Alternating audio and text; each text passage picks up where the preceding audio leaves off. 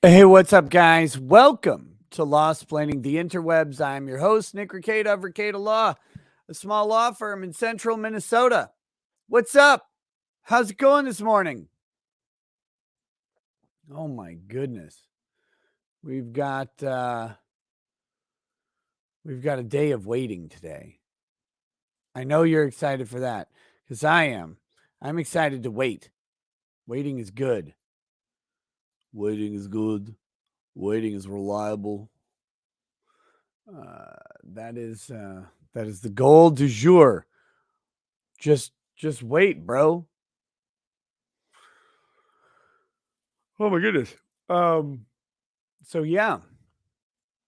I'm gonna pull up the court stream because there should be one still where we can sit and stare at it.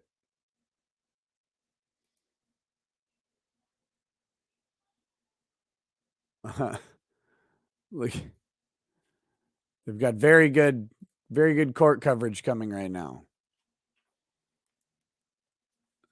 It's phenomenal. Great stuff. Very good witness testimony. Some elevator music that they have going on Fox. Let's just look around the courtroom. It's wonderful. It's perfect. Whoo. And yes, to those asking, I feel fine after yesterday. Yeah, it was like my eyes were just starting to completely bug out by the end of the show. Oh, companionship, camaraderie. I was enjoying the testimony. It was clearly the most compulsive testimony we've seen yet. Compelling is the word I was looking for there. Damn it. No, both compelling and compulsive. I think they both work. Hey, English is hard sometimes. Ooh, him card read good. Yes, I was enjoying the witness, who was by far and away the most persuasive for the state yet. Really enjoyed that testimony. I really feel like it really sells the case for me. This camera is going nuts. It's like the guy with the camera control stick is like making out with someone, and they keep bumping the control stick as they. I really want to know what exact model of Panasonic camera that is, so I can get it for my use. Because if it's good enough for this courtroom, it's good enough for me. It isn't good enough for you. It is not. Your camera is far better looking than that. All right, well, fair enough. But your camera probably doesn't have a remote control tilt, pan, zoom. No, it really doesn't have any of those things. This is true. Yeah. Oh my goodness! So this shot is brought to you lovingly by the Sony Alpha 5100 with I have to look at the exact lens, but it's got a great aperture. I think it goes down to 1.5 or something, or 1.8. It's got a ridiculous aperture, which leads to this wonderful blurred bokeh effect. So that's nice. Yes. See, every time I click off of the camera thing, it starts spazzing out and scrolling all over the courtroom. So I was trying to capture that, but it's still for now. It's still the camera operator's like watching the stream. It's like, screw with those guys. Yeah. That would be good. Oh my goodness. Are you ready to wait? Are you ready to sit and wait? I thought maybe we get the jury this morning and just be like, yeah, we're done now. They're arguing about something. I mean, 5 hours. What are they arguing about? I don't know. Same thing the cameraman is focusing in on. The cameraman's got it. I mean, maybe, the cameraman's like, I'm there. I might as well do some camera work, work on my angles, work on my shots, do something productive with my time. How much can I get here without showing the jury? Maybe you can show us might as well do a tour of the courtroom. You can show us the jury box. I mean, no one's sitting there right now. So maybe you can show us the jury box and show us the tables, give us a full panorama or something. That'd be cool. Just scan the room, brother, sister. Can we call them up and be like, can we give them notes? Is that too much? Yeah. But I actually am baffled by what there is to debate so much on this case. I mean, there's a central fact, right? The central fact is Was she justified in, well, Yeah. was she reckless in pulling the trigger? And then the second, I guess, question part of that would be, was she justified in pulling the trigger? So once you figure Yeah. out those two things, you have your verdict. But I don't know why it's taking so long. I did like the hyper technically correct but misleading statement by the prosecutor that mistake isn't an affirmative defense, which is hyper technically true because it's just a defense, not an affirmative defense. But Yeah. it's very misleading, and the prosecutor being misleading, heaven forbid, right? Yes. They're well, no, I mean, they've been straightforward throughout this whole thing. There's never been a more honest prosecution. Bro, am I hungover? God, I wish. No, I'm just exhausted. these morning streams. At this point, they've probably convinced themselves that they believe this, because they're probably very good persuasive people. They've probably persuaded themselves that yes, this is a good prosecution. We should be doing this. We believe in this. Yeah, I'm sure they feel righteous and justified, because you have to, right? Like, you have to actually believe in what you're doing when it's this, when you're going after someone to the tune of the rest of their life, or effectively the rest of their life, right? You have to believe what you're doing is just, otherwise you wouldn't do it, or you couldn't stand it if you actually succeeded. So no, that was something I got with Binger a lot. People were asking, "Oh, are they throwing the case? Are they doing this? Are they doing that? Do they realize what they're doing and they're trying to fix it?" It's like, no, they believe in what they're doing, and they're doing their best. Now, Binger is a harder case because this, again, at least for my money, this case is not as just insultingly horrible ethically to bring as Kyle Rittenhouse. At least for my money, I think Kyle Rittenhouse is so much clearer for the defense, in my view. This case is more ambiguous. I agree. I believe at the end of the page, by the time we've gotten to the end of the page, it's a slam dunk win for the defense. My point being that with Kyle Rittenhouse, I felt that way earlier in the process, as you pointed out so notably. I felt that point at least when I was reading their own charging document. Yeah, that was the point where I'm like, wait a second, none of this is making any sense, because you said, and I agree with you completely, it read like a motion to dismiss from a defense attorney. It's like, wait a second, you're acknowledging basically every element of the self-defense case, and you're still bringing this. This doesn't begin to even make sense. Here things are a little bit more ambiguous with timing, at least, and not only in reality but in perception, which, as always, is the important thing, because we're talking about mental state of people involved. So that not necessarily the actual reality of the timing based on video, because that's not how we live.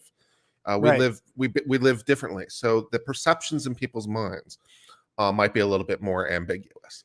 So things here were a little bit more. Now, I still don't think, for my money, I might have investigated this, but I don't think I would have brought the case. But either way, it didn't raise the same ethic concerns. For Binger, I listened to his interview with you, which is a mistake in my life that I will learn to somehow one day forgive myself for. What, that New York State Bar Association one? Yeah, that'd be the one. Yeah, but one way or another, I just don't know how he and Krause, and how no one in his office apparently said this doesn't make any sense. Yeah, well, I'm sure there's got to be someone who was fired for saying it doesn't make any sense. I mean, all the reasons that you can find are not good reasons. He's using it as a campaign tool, basically, to become the new DA somewhere, or a judge somewhere, or using it to promote his profile, or be in the right circles, or maybe a talking gig on some show somewhere. I mean, there's a lot of selfish motivations, or self-interested motivations at least. But what the case is from the pursuit of justice and the pursuit of truth and bringing about a truly just resolution and pursuing justice, not just prosecutions. It's I'd love for him to explain to me in a way that makes any sense, but it hasn't done that yet. No. And I don't think Binger can do that. Whoa. Excuse me, that's my fault. I was like, what the hell happened there? It was pleasant music. It was nice. It was very nice. No, and to Kurt's point, I mean, I don't think Binger can justify what he did. I think he could try and rationalize it, but it's you can't, when you know someone did self-defense, when you know they did a self-defense, and you bring the charges anyway, he may have gotten himself to the point where he believes Kyle was guilty. I mean, clearly he seems to believe that he was righteously justified in pursuing the prosecution and in pursuing it the way he did. But that doesn't make it okay. The Kyle Rittenhouse case was pretty egregious. There were not really questions of fact to answer. And there was just a crusade against someone who almost died and ended up defending himself. But that's that. Well, today, guys, I'm waiting for the court to initiate, at least. The cameraman is seriously just not deciding exactly what to do. Once we get the judge in there and the jury, and she sends them off to the room, which, I mean, maybe they already did. I suppose I don't actually know. Let's check and see what we got. We got a traffic camera going on. Yeah, no, from the start of the stream here, it's just been the cameraman doing crazy stuff. Other than that, we're just waiting for everything to happen. We'll be talking through some stuff. I guess I have early super chats I should get to. That would be a good idea. And we'll see if we can maybe address the super chats in more real time today. It's all going to depend on who comes by for the panel and what the discussion will end up being. I have no idea. I still don't have a particular update on Andrew Bronco's wife or anything like that. Hopefully everything went smooth there, but that's, even if it did, there's no guarantee that he'll be back. It all just depends. Do I plan to do anything about the case we are currently involved in today? Oh yeah, I mean, we're on jury watch. We're on jury watch, and we'll see. I have a feeling the jury will be done today. I have this nightmare fuel assertion from a purported Hennepin County worker that they will not read a verdict until after 5 p.m. today, no matter when it comes in. Which I don't agree with, but that might be what they want.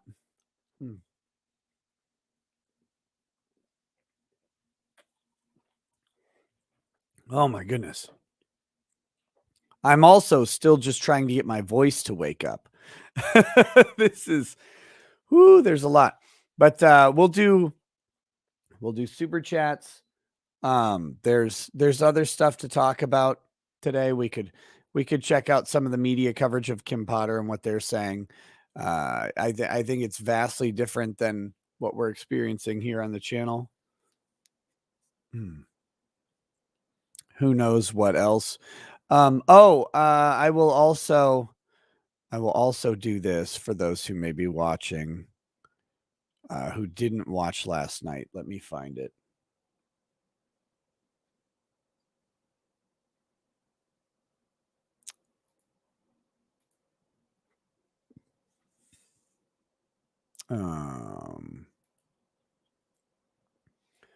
For those who did not see last night, I did go ahead and make the donation to Nathan DeBruin. So here we go. You can see this is from the chat here. The promise was to donate the gross amount that came in from super chats to Nathan DeBruin. The $2,700 was the gross amount that came in. That's, before YouTube and Apple's cut. After YouTube and Apple's cut, it was about $1,790. So, that's how that goes. but the donation was made. So there we are. Nathan has raised $43,345, which is awesome. And I hope that sets him. I'm sorry. Were you just explaining how you cheat? Sorry, did I interrupt you? No, your mic came in really, really hot and then it adjusted down. Sorry. No. It's not your fault. It's StreamYard. StreamYard sucks sometimes on the audio thing. Yes. It's one of my main reasons I use OBS. It's a lot more inconvenient in some ways, especially if you want to have multiple people on. Because normally the way I solve that problem is then I'll do it in a StreamYard's window and capture the window and then put it inside of OBS, which solves the problem. But the nice thing about doing it that way is that you get the audio levels because you can actually visually see it and you get the audio. And I still don't know how you're supposed to match audio with source audio. Like how are you supposed to match your audio with my audio with whatever audio is coming from the screen? How do you even know what the volume levels look like if they're right? Yeah, they need a level. They need a level monitor in Streamlabs built in. But one thing at a time, I guess. Whew. And getting the levels right from stream to stream and on StreamYards is it's so annoying, and it must be really horrible for you as the host to try to balance all these mics as people come in and out and go on different streams and rebalance their own mics to balance with other things they went on, and you have to redo it every time. Yeah, you hate your life a little bit sometimes. Well, mainly when people are like, your audio is lower than the court, or the court audio is too low. It's like, they don't have a monitor option, so I don't know what we sound like relative to the court. Like I have no guide for it. Again, that'd be a thing that would be really helpful. Like just like you click on it and it monitors the audio back to you for yourself and also everything else. I was just smiling at the chat because it's like it's half just blatant praise and half people just undercutting me. At this point, I just kind of find it hilarious. Well, the mic spike was really that was a little bit. That was someone's bad. It might have been mine or someone else's, but yeah. No, because it balanced immediately. It's how they do their back end audio balancing. I think the AI screws up sometimes. But that being said, no, I was just talking about I finally was able to make the donation for the Nathan DeBruin interview over to you didn't compensate for your YouTube's cut. You didn't make up that difference yourself out of your own pocket by any chance, did you? I did. Oh, you did? Oh, you did? Yeah. Good for you. I was about to criticize you, but now I have to praise you. Damn it. No. I was about to call you a Grinch and make fun of you and make fun of your nose and make aspersions to things that might be associated with your nose. But now, I can't do any of those things. Don't cast your aspersions on my asparagus. Mm-hmm. But no, it's no. I said I would pledge the gross amount, and I did. Of course. Oh, good for you. Well, all right. Well, that guy but it came out to about what I was planning on donating anyway. So it was not like a big deal, right? Like I was gonna donate it on the stream, my amount, but then people were like, no, donate the whole stream amount afterwards. Like, oh, okay, well, we'll figure it out. So I was gonna read some of these chats. My mouth is so dry. WH07P says, howdy. Yesterday you said the discrepancy in time to trial for Potter and Rittenhouse could be related to weather. Could you explain that in Texan? What I was talking about is it's cold as shit in Minnesota. And what I was inferring is that they waited until it would be cold to take on this highly politicized riot potential case. Because if Kim Potter's acquitted, there's a possibility that, like Black Lives Matter, would try and demonstrate. That possibility decreases significantly when it's 15 degrees and windy outside. So, versus 50 degrees. You can't just throw on a jacket and be comfortable. You got to bundle up. And if the wind blows, your face still freezes and stuff like that. That cuts down the potentials for burning buildings and people in the streets that police have to manage in crazy numbers. So that's all I was saying, is that they may have chosen to prosecute this case a little faster than they would have otherwise done so to get it in while it's still cold. Because if they did the typical, like, let's wait a year for the murder or manslaughter trial, you'd be in April to May, and it might be snowy, it might be warming up, and you don't want that. You don't want to have springtime with a riot potential case on your hands. I don't know. A riot in springtime does sound kind of lovely, to be honest. Yes. It's like the Arab Spring, but riotier. Yeah, so that was all I was saying. MM says, Nick, you are highly encouraged to finish the Richards interview just to hear him talk about what Rosenbaum was convicted of. The nose knows. Maybe we'll do that later. We're going to have a whole bunch of time today, so maybe we'll go through finish the Richards interview. Fishnet says, hey, Nick, Central Minnesota local here. Love your content. I know you're busy. Sent you a Twitter DM looking for advice on how to obtain public documents, re a family member's unsolved murder. Ooh. I will look for that DM and see. I don't know if I'll be able to help you or not, but we'll see what we can do. 615 base says, wow, 5 minutes late and counting. You're really bingering this up. I'm disappointed. You never go full binger. Just messing with you. Love you, Nick, and keep up the awesome work. Billy Witch Doctor 99 says, late and binger banger. That's harsh. That's a little harsh, I think. Stephen Oglesby At least you're the banger and not the bangy. Right. Yeah, not binger banged. Stephen Oglesby says, about time. Mike the Dad Crosby says, doing well in eastern central Minnesota. I'll be checking in while smoking some pork shoulder. Oh. That sounds good. I want smoked pork shoulder. You can have it. You can have a smoker. I have a smoker. Then get some pork shoulder, put it in the smoker, and you too will have smoked pork shoulder. What's so complex? How many pork shoulders have you smoked? I can't say I've ever smoked a pork shoulder. That's just true. They're good. No, they're actually not hard or anything. It's so the challenge here is my pellet smoker, which is great. Sometimes though, when the wind is cold and biting, it will blow out the fire in the middle of it. And I've had some briskets that have had the fire go out, and those things go from like 170 internal down to 20 degrees internal in the winter time. And then you gotta heat them back up, but they dry out when they do that. It's not great. Single guy 161 says, what do you do if your client tells you they committed the crime? How do you defend, or do you have them have to turn them in? No, you don't. First of all, you don't turn them in. That's dumb. And how you defend them is you always have the option of attacking the state's case at a minimum.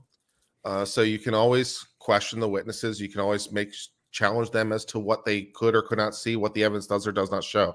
Just because they did it doesn't mean the state can prove their case. Right. It also doesn't mean that the state discharged or conducted the case according to their ethical obligations and the constitutional rights of the accused.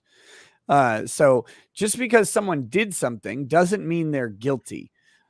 Just because someone did something doesn't mean they're not guilty, right? Like there are questions there. Usually I don't ask my clients if they quote unquote did it, because it's not overly productive. You get the facts of the case and then you go from there. But if it's a question as to whether or not they're accused, one, you don't really ask because it's not that helpful. But two, you're attacking the state's case. You're attacking, you're defending the constitutional rights. And, you know, if your client ultimately did the thing and you know they did the thing because they tell you or whatever, one of the ethical things to do is advise them of the potential for a plea bargain, right? Like that's the other aspect of it. It's like if they know they're guilty, especially if they, you know, are willing to admit it and take responsibility for what they did, pleading guilty is an option. And it is an option that can mitigate the amount of punishment they'll receive. Yeah, and if they're one of the rare clients who actually follows the advice of keep your mouth shut, if they're one of those rare people, they may be charged with fewer things. Those things they're charged with may be lesser in degree. So you definitely can wind up with a more positive outcome. It continues to amaze, except for the fact that it doesn't, how much people just incriminate themselves and how you can just see the wheels turning in the police's minds in real time as they're writing out the events of what happened during the interview. And it's like, oh, I came in thinking this, and now I think all these wonderful, new, exciting things I wasn't thinking before. New and exciting options for me to start investigating. How fun. So yeah, it's don't talk to the police. Shut the fuck up, says the Pop Brothers. It's pretty good advice. It's we definitely need to get those kids on the channel, though. I'm just saying, we got to get them in the stream. It's some of the best legal advice that's out there. Yeah, we need to get we need to get them for Shut the Fuck Up Friday. We'll definitely have to have a crossover or something. Yeah, those guys figured it out. Okay. But no, you never turn your client in or rat them out like without their permission. That you do that through a plea bargain. If you were to turn your client in or like be like, oh yeah, this guy totally did it, there goes your law license, like immediately it's gone. Now there are a couple things to bear in mind. Number one is I cannot keep possession of any of the evidence. So if you come in with the murder weapon and be like, can you hold this for me? And be like, no, I cannot do that. That is just not a thing that's going to happen. So no. And the other thing is, if you tell me you're planning on committing crimes, yeah, I have to rat you out. So please don't tell me about your plans to go, commit crimes into the future, because I really don't want to call the police, because that's a really awkward conversation for both of us. It gets pretty nuanced around that stuff, but yes, better to avoid it. I'm giving broad advice here. Obviously, it's a little bit more nuanced in practice than that. Yes. Maybe don't tell me it's the murder weapon. I need you to hold this knife. Why is all this blood on it? I was killing chickens, and that's what happened. Oh, okay. I don't know that that's going to fly legally for you. I just have to say, I'm not feeling that one. It depends. Hey, if you want to skate that line with your clients, you go nuts, man. I'm just saying, if you come in with a knife and be like, can you hold this knife for me? The answer is just flat no. I don't care what it's for. Why? There's only one possible reason you're coming in with this knife, to me to hold. We all know what the reason is. I'm not that dumb. I've got 9 freezers. You have a bunch of wrapped up parcels of meat, some that are suspiciously femur looking, some that look, a little torso-y. What am I going to do? Open it up? I don't care what kind of beef you bought or what weird vendor it's from. I have a big freezer. That's what I'm saying. So sometimes someone does that. They're like, oh, I got this wrapped up meat. And it's like, that's a strange looking cow, but I'll put it in the freezer for you. Lock the freezer. It's opaque. You can't get in it without, a whole bunch of stuff. That's fine. It's an evidence free. I mean, it's not an evidence freezer. It's just a regular freezer that's big. Yeah. You do you, I guess. I'll look forward to being your defense lawyer, I guess, on that one. Ed W. Well, you hope you have a freezer. Ed W. says, anyone else wonders what the judge sounds like in bed? No, I do not. I am not a simp for mommy ASMR judge. The chat is, and their degeneracy is appalling and disgusting to me, but that is up to them. I'm not here to change their lives. Angry Baneling says, Nick, they shat all over the source material in The Witcher season 2. It's as woke as a blue-haired land whale with hairy armpits now. Feels bad, man. Good. I can't wait to watch it personally. Jonas Weil IV says, I just stumbled across an article about Caleb Livingston. Have you heard of this kid? That name sounds somewhat familiar. Have you heard about Caleb Livingston? Does that name? Can't say no. No, the Marylander. No, we can't look into Voice Meter or Banana Meter to solve audio issues within StreamYard. It doesn't work that way because we're not getting. Yeah. StreamYard is taking individual inputs from the guests, and they have their own audio processing. We don't get this this way to balance things on our end because all we're getting as an audio output is one output source. So if we brought it into Banana Meter to balance, it would all just look like one source. There's no or Voice Meter, not Banana Meter. Maybe it was. And there's also no way to feed the audio back from that back into StreamYard. So this isn't going to work. Yeah. We do appreciate the effort though. Well, speak for yourself. I hate the tech support tips from the chat. I mean, I love the chat, but I hate the tech support tips because it's often the case that the setup, unless you're familiar with the software that's being used specifically, it doesn't the advice is helpful. StreamYards is too expensive too. It's just too expensive for the. I don't know why they think they can get away with charging this. I guess they can because people are paying it. Yeah, I paid it. You're an idiot. Don't you pay it? No. You have the stupid logo up there on the side. I have a free account. Screw that. Okay. Well, I have 400 hours of storage that I've almost filled up. I need to download it all. I don't wanna. Kurt, don't make me download it. But anyway, let's see. Flash the Mystic says impressive 2.6 thousand at the start. Yeah, we're up to 9,000 people who will be watching No Courtroom today. Just as we wait for the jury, because you don't want to miss the verdict, right? You got to be there live for the verdict. That's the trick. That's the juice and the squeeze. Stephen Oglesby says, somebody go tell Mommy Judge and Earl to unlock the door and come out of chambers. Luke Pearson says, if Earl Grey and Judge Chu were to have a love child, it would sound exactly like Kurt singing Somewhere Over the Rainbow. Yeah, it was not my best work yesterday night. Oh my goodness. What I paid people, I asked people to donate to have me sing, and people took me up on it. It was good for the grift, though. I have to be honest. It was one of the best grifting things. I'll do more of it. Why not? I'll sing poorly for money. It's fine. May as well. A bunch of other people do. Yeah. No, I saw that. I clicked on just YouTube generally, and it popped up, and your stream was there while I was streaming. And your stream was there, and it said $5 for song requests. It's like, okay, get it, Kurt.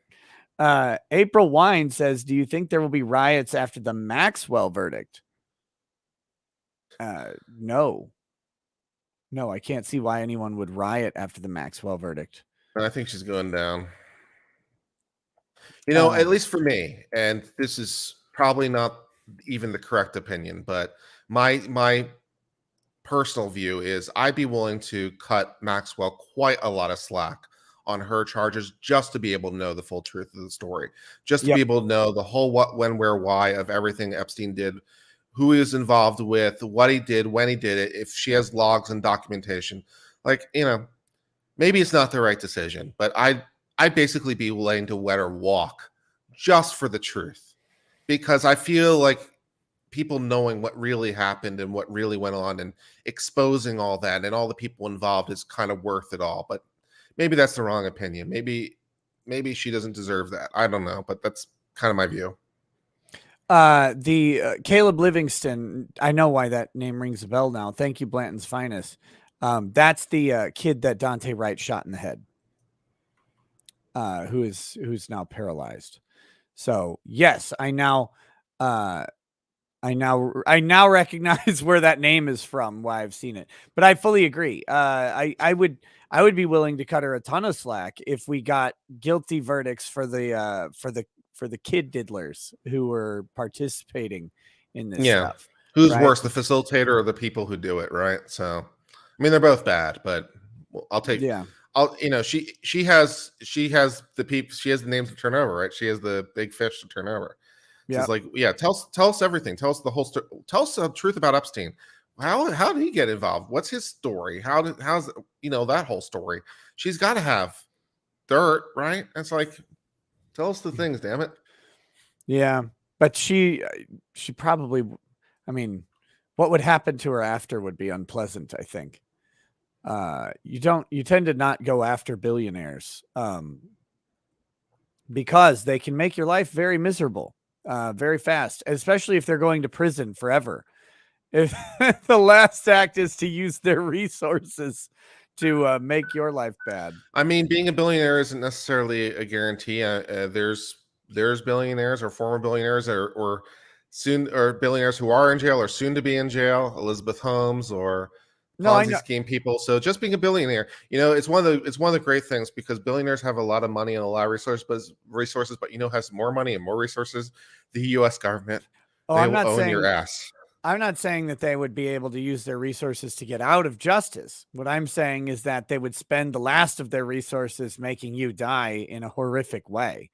Like put up create a trust for the hitman payout or whatever and just let it go. Who cares if you're trust still for in the prison? Hitman payout? That's an interesting legal construct. You got me thinking. It's like, is that possible? Yeah. That's the. Well, it depends on how the trust payout is structured. The cameraman is going nuts here. It cannot decide what to do. It's just, he's like, where is Judge? Where's Mommy Judge? Where is she? Okay. Here we are today. We are wondering, where is Mommy Judge? She's not here. She's not lotioning her hands gingerly in front of the microphone. No, she isn't. Sorry, the cameraman is shooting back and forth, and it's driving me nuts because I see it out of my peripheral vision, and I can't stop it because I have to watch this. I have to see that screen. American B Savage says Christmas cookies are a must. Check my cookie dealer. Use code SAVAGE13. Don't be a binger. Ooh, Christmas cookies. They have white chip macadamia. I might get some of that. Do I get a special discount for promoting the cookies on my channel? Because I might be in. Well, this is SAVAGE13 is the code, so I doubt it.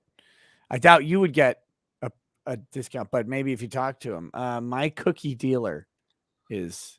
All right, let me check out my cookie dealer over here. I'm going to be Judge Schroeder on this thing.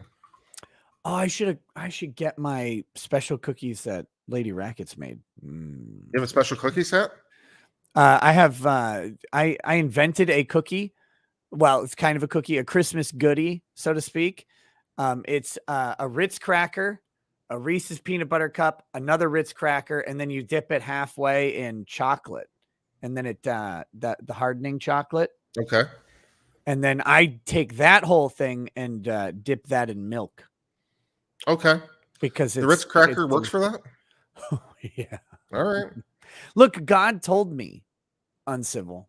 He told me about this cookie because I was sitting there with a Ritz cracker and a Reese's peanut butter cup one day, and I looked at the edges of them, and the ridges line up exactly. The ridges on the cracker and the ridges on the Reese's, they line up. They fit inside. The cracker fits inside the top of the Reese's. Okay. And then the salt and the butteriness mixed with the chocolate and the peanut butter is really, really good. Really, really good. Okay. There you go. Yeah. Jonas Wild says, just stop. No, you just stop. You just stop. They're so good. Oh, I'm going to go get some later in the show. Jack of the Dead says a wood fire / charcoal smoker is amazing for smoke and flavor. You only have to watch the fire like a psychopath. I woke up at 2:30 a.m. to smoke one for work lunch, like a psychopath. Thanks for streaming that night, by the way. You're welcome. You're welcome. Yeah, that's how those go. That's why I can't do those. The pellet smoker, typically I could actually potentially do during a show, but usually in the summer. But since I have the first model of the Weber Smokefire pellet smoker, the pellet hopper is got a bad design, and it has a vertical drop. So the pellets drop into the little auger thing vertically. And that means that they create a dome eventually when they get packed in there, and it creates a cavern where there are no more pellets. And so that's not good. They've since rectified that in the new model, but I bought the old model. But the new model has an angled chute, so you don't get the same cavitation. It sounds like it's time for going up, man. You gotta get that better smoker. But this one was expensive, and I don't want to pay for it again. Sell it on eBay and buy the new one. Yeah, maybe. I don't know. Allison S says, Nick, can you do Richards and Schroeder arguing over which wrapping paper to use for Christmas? I don't really do a good Schroeder impression. I don't even know how to do a Schroeder impression. Besides just being old and talking about, the before times. Like when I say the before times, I mean before Christ times that he was born in. But no, I don't know about that one. I could do Richard's impressions of stuff. But Please, yeah, that's okay. I'm good. You're good, huh? You don't want a Richard singing stream? That'd be interesting, sure. B Hall says, good morning, my Nick R. McGuffin says, will one of you talk about birthright citizenship in USV ARC? Oh no. You're a legal nerd. Sure, yeah, that's what I like to do. What we got? Wong Kim ARC, birthright citizenship. I think based on the 14th Amendment and case law, millions of Hispanics are not actually citizens. So What's the case? Wong Kim ARC. Mm-hmm. See, I figured you'd know off the top of your head about. I don't know that particular one. I don't know all the cases. Well, you just seem to know so many. I thought that would be one that you would know. I'll keep trying hard. I'll keep reading more cases, and maybe I'll know more later. So Wong Kim ARC is a case that talks about, in the context of citizenship, that birthright citizenship does not automatically pass. It would be the argument against natural born citizens being merely within the jurisdiction of the United States at the presence of their birth, and require actual citizenship of the parents to pass on to people. But if here, I was hoping you would know the case, because I know the summary of the case. I've read the case. I wrote about the case back when I did immigration law, in law school. But since then I haven't boned up on it recently. So yeah, normally you're like, well, here, let me tell you about what happened in Wong Kim ARC. Here's blah, blah, blah, blah, blah. It was Chinese American immigrants or Chinese immigrants into the United States, and they had a baby, all of this stuff. Then, and they were physically present in the United States, but they were not actually residents. I think it might've been a diplomat. Well, if they're diplomats, that'll exclude you. Yeah, that might've been it. I don't remember the distinguishing factors as to why it doesn't fall into natural born citizenship, but we could talk about the principle of natural born citizenship. Sure. If that is a reasonable way. I don't think that's actually what was intended by the 14th Amendment at all, was the idea that you were born in the United States physically, therefore you are a citizen. I'm not quite sure I read that in the Constitution the same way. That's fine. Let's go to the original language and let's talk about what we're talking about, right? I guess. Here, let me pull it up. Uncivil can't do hypotheticals. No Pants Baby says uncivil can't do hypotheticals. That's just mean. That's a low blow. Let's see. So he just says, well, Scott has said. Well, that's first of all, that's mean, and second of all, that's dumb. If you give me a hypothetical and then I come back with, well, Scott has said this, I'm answering your hypothetical based on precedent. Ooh. You should feel ashamed. You're an idiot. Okay, here we go. So here's the Constitution. All persons born or naturalized in the United States and subject to the jurisdiction thereof are citizens of the United States and of the state wherein they may reside, wherein they reside. No state shall make or enforce any law which will abridge privileges and immunities, blah, blah, blah. It's really just this. Like this is born or naturalized and subject to the jurisdiction. So that traditionally has been understood to exclude ambassadors. And there was a really interesting case where that actually popped up where I covered one relatively recently on my channel, where I had a child to an ambassador who the ambassador wound up becoming a U.S. citizen, and all their children did, except for this one child who didn't become a U.S. citizen. So they wound up getting deported. That sucks. They had a U.S. passport, and then the State Department yoinked that right away. Oops. Oh, so and this comes within the the purpose and scope of the 14th Amendment when it was written, right?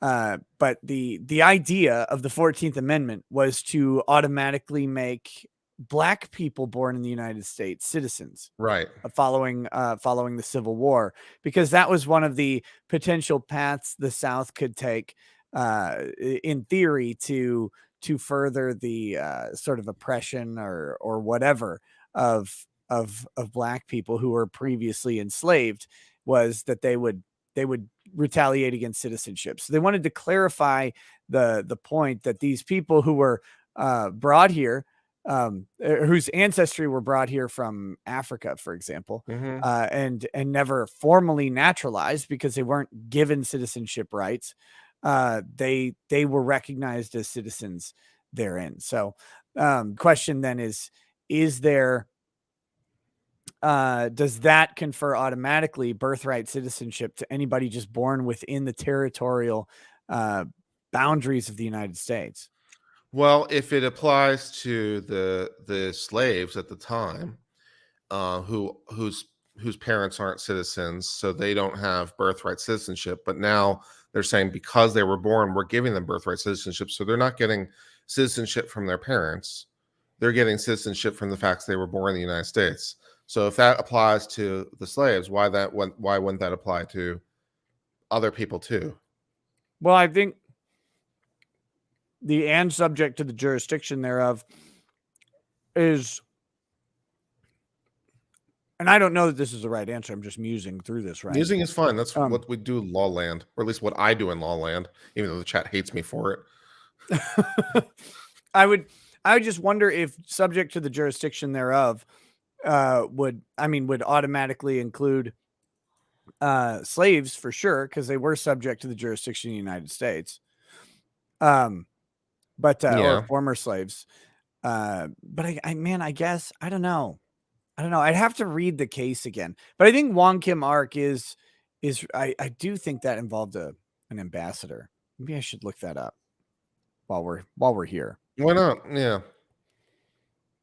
I mean, yeah, the subject to the jurisdiction thereof. Anyone inside the United States borders is subject to the jurisdiction of the United States, except for, of course, ambassadors who are not subject to the jurisdiction of the United States. The only thing the United States can do is expel them, declare them persona non grata, to use the fancy legal language. But they can't be criminally prosecuted because of various treaties with the United States and other countries. That's one of the perks of being ambassador. So yeah, they're not subject to the United States because the United States can't do anything to them except make them go away. Okay, here we go. No, Wong Kim Ark, I'm way wrong. Yeah, isn't this a naturalization case? Is this dealing with? Yeah, because what you were saying didn't make any sense. Isn't one case? Let me see if I remember the case now. Because I didn't want to blatantly contradict you until you told me no, I'm wrong. Now I'll blatantly contradict you. Yeah, but I'm not.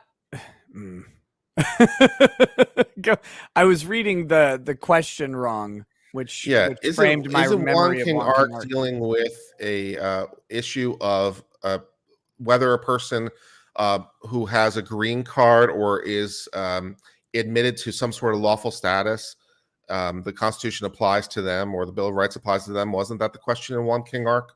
No, Wong Kim Ark, it is a citizenship case, and it is a natural born citizenship case, but it had the Chinese Exclusion Act, which did not allow children of Chinese immigrants born in the United States to have a path to naturalization. It was by treaty. No Chinese subject in the United States could become a naturalized citizen. Wong Kim Ark was born in San Francisco to parents who were both Chinese citizens who resided in the United States at the time. At age 21, he returned to China to visit his parents who had previously resided in the U.S. for 20 years. When he returned to the U.S., he was denied entry on the grounds that he was not a citizen. But this is where naturalized birth is solidified, Because Wang was born in the United States and his parents were not employed in any diplomatic or official capacity under the Emperor of China, citizenship clause of the 14th Amendment automatically makes him a U.S. citizen. Right. So I was coming at this from the opposite side based on how I was misreading the question. Okay. You're just wrong. That's fine. So Wong Kim Ark is where they determine that yes, they do get to be citizens automatically by birth. So there you go. And there's this is a long case. There's a whole lot of the court was really working on this one. They have lots of quotations, lots of very long quotations to very old law, going back to, king stuff and subjects. But yeah. I don't know. I'm not sure that this is that this was enough for it, but that's where we get it. We get it from Wong Kim Ark. And now I'm losing interest in the subject because I was thinking Wong Kim Ark was contradictory to it and it would be an interesting discussion, but it seems like it just comports with the conclusion because it is a conclusion of the court. Yeah. So anyway, let's see. If you so based I do love some of the people who say, well, that's not what they meant in the 14th Amendment. And this is an interesting aspect too, just from legal interpretation. So we can talk a little bit about legal philosophy and legal interpretation and how much you should read in things beyond literal text. So if you're, at least to my mind, because I separate textualism and originalism a little bit in my mind, although some people use them interchangeably, but to my mind, textualists read the strict text more literally and are more likely to discount external things beyond the text. Originalists are a little bit more likely to read in original public meaning, original intent behind it, where it's like, what did they mean by jurisdiction? Well, let me go. They're a little bit more likely to. And then you get more of the living constitutionalists who go even more into this spectrum of let's deprecate the text more. Let's talk a lot more about fundamental purpose or fundamental idea. What were they trying to reach for regardless of the language? So there's a continuum there, at least in my mind. And so, well, if you're more of the textualist and even on the originalist spectrum, it's like, well, okay, what does the word jurisdiction mean? And like it means basically the same thing today it meant when they wrote the text, right? To talk about jurisdiction is to talk about your ability to enforce your will. It's like, what is your territory? So the jurisdiction of the United States is the territory of the United States, as opposed to the jurisdiction of a city or jurisdiction of a state. It's like, yeah, so that meaning of jurisdiction is the same. It always was. So there's people in chat who were saying that, they were talking about, well, like what they meant by jurisdiction was sole allegiance. It's like, well, maybe that was what they had in mind, but what they actually wrote was jurisdiction. They didn't write sole allegiance. The very fact that they had that discussion means that they were aware of the issue, right? It's like, well, by jurisdiction we mean this. Well, if you mean that, why don't you just write it? I mean, you're consciously aware of it. All I know is what you wrote, and I think at least judges should go on what the words are. So jurisdiction means, what is your territory? And I'm like, well, and do you have the ability to enforce these laws? And the only people that would not be true of is ambassadors. That's basically it. And foreign military officers who happen to be visiting, something like that, or invading for that matter. So if we got invaded by another country, they don't qualify as subject to the jurisdiction because obviously we can't enforce our law at the moment. Well, but other than that, there's not much else territory, Yeah. Now, some people might suggest that illegal immigration is an invasion, right? Like that. That's not exactly what they had in mind when we're talking about war. But see, now you're saying what they had in mind, right? Versus what? No, I'm just kidding, because there is no text on it. Yeah, there's no text. Right. But so the one of the big issues in Wong Kim Ark is that this is decided in 1898, and the facts of the case are nested in 1891 when he tries to return. And illegal immigration did not exist as a concept until really outside of specific treaties or times of war restrictions. There was no such thing as illegal immigration in 1890. anybody could come to the United States across the border without punishment, without deportation, without anything. That's one thing I think, and there's plenty of discussion to be had around securing borders and what immigration policy looks like. But I think people think that the concept of illegal immigration is older than it is. It's really this idea of blanket illegal immigration outside the bounds of a specific structure. It started in 1951 with the Immigration Naturalization Act. Prior to that, again, as long as we're not talking during a time of war where a specific country is excluded from coming in, everybody could come in without issue and stay. The green card was invented by the Immigration Naturalization Act.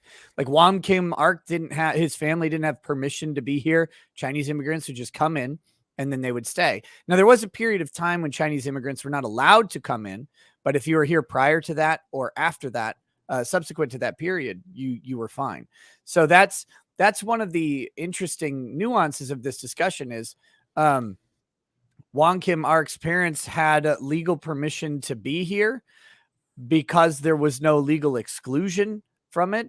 Which is distinguishable from today, where even a similarly situated person who comes across the border without naturalization, without a green card, would not have legal permission to be here. Whereas, that's fair.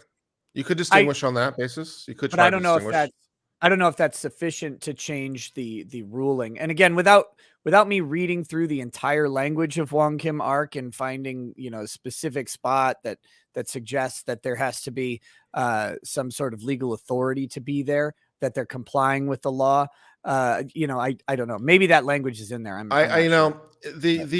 there's actually even a more existential problem with illegal immigration in some ways. Is because one of the fundamental aspects of what makes a country, like what is the definition of a country fundamentally in international law? And the classic definitions of countries are you have a territory, you have a people, you have borders that you can control. You can control what happens inside your country, inside your territory. And then, of course, other countries recognize you is usually the last element. But by all these illegal immigrants coming into the United States and the United States not apparently having the ability to control them, it actually is more of a fundamental problem because it actually erodes one of the fundamental bases of what makes a country, the ability to protect your borders. The ability of every country, and the United States is no exception, to what they can do at the border is the absolute apex of power because of these fundamental definitions of what countries are. You can do things at the border that you can't do anything anywhere else. I always say the example, like if the United States government, if the Congress passed a law that said, no one of religion X can immigrate into the United States, you'd have to at least think about it. Because that's how much power there is at the border, how much ability there is to fundamentally control what is at the border. It's like, well, the First Amendment says this, but this is a fundamental aspect of what a nation is. So you'd actually have to think about it.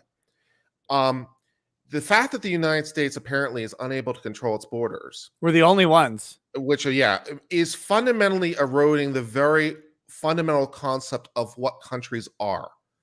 So there's that problem. And it's rooted in this concept in property rights, right? So property rights involve a bundle of rights, not a bundle of sticks, a bundle of rights. Although sometimes those sticks. What do you call bundle sticks? Property rights. No. What do they call you, Nick?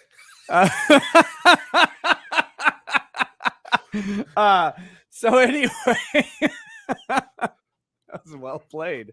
You get this bundle of property rights: the right to possess, right? The right to ownership, the right to possession, the right to exclusion. And that is a critical right. You can exclude. This is mine.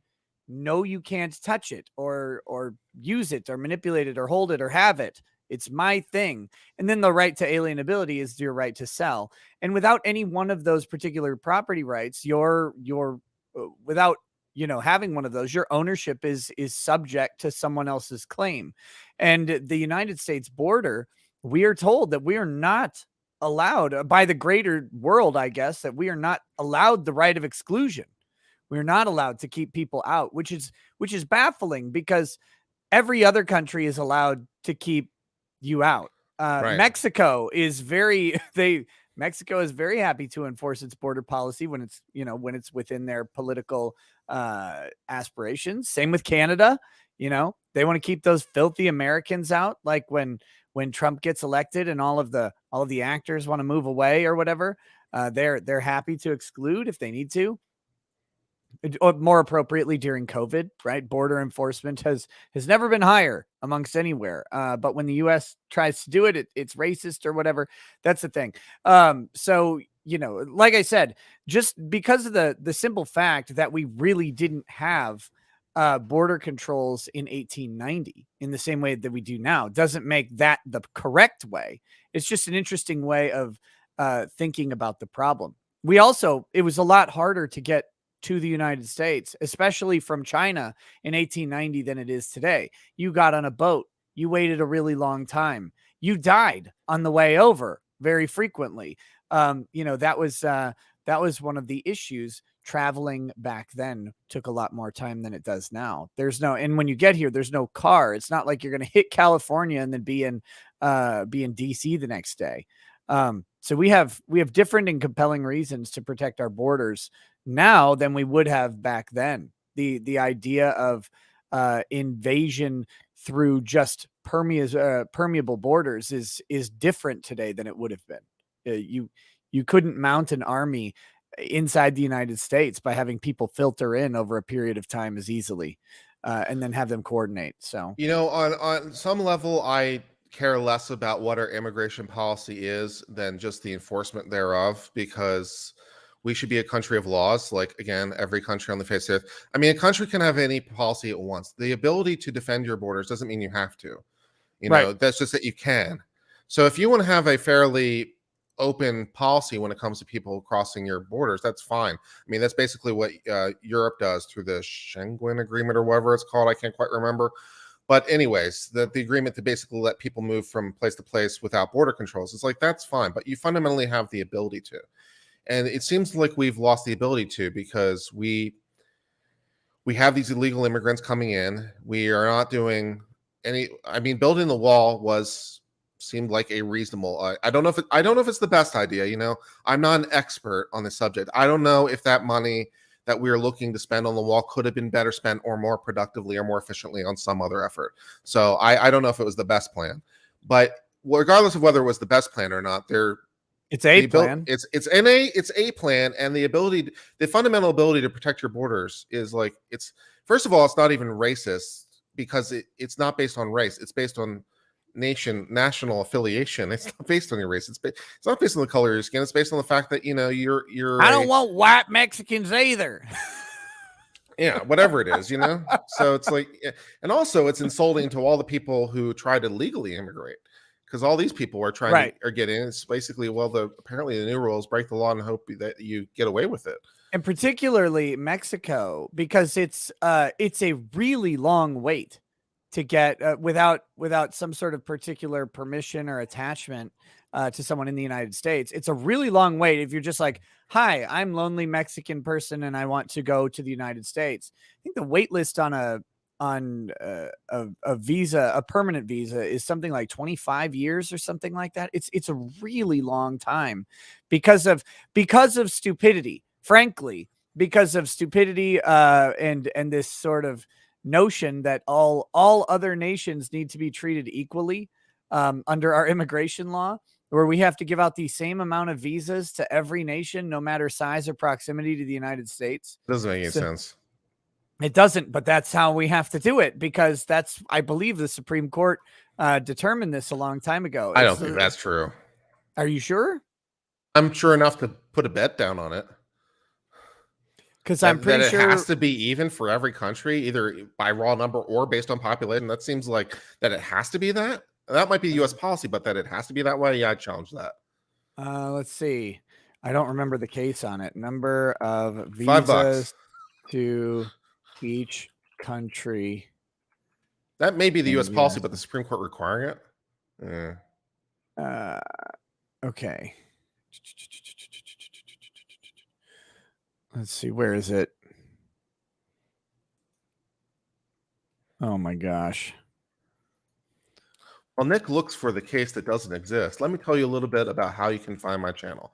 Oh, I'm here Uncivil you Law. are. You can find Here me. you go. Yeah, you can find me at Uncivil Law on YouTube or on uncivillaw.locals.com, where we learn through the misfortunes of others. We cover a lot of Court of Appeal cases, U.S. Supreme Court, Federal Courts of Appeal, and also cover some relevant ongoing topics that are of interest to people in general. We are going to be posting the video today involving the search warrant for the Rust related shooting. We're going to be talking about Alec Baldwin and all the fun implications that now look like the armor may be the last person standing in this thing.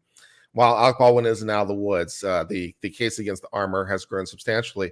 So make sure to check out that on Uncivil Law, your source for insightful legal commentary.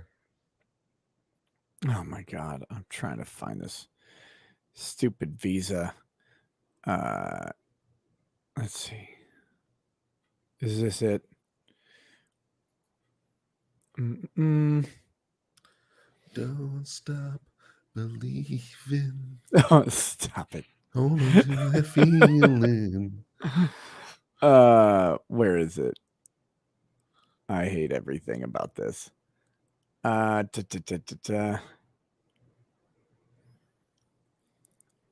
not going to be able to find this right now. There was God, I don't remember. You know, this is a beauty of law school, right? Like you go and you learn a whole bunch of different cases, and then you never practice them. This I do share your overall frustration from time to time. Like there's something in the back of your head. It's like, oh, I think I read that one time. And then you've spent forever trying to find it. And sometimes you do eventually, and sometimes you don't because you misremembered something. But yeah, that's a fun thing. It's like, oh, I swear I read this one thing one time. And yeah, there was some dumb thing that that determined that we had to give out. It's not non-immigrant visas. It's we had to give out the same amount of visas. It's why the Ivory Coast has like no waiting list if you want a visa into the United States, but Mexico and India are 30 years long. It's crazy because we allocate the same amount of visas, no matter what or without regard to which country there is. I'm never going to find this.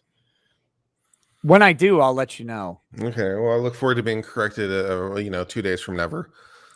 Per country cap reform. Per country caps on green cards create decades-long backlogs.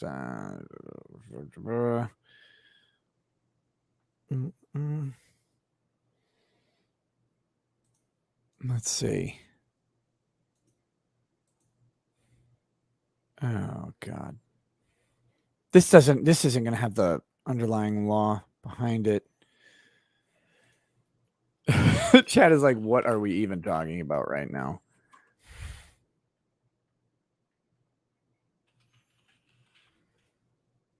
Yeah, unfortunately, I can't pop in on the stream on this one and be like, well, since Nick is saying some crap about immigration law, let me correct you on this one too.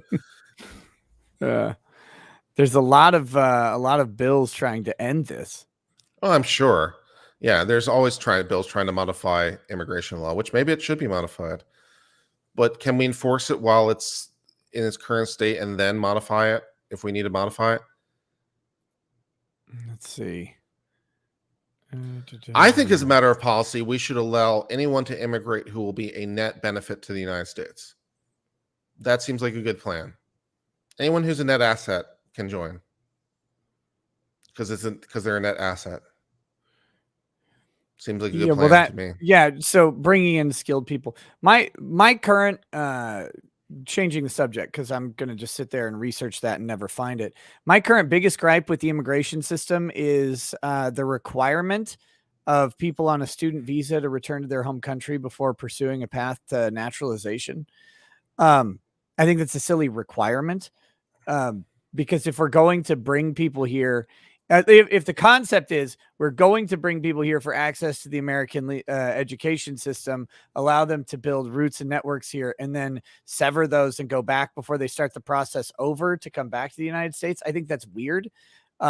If we're going to invest in people with our education and infrastructure, then I think we would typically want those people to have the option to stay a little easier. Not they would automatically stay or be granted some automatic thing, but just removing the return home requirement is, again, that's a weird thing. These are people coming into, same with work visas in some ways. It's like, if we're going to bring people in to work and have them invest in their time and place in the US, I don't think we should have a return home requirement necessarily. Like, they're already here. I don't want to send back a skilled send a skilled person back and then wait for the next person to come in. That seems like a inefficient system to me. But Doug says they should return home to help their people, and many of them would be happy to do so and should also. But if we're gonna bring people here for like 4 years to then return home, that's weird to me. Like, come here and learn and then go back and help your people. It's like, just build a college over there and don't let anyone in then. I mean, like, it would be cheaper in the long run to do that. So that's and again, yeah, anyway, that's just one of my, it's a weird product of the law that I think that one could be changed. James G says, please pass on my best wishes and prayers to Andrew and his wife. My mother is a breast cancer survivor and my father survived leukemia. Keep up the fight. All the best. B.A. Krim says, can you explain the operation of the courtrooms and why they're empty during deliberation instead of having other smaller trials in the meantime? Because they have other courtrooms to do other trials in. And this one is reserved for this jury. The jury deliberation room is in here. Also, you may be surprised to find out that they tend to not overlap trials that much. I mean, they'll have hearings, but overlapping jury trials is not something that they need to do very often. There aren't a ton of jury trials before any particular judge. So they manage the court calendar that way. Josh Aishoy says the police should go back to using .357 revolvers. It's a far superior cartridge to 9mm and helps eliminate weapon confusion. I guess because the grip of a .357 is considerably different than the grip of a 9mm. No, they should use 44 Magnums. It's a little much. Let's see. Ashley B says, doesn't holding the verdict until 5 p.m. going to risk the word getting out before the actual verdict is read? It'd be hard for the word of the verdict to get out. But I mean, the word about the verdict coming out would get out sooner. Yes, that is correct. That is correct. Oh man, there's a bunch of chats that came in while I was researching that are of the immediate variety. I should go look those up. I want you to do that while I run an errand real quick, okay? Okay. See you in a bit. Bro. No, you're fine. Okay, here we go.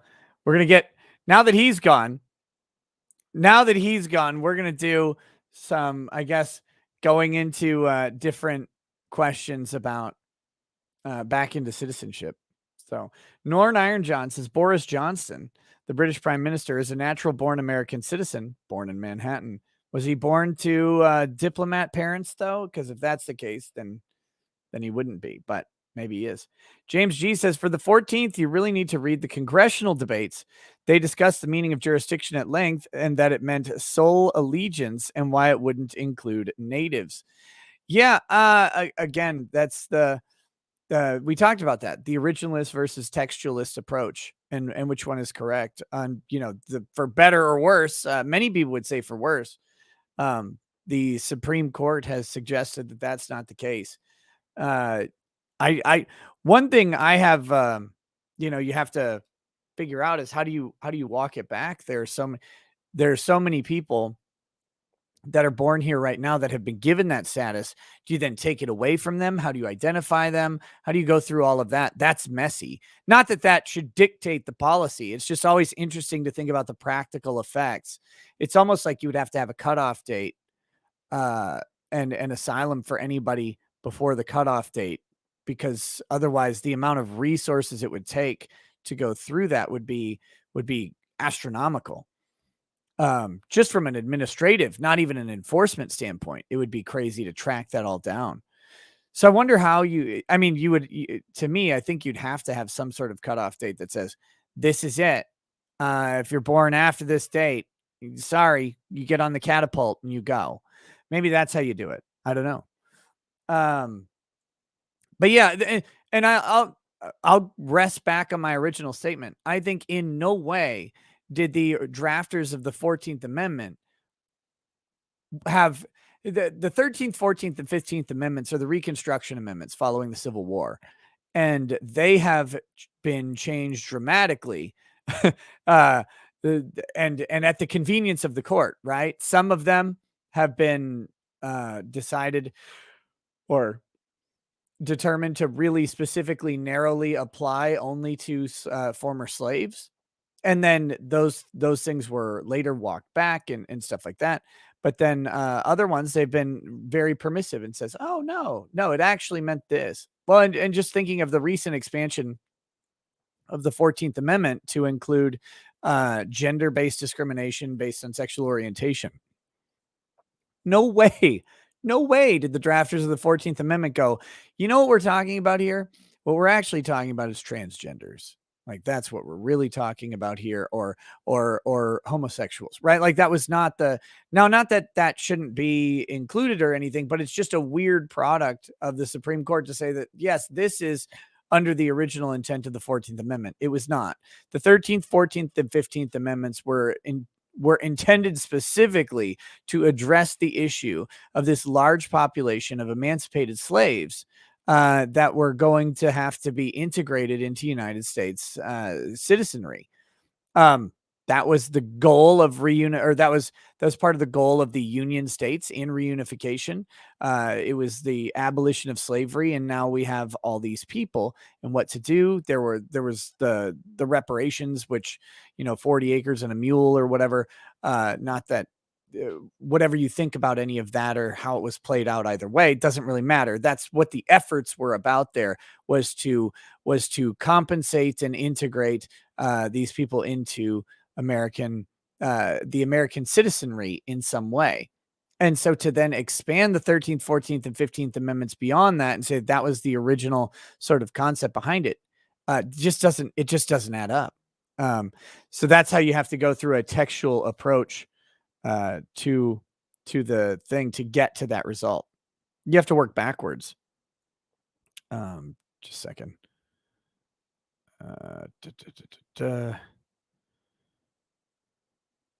Okay, there we go. Stephen Oglesby says the complaint is that Hispanics are using the 14th Amendment as a loophole to immigration, crossing the border to have a child and then claim that they are a citizen. Yes, I get the complaint. I know what the complaint is.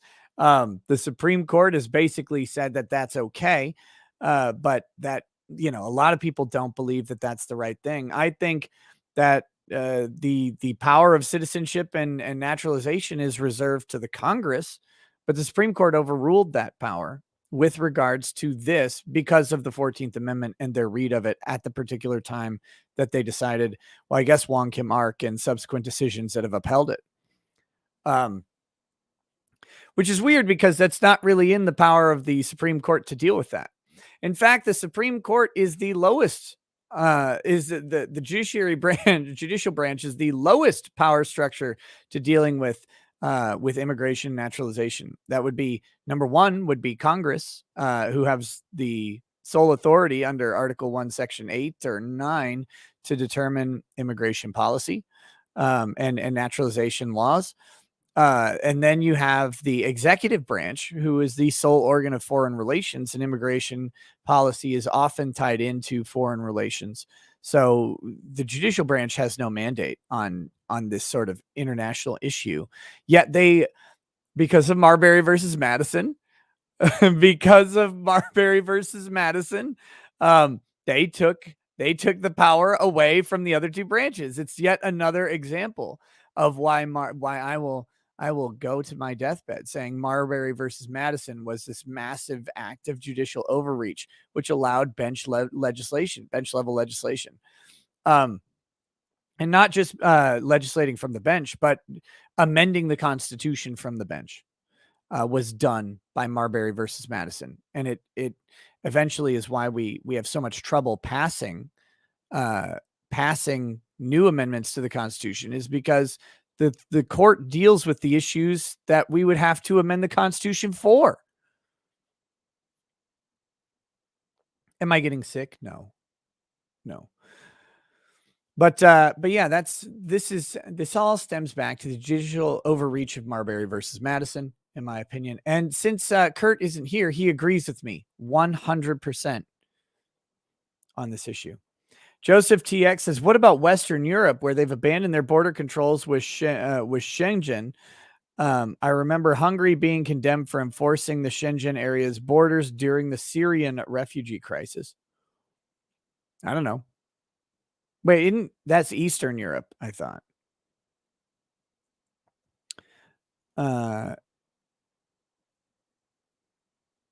Hungary would be Eastern Europe, but maybe you're saying in Western Europe they've abandoned it. I don't know. I don't know anything about Europe other than at some point in the not too distant future, I'm going to go to Italy and I'm going to eat and get fat. That's it. And I'm going to visit the Vatican and try not to get touched. and go see the sights of Rome or something. But need this COVID stuff to end before you can do any of that. Fatter. Oh, rude.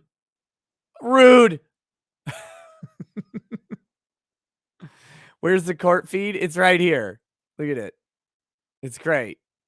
The camera's just deciding what to look at constantly. It's just going back and forth between different things. I guess the judge is not going to welcome the jury in today. That must have just happened, or they just sent the jury straight to the jury room. So I do have someone who has said that they will let me know, because they should be notified when everything happens. Mark Gee says, when a ship leaves its origin port, it is still part of the port's nation.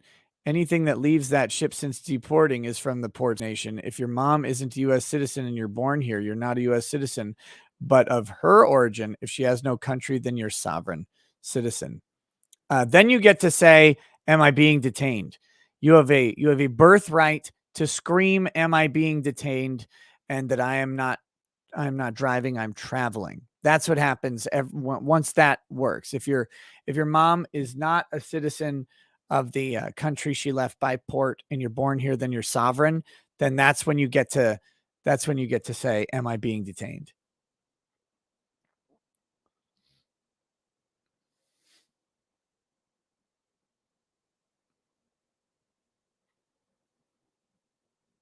But Rome doesn't exist. Correct. Rome doesn't exist. It's not real. Britt Cormeyer says, open borders for countries, but what about our state lines? Don't cross my state lines. If you cross state lines, you go to prison forever. Norn Iron John says, uncivil law, do you think Roe versus Wade will be thrown out in the summer? Ooh, we'll have to ask him when he gets back. Razor39T says, Nick, the program you may be looking for was or is called the Diversity Visa Program. My parents were selected from Romania. Don't worry, we're not gypsies, though. Okay, yeah. So that's exactly what a gypsy would say. Exactly. WG says, what does net benefit mean? What about cultural benefit? Nobody seems to take that into account, and that means just as much, if not more, than economic benefit, which is why we have a lot of social, cultural issues today. Well, I think a true definition of net benefit would be a cultural benefit, but that I guess it all depends on the culture, mate. No, it depends on what what your perception of a benefit is. The net benefit would obviously be the net benefit, but how you define it, I guess, is a question. Uncivil didn't specifically. I don't think he specifically limited it to economic benefit. Maybe he did.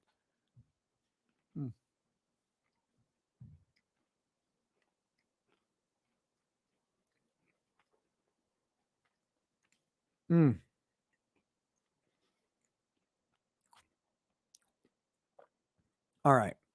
Sorry, I had to catch up on those. Where were we? Here we were. Crimsoneer says, as for the Alec Baldwin case, I feel that people don't understand the difficulty of checking a gate-loaded revolver. Alec was handed a gun and was told it was loaded with blanks. The only way to check would be to eject each round one by one. Alec is still horrible. Well, the question then is should the person be present for loading the gun? Again, if I say someone handed me a gate-loaded revolver and then I pointed it at someone and pulled the trigger, and someone dies, I have created the risk. I've consciously disregarded the risk in pulling the trigger, and that person then dies. Now, I know someone said that there's like this. I think Brandon Herrera maybe did a video on it. Someone said. This is all secondhand info where you can like not pull the trigger, but you can put pressure on the trigger and it'll actually get past the half cocking and fire. I don't know. Look, it doesn't matter to me if you would step back from that ledge, my friend.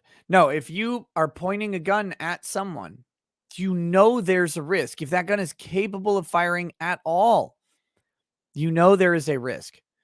And you are then acting in some level of disregard for the risk. Does it rise to recklessness? That's the question. But you have disregarded the risk.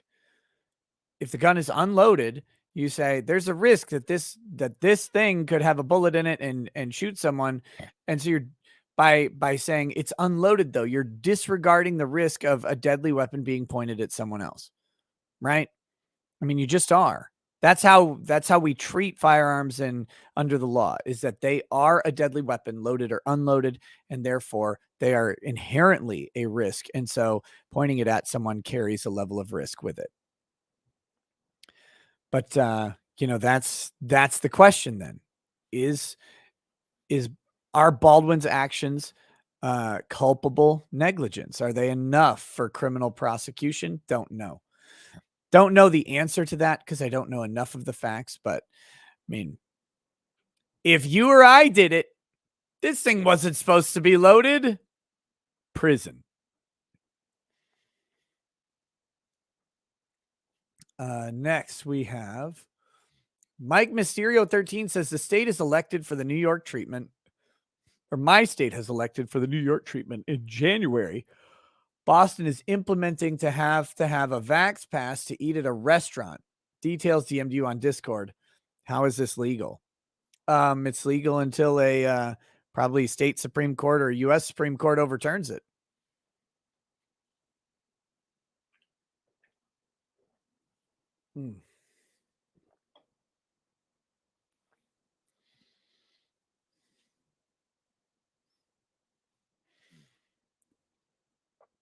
Dink Pitt's house, a munch, says, I'd use the Potter defense.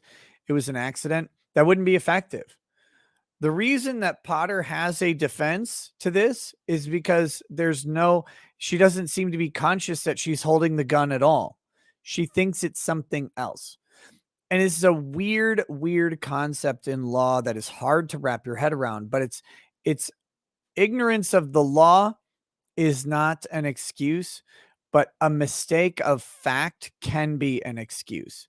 So if you have a gun ever, loaded, unloaded, never loaded in its life, you're at the manufacturer, you're at Colt, and a gun comes fresh off the line, it's still steaming, it's got oil coming off it or whatever, you pick up that gun. It is no possible way to have ever been loaded, ever. There's no magazine in it. There's no chance of a round in the chamber. This gun is fresh minted, right? You pick that up, you're like, yeah, this son of a bitch is awesome. You point it at somebody, you have commit a criminal act the moment you do that, unless they consented to being pointed at. But if you just pick it up and you're like, ha ha, nope, you have committed a criminal act at that point, even though it's impossible for that gun to have a bullet in it. Doesn't matter. That is the criminal act. If you knowingly pick up a gun and knowingly point it at someone, those are the intentional acts required. Now, whether or not a bullet can come out of it doesn't matter. It is an operable firearm, loaded or unloaded. Not even an operable. It's a firearm loaded or unloaded. Look at this cameraman. He's trolling me. What is happening here?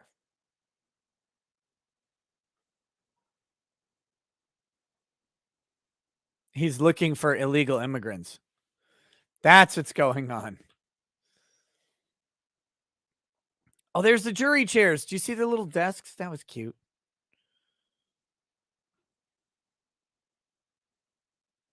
They have little stupid desks. Oh, look at how embarrassing this courtroom is. Minnesota should be ashamed. Awful. Just garbage. These low ceilings. It's like 15-foot ceilings, but anyway, there was a tour of the courtroom. I'm telling you, see, this is what is going on my screen all the time. This is the biggest scanning that they've done so far.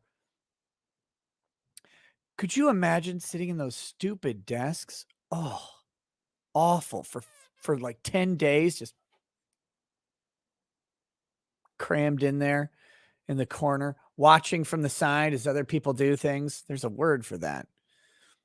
The jury box is literally a piece of tape on the floor. So anyway, back to what I'm saying. For Potter, her excuse, if you believe it, you don't have to believe it. The jury doesn't have to believe it either. But her excuse is she doesn't know she has a gun in her hand. The evidence all seems to support that she thinks she has a taser. Is the belief that she has the taser, is that reasonable? The jury has to determine it. But that's the idea. So to her, she's not pointing a gun at someone. She's not knowingly doing it. She's not intending the act. She's pointing a taser. That's not a deadly threat. It's a different type of threat, I suppose. So then the question is her pointing of the taser justified? This is why that actually matters. Because if her pointing of a taser is unjustified, then she loses. I mean, that's at the end of the day. That's why that instruction, which they didn't talk about this very much at closing argument in a sane and cognizable way, but her intending to point the taser isn't an automatic defense or justification. But if they prove that she was not able to point the taser at all, then she loses the whole case and she goes to prison forever. So that's the issue that we have there. But yeah, this idea of mistake of fact, you can actually make a mistake of fact, which is different from a mistake of the act or whatever that we typically think of as an accident.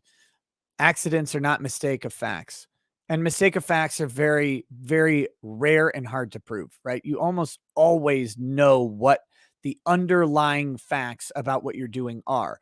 You may not know that it's wrong. I may not know that it's illegal to pick up a gun and point it at somebody without their consent. I may not know that. That doesn't matter. I may point at the wrong person, right?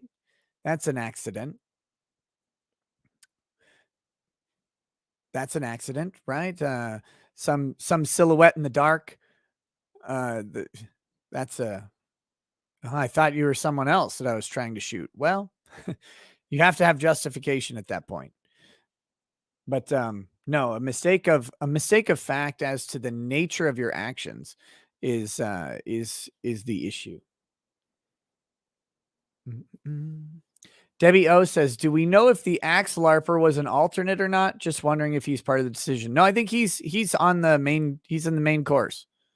The alternates were the last two. They didn't do this like they did in Wisconsin, where there was the lottery thing that happened. No, it was just the last two were the alternates. The first 12 were in, and I believe the LARPer was number 12.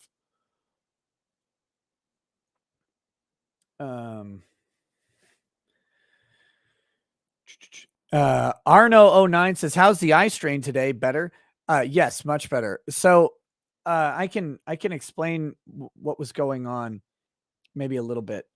One of the things, I think it's related to my narcolepsy, is that if I sit and if I read, I mean, I can be out in a minute to 2 minutes of reading. I can go straight to sleep. Now there are ways I can mitigate that, because sometimes I have to read things, right? But even if I'm just like reading on my phone and I'm catching up, like reading on a forum or some longer piece, if I'm in any sort of relaxed position, I can be out really quickly. Being short on sleep makes that more complicated. And I think what was happening was my short on sleep sort of issue was combining with that reading thing. And as I was reading the super chats yesterday at the end of the show, I felt my brain trying to go to sleep while I was awake. It wasn't working very well. So I think that was the issue. It's not like it's hard to articulate how my eyes felt. It didn't feel like my eyes were hurting. Remember, I had these giant lights pointing at me all day. That's kind of used to that. That wasn't the issue so much as what was going on, like up here with the reading. It was weird, but no, I'm completely fine today for now. Rob Dorr says, civil rights law nerd, Second Amendment activist, lobbyist, former Hennepin County Sheriff's Office, current law student here in Minnesota. Much appreciation for this channel, Nick. Keep up the good work. Hey, thanks, Rob. Very much appreciated. You might not have seen me say this last night because you sent a similar chat. Sometime maybe we should chat. Maybe we should get a glass of beverage of the whiskey variety or a beer or something and hang out. I'd love to know where you're going to school. If I'm ever in town, I'll look you up. Email me. Like I said, email me and if you're interested. If you're not, don't email me, or email me and say F off, nerd. That'd be fine. Speaking of people who got mistreated while they were gone, what's up, Kurt? How are you doing? Yeah, still having struggles trying to get my things done. I think my apartment has a package for me from my parents from Christmas, and they're holding it against my will. So I'm trying to get that secured. Weird. Why would they do that? I don't know. Oh, I'm moving to a different place. The rent out here is getting for downtown Austin is getting a bit high. Yeah, I would imagine so.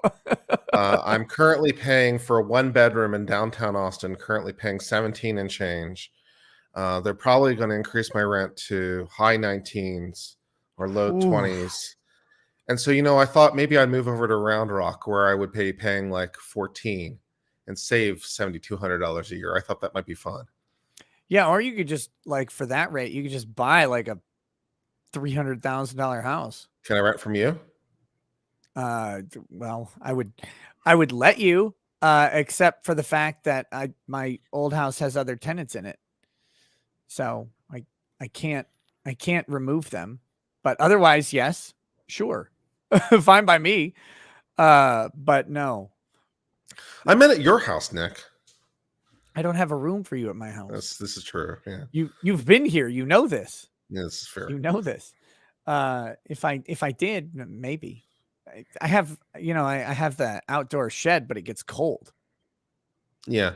In answer to the chat's question while I was gone, I think it's overly optimistic to expect Roe versus Wade to disappear by the summer. I think Casey versus Planned Parenthood will probably disappear because Casey versus Planned Parenthood is a bit of a unfortunate decision in that it has no true majority for its central holdings.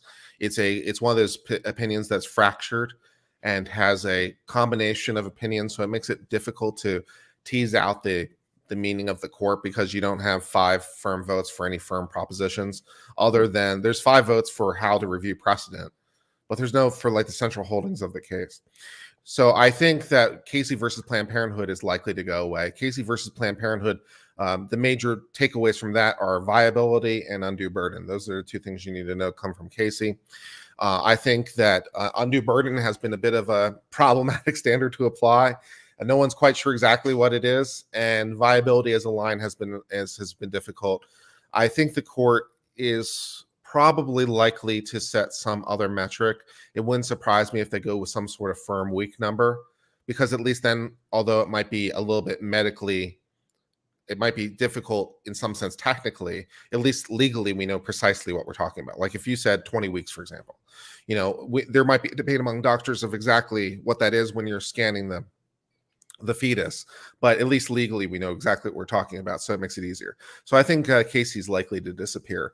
As for Roe versus Wade, yeah, that's a big ask. It's more likely that they're going to just put this additional cap in it. Whether it's going to be the 8 weeks that Mississippi's asking for seems a little bit unlikely, or 12 weeks or whatever it is seems a bit unlikely, but that they pick some other number as a compromise position seems more plausible. Roe versus Wade getting overturned would, get everyone's attention rapidly. Yeah, it would be very shocking. While you were gone, I did take a position for you. Excellent. Which you agreed with me that Marbury versus Madison was a gross judicial overreach, and because of that, what was the decision? Oh yes, see, this entire idea of interpreting the 14th Amendment in terms of where the court gets to decide, right? Like what the 14th Amendment meant as far as immigration policy is actually, it should have been reserved as a political question, right? Because it's you've got the power of immigration and naturalization is an Article 1 power, and then you have an Article 2 power in foreign relations. But Article 3 has nothing to do with immigration law at all. But they usurped the power of the legislature and the executive in Wong Kim Ark. It's amazing how the judicial branch just did that because of Marbury versus Madison, where they say, no, this is what the Constitution says because we say it is. But people were pointing out that the language of the 14th Amendment is taken from the 1866 Civil Rights Act, which talks about people with sole allegiance or something. Look, I don't know. But Marbury versus Madison allows the court to usurp enumerated powers. Wait, the chat needs to see this. No robes chew. Is that? Chat, what? Calm yourselves. It's a disrobed Judge Chu. Can you get a zoom in? Zoom in. Zoom and enhance. No, I think it's not Judge Chu. Yes, it is. Is it? She's emptying her own trash?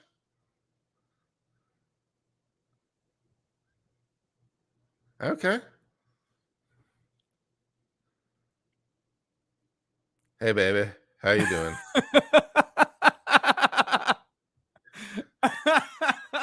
I just thought, you gotta show the chat a disrobed Judge Chu. Sit at the bench. Sit at the bench. Do it. So there. The chat's going 1 billion miles an hour. Okay, there you go. There you go, chat. See, if you weren't around, if you're like, oh, I'm one of these plebs just waiting for the jury. It looked like she was taking it out of the recycling bin. So she's a judge in terms of determining what goes in the trash and what goes in the recycling bin. That's Good right. judge. That's right. But yeah, just imagine if you were one of those weirdos, you're like, you know what? Instead of watching nothing, waiting for the jury to come back today, what I'm going to do is I'm going to like work. You would have missed it. You would have missed the disrobed Judge Chu. Can't believe. I mean, what would you have done? Mm-hmm. What would you have done? Here there we go. She's back. Turn around. This is the first thing that has happened in court all day, other than the camera having a complete spasm. So there you go. That's what I do for you, chat. I monitor for the important happenings. And she has a smile on her face. She's warmly greeting the clerk, or the sheriff or whoever it was in the room. She has a smile on her face as she's taking care of this trash man. She's a good judge. Does she need a clerk? Does she need a law clerk? Someone to help her in those law affairs. Ty told me to encourage you to move to East Texas. as opposed to Austin. Okay. Well, does Ty want me to move in with him? That could be fun. Ty, you got a spare room? That could be fun. I could learn from Ty. Ty, he could help me. He could help me he could be my mentor in the new profession. It could be Ty and me. I'll be the junior associate. That's fine. Here we go. So this also happened while you were gone. I wanted to show you the We jury got the camera, which you got a camera looking at a camera. Look at all these cameras. Cameraception. It's gonna pan down, but look at all these cameras in this courtroom. But here we get to see the jury box in just a second. Look at how great this looks. This isn't embarrassing for Minnesota at all. It's actually not too bad, to be honest. Look at how terrible that is. Oh, okay, the desks with the writing desk is a little yeah. Awful. Just trash. No, I mean, I've seen a lot worse, Nick, and so have you. This is garbage. Let's be fair, Nick. We've seen a lot of shit courtrooms. This is the Hennepin County courtroom. This is in Minneapolis. It's the biggest city. This is the biggest trial going on in Minnesota. The Attorney General himself has graced this courtroom with his majesty and presence. And it was just garbage. It's not stately. It's not marbled. There's nothing good. Weak sauce.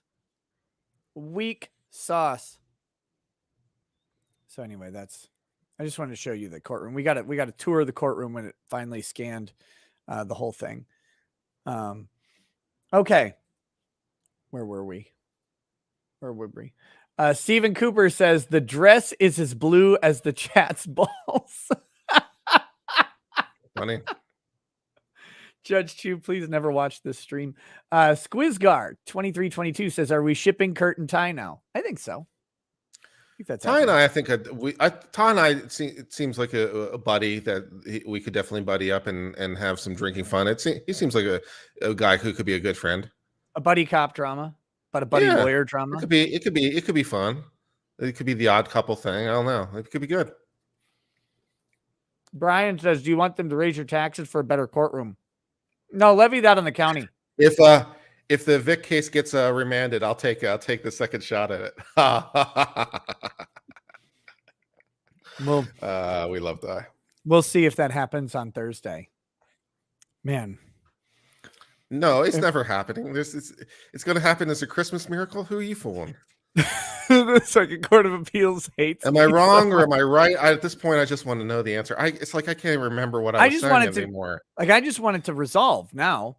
Like it's been so long that it's like, again, I wanted to resolve in Vic's favor, but if it's not going to, I just want it to resolve so everybody can move on from that issue, right? And get things moving. But man, and if it does resolve in his favor, I have so much laughing to do. I have so much. Oh no, you're going to make a lot of people eat shit.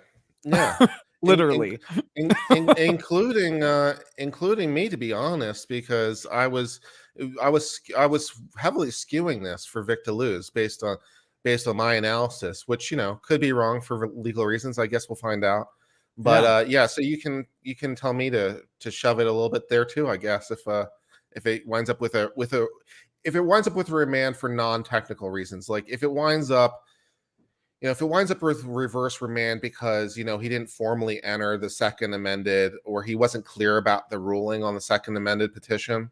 So if it gets reverse remanded just to clean that up and like formally put on the record that yes, I really didn't consider it because of these reasons, then that's not a win. So it could get reverse remanded for technical reasons that won't matter. But if it gets reverse remanded because the Court of Appeals says no, you actually should have considered it. It was a abuse of discretion not to consider the second amended, and for that reason we're reversing. Then you can tell me to that I was wrong. That's fine. Well, if you're the one, oh hey, here we go. Ty, check your text messages. Ty, do you have a spare room? That's all I have to say. You want to show me the ropes in East Texas? That's all I can do my YouTubes from there. But yeah, no, if the one person who I won't force to eat all of the crow is you, because I feel like you approach the situation honestly. I tried. Whereas the people who hated me were literally like from the get-go. And this is the product of why I hate, one of the reasons I hate Twitter in general is that Twitter promotes a dunking culture. It's not a promotion, a facilitator of discussion, right? Twitter promotes a dunk, and the dunk can be completely out of context and irrespective of anything else going on. But then people get latched into that and they're like, oh no, this and this and this and this. Anyway, the people who were initially critical of the case in general came at it about this, the Texas Defamation Mitigation Act letter. And that's it. Oh, here we go. Here we go. Hi. It's Ty. Hi there. What's up, Would buddy? you like to be my landlord / my mentor? Hi. Boy, a tough offer to refuse. Man, Nick, you're vindictive on that whole cellophane crackling thing. What? I mean, I expected some level of punishment, but I didn't expect this. What, the spare room? Kurt, I would be honored to have you as a colleague in East Texas. I appreciate that. Thank you. And That's very kind of you. if we do successfully remand, if you're interested, you can join the team. I appreciate that. Well, I might take you up on that. I'd love to have somebody with your you. I did not mean that condescending. Nick, could you send me a link for the stream? The chat? The chat, whatever the hell you call it. All those messages that come up and stuff. Can I just text it to you? Is that no? Okay? You got this one from the text? Yes, I had to email it to myself so that I could then. So old. Okay, I'll email it to you. I'm sorry to be such a burden on you, Nick. Really. It is, of course, a beautiful sunny day in East Texas, as you can tell by the bright light blasting through. Where are you actually right now? Downtown in Tyler. Okay. There's a downtown Tyler? There is. I'm on the 16th floor of the tallest office building in Tyler. So, yeah. Let's see. Ty, I had blissfully not even opened my email in like 2 days. Well, but you're a professional and you know that you have to take hits to do it right. Yeah, Kurt, by the way, I'm very serious about that. If the appeal goes our way. Well, I really appreciate. I mean, I've been I've been doing my current job for like 14 years, and I'm just so burned out and so tired. And I really appreciate that you think that I have something of value to offer, because the chat seems divided on that proposition. Given the estrogen spewing out of all that simping for the judge, I don't know that the chat. I don't know what to say about the chat. Like, guys, come on. Although I do happen to agree with you. It's always interesting to see a judge when they're not, in the game, and when you see them do normal things, be nice to the staff and stuff. That's always refreshing. Although in my experience, most judges are nice to their staff because, well, if the judge's staff got pissy, whoo. Let's see. Okay. All right. I've got the chat up. I've got y'all up. Life is good. I have one thing I may have to deal with in a little bit. You texted it to me anyway, but then you emailed it. No, you emailed it. I'm sorry. I was looking at the email instead of my text messages. Did you hear him besmirch my character? Goodness gracious. So I guess we have nothing from the court or anything. Based on the lack of, no, they didn't even welcome the jury in this morning. I mean, it was just send them straight to chambers or to the. Yeah. And I think the jury is sequestered for deliberations. I think that's the order, that they had partial sequestration for deliberations. So, so they likely just came in from the hotel. I have horns sticking out of my head. There we go. Is that perfect? I do want to congratulate Kurt on his correct reading of Marbury versus Madison. It was nice of Nick to tell everybody about that. Mm-hmm. While he was. Oh yeah, I thought you were actually complimenting me, but no, you were dissing me there. Okay, that's fine. Well, no, you were right. This is one of those uncomfortable times where I actually agree with Nick. It's kind of. But take that. Take that. For all that it's worth. It's almost like different professionals trying to read this and trying to strive for all there is, sometimes nevertheless come to different conclusions. Yeah. Wow. Reasonable people can disagree. Who thunk it? Right. There's always a correct and an incorrect. Well, apparently I'm getting outvoted 2-1 on this appellate panel, so that's fun. and here you have discovered how it works, ladies and gentlemen. I think my prime objection to Marbury or Madison is, I think Nick's already gone this, is that it's such a big deal. I just can't believe that the founders wouldn't have explicitly put it in there. But at the same time, I recognize what I think Kurt's argument is, well, it kind of sort of has to be that way for the court to have any actual meaning. Well, it certainly has to be that way now. Yeah, but now that remember, the founders were of the opinion that the political process would solve these problems, right or wrong. I'm not saying they were necessarily correct about that. And you know, the Alien and Sedition Acts that Adams passed did not get reviewed by the Supreme Court, and they were clearly First Amendment violations. And it must be said, Adams didn't win re-election.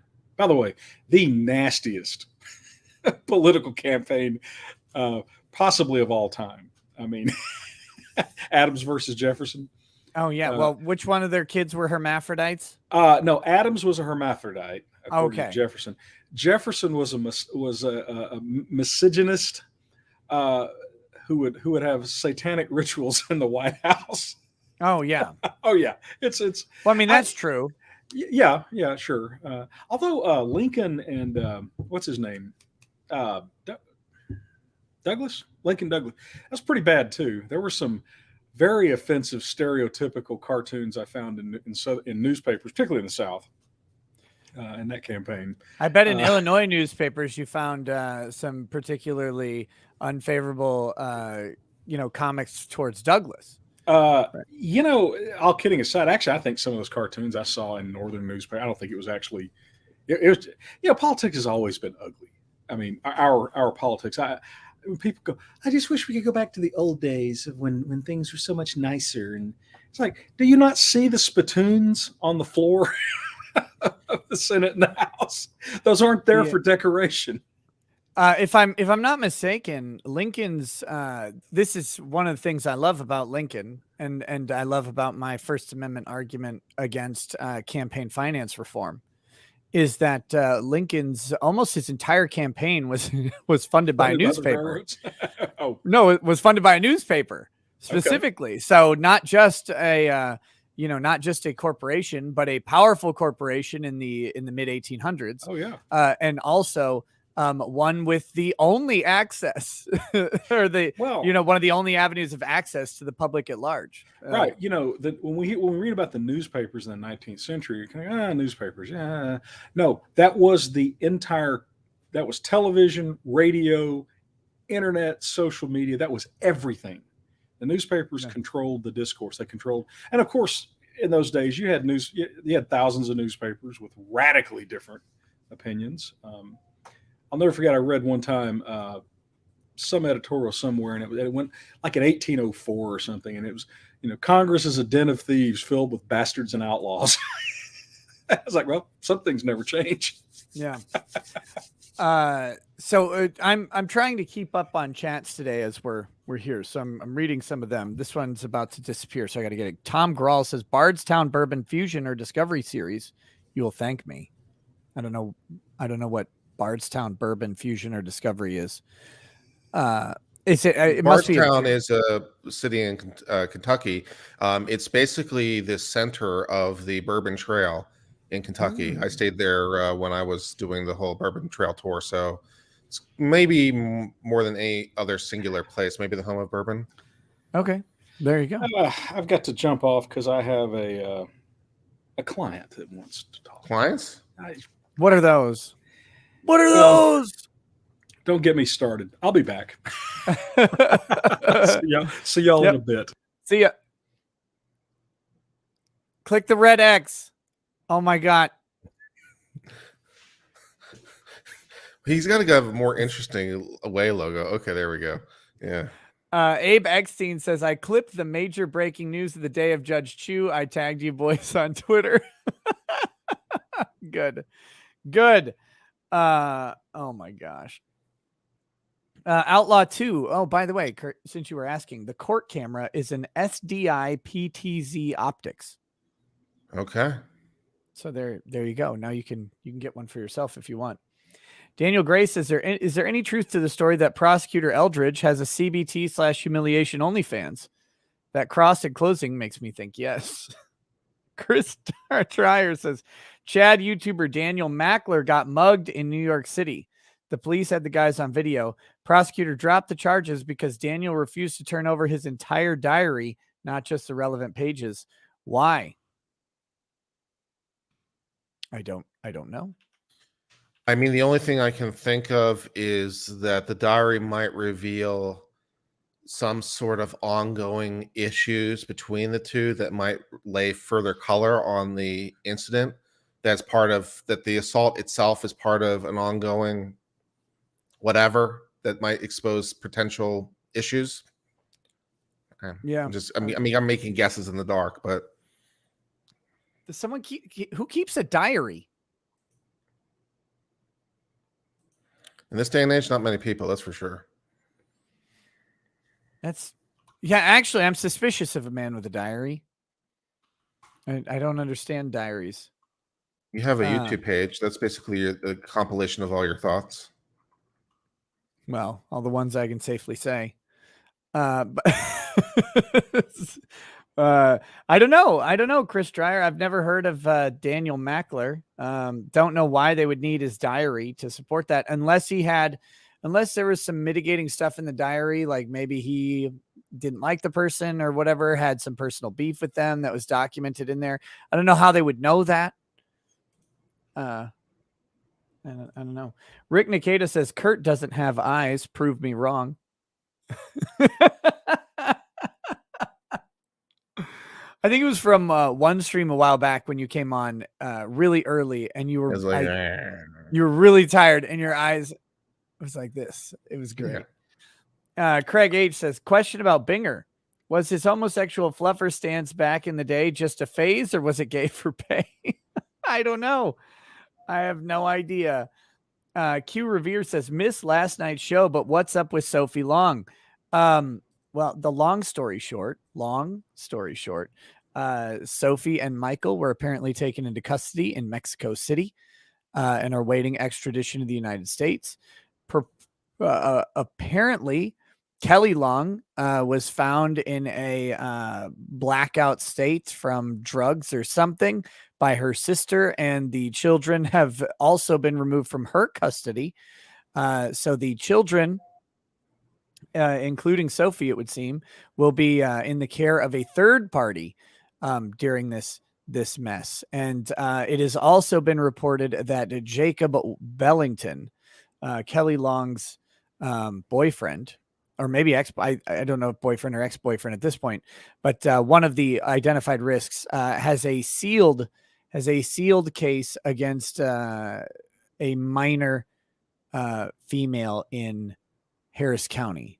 Also, that has been reported. I don't know the details of the case or whatever, but that is what's going on. So it seems like there's a whole lot of story behind that Jacob Bellington character, who is definitely not a risk to the kids, but seems to have been a risk to the kids. Kelly Long, who is also a saint and not a risk to the kids, has also seemed to be ruled a risk to the kids. And the interesting thing is Michael Long, who was, I guess, correct about maybe some concerns, will probably go to prison for defying the court and fleeing the country with Sophie. We'll see, though. So that's an interesting sort of product of family law and why it's horrible. Is you get situations like this, and you never know who's right. I don't know. That's the other thing. It doesn't mean that Michael's automatically right. Michael could be, the wrong party in this situation too, or they could all be bad people. It's hard to say, but the one thing we can all hope for is that those kids end up in in some sort of safe environment somewhere. But man, they're having a rough go of things. Family law sucks. Yeah, I agree. I didn't hear exactly what you said at first, but yes, family law does suck. And you will never find me disagreeing with it. Trevor R says, is this ethical guy the same uncivil that told us how to get rid of a dead body? Yeah. Oh, okay. Sure. You won't hold the dead bodies, but other people can get rid of them. I just said if you wanted to, these are methods that might work for you. Greg McCormick says, Merry Christmas. Whatever became of the police officer that has to shoot that girl right before she stabbed another girl? I think it was Ohio right around the Floyd verdict. Thanks to all your panelists. Do you any news on that guy that you know of? I haven't heard of him since the shooting. No, I haven't really heard of him either, to be honest. That was a justified shoot. I think so. I think based on what we see, because there was other people there with guns. It appears so. I'm not quite ready to draw that conclusion, but based on limited information, yeah. The girl was stabbing the other girl, like, right? Oh, I apologize. I completely it, flipped. I'm sorry. I was completely off board. Yeah, no, Okay. that shooting was 100% justified. I'm 100% down for that. Okay, Yeah. I was like, no. I'm sorry. I was totally confused what we were talking about for a second. Yeah. No, yeah, the guy who shot, I can't remember her name. Whatever, it doesn't matter. But yeah, the girl in the act of stabbing, swinging a knife towards another girl. He shot her, and she, and that killed her pretty quickly. He was called like all sorts of horrific things, but I haven't heard anything about him since then. No. DeVito is pure says, doesn't Earl Grey look like Louis Anderson's dad? Yeah, kinda. I love that show, Life with Louie. Did you ever watch that? No. Louis Anderson's cartoon that he did of him as a kid. No, I don't think so. That was good. Nalidior says, hey Nick, could you make a small toast for my grandpa Shezban? He had passed away a couple days ago at the age of 88. Your show did help in sad days. Well, I mean, I have not had any alcoholic liquid yet today, so I guess I'm due. It is 11 o'clock after all. Oh boy. But yes, I will of course raise a toast to your grandfather. Give me just a second to pour a small amount of whiskey in my glass. And okay, to your grandfather, and I know I'm pronouncing this wrong. Shechepan says Szczepan. I don't know. To your grandfather, that's a Polish name. May his passing bring memories of good times, good advice, and sage wisdom passed down through the years to a blessed family. And may it bring peace to any pain and suffering he may have had at the end. And may your soul have peace as you know that he is freed from the structures of old age and fatigue. Cheers, brother.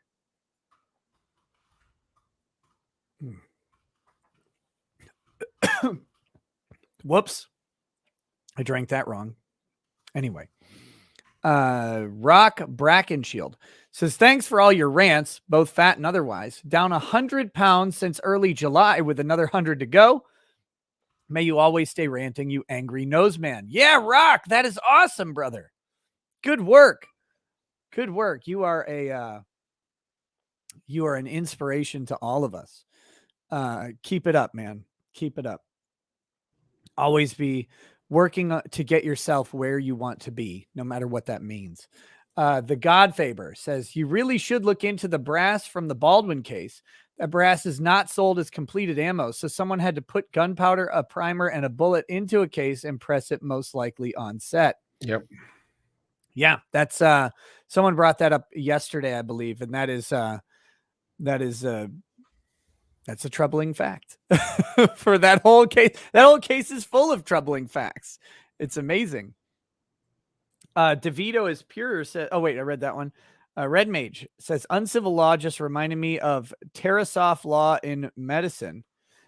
which is duty to warn, to protect. They never really went deep into that when we were in med school. Could I get your guys' interpretation?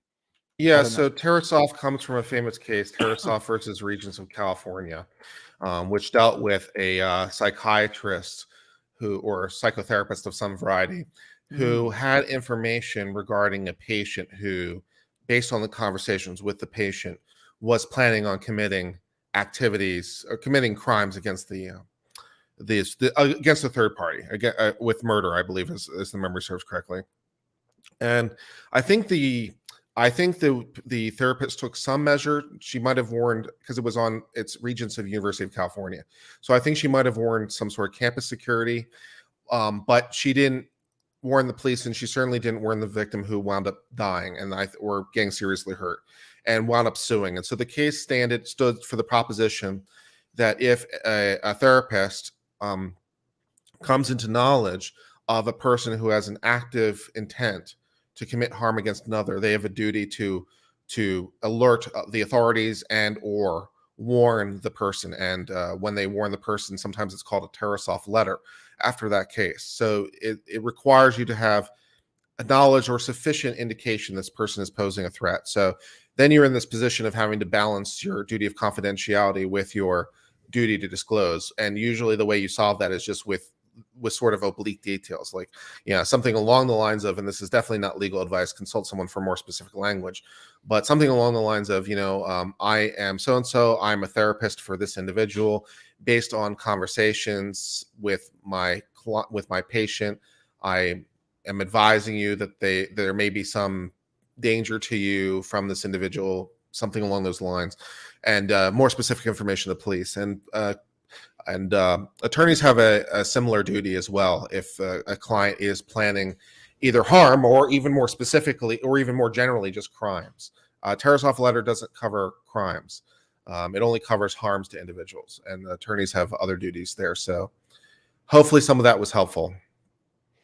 Yeah, it's an interesting predicament that therapists are put into, and in similar ways lawyers can be put into, because there are rare cases, and they are exceedingly rare, especially for attorneys, where the breach of confidentiality might need to happen. But I mean, with lawyers specifically, it's like imminent, immediate harm that you have actual knowledge of. And really, do you ever have actual knowledge is always the question that lawyers have to ask. And lawyers are very good about trying to avoid that actual knowledge, because we know exactly what we're talking about. Right. We really don't want that actual knowledge at all. Scott Bain says, sharing your toast to Grandpa. Pray hands. Thank you. Thank you, Scott. Ryan Baudouin says, not sure if you're open to discuss, but from a legal standpoint, what are your two takes on vaccine mandates? Where does executive power end? Why isn't the 10th Amendment used? If upheld, what else can they pass through? I have massive problems with them on the federal level. I think on the federal level, there's any number of problems. There's congressional authorization problems, major question problems, federalism issues, overreach by agencies, violation of the Administrative Procedures Act, among other issues. There's a whole host of issues when it comes to the federal government. When you have state or local governments, you have less problem, because you're much more in tune with both the inherent police power of the state and also in line with Jacobson versus Massachusetts. So, for example, the mandate coming out of New York City by its government poses significantly fewer, although not to say inconsequential, legal problems than on the federal level, because of the precedent that currently exists. Yeah, so mandates, by necessity of their function, scaling outward from municipal governments up to federal governments, implicate the higher and higher possibility of sweeping up otherwise protected activity into their auspices, because the geographic reach becomes bigger, the population reach becomes bigger, the demographics become more and more diverse. All New Yorkers, for example, are at least similarly situated in as much as they're all in New York, right? Or Mhm. everybody under the jurisdiction is in New York. And if you want to leave it, you simply leave the jurisdiction of New York, and suddenly you're outside of the Which people mandate. are doing, much to the Right. chagrin of New York, because I think it was Bill de Blasio, if memory serves correctly, who was basically saying, well, we can't raise taxes anymore. We're going to lose even more of the millionaires Right. who are paying it. It's like, yeah, you're already pricing people out of New York City. They're already leaving because of this and COVID and the fact that you closed all the businesses and these indoor restaurants, which continue to baffle me. You know what I'm talking about there? Yeah. Oh, that's so much bullshit. Anyways, and pricing issues and all kinds of other issues. I mean, yeah, it's much easier to vote with your feet. You can just walk across the river to New Jersey. It's right over there. It's cheaper to buy a place in Jersey or somewhere adjacent and then a helicopter and a pilot than to live in New York. I mean, it might be. Like, honestly, if you live or if you work in a Manhattan high rise, it might actually be cheaper to buy a helicopter and someone to fly you every day to work, or ride share it with someone. But yeah, like the pricing is crazy. But yeah, so at least though, a municipality, you're all in New York. But then when you get to the state level, it's like, it's a little harder to leave. You're scooping up more diverse groups because you have New York City and then outstate New York, very different places. And then when you get, of course, to the national level, Montana and New York are not comparable. I mean, they're different worlds at that point. You have population density that is wildly disparate. You have diversity that's wildly disparate.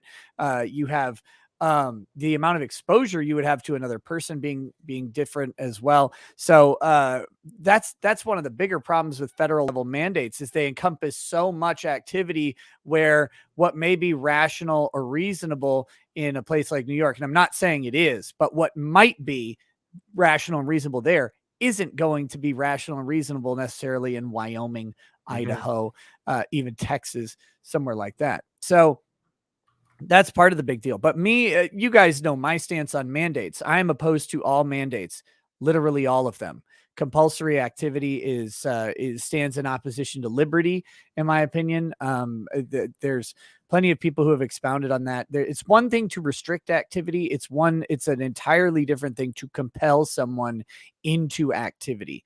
And I don't think that should be done. And yes, I mean that you should not be able to compel people to wear a seatbelt or a helmet, even though if I were in a car, I always wear a seatbelt, and everyone in the car is wearing a seatbelt before I'll drive, because that is, look, I know people who have been crushed to death by someone behind them not wearing a seatbelt. So, but that being said, I don't believe in compulsory acts. I just don't. I don't think it's up to the state to do that.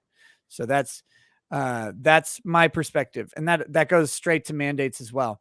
No matter what I think about the vaccine, which I don't have a conceptual problem with a vaccine, and I don't have enough knowledge to have any particular problem with this vaccine, but I am 100% opposed to the idea of mandating it, even as a condition of something like participation in an event, participation in employment. I just don't think that is right. So, and I never will.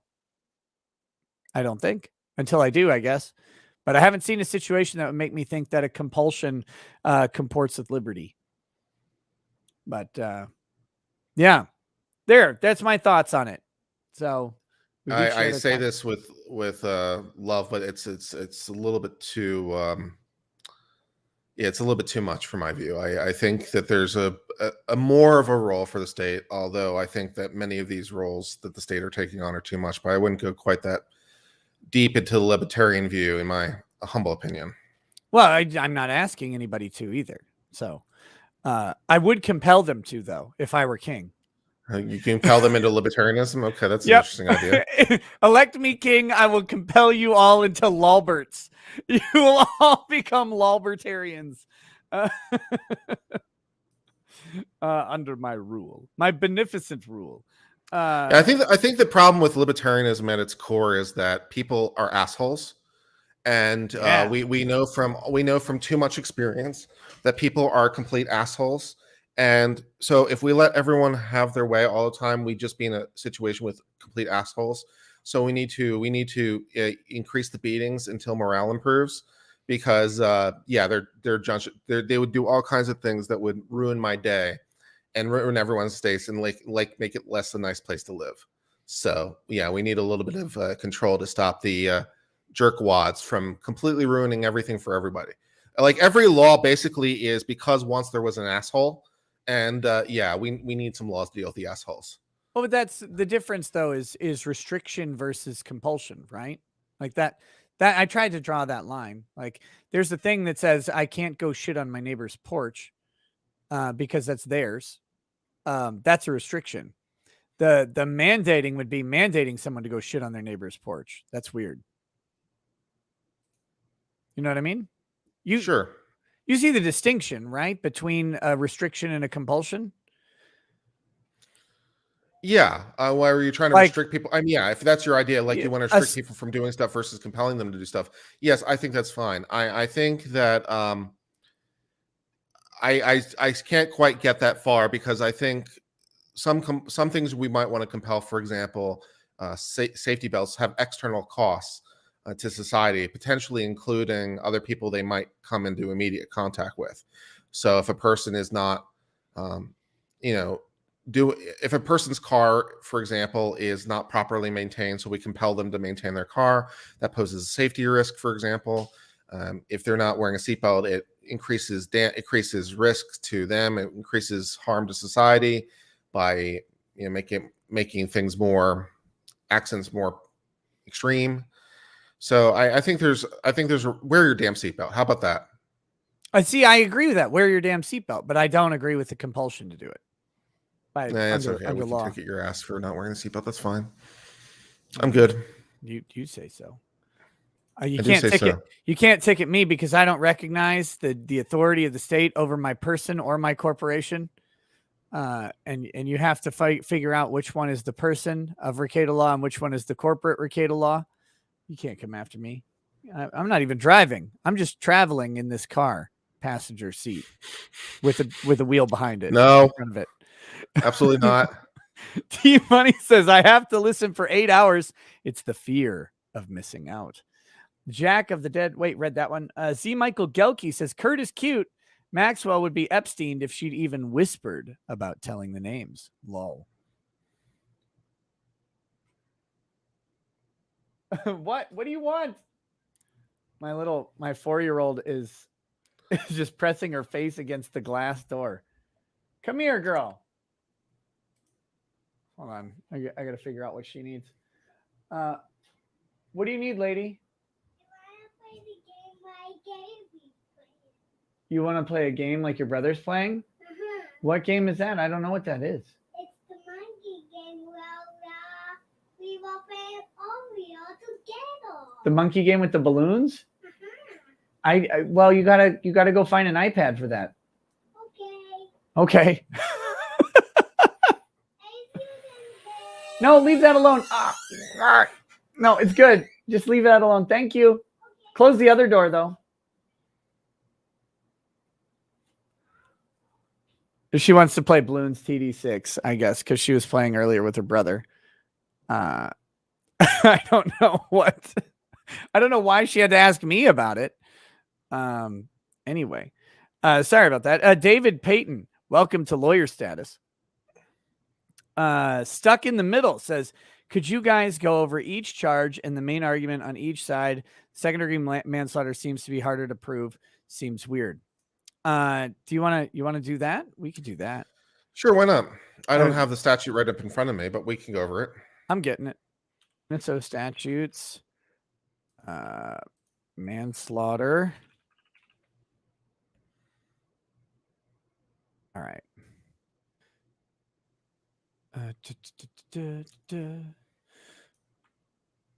Filling out a new rental application as we speak. Kurt's going to move on stream. Moving stream. A little bit, man. A little bit. I'm going to pull this up. All right. Are you anywhere near a Papacitos? Man, I love Papacitos. Let me find out. How do you spell that? Papppacitos? Maybe it's Sitos. Papacitos Cantina? Yeah. Have you been to any of the Papa's restaurants ever? Like Papado, Papacitos, Papa's Barbecue? No. Yes, there's one near me. Oh, you got to go to Papacitos. They're a Texas pretty much exclusive chain. I mean, you can maybe find them somewhere else near Texas, but yeah, Papacitos. Oh yeah, go get some fajitas with fresh made flour tortillas. Oh, there's one 7 minutes from my house.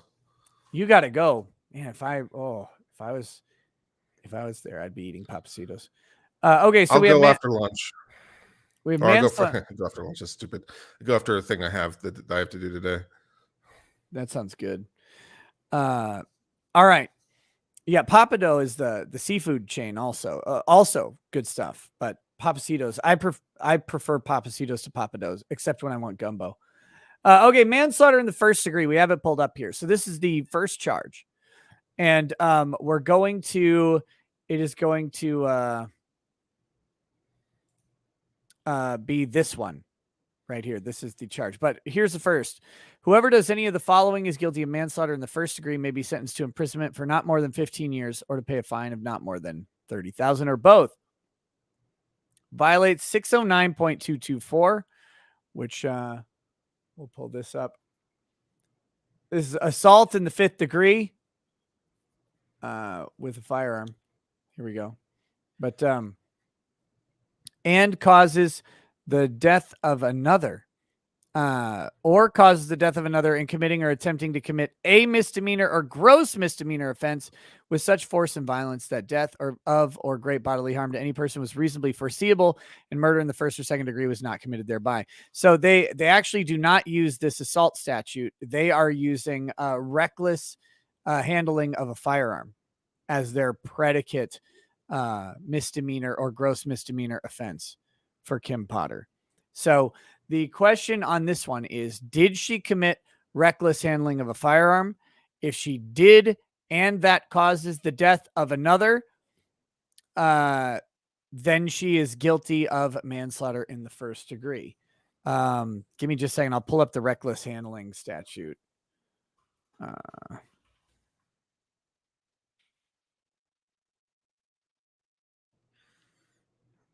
Go. Is this it? Yeah. Pretty straightforward here. Misdemeanor or gross misdemeanor crimes. Recklessly handles or uses a gun or other dangerous weapon or explosive so as to endanger the safety of another, or intentionally points a gun of any kind capable of killing, injuring or killing a human being, whether loaded or unloaded at or toward another. So this one is not used. It's not intentionally pointing a gun. Recklessly handles or uses a gun is what they chose. Welcome back, Ty Beard. Ty.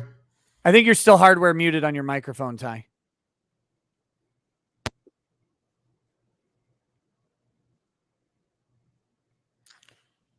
Okay, you're still hardware muted on your microphone.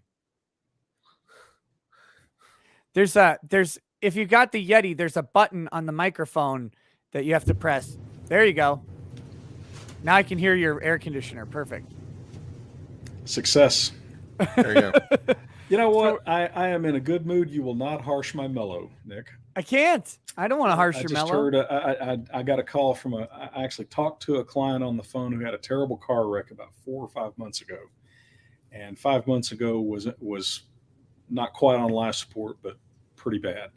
And he called me to wish me a Merry Christmas. So, oh, good. Yeah. That's great. Well, I'm also his trustee.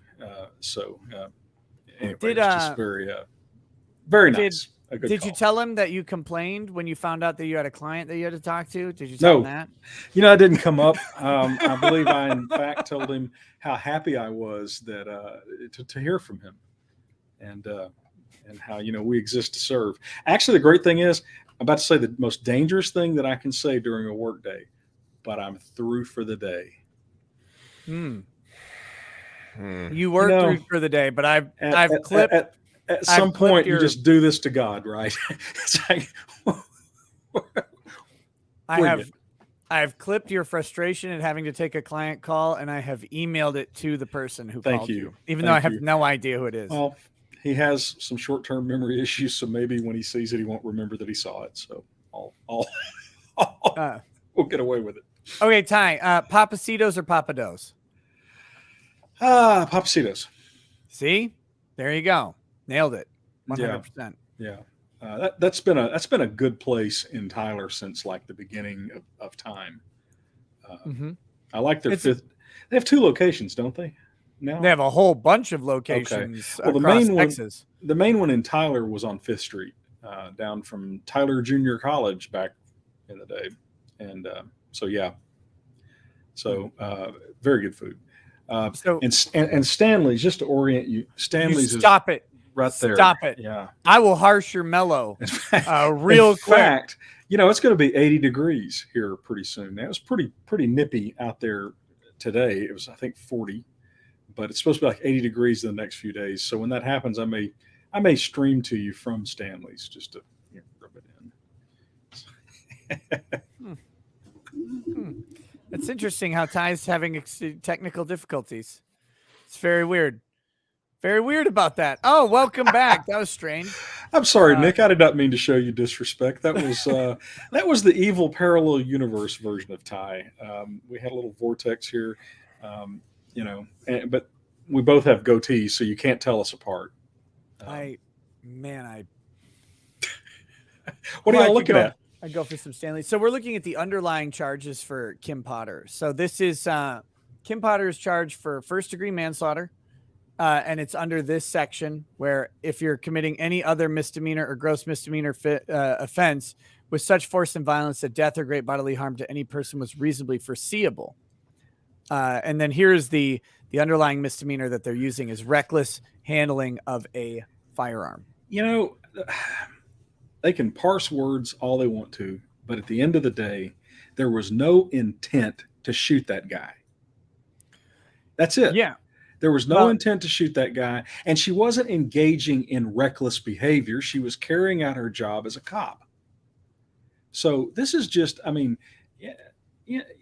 this is all lawyer bullshit. I think, the recklessness doesn't necessarily need intent to shoot, intent to kill, but you have to commit intentional acts. There has to be some kind of either grossly intentionally stupid act. Maybe that's the way to say it. Like, for example, I fire a gun randomly into a crowd, but I don't have any subjective intention of hitting anybody. Well, okay. Firing a gun into a crowd itself is an intentional act, and it's so stupid that you ought to be, shot anyway. It's perfectly reasonable to impute intent in that situation. But the problem they've got is she did not intend to use deadly force. Period. Yeah. And so all this other crap is yes, my evil parallel universe version of me does go by Percy, and his beard is much more thicker and lush than mine. That is one way you can tell us apart. There you go. Okay. No, I think that's the issue is manslaughter. Oh, he's a personal injury lawyer too. Oh God. Yeah, well, I said it was the evil parallel universe version. So manslaughter in the first degree requires the underlying reckless act, in this case of reckless handling of a firearm, which comes into that conscious disregard. You have to create to recklessly do something. You have to create a harm and then or create a situation in which there is harm and then recklessly or consciously disregard the risk that you created, if that makes sense. So that's manslaughter in the first degree. That's her first charge. Now, interestingly, you're going to find something similar. She's charged with manslaughter in the second degree. And here it is. Here's this. A person who causes death by another by any of the following means is guilty of manslaughter in the second degree. And it's this one. By the person's culpable negligence, whereby the person creates an unreasonable risk and consciously takes chances of causing death or great bodily harm to another. It's that consciously part, isn't it? Yes. Isn't that a bit of a problem for him? And so this one is by shooting another with a firearm or other dangerous weapon as a result of negligently believing the other to be a deer or other animal. I recall no testimony on that point. Yeah, they didn't charge this out. They charged under this subsection. Subsection okay, 1. But that's a hunting state right there. Yeah. That is I thought he was a deer will not get you off the hook. I love that. Yeah. Texas probably has something similar. I Well, and if I thought he was a foul, right, is a defense in Texas, as we learned from Dick Cheney. Right. Yeah. That works. I thought he was a bird. Blam. Yeah, but growing up with hunters and stuff, I got to tell you, man, some of them. We had a Great Dane one time, Otis, and Otis was a fawn. All right, so he's brown and got the black mask and everything. We took him out to my relatives to see the during deer season, and my mother was like, "He's not leaving the house. They'll just shoot him. They'll think he's a deer," because he was big like a deer and colored kind of like a deer, and yeah, So the manslaughter in the second degree, you come to this culpable negligence, which is the same standard as recklessness, creates an unreasonable risk and consciously takes chances of causing death or great bodily harm to another. And so that's the example of just randomly firing a gun into a crowd of people, right? Yeah. That's Well, the problem with the way they charge this is that both of these crimes have the exact same elements. So normally what you would do is you charge manslaughter in the second degree and first degree because there were two different elements that you're trying to show. And that the second would then be like, we couldn't show an element of first degree manslaughter. So we have the second degree to kind of scoop it up potentially. But in this case, because of the charging the reckless use of a handgun, a reckless use of a firearm, has the same underlying issue as this one, except I think in manslaughter in the second degree, what they're going to argue is that creating the unreasonable risk comes from carrying a taser and a firearm together, which doesn't make any sense, right? Because it condemns every cop. Which, like, what are we doing now? Yeah.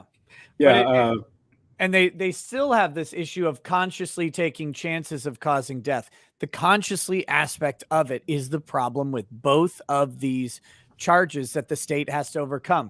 Now, the jury might think the state overcame them. I don't want to point out or like make it out to be like this is a slam dunk. A rational jury could come to that conclusion. I don't think so either, but juries aren't always rational. No, they aren't. If only they had a statute that just said anybody that causes the death of another person that the political elites in our state don't like can be put in prison. If they would just pass that law, then we wouldn't be having this problem. Yeah. You think it's a little on the nose? Yeah, just a little bit. But this whole going to send somebody to prison for life in all likelihood because she made a mistake with no malice, not, other than just made a mistake. Anybody that's ever been in a car wreck, anybody that's ever rear-ended someone, anybody that's ever done anything that didn't work out right, this would open the door to all that. If you kill a politically favored person or hurt them or anything else, then the full weight of the state is going to crush you. This prosecution is actually more dangerous than the Rittenhouse, I think. I think. They're both pretty bad, but on terms of like broader implications, if this theory would be applied, I think so. I think the Rittenhouse was more malicious. I think Rittenhouse is a clearer case on the issue. Yeah. Frankly, Chris and I discussed that earlier. I triggered various Binger comments by saying rear-ending. You're welcome, guys. The chat is here on my screen, so when I look over, I'm if you see my eyes drift over, tell me. Don't look at the chat. Don't look into the chat. No, always look at the chat. Always look at the chat. No. There's wisdom in the chat. I saw this on Indiana John on Raiders of the Lost Ark. Do not look in the chat. That's actually pretty good advice and a good analogy. Keep your eyes totally closed.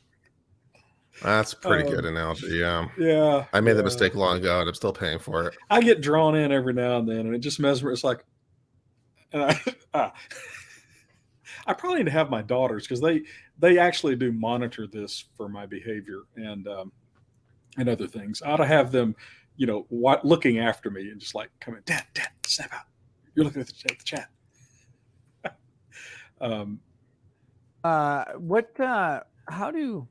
What could they have charged him with? I mean, to get charged her with to get Kim Potter? Yeah, to get something. I mean, what could they have legitimately charged her with to maybe get something? Nothing that I can. I mean, it's all reckless. Criminal charges require a state of mind of intentional acts. That's what they need. You don't punish honest mistakes with prison. Okay, so I have a question. Unless they're engaging in inherently stupid and reckless conduct. That's not in my terminology problem. That's not an honest mistake, in my opinion. You know, Right. when you act in bad faith or when you act recklessly or stupidly, that's not an honest mistake. But this is very much akin to a traffic accident. We're going to send people to prison as a result of just every single fender bender that happens. If anybody gets hurt, if anything, why stop there? What about the property damage? Does anybody know what It's the just, propellant inside of a taser is? No, actually, I don't. Probably compressed air, if I had to guess. Yeah. Do they make a bang when they fire? I don't think it's that. So someone said that Probably compressed air.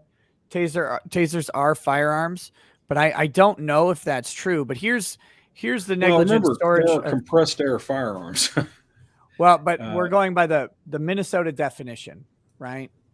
So firearm means a device designed to be used as a weapon from which is expelled a projectile by the force of any explosion or force of combustion.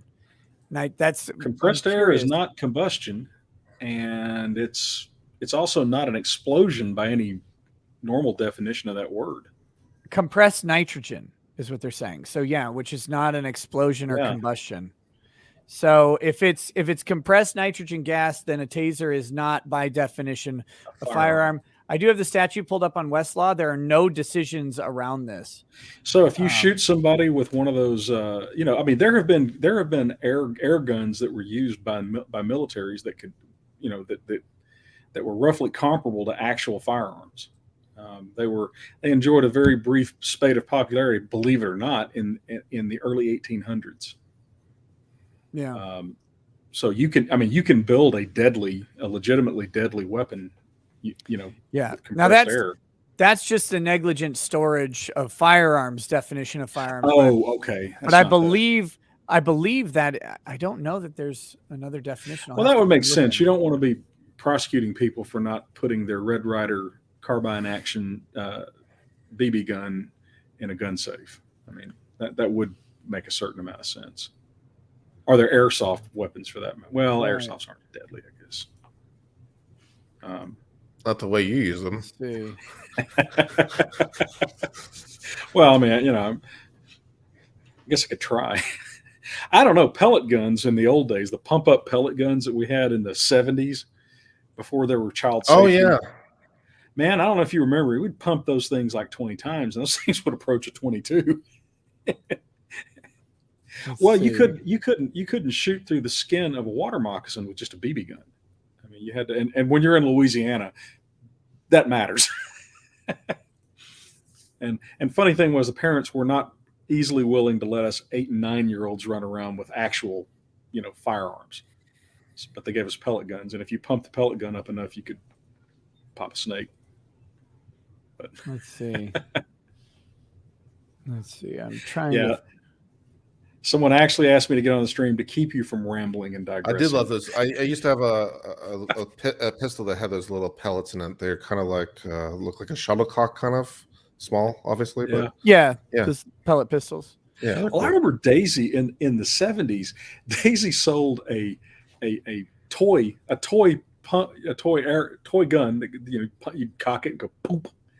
It was literally their BB gun without the BB assembly.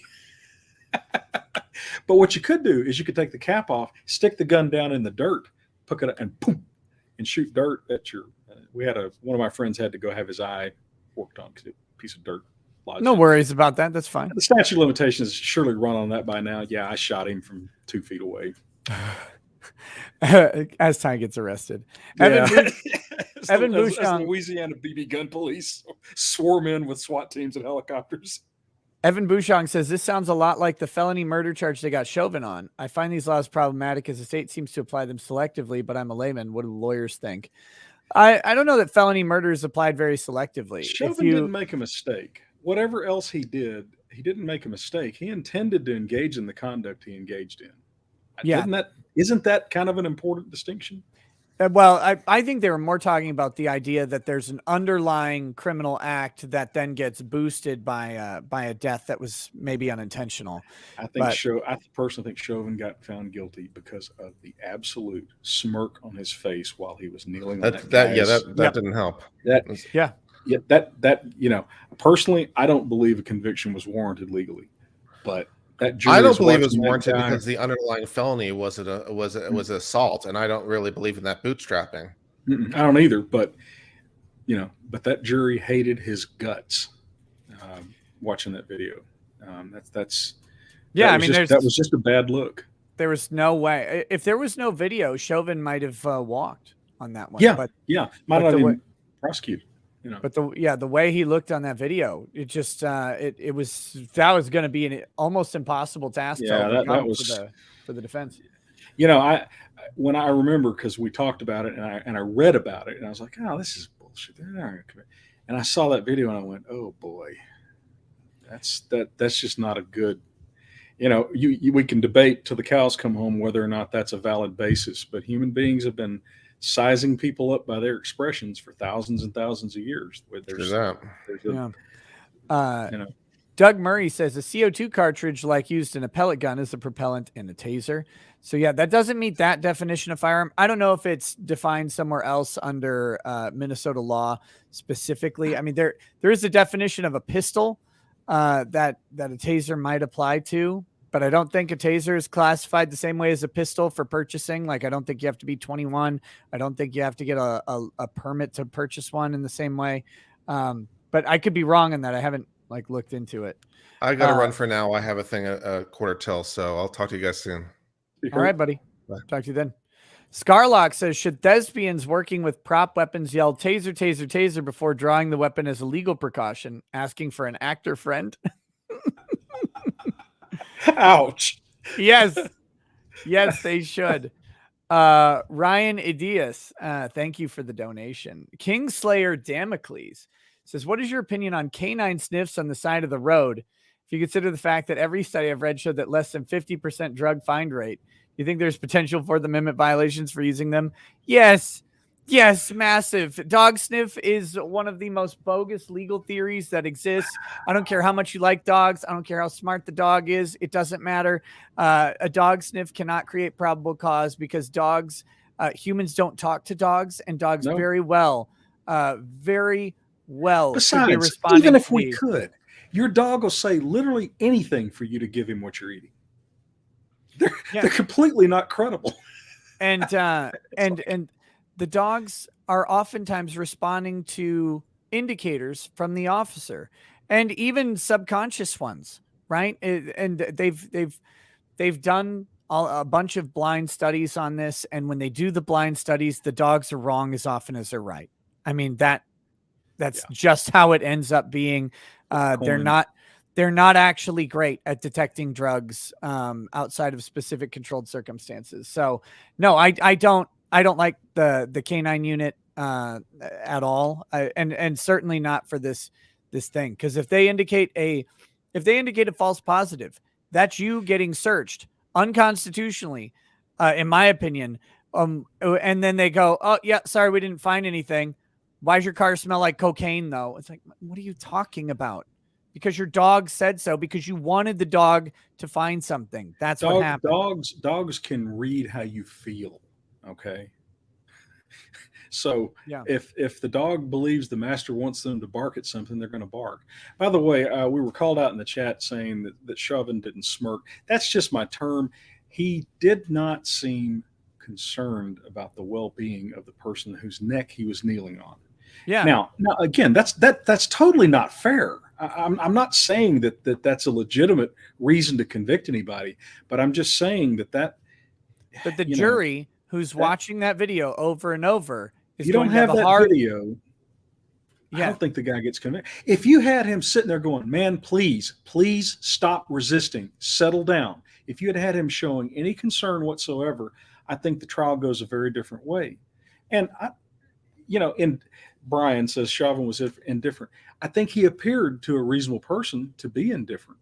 Yeah. I think that maybe that's a better word than smirk, but that's the thing. In this day and age, you're being recorded pretty much everywhere, and you're going to be sized up on the optics.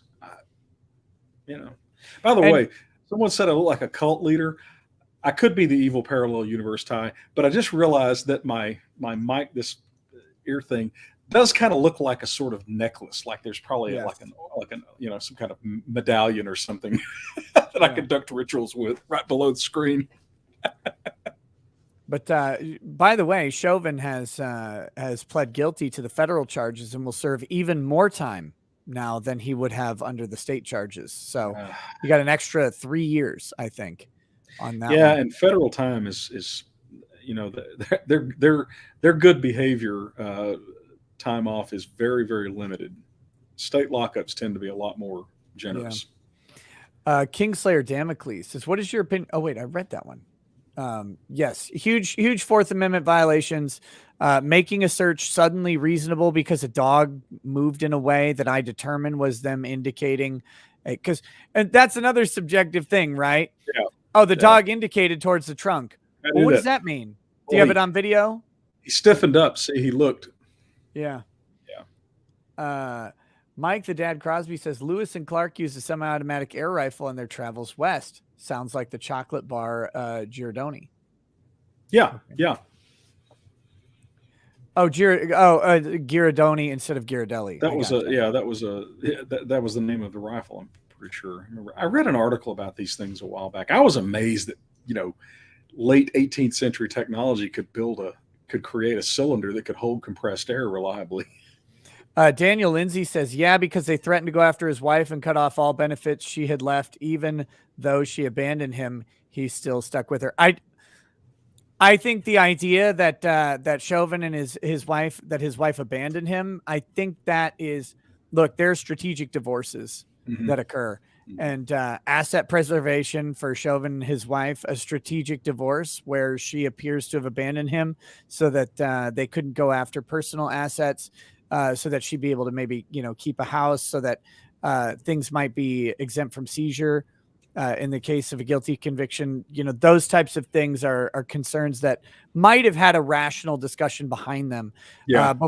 Before we throw his wife under the bus. I don't know the situation there personally, but there are certainly, and I think I said at the time, there are plenty of reasons they could do that strategic divorce, especially with the looming tax issues that they had. Yeah, you never know. I mean, there's 1,000 reasons that they could have gotten divorced, like you say, strategically.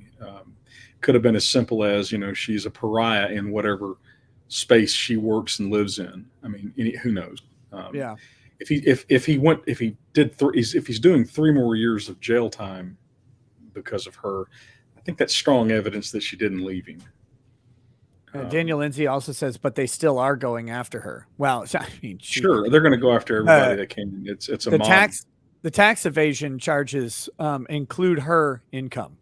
Yeah, so. That'd be a good. I need to add that to our list of Beard and Harris videos that I don't make, that I need to make. The marital aspects of income tax liability, because you would think in a sanely ordered, fair world that if I get married, my wife's tax problems before we got married are hers, not mine. Wrong. It's technically true, but practically not.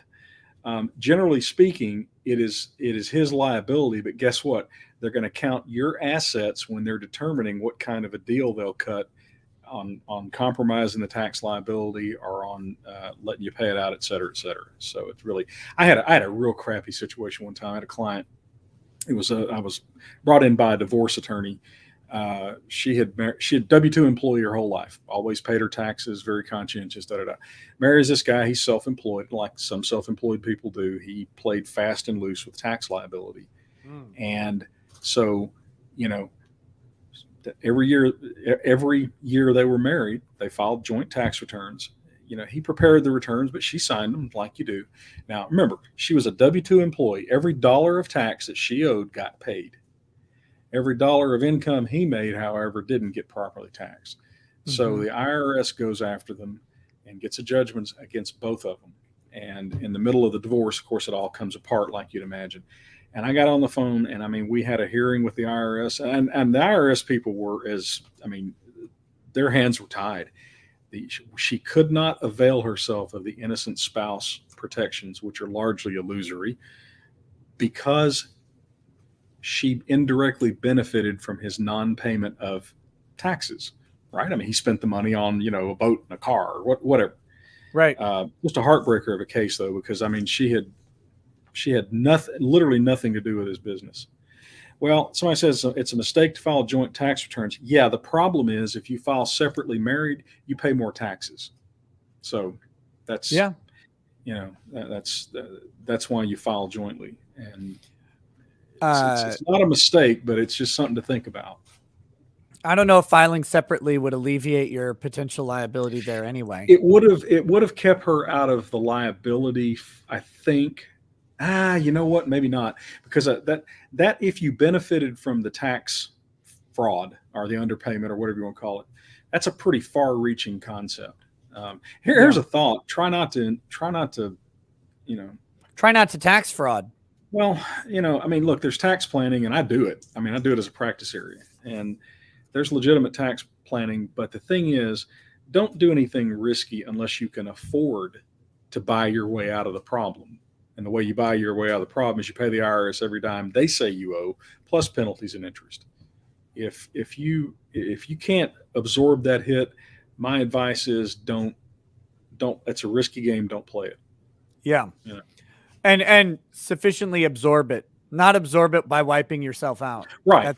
That's different. I mean, you in business tax, you do all kinds of things that frankly, there's just not a lot of guidance, or it's a fact test, Right.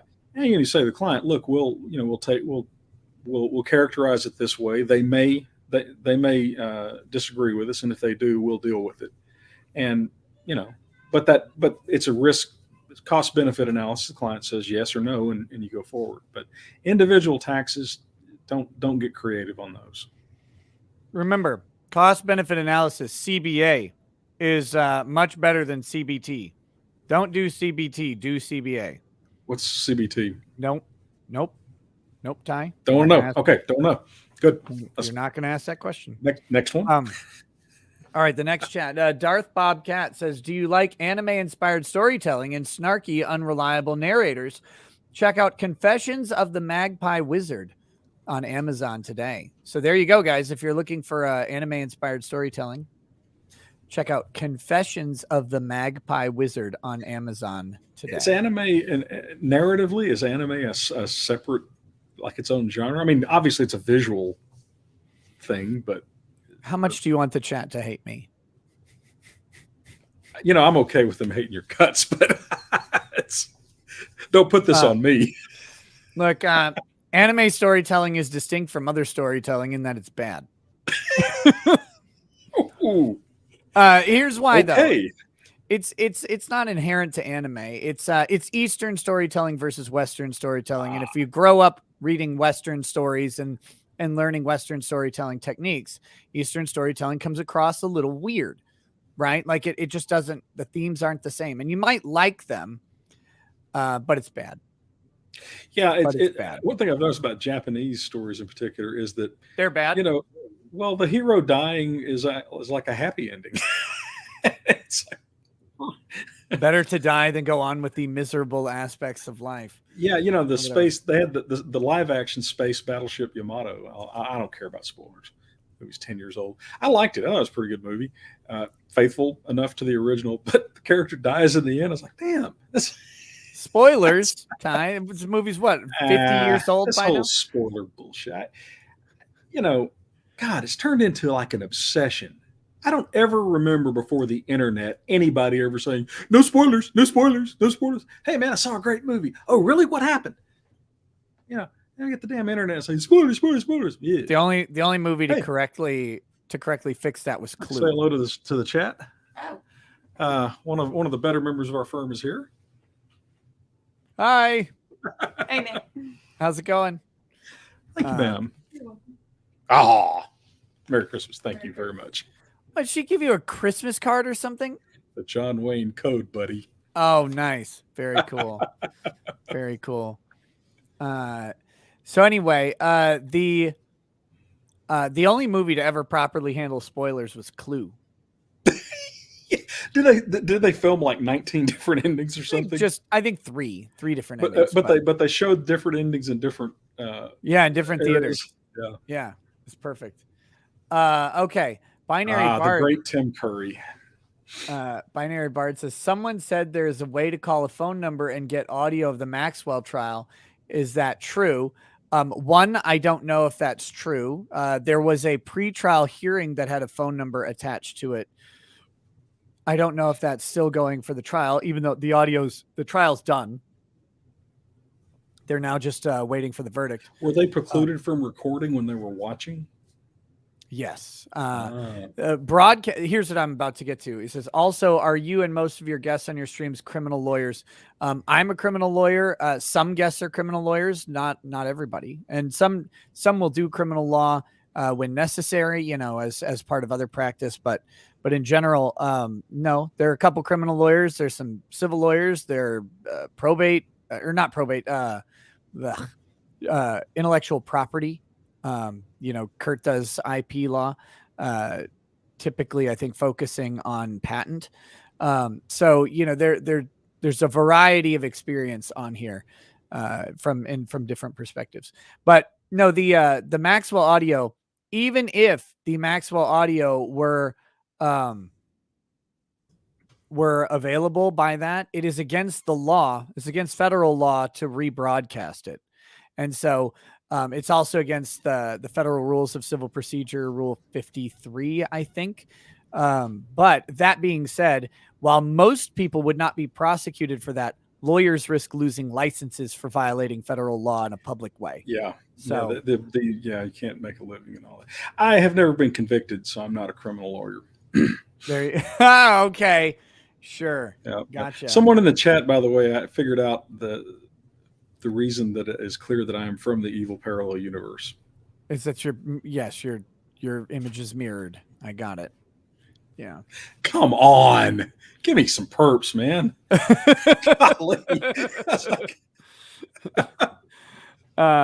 Wait, I thought you weren't a criminal lawyer. Give me some perps. What? Props. Oh, God. Wrecked. Yeah, and now we know I'm not the evil parallel universe me, because the evil parallel universe me would have got it right. Yep, that's right. Did you ever watch Red Dwarf, the series Red Dwarf? No. It's actually a very funny comedy sci-fi series. It's gone on forever. But there's one character who is just a complete D-bag. I mean, he's useless at everything. He's obnoxious. And there's a warp in the space-time continuum, and an alternative universe version of him falls through the warp, and this alternative universe version of him is like the very best version of him that could possibly exist. It's hysterical, him having to deal with himself, only just better. Yeah. Oh yeah, great episode. Sounds funny. Yes, Ace Rimmer. That's the character's name is Arnold Rimmer, but the parallel universe version is Ace Rimmer. He's like a top-notch test pilot, secret agent. Just anyway, good stuff. Okay, next. So back to Stuck in the Middle's chat from forever ago. Going over each thing, he says the second-degree manslaughter seems to be harder to prove. Seems weird. No, they're both about the exact same. They have the same underlying elements, and while I can see charging multiple charges as long as there is a basis to support each of the charges, when you have these two, they should just be combined into the first degree. What? Statute. I'm curious. Why do they have the same elements? Wouldn't you? It's only because it only has the same element because they chose reckless discharge of the firearm, right? Oh, okay. Same sub. Same sub. Yeah. Piece. Okay. Yeah. Because, right. If you shot somebody thinking they were a deer, you wouldn't be charged under the higher statute. I got to check that out now in Texas law to see if we have a deer manslaughter rule. Yeah. How can it be manslaughter if it was a deer? You thought it was a deer. Bubbalicious says Bubbalicious, hottest new cooking and lawn care channel on YouTube, 100. So There you go. Bubblicious. I guess The floodgates of marketing have been opened. they have been. They have been. What an efficient use of your money, though. Of their money. Anti-commie says Ty Beard is a smeghead. Also, Cat is hilarious. Yeah. Red Dwarf reference. I figured as much. Abe Eckstein says, can you get Natalie back on? I would love to know her take after all the evidence is in. She has the invite, same as everybody else. The question is, does she have the time? And right now, it appears no. So that being said, she's welcome on. This is a weird time of year for a lot of lawyers and stuff, me included. You have a lot of things you're trying to get done by year end, you know, and sometimes you don't. And when you don't, it's like nobody else is out there. By the way, yes, I have gotten several appeals court decisions dropped on me immediately before Christmas. Right. So I was gonna text you and tell you I just have a feeling that you're feeling it's tomorrow, 2 days from now. Well, I mean, yeah. I mean, it makes a certain amount of intuitive sense, right? They're trying to clear their docket for the year too. Theoretically, COVID, of course, disrupted everything. So who knows? Yeah, we'll see. In Exile says I'd let her walk for the truth too. In regards to Maxwell, excuse me. Pancake Turd says, what you say, Ghislaine Maxwell is guilty. What you mean, I hate to see a boss bitch winning. I don't think that's what we're saying. No, I think what we're saying is she's an absolutely vile human being. Yeah, and we don't care what the law is. We just want her punished. I mean, I care what the law is. I just think she's guilty. But if the law is going to get stretched out of proportion, someone like her, I think I could live with that. I mean, Mike Stocky says John Stossel has a great video today. Oh, okay. Most of his videos are great. Mike Brogan says, read Kurt's book, Law of Plausible Deniability.com. Krabby McCrabface says, in Epstein's past conviction, his associates got immunity. What would happen if some of those associates are mentioned in this current case? It'd be very embarrassing. Yeah. There's no question that the elites are. Immunity is not immunity from publicity, by the way. Right. Immunity is immunity from criminal liability. Very big, different things. Look, how stupid do you have to be to not recognize that the elites were neck deep in this guy's stuff, and they are absolutely freaked out by the possibility they're going to get exposed, which, of course, I hope they do.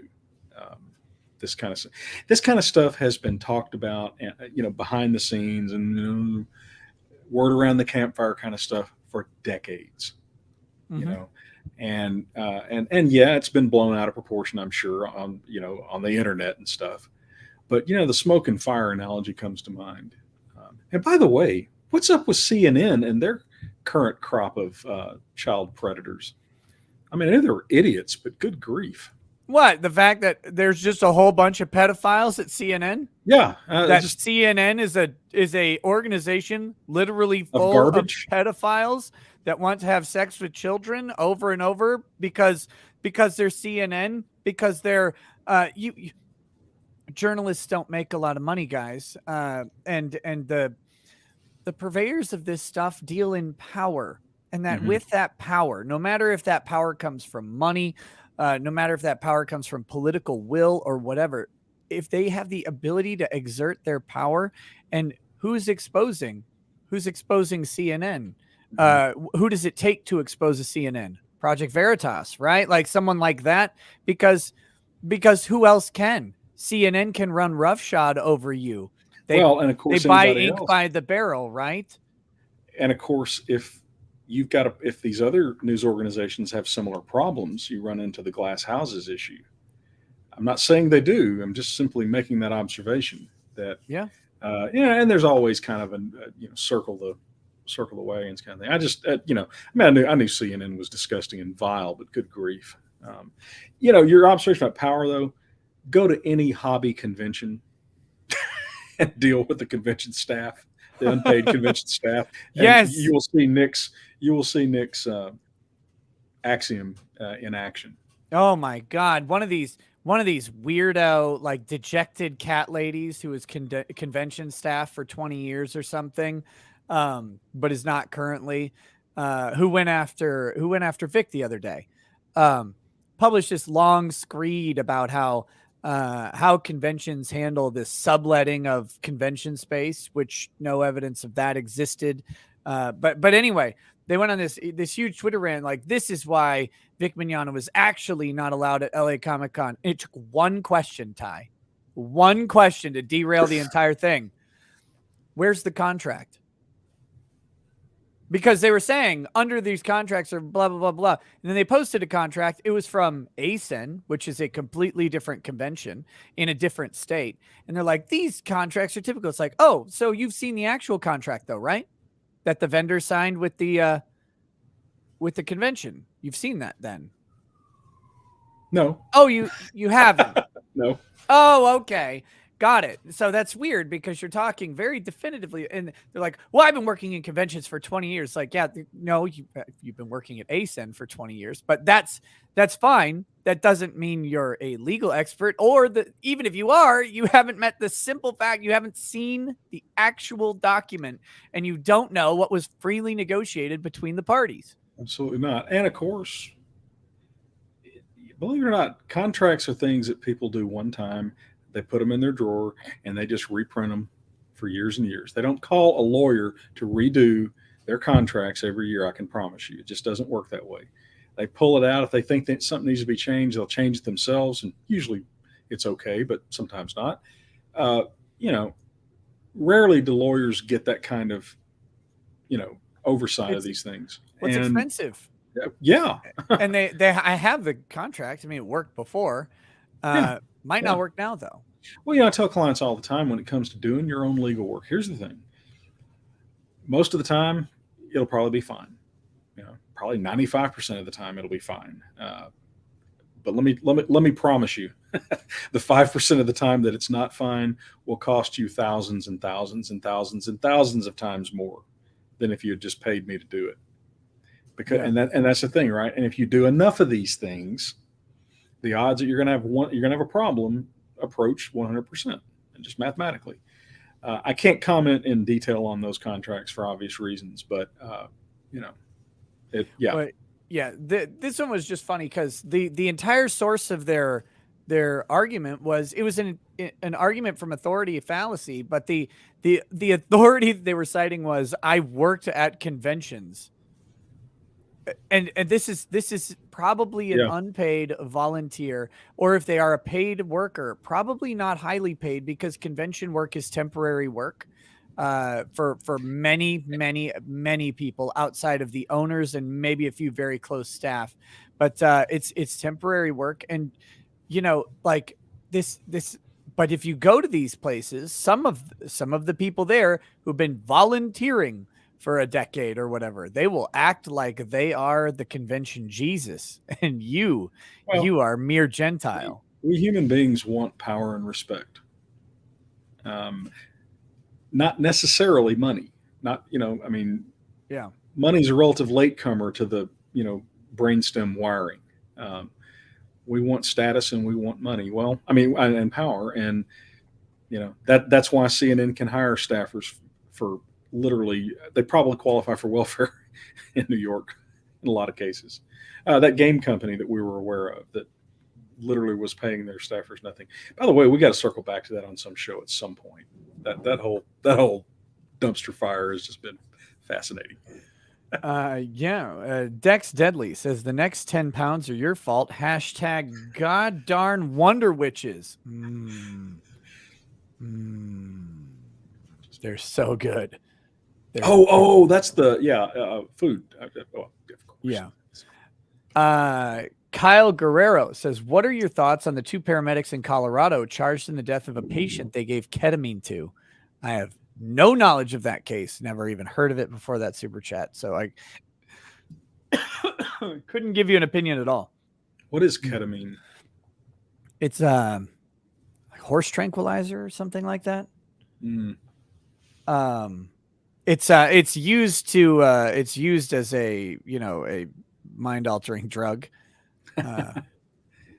But hold on, let me see. Ketamine is A medication primarily used for induction and maintenance of anesthesia. What were paramedics doing administering that? It induces dissociative anesthesia, a trance-like state providing pain relief, sedation, and amnesia.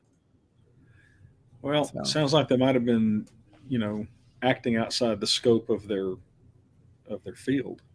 But maybe. yeah, it's also used as like a psychoactive drug. Very powerful anesthetic that can cause serious harm. Blah, blah, blah, blah. So a controlled substance, I assume? Short-acting anesthetic with hallucinogenic effects. Yeah, I think so. Sometimes used to facilitate sexual assault crimes.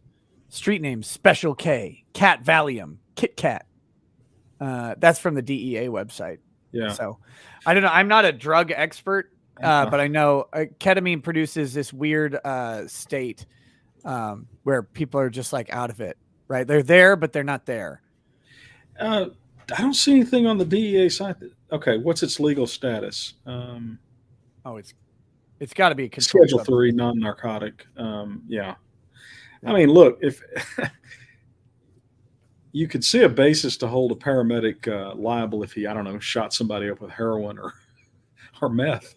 I mean, Yeah. I don't know that's what happened. I'm just saying, the thing is, it's perfectly legitimate to prosecute people who violate the law, even when they have jobs. I mean, Yeah. Police officers can be prosecuted and should be in some cases for murder. I mean, It's a K-hole. That's what it's called. That's when you're in K-hole. when you're in the ketamine trance. It's called a K-hole. Or I whatever. usually get that way when I watch the Star Wars sequels, but yeah. By the way, I hear that the Spider-Man movie is really good. I'm not even a Spider-Man fan, and I'm going to go see it. So my son went and saw it. He liked it quite a bit. Completely bereft of woke bullshit. Although that's a redundant term, but that's what I've heard. Yeah. I don't know. I didn't see the last Spider-Man movie. I'm not opposed. I just never got around to it. Yeah, I just was never into the Spider-Man character. But anyway, probably gonna go see it over Christmas. The best Spider-Man movie I've seen is Into the Spider-Verse. It was very, very good. Is that the animated one? Yeah. Yeah. Sounds like this movie might have been somewhat inspired by that. I have no idea. Yeah. But Into the Spider-Verse is very, very good. And with that being said, since everybody knows that I have seen Into the Spider-Verse, the funniest part of the movie is, so the other day I made a troll tweet on Twitter that who the hell is Miles Morales? Peter Parker is Spider-Man. Because I heard that would set people off, because Miles Morales is the Spider-Verse main character. He's an alternate universe Spider-Man, and he is a person of color, right? But he's not Peter Parker. It's not like they race swap Peter Parker. This is a different character that is independent, and he's been around for a long time, and a lot of people like him. But if you post on Twitter that who's Miles Morales, Peter Parker is Spider-Man, what you will get is rage, seething rage. So of course you had to test the veracity of the claim. Well, someone's got to do it. I did post it, and it was phenomenal. The response was great. So then yesterday or the day before, when I picked up my son, he was telling me all about everything that happened in Spider-Man on the way home from the movie theater. And I was like, cool. So I got home and I immediately went to tweet. My son just got home from the new Spider-Man. 3 Spider-Man in the movie. Interestingly, Miles Morales' name didn't come up. It's just a bunch of comments. It's so funny, and people are like, "Oh no, Miles Morales is a good character," and like all sides, right? It's like some people mad.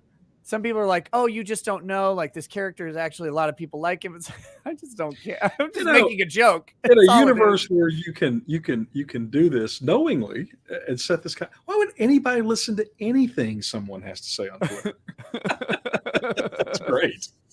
So you're sort of like the freedom of navigation, patrols that the U.S. Navy runs. Where they go into contested waters to prove that no, it's free water. You're sort of the same way on Twitter.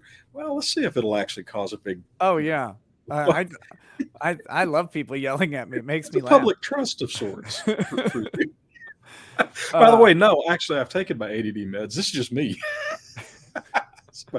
Mullen Labe 1371 says, few minutes behind, but since talking about guns, thoughts on ATF/law enforcement enforcing wrong definition of receiver, as most pistol and AR receivers do not meet definition for regulation. Some case law overturning ATF prosecution. I'm not familiar with it. They want to restrict guns that they can't. Yeah. So they're twisting definitions. That's what bureaucracies do. And they just punish you through litigation. I mean, you might win, but that $600 receiver or whatever assembled gun, that $600 assembled firearm just costs you $50,000 to defend, or you forfeit it. What would you give for a Supreme Court case that would simply hold that being prosecuted by the government is a takings? Yeah. You want to put a stop to that shit. That's what we need. Either a law or the court to just, it is a taking. Mm-hmm. Of course, the Supreme Court has drawn staggeringly idiotic and artificial lines around takings in the past. The general trend is a more rational definition. Well, if they don't actually make the property completely useless, well, then it's not a taking. Oh, so it's only 99% useless. I mean, yeah, it's crazy. So for those in the chat who may not be aware, taking is a constitutional term under the Fifth Amendment, and that is that there will be no taking by the government without just compensation. So if they take your property, right, like they take your car that costs $30,000, for whatever reason, then you are entitled to your $30,000. Now, that's how it works in theory. How it actually works is much more muddy, and you end up paying a lot of money to get your money and to get your compensation. And what they determine to be just compensation is subject to their appraisal, and their appraisal is shockingly going to come up far short of your appraisal of the value of your own things. But see, the basic idea is if they want to make a road, right, and you have this 80-acre stretch, and they don't want to make the road go around your property, what they would do is they would take through something called eminent domain, an easement along that property that would say, we have the right to put a road over this property. You still own it, the underlying land, but we own a right of passage across that property for the purposes of putting a road, maintaining a road, and a little bit on either side so we can have maintenance vehicles or whatever needs to be.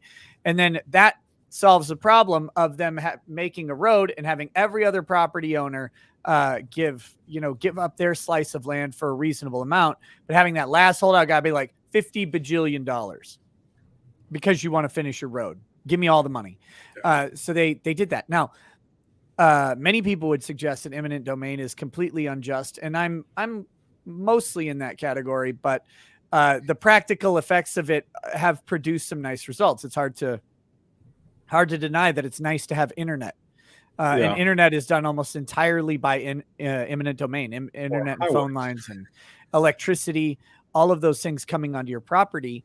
They have to go across someone else's property first. And so rather than you having to go door to door, compensating everybody for your new phone line to be late, the government does that for you.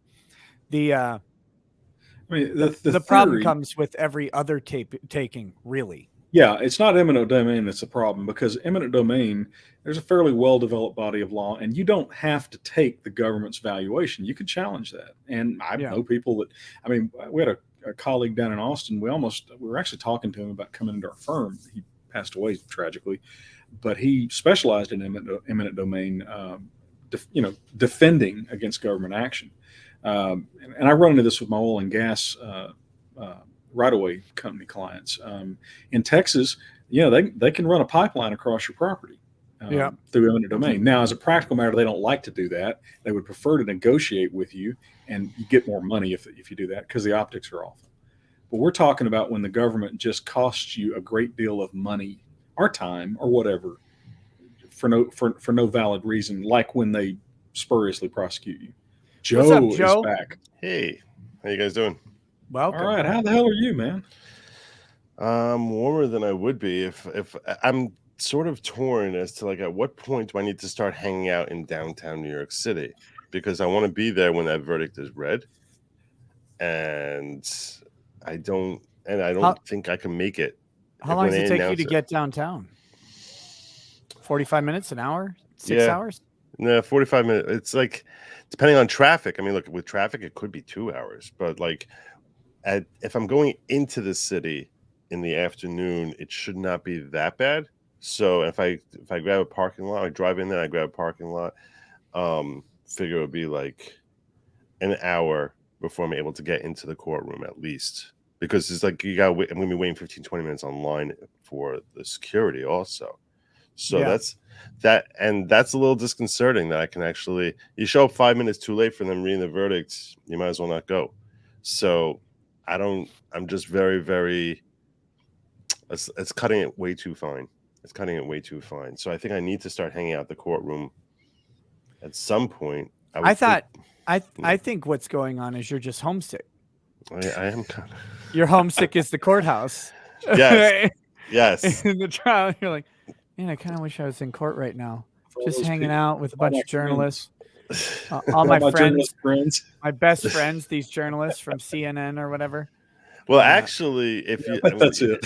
if you saw my jury the other day, it was comprised of none of the mainstream media folk wanted to come. I had like 9 people on who were all like more independent reporters, and I think they agreed to come to me because none of them have very many followers. Maybe one exception, New York Naughty, I think, has a bigger following than me, but most of them don't have more than like a couple thousand people who are following them. So yeah, there are a bunch of independent reporters there. There's a whole crew there,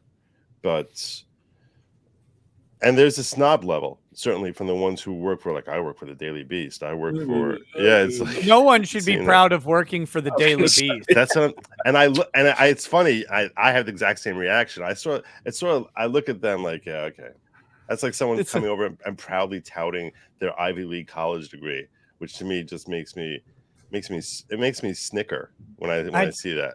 I work for the Daily Beast. Oh, so you're here so looking for sorry. a handout then? Poor man. You're a poor. Oh, how cute. Yeah, it's like if you tell me you work for the Daily Beast, I think you either have no brains or no soul.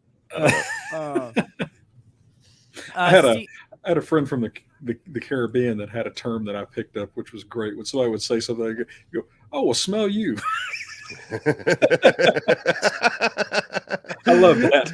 That's really good. Smell you. C-Man 2part0 sent a donation. Thank you so much. There's no message attached, so I appreciate it. So Brett Sternhead says, why is Court TV saying that manslaughter 2 presumes culpable negligence? Well, probably because whoever's saying that can't read.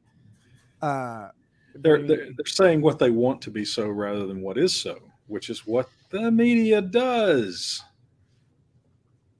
So let's see. A person who causes the death of another by any of the following means. So cause the death of another by the person's culpable negligence, whereby the person creates an unreasonable risk and consciously takes chances of causing death or great bodily harm. Yeah, it's if it was a presumption, then everybody would be guilty anytime someone died around them, because it would presume culpable negligence, and then the element would be fulfilled. That doesn't. Yeah, that's not the. It's quite literally the dumbest thing I've heard today. But listen, now I hadn't gotten out a lot, so I haven't talked to you about the Ghislaine Maxwell law, because that will make you think that what you just read was really insightful. Wow. By the way, Joe, isn't that strange, the relative incuriousness of the mainstream media? I don't think it's strange. I think it's predictable. Yeah. But Nick, we can talk about it. I was actually talking about it a little bit on my stream last night. I've changed my prediction on this. Yeah, because you thought she might walk the other day, but I saw that on your stream title. You think now she's going down, and not like on Epstein. Right. No, I think she's. I'm expecting that we're going to see multiple decades here, and in this context, because she's a monster, and we all want that scalp. The entire country wants that scalp. So I think we're going to get that scalp. But when you look at the underpinnings of the law that will give us that scalp, it's terrifying. So they were saying that, understand this. Now, it's federal court. You need to have interstate trafficking of some sort of level in order for Right. them to have any sort of jurisdiction. Which helps when you have a plane. Okay, but Carolyn was 14, and every time she was asked to travel anywhere, she would say to them, "I'm 14. My mom won't let." When they wanted it, and they asked her, both just according to Carolyn, that she got asked multiple times, once by Jeff, once by Maxwell. And what's interesting about Carolyn is she's so uneducated, she couldn't even pronounce Ghislaine, which that tells you how her name is actually pronounced. The counsel for the defense pronounces her name Ghislaine, like Elaine with a hard G in front of it. Yeah. And she couldn't pronounce it. And I had some French woman who was or French dude who was in my chat yesterday who heard me pronounce it as Ghislaine. Not like a Ghislaine, like a soft S. Ghislaine, right? Like a soft S. So the S is pronounced. And that makes sense when you consider that Carolyn said she could not pronounce her first name, so she always called her Maxwell. And so that makes me say, okay, probably it's not Ghislaine, because she'd probably be able to pronounce that. It's Ghislaine. I mean, that's what it's. Yeah, everyone loves that, but I think it's not a Z sound. I think it's an S sound. It is round these parts, Joe. Yeah, no, I get that. It's a Midwestern thing, obviously. Yeah, obviously. Clearly. It's my Minnesota accent coming through, don't you know? We're not allowed in Texas to even pronounce GH. I don't think we know how to pronounce GH. We just ignore it. So I think we just call her Islane. Oh, there you go. No, you do. It's GHW Lane. Listen, you don't pronounce it night. So let me share with you this horrifying law as it applies to 330 million people not named Ghislaine. Okay. Oh boy. This is going to terrify you. It scared the bejesus out of me. So, which is why you're Jewish. I always wondered if bejesus was a contraction of belief in Jesus. I always assumed that was the origin. I always assumed that was the origin, like whether bejesus is belief in Jesus, right? Yeah, I guess. Okay. I'm just here laughing at my own joke. Give me a minute. Yeah. Well, I will say it was good. It was well done. I've in my life, because I am Jewish, no one in my circles ever uses the term bejesus. In fact, the only time I ever heard it, a very, very old movie, I'm dating myself here, was Planes, Trains, and Automobiles. There's a moment where John Candy goes, you saw that, where like the taxi cab opens, he's like, "Oh my God, you scared the bejesus out of me." And I just thought that line was, yeah. So, but the greatest line was, "Those aren't pillows." Yeah. Where's your other hand? Those aren't pillows. Yeah, that was a classic. So the law here that should freak every American out. Yeah. Is that Carolyn, because she was 14, never crossed state lines. So, and when she's testifying about Ghislaine's level of involvement, really, really minuscule involvement. She was not grooming her. Virginia Roberts brought Carolyn in, introduced her and said, "Hey, you want to make some money massaging an old dude? You make $300?" And she's like, "Sure, let's do it." And then the next thing she knows, she's up there at the massage table or in the massage room, and Virginia goes, "Okay, now we have to take off all our clothes." And she's like, "What? I'm not doing that." And and Virginia gets starkers, and she said she went down to her underwear, and then they're doing the massage of his legs for like 45 minutes. He's on his stomach, and then he rolls over, and that's when the party begins. Virginia jumps on top, and she basically stands back horrified, watching Virginia bouncing up and down on him like a bunny rabbit. And that's I've been working on finding YouTube kosher ways of explaining what people, so you can properly visualize what we were hearing. Sort of this is. Ugh. Yeah, and how so she was like saying how she was mortified just the watching. 14-year-old though, like was backed off and was in shock and terror of what was going on. And basically sat on the couch just watching them until it was over, and then they left $300 for her, and Virginia presumably got 600 because the way this multi-level marketing scheme worked, if you brought someone, if you came in and you brought someone in, so you got 300 for coming and another 300 for bringing the newbie in. Who's Virginia Roberts? So Virginia Roberts. Yeah. Okay. So if you don't know anything, anyone who knows anything about the Ghislaine Maxwell story is familiar with the name Virginia Roberts. I had the same question because I'm not a tabloid guy. I was not interested in this case until it was already a day old, and that's when I became like ensconced in it and running down to the courtroom. And I'm 3 days into the trial. I'm like, who's Virginia Roberts? Who is she?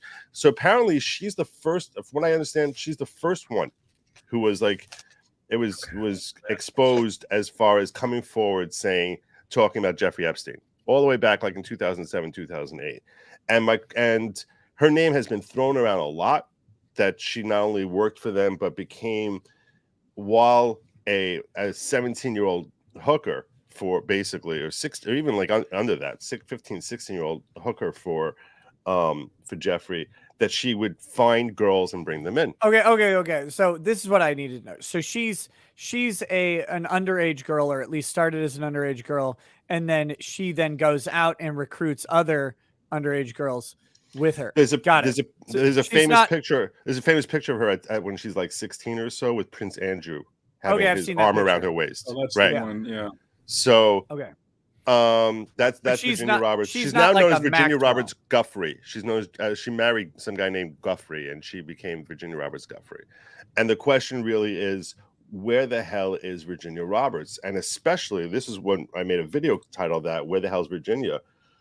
During closing arguments for the prosecution, they were saying, and on count 5, you can convict because of what happened with Carolyn and even what happened with Virginia Roberts.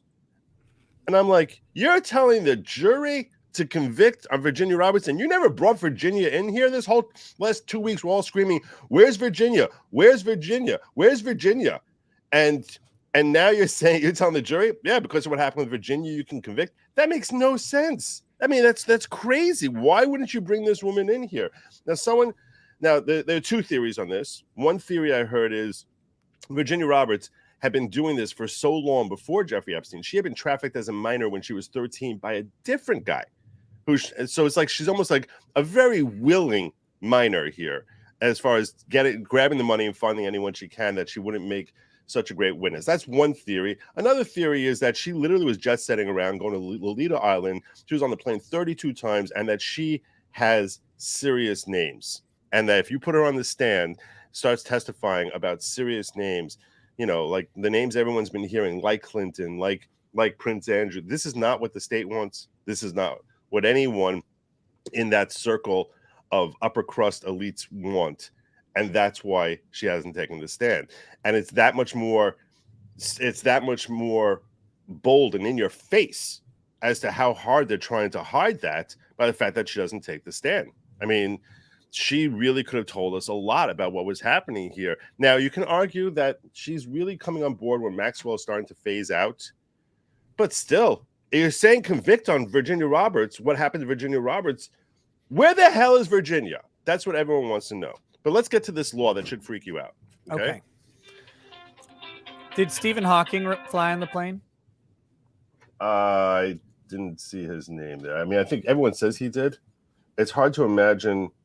A lot of people flew on the plane for innocuous reasons. But did the plane have a ramp?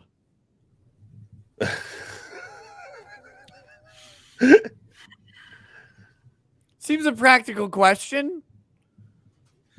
Like, because at by clinical interest in the at an airport, transportation accommodation, you have like a terminal with like a thing, right? And at the airport, you get on.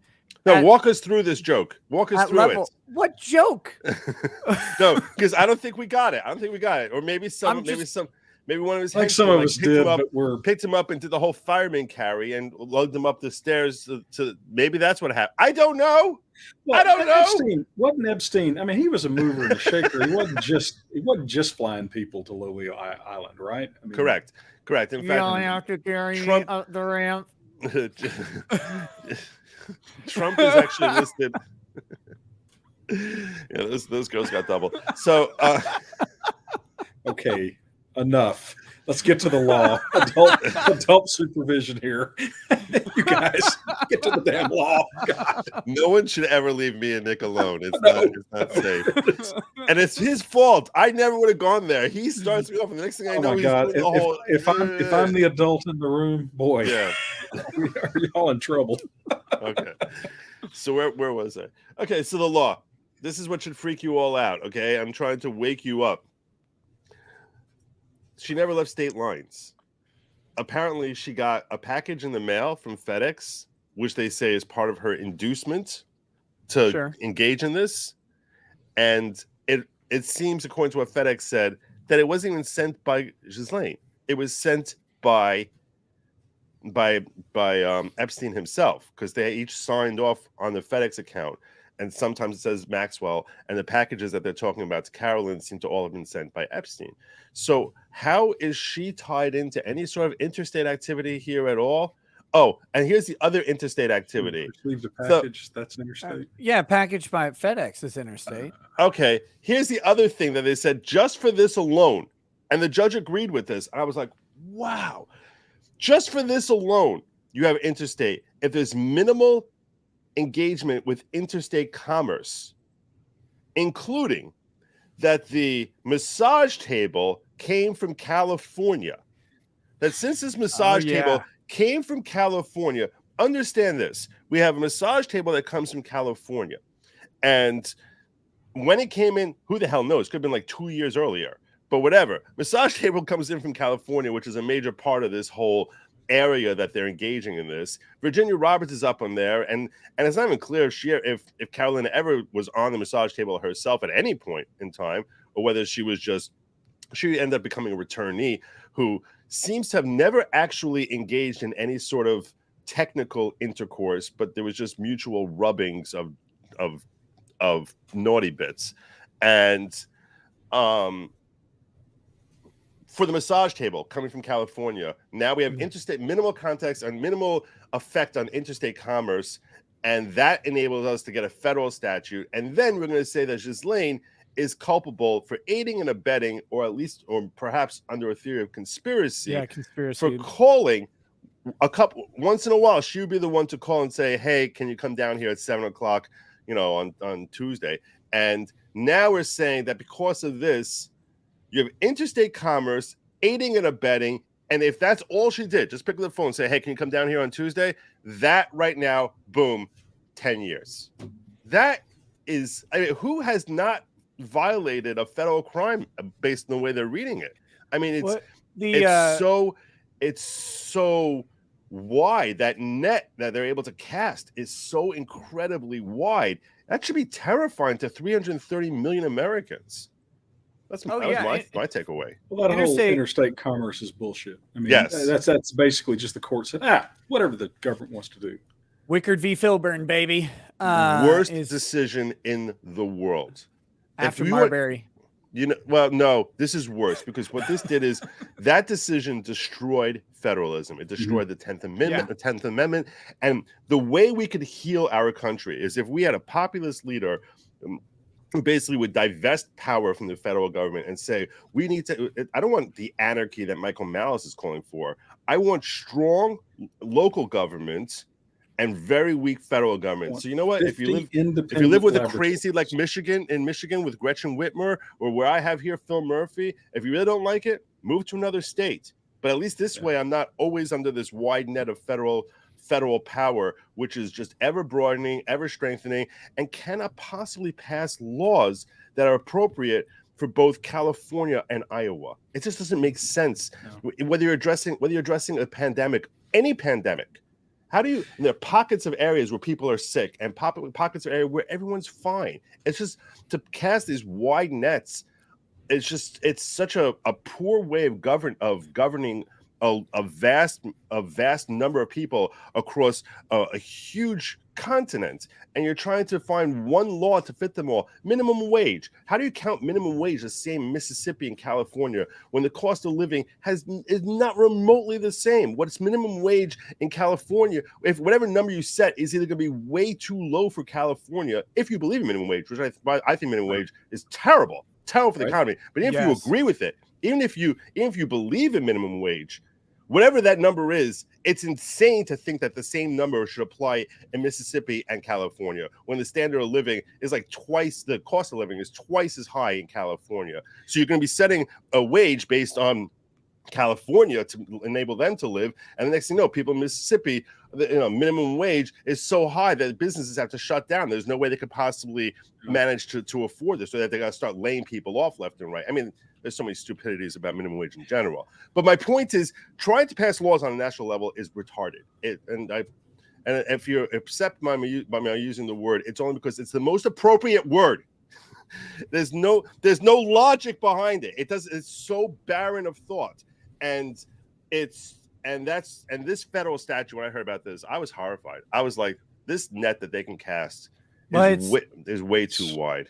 It's way too wide, but it's interesting because the wideness of the net isn't surprising to me, because if you follow other federal criminal laws, for example, if I send a email to my neighbor, right, my next door neighbor, and threaten them and demand something in return, right? Commerce. That's interstate commerce, because there's a likelihood that the data of my email physically traveled outside of the state and then back into it. And even if it didn't, it could. And so therefore it's interstate commerce. Same thing with federal mail. Federal mail to your next door neighbor. You're all of a sudden now, I'm pretty sure that counts as interstate, doesn't it? Once you engage in the federal U.S. mail? Probably, because it might be routed outside the state. You could certainly argue that it's not, but you're making an argument in federal court at that point. And if you're making an argument in federal court, you've already lost in many ways. Mm-hmm. Well, you're asking federal apparatchiks to decide the federal government doesn't have jurisdiction. Right. Yeah, it's messy and I hate it, but yeah, it's terrifying. Although on the other hand, I do have to say, in response to the specific situation, cook her in an electric chair for all I care. Oh, for sure. For sure. Yeah, I loved it in the context of being able to say, you know what, when you're walking me through it this way, now I understand how Carolyn is relevant, because until now, I was like, I don't know how you can say that she was grooming Carolyn or she had much involvement with Carolyn. You don't need much involvement at all. She could do next to nothing, and still she's aiding and abetting. She's equally culpable as if she's the one who had her hands on Carolyn, which, by the way, there was testimony from Carolyn that she did literally have her hands on her, but on one occasion. But yeah, the credibility of that part of her testimony was really shaky, because that's a relatively new variant to the story that was added in. So I questioned her credibility on that element of things. But if we did that to my daughters, they would never see the courthouse. Time to kill. You start. Oh, the thing is, I do it with some very smart people, and Stephen Hawking was a very smart person. He was, and he'd know how to do it. He could get on that plane. If he believed. I understand our legal system exists for a reason, and I like it as a general rule, but this is just one of those things where it's like, that's a Dexter moment. Yeah, these people need killing. Golly. Yeah. Well, those of you out there who have kids, that's what's out there. So just watch that scene from Uncle Buck if you have kids. Now, he didn't have kids, but he was in a paternal duty. When he talks about why you got to keep a hatchet in the car. Yeah. To bug or whatever. Great scene. God, I love that movie. All right. I've never seen Uncle Buck. Oh, Uncle Buck is fantastic. It's a great one. It's a great one. Well, I've told idiot young men that I know, nephew in one case and others. The thing you got to remember is that the girl that you are fighting with or whatever is somebody's daughter, cousin, sister, and he is going to be pissed if you step out of line. And you're trampling on things that are hardwired into our brain. So, I remember my nephew popped off to my mother. She was raising him, and I jacked him up and said, "Now look, you don't talk to my mother that way." I understand she's your grandmother, but she's my mother. I mean, and it just, and of course, the next day I'm walking around going, oh crap, because I pulled a muscle in my shoulder. Yeah. he was like 10 inches taller than me. So now that's the I'm second jumping. time I saw someone doing the Stephen Hawking imitation with the hole. I got better. Do you? I remember though, Joe. I remember a Democratic congressman was asked. It was back when they were trying to get Obamacare overturned, and the Democratic congressman was all pissy about this. And in a rare moment of the media doing their job, I mean, it was one of those rare sightings. The reporter just innocently says, "Well, what limits are there on the federal government? Do you think there should be?" And he sat there like a guppy, going. And he had no answer. It's like a 25-second, nobody says anything, and the reporter just moves on. But there you go. That's there's a group of people in this country that are stupid enough to think that they want the federal government to control everything. They better hope they never get what they're hoping for. Oh yeah, it's horrifying. I mean. Yeah, I won't get too much into Wickard v. Filburn, but Wickard v. Filburn is that is the root of the destruction of the idea of federalism for sure. Joe's 100% right on that, and it was the destruction of the idea that interstate commerce actually meant interstate commerce. It's why they have trouble and could face challenge on some of these laws. Like Montana has that Montana gun law where everything from the gun, everything comes from inside Montana. Therefore, it's not a gun in interstate commerce. Guess what? Under Wickard v. Filburn, it is.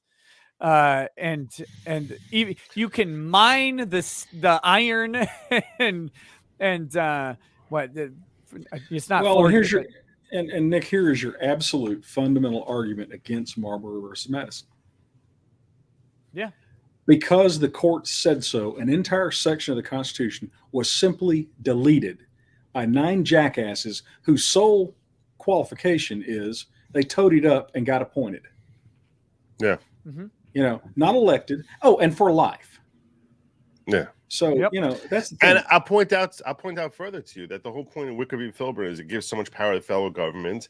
And who's overseeing the federal government? Well, because of Marbury v. Madison, Supreme Court is. So it's almost like it's their own power grab. When if I give this underling to me that I have final say as to what will work and what will not work, if I give them that much more power to do whatever the hell they want to do, and I'm the one, and they're reporting to me, I'm asserting power for myself ultimately. In that now the Supreme Court is going to have that much more influence and power as to the laws that are governing our entire country. Because let's face it, if a statute passes in a state, very rarely will that work its way all the way up to the Supreme Court. If it's a federal statute, those make their way up much more frequently and much faster.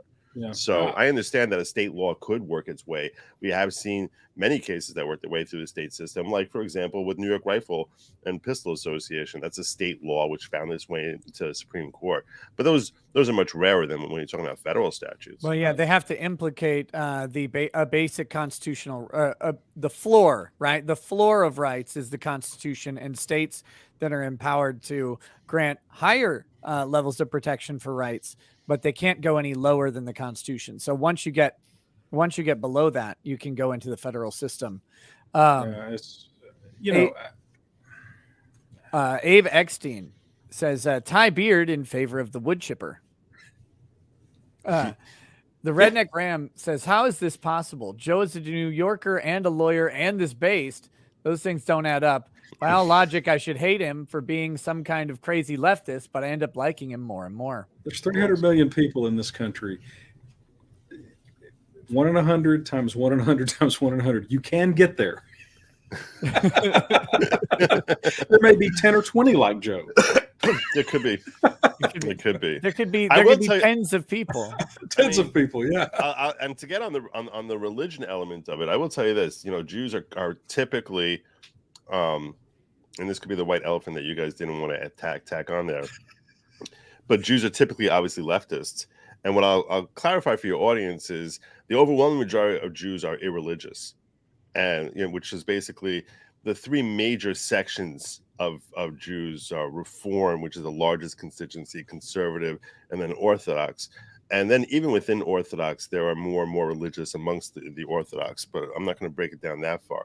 The more religious they are, the more they follow and adhere to Torah, the more hardcore conservative they tend to be, because Torah values are very, very consistent with classic Judeo-Christian values. And so the way that the lifestyle that I lead, it might manifest in wildly divergent ways as far as what holidays I celebrate, or what I might eat or drink, and how I live on a minutia level. But overall, underpinning philosophically, there is tremendous overlap in belief in basic principles of respecting your elders, respecting your parents, of looking out for other people, of taking care of other people, of having your own self-authority, of recognizing a higher power. All of these things are classic American values, which people who are Orthodox Jews, Torah adhering Jews, they all share that values and feel themselves far more aligned with conservative positions.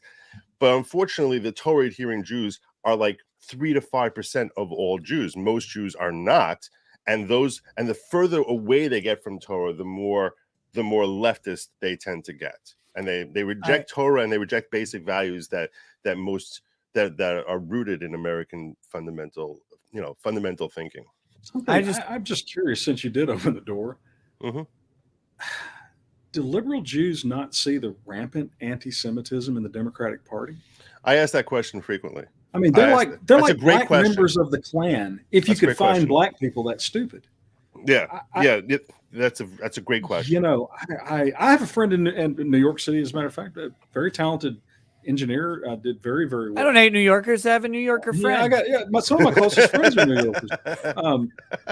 But I asked him that question one time, honestly, and he blew. He'd speak to me for like 6 months. And to be fair, I asked him that after he'd said something pretty offensive to Christians, and I just, but it's an honest question. It's like, you do know they're toadying up to people that would kill you literally because of your genetics. Yeah, that would exterminate you. Yeah, so they fixate on the V perspective of things. Meaning, you remember the movie V for Vendetta? Never saw it, so. Okay, but the concept of V for Vendetta is an authoritarian state where one guy stands up and fights against it. And the authoritarianism is presented from a very conservative right-wing authoritarians who, we hate minorities, we hate gays, we're passing all these laws and keeping this strict control. And that was the evil authority that V was the hero of the movie V was fighting against. And so he's a crybaby liberal then. Basically. That's but they're living with a thinking that is 50, 75 years old, which is that they think that the KKK is the real threat, or you're a hardcore, you're Midwesterner who, some racist anti-Semite, that's the real threat, and not recognizing it's like they haven't read a newspaper in like 30 years, as far as or maybe it's like ideologically they just are, it's ingrained in them from birth. The same way, the black community is ingrained in them from birth to vote blue no matter who, even though their policies have destroyed them for 40, 50 years. But that's ingrained in them. I think that that's part of the left-wing, irreligious Jewish perspective. It's just ingrained in them that, no, we're Democrats. That's what we believe in. And that Democrats are good and they're pure and they care about people, whereas the right is evil and they care about money and corporates and corporatism and all this other stuff that the right doesn't believe in at all anymore. I mean, we hate rhino corporatists. We've been trying to clean them out. I was just curious. I thought there might be a perspective. It's a great question, and you should never feel hesitant about asking anything related to that sort of thing. I'm never embarrassed or shy to talk about it. And these are real questions that are most people, when they're asking, I think they're asking good faith, not rooted in some sort of Jew hatred at all. I think that people are very curious. They don't know very many Jews, and they don't understand Jewish thinking and philosophy or how Jews differ from each other. So I'm always ready to answer those questions and help clarify this for anyone. And I always assume that it's intended in good faith. So One thing about Torah that I can say is that as I get older, the more I agree with the respecting your elders aspect of it. yes. Every single day, I stray Yeah. closer and closer to respecting my elders as a principle. And having been a parent, you start to understand why God smote the believers from time to time, right? It's like hit the rock one time, bam, bam. Yeah.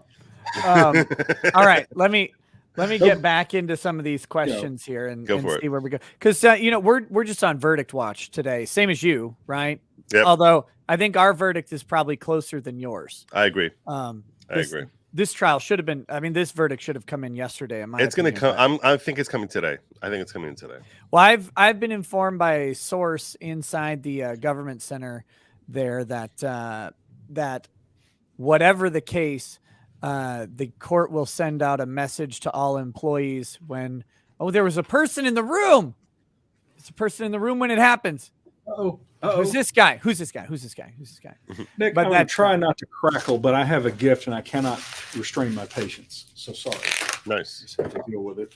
Actually, Nick, it's from mutual friends. You'll probably get one too. Is it a turkey? No, I already got one. Yeah.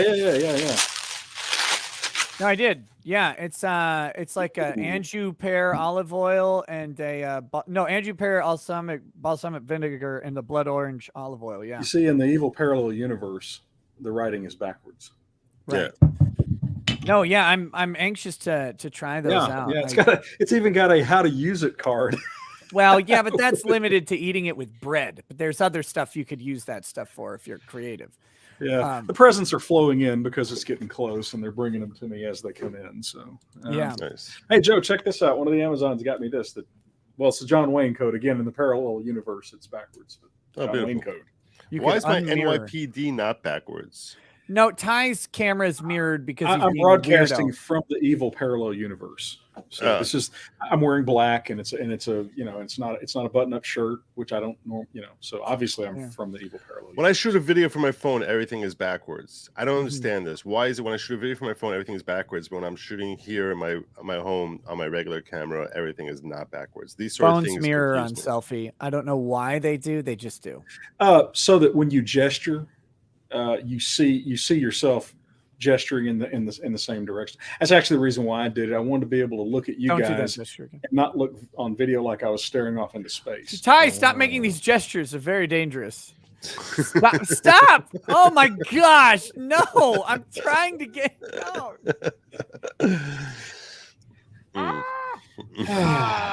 It's my world. Y'all are just living in it.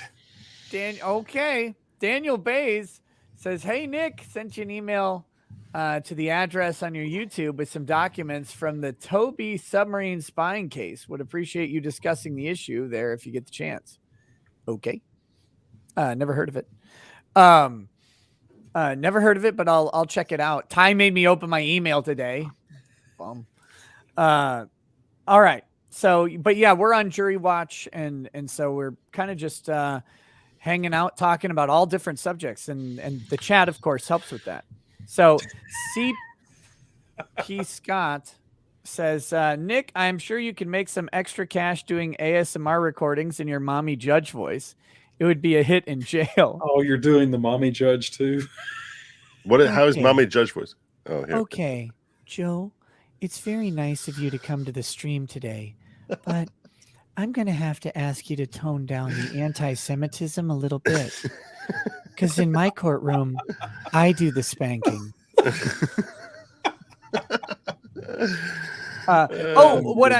What I was saying earlier is that apparently the employees at the government center there will get a notification when the verdict is in. They will clear out the building by 5 p.m. and then read the verdict after that, after people are basically cleared out.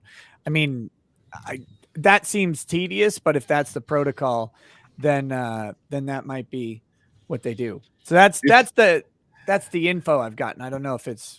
Do you think I can properly rely on your audience to tell me if a verdict comes in on Jolene? No. Nope. God, no.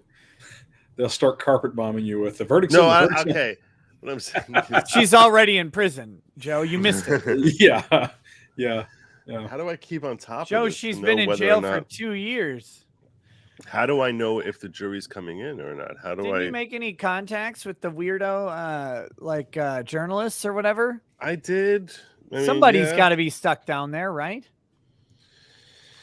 I was actually thinking, a couple of them invited me to sort of hang out in their living quarters in downtown New York, rather than, and I'm like, I assume I don't have to worry about becoming a dead body, kind of thing. Oh, you'll live harder I'll than live you've ever through the lived before. It's There a are choice of ways worse than braving the death, Joe. cold or spending an afternoon hanging out in somebody's house who I barely have You spoken get to. You get up there and there's a massage table and some oils and stuff, and they say, "I've been taking notes all case, Joe. And then bring out the gimp. Let's It's get like, this oh, party boy. started." Dun-dun-dun-dun-dun. Dun-dun-dun-dun-dun. Caligula says, one of my friends did Special K once when we played laser tag. The amount of walls he ran into got concerning after a while. Don't do ketamine, kids. Don't do it. Matt Hagen says, while Kurt is here as Richards, ask him to a bathhouse. Oh, he's not here anymore, but At some point, you're just torturing Kurt. No, I mean, come on. when Kurt comes back, I think it might be good to go to one of those bathhouses, where you're just kind of sitting around with the guys in like a towel, not much else. Kind of, it's warm, some camaraderie happening in the bathhouse there, and they do some other stuff in those places, but I thought maybe Kurt would want to go with me to one of those places. Pizza Delivery Man says, Ricada Law cameo account for Binger impressions win. Joey, do you like gladiator movies? Been to a Turkish prison? Oh, yeah. Classical Airplane. reference. That's Airplane. Classical reference. Right yes. there. Tyler M says, do Richards talking about Krause feeling the need to release a statement that him and Flufferboy Binger aren't gay lovers? They paid for it. They earned it. They paid for it. Now you got to do it. So that's actually a real story. What's that? The Kenosha County I guy is suing Krause for all sorts of weird stuff, or made some complaints about Krause. I don't know if he's actually suing him. And in Krause's response, he took it upon himself to note that he and Binger are not gay lovers, as alleged. Binger's over going, no way I'd go with that guy.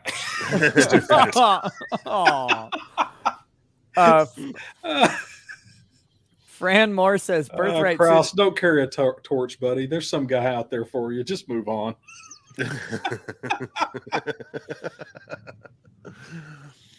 Fran Moore says, birthright citizenship ignores the potential significance of the requirement of being under the jurisdiction of the United States. Well, it depends what you mean by jurisdiction, because you can be under the jurisdiction without being a citizen.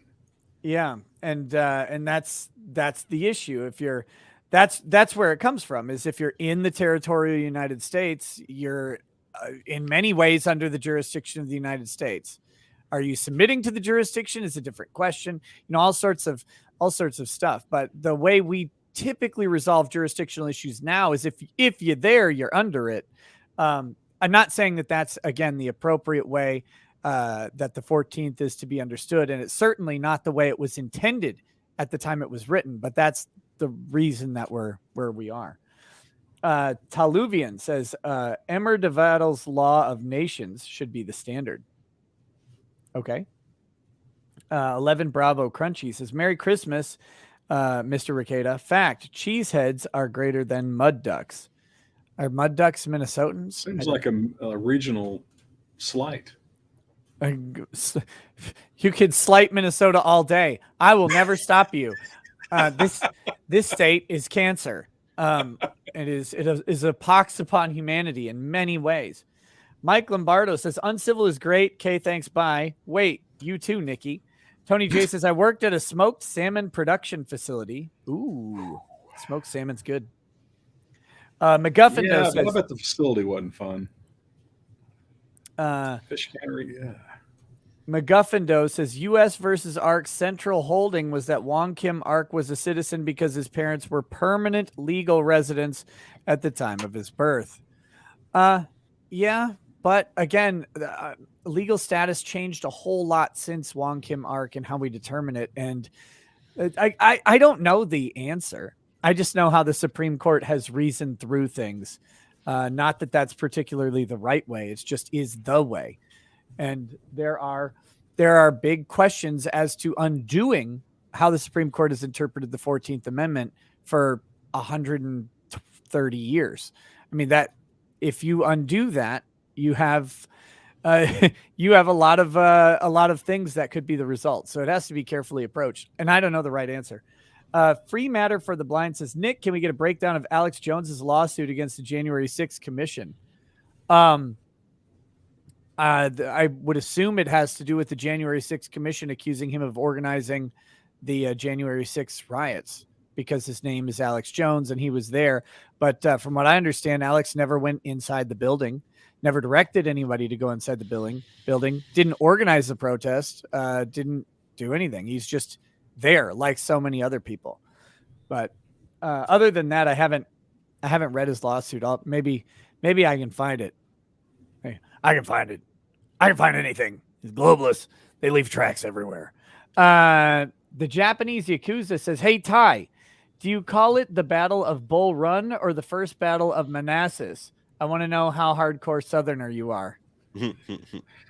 I call it Bull Run because that's what I always heard, but Manassas Junction is probably the more technically accurate name. The North, as I recall, the North named the battles after the rivers or that kind of thing, and the South named them after towns. Bull Run Creek, I think, is what Bull Run is named after. Manassas Junction is where the fight happened. So, you know, hopefully I passed.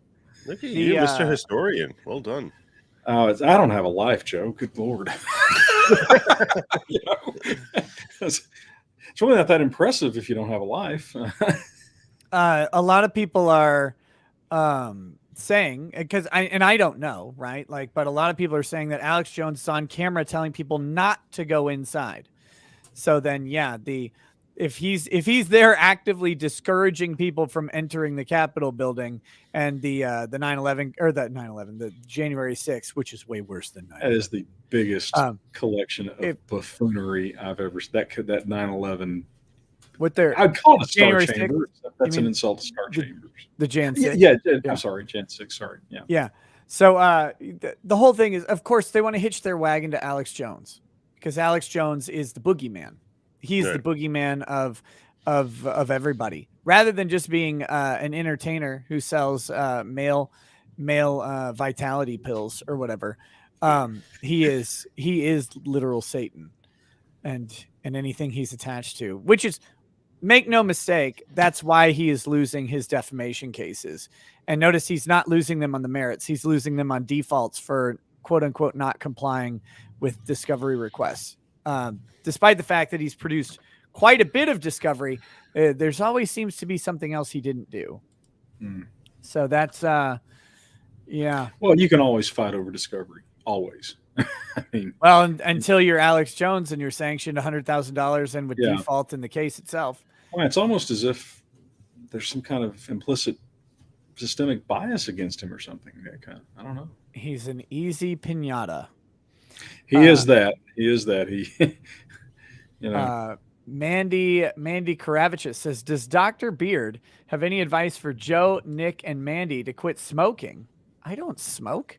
Yeah, he doesn't smoke. I do. Admitting do you have advice? Is the Should I first vape? Is vaping better? Is vaping better? I think it is. Yeah. Because at least you're not putting the combustible crap into your lungs. I've got several friends that vape. You know, the thing is, I assume grown-ups can make their own decisions. Having a sufficient willpower. Well, it's not easy. I know that. I mean, I'm very good at quitting smoking. I've done it so many times. Yeah. I'm really, really good at it. But I actually practice. Well, the cigar. Yes, I smoke. I smoke like 3 cigars a year or something Cigar like that. smokers are like the real estate lawyers. I mean, they're technically smokers. or dermatologists, technically, With doctor. but they're not. Yeah, but they're not really smokers. I actually was planning on getting a vape like for the last week or so, and now I'm encouraged to go out and get myself. My a law vape. partner, he vapes, and he really likes it. There does seem to be though not having the cigarette in your hand seems to be a bit of an issue because I'll tell you what it is. Like 8 years ago or so, I went on this hardcore diet. I lost but over an extended period of time. I wasn't like in a rush to lose weight. I was going to the gym every day, and my diet that worked so well for me was I would eat heavy carbs in the morning, never afternoon. Heavy carbs for breakfast. I mean, sick sugar cereals, but with rice-based type of thing, like Golden Crisp type of thing. 4 bowls of it, and then from lunch onward, I would not have anything with carbs in it. I would have as much salad as I want, soup, but nothing with any kind of carbs in it for the rest of the day. And I worked out for like 2-3 hours a day. And over the span of like a year and a half, I became jacked beyond belief and lost like 5 inches. I went from over 200 pounds to like 168, and I was built like an animal. And around that time, I started vaping, and I did that for a while also. And when people were asking me when I came back to cigarettes, like, why would you do that? You were able to get the same nicotine as you could from smoking. Like, why would you go? And I said, this is what it is. This is what it is. If you ever went on a no carb diet, when you're eating non-carbs, protein, salads, whatever, you get to a point where you're not hungry if you eat enough of it, but you never feel full. You just never feel full. And it's the same thing with cigarettes. When you're used to having a cigarette, a vape keeps you from feeling that itch. You don't feel hungry, but you never have that satisfaction of like, there's got to be, because otherwise the patches would have ended smoking, right? Right. I mean, or the gum or whatever. So there's got to be something to the whole holding the cigarette and just the ritual of it all and all that. Was it Bill Engvall? I got off cigarettes by using patches. I got off the patches by smoking cigars. And I got off the cigars by doing crack. So I'm tobacco free now. It's perfect. Also, vaping just doesn't look as cool as smoking a cigarette. I'm sorry. No, it doesn't. It just doesn't. It really doesn't. But other than the very occasional cigar, I don't smoke, which also means I basically don't have any smoke in the winter because I'm not standing outside for nothing. You're not going to catch me cigaring outside in the Minnesota tundra. Ugh. Yes, the secret to that. Let me smoke in the house either, which is unfortunate. And I don't smoke in the house either, which is actually a healthy thing on a lot of levels, and not just for my kids, but for me as well. Is the secret to the cold, smoking in the cold, was taught to me by a friend of mine a long time ago. He's like, you can stand there shivering away, or you can just embrace the cold. If you embrace the sensation of feeling cold, you're like, instead of making it feeling to yourself like it's a terrible feeling, but you sort of, in your mind, you sort of crave the feeling of being cold, you literally will unzip your jacket and you sort of sit back and feel that coldness overtake you. And it's the whole thing in your mind is completely different. Of course, you then die of exposure, but as long as you're right, until frostbite sets in and limbs start falling off, that's when it starts to very suck. Pleasant death. Right. Just drift away. I'm simply saying, for limited periods of time, if you're outside having a cigarette, it's a way to actually enjoy a cigarette as opposed to, How long does it take you to finish a cigarette? In the cold, 4.5 minutes. You try and get through a cigar in 4.5 minutes and call I know. me from the that's a great hospital. point. That's a great point. That's a great point. Cigars, it's so stupid. That doesn't make sense. Yeah. No, it's it's like it's a thing I do for leisure, celebratory stuff. I don't have any. I like me some compulsion. cigars. I'm fortunate to have occasionally friends or clients who will bring me Cubans, and I do like to light them up from time to time. Do the Cubans give you cigars? Yes, they bring them over and make them give them to me. Yeah, that they there you hand go. rolled. Yeah, that's what you got to do. You got to bring in a Cuban. Well, they're rolled on the thighs of Cuban women. That's the supposedly. Mm-hmm. So Sure. Scott Baines says jury instructions are hopelessly complex.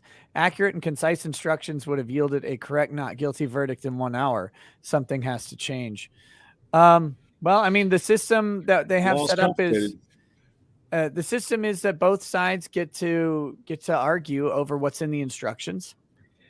Yeah, and you They got to send remember, proposed guys, drafts, and our legal system is accreted. we never sat down and said, "Hey, let's build a legal system from the ground up." Right? This is the accretion of hundreds and hundreds of years of human beings living together and resolving disputes and handling things. And it may not appear to be efficient, but it's got a lot more institutional wisdom than anything that somebody just come up with on, out of the blue, in my opinion. So, Cause Diver says it was the war of northern aggression as I was taught in rural North Carolina in the 70s. that's North Carolina, by the way, Nick. Say that right. Sure. Tell me about Well, the Udes. It could also be known as the War of Southern Independence. It's actually the war in which my poor white cracker ancestors fought for a bunch of damn planters. Yeah, that's the reality of the war is the people who fought it were not the ones benefiting. Yeah, on but you know either what? side. The thing is, it's like in the Killer Angels, or no, I'm not Killer Angel. Shelby Foote quotes this. Asked a Confederate soldier, "Why are you fighting this war? I mean, you don't own slaves. You don't care. Y'all are down here," was his response, and that is a quintessentially Southern attitude. Where's my? Hold on, I gotta. Right or wrong, You all down here. y'all are down here. I just realized I have a Google meeting or a YouTube meeting in 15 minutes, so I gotta cancel it. Right, because this is obviously far more important. Well, what you want me to? You want me to just turn off? I'm not going to break you, Nick. I actually canceled a Zoom meeting today too. So. Yeah, but I didn't want to go to that meeting. I came here out of pity. I felt bad for you. I was like, this guy's sitting here on watch. He's got to make conversation for 8 hours a day with no trial to watch. And he is a pro, isn't he? And he's so good at it. So good. He is. I just sit here and ramble for hours. This is you have an amazing talent. I'm going to tell you this: people don't appreciate, and I'm not just saying this. People don't appreciate. Even most people in LawTube couldn't do the way he does it. Where as far as just keeping it entertaining, these are people who are experienced in talking law and trying to keep it engaging. Most of us in LawTube, I would say, could not do it. And if you and I left right now and he had to talk for like the rest, the next 3 hours by himself and no one showed up here, he would totally be every bit as engaging. And that's an incredible skill. It really is. Thank you. I give the devil his due. So the best part is with like my level of old man Alzheimer's is I just start telling stories I've already told again. It'd be perfect. Yeah. What by the end of the stream, what does it matter if you've told the story before? I don't understand. The best part is by the end of the stream, you can tell the same story you told at the beginning. But like the human body has like basically replaced every cell over the period of 10 years. So you're a whole new person at the end of it. By the end of the stream, you've pretty much cycled through a whole new audience. A whole new audience, okay. I was going to say. Audience. I was thinking of brains. Yeah. Mike the Dad Crosby says Governor Walz's son tests positive for COVID-19. Walz and wife test negative, then test positive a bit later. Bracing for school closures in Minnesota again. Oh. Boy, that's pissing parents off, and rightly so. Yep. The Japanese Yakuza 1 says tie pass, so Nick gets another super chat. Wait a minute. Charlie says miscarriage of justice. Nick, tell Joe I'll reach out to him on his locals and help him out with vaping and reducing smoking to hopefully quit. I help people quit smoking. There you go. Oh, by all means. Charlie, reach out. You know what? What was that? What was that? That was a Stephen King book, wasn't it?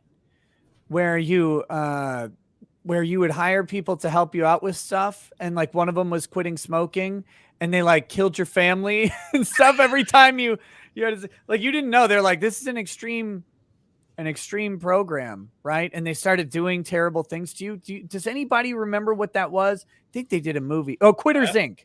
That sounds like a Stephen King. Yeah. Wow. Yeah, there you go. Cat's Eye. Oh, the movie was Cat's Eye, and then the organization was Quitters Inc. inside it. Yeah. My mother said she quit smoking, 25 years or before she died.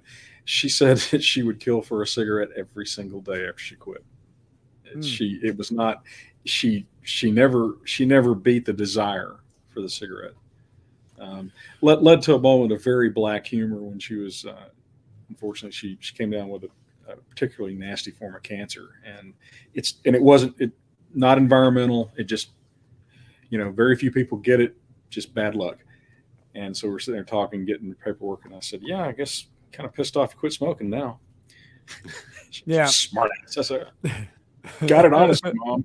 In fact, Ellie, my assistant, came in as this interaction was going on, and she's sort of going, and it's like, and Mom goes, it's okay, honey. I know how he is. James Woods was in Cat's Eye. No, I'm thinking of a different. There's another like King short story or whatever where a cat like killed someone, and they walk in, and like the cat is crawling out of the mouth. Do you remember that? Gosh, what was that? Anyway, yeah, King is a lefty cuck idiot. Don't get me wrong, but some of his stories and movies are fun. Oh, he writes stuff. He says, I write stuff that scares me, and right. No, that wasn't Pet Sematary. It's not Pet Sematary. Nope. I think that might have been in Cat's Eye also. That's a weird kind of just deeply freaky, creepy thing for people, is other creatures coming out of your mouth or your body, right? I mean, there's some deep, buried in the reptilian brainstem somewhere that causes that to be just Creep Show and Tales from the was that in Creep Show 1? Maybe it was. I haven't watched Creep Show 1 in a long time. I watched Creep Show 2 not too long ago on Twitch. I was always scared of that stupid sludge on the lake in Creep Show 2. Oh God, that ruined me as a kid. Tony Alto says, for anyone interested in January 6th, read the latest revolver.news article and watch the video content. Story just broke yesterday. Amazing. So there you go. Wait, so that's from Tales from the Dark Side, the movie? What do you think is a psychological motivation that makes people enjoy getting like scared to death? I don't know. What do you think it is? Because I never enjoyed that sort of thing. I don't either. I never watched horror movies. I've never watched a horror movie in my life. I sat through 5 minutes of Halloween 4, and I was like, I'm out. I'm done. I agree with you, Joe. I'm the same way. I don't like scary shit. I don't get like a thrill from like the tension leading up to that moment, and then like all of a sudden, yeah, wow, his head got severed. Like, no, that doesn't do anything for me. I don't get it. And I know this is not a popular thing because I know these movies are really popular. I'm sure your audience is saying this, like just killing me. I don't care. I don't understand psychologically like what's going through your head that makes you enjoy that. It's an emotional or a physiological response by a well done horror movie, right? It gets the adrenaline going, gets the blood pumping a little bit. It raises apprehension, and that's just an experience that you can get safely. It's like a roller coaster, right? No, I enjoy roller coasters, but I don't feel like I'm gonna. Yeah, you don't feel like you're gonna die. That's the safety of it, right? Like you're on the roller coaster to get this. You get this extreme motion. You've got the wind in your face. You're traveling at speeds that are horrifically unsafe. Yes. You're doing things that are unsafe, but you're pretty much going to be okay at the end of it. You're going to be safe unless there's a real catastrophic failure. With a horror movie, it's a similar thing. You're getting to experience a glimpse of this edge piece of humanity where you're put into this extreme danger vicariously through the story itself, but you're safe in doing so. So you get to nibble on the heels of terror, right? Of actual terror. And you hope that you'll never have to experience it in real life, of course. But that I think is what it is. But the difference there between a roller coaster, and I think that's the best analogy available, a roller coaster, there's the physical feeling of like watching yourself going. I mean, of feeling the wind against you, of having your body thrown around. There's like sort of that physical element to it, as opposed to literally just being, you know, a mind F, where it's No, like your a brain. good It's like playing in your head, and it's just like it's there stalking your mind long after the fact. Like, you know, months later, you'll sit there revisualizing that scene from Saw where a guy's carving his own eye out or something like that, Well, if you're which I scared haven't of seen. Saw, you need help. I never saw. I'm just saying, like, I've No. heard about this, you know, I'm just saying, whatever movie you're talking about, I just, you know, that gets planted in your brain as sort of a way to like constantly freak you out. I would think that's sort of a, and look, people No, enjoy it. God bless. People can do whatever the hell they want. I just don't. I try to understand. I'm not judging it. I'm just trying to understand, like, yeah. No, I think how it works psychologically. I think a well executed movie, and like there are a lot of different ways to do this, but I think it was in The Exorcist. Like there's all sorts of stuff in the when they talk about the original screening of it, they had like these subliminal sounds going on in the theaters that would actually cause increased like pig squealing, but it was played at a really high frequency, and it elicited a physical response. That might be an old, you know, like an urban legend about it or whatever. But regardless of whether they did that, this is just one of the methods that might exist. The idea is that a well done horror movie actually does produce the physical response. I mean, it does it through your mind, but your body manifests the terror, right? People could be sweating, or their pulse will actually race. They will get apprehension from it beyond just thinking about it. And that's the trick. That's the spice. But it's got to be done perfectly. Yeah, I don't like. I'm not a big fan of sadistic stuff. Oh, that's from Dismemberment, Chainsaw torture, Massacre? and that kind of stuff.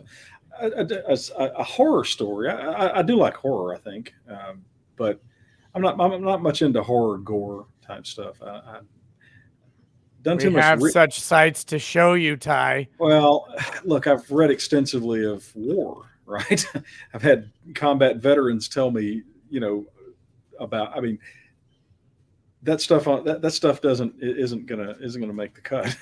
You know, Hellraiser's a horror movie, a war movie, I should say. Sorry, not a horror movie, but it's a war story. What was the Texas Chainsaw Massacre movie that had Matthew McConaughey and it was the remake of Texas Chainsaw Massacre? What's her name from Bridget Jones' Diary? Renee Zellweger? Yeah. At least I think that was a movie. I wasn't that drunk. But I wound up in that movie with some friends, blasted. And I remember just sitting around. And of course, you didn't know who these people were at the time. I think actually I did know who Matthew McConaughey was. Yeah. Anyways. Oh, it was a sequel? JD says. I thought it was the I thought it was the remake. But yeah. I like Alien, for example. Alien, and you know, and it does have some gore. Alien's a horror movie. It is. It absolutely is. You know, and I think it's also it's the same thing that Lovecraft did. A lot of good horror. Lovecraft, if you like horror, Lovecraft you owe a debt to. Yeah. But it's this fear of the unknown. Things like Saw.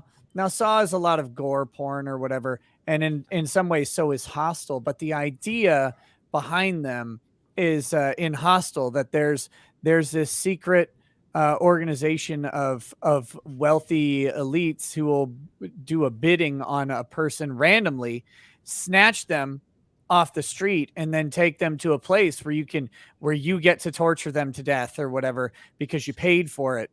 And so it's this idea of the powerful and the elite in this secret organization that might actually exist somewhere, and that's the unknown. That, you know, the unknown that Lovecraft played in was this idea that in the swamps of Louisiana, there would be these satanic cults out there sacrificing people, eating children, or doing whatever it is they do, appeasing the dark and ancient gods that used to walk the earth. And you're never going to go into the swamps of Louisiana to find out. And if you do, you may not make it out. If you ever lived in Louisiana, you find that totally credible. Yeah. Yeah, exactly. I always set my Call of Cthulhu role-playing games in New Orleans. That's always the city that that my campaigns are set in, because I mean, you don't have to go to Massachusetts. Really scary? You got to be kidding me. Go down to New Iberia. You know. No, the thing with the East Coast, though, in the United States, is that's where the oldest of the old buildings are. Yeah. And so it gives that sort of thing. But of course, it Very- doesn't it's hold a very candle. genteel. It's very genteel, you know. Doesn't hold a Hold. candle, though, to those, like, you can go to there's like a pub in the UK that's like from 1100 AD or something. Oh. It's still open, but anyway, it's old and unknown. And the Yeah. unknown is where horror movies dwell. There might be something to this. That and aspect I enjoy. I just don't like the slasher stuff. But let's be honest. What's the real purpose of horror movies? Highest likelihood of boobs. I mean, that's it. That's well. fine. It'll always be or of your date cuddling up to you because she's afraid. That's fair. That's also in likelihood of boobs. Yeah. But that's yeah. It's just like a subgenre. Right. Listen, it helped me get chicks is a perfect answer for almost anything. It justifies almost any behavior, really. Facts. Okay. Or it might have helped. I mean, you have to be certain. Mandy Karevichus says, Fire in the Sky is based on a true story as told by drunk idiots in the woods. Fran Moore says, how are foreign citizens here temporarily or illegally under our jurisdiction when they are under the jurisdiction of their country of origin? Because they're here. Because we can. So again, it's how you determine what jurisdiction means. But jurisdiction, as it's commonly understood and is used in the law right now, is, do we have the ability to enforce law upon you? Yeah. And if you do, you're under the jurisdiction of that location, which means, by the way, that you can be under the jurisdiction of the United States when you're outside of the United States, if you're a citizen, for example. But if you're inside the United States, you're almost always under its jurisdiction. But in a similar way, if you're a United States citizen and you're in Canada, you can be subject to U.S. law and Canadian law. You can be subject to multiple jurisdictions at the same time. It's not an either or proposition. So yeah, but you have to be able to. I mean, you wouldn't let somebody commit murder and get away with it here just because he was not an American citizen and was from Germany, right? I mean, right. A nation can't exist without having jurisdiction over everyone within its territory. Yep. So that's an issue there. True Ananda Shabada Bad Pressure Badicaf Care says, okay, to Richards and Earl fighting over ASMR judge, and she steps in and says objection is overruled. Then Uncivil sings Dance Monkey. No. That is not a big enough super chat for that. That's way too many things. Facts Not Feelings says, The board please invalidates that. Please sing Carry On My Wayward Case. There'll be peace when this is done. Lay your weary case to rest. Don't you sue no more.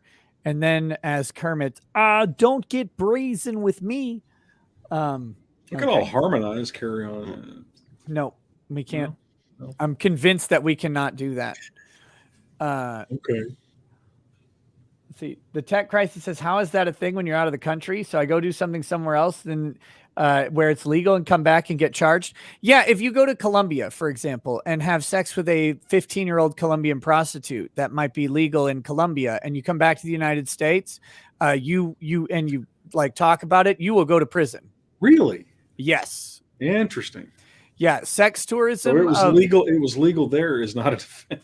Okay. Sex tourism of minors in foreign countries will get you arrested and convicted under United States law. Now, is that a special case type thing, or is it with illegal conduct in general? There is some federal provision about complying generally with the laws of other sovereigns, but I think this is specially enforced. Well, I mean, it ought to be. Good God. So, yeah. But there's no social utility in that kind of crap. Yeah, but the idea that you're going to go to like Thailand and grab some minor because of age of consent being way different there. Nope. Nope. You do that at your own peril, and may you enjoy all of the peril that endeavor to give 25 years, no one has ever come to me and asked that question. So Well, this is the internet. yeah, But yeah, don't do that. Don't do the sex tourism thing. Be like, oh well, it's legal there. Nope, it's not. It's not for you. You would have to never come back to the United States, and so do not do that. Is that really true? Yeah. Because I mean, that's what it's a lot of speculation. You asked me where about is the flights earlier. jurisdictional? I mean, You asked me about the flights, and there's apparently I haven't seen it, and I've looked through the records that Bill went down to Lolita Island.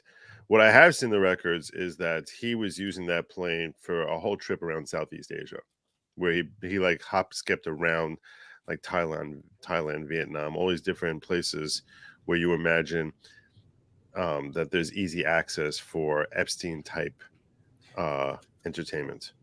So that's why I was wondering, like, is that really a crime for an American to engage in Epstein type entertainment in Thailand?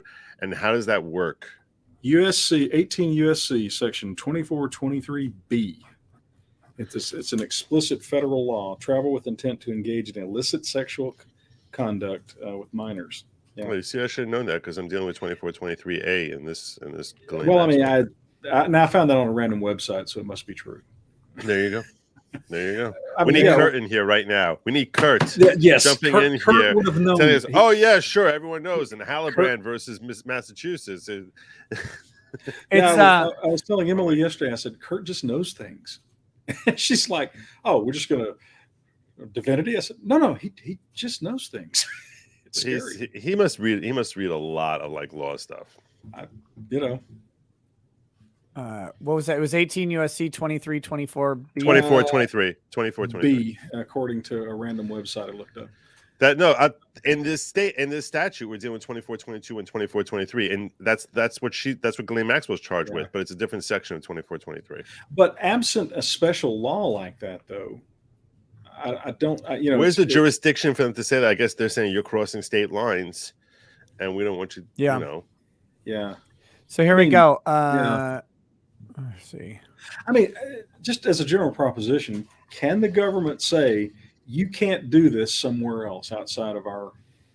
Here we go. Here's part C. Any United States citizen or alien admitted for permanent residence who travels in foreign commerce or resides either temporarily or permanently in a foreign country and engages in any illicit sexual conduct with another person shall be fined under this title or imprisoned not more than 30 years or both. So that one is, I wonder how they define illicit sexual conduct.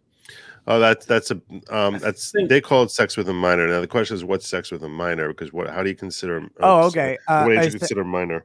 A sexual act with a person under 18 years of age that would be a violation of Chapter 109A if the sexual act occurred in the special maritime and territorial jurisdiction of the United States, or any commercial sex act with a person under 18 years of age, or production of child pornography.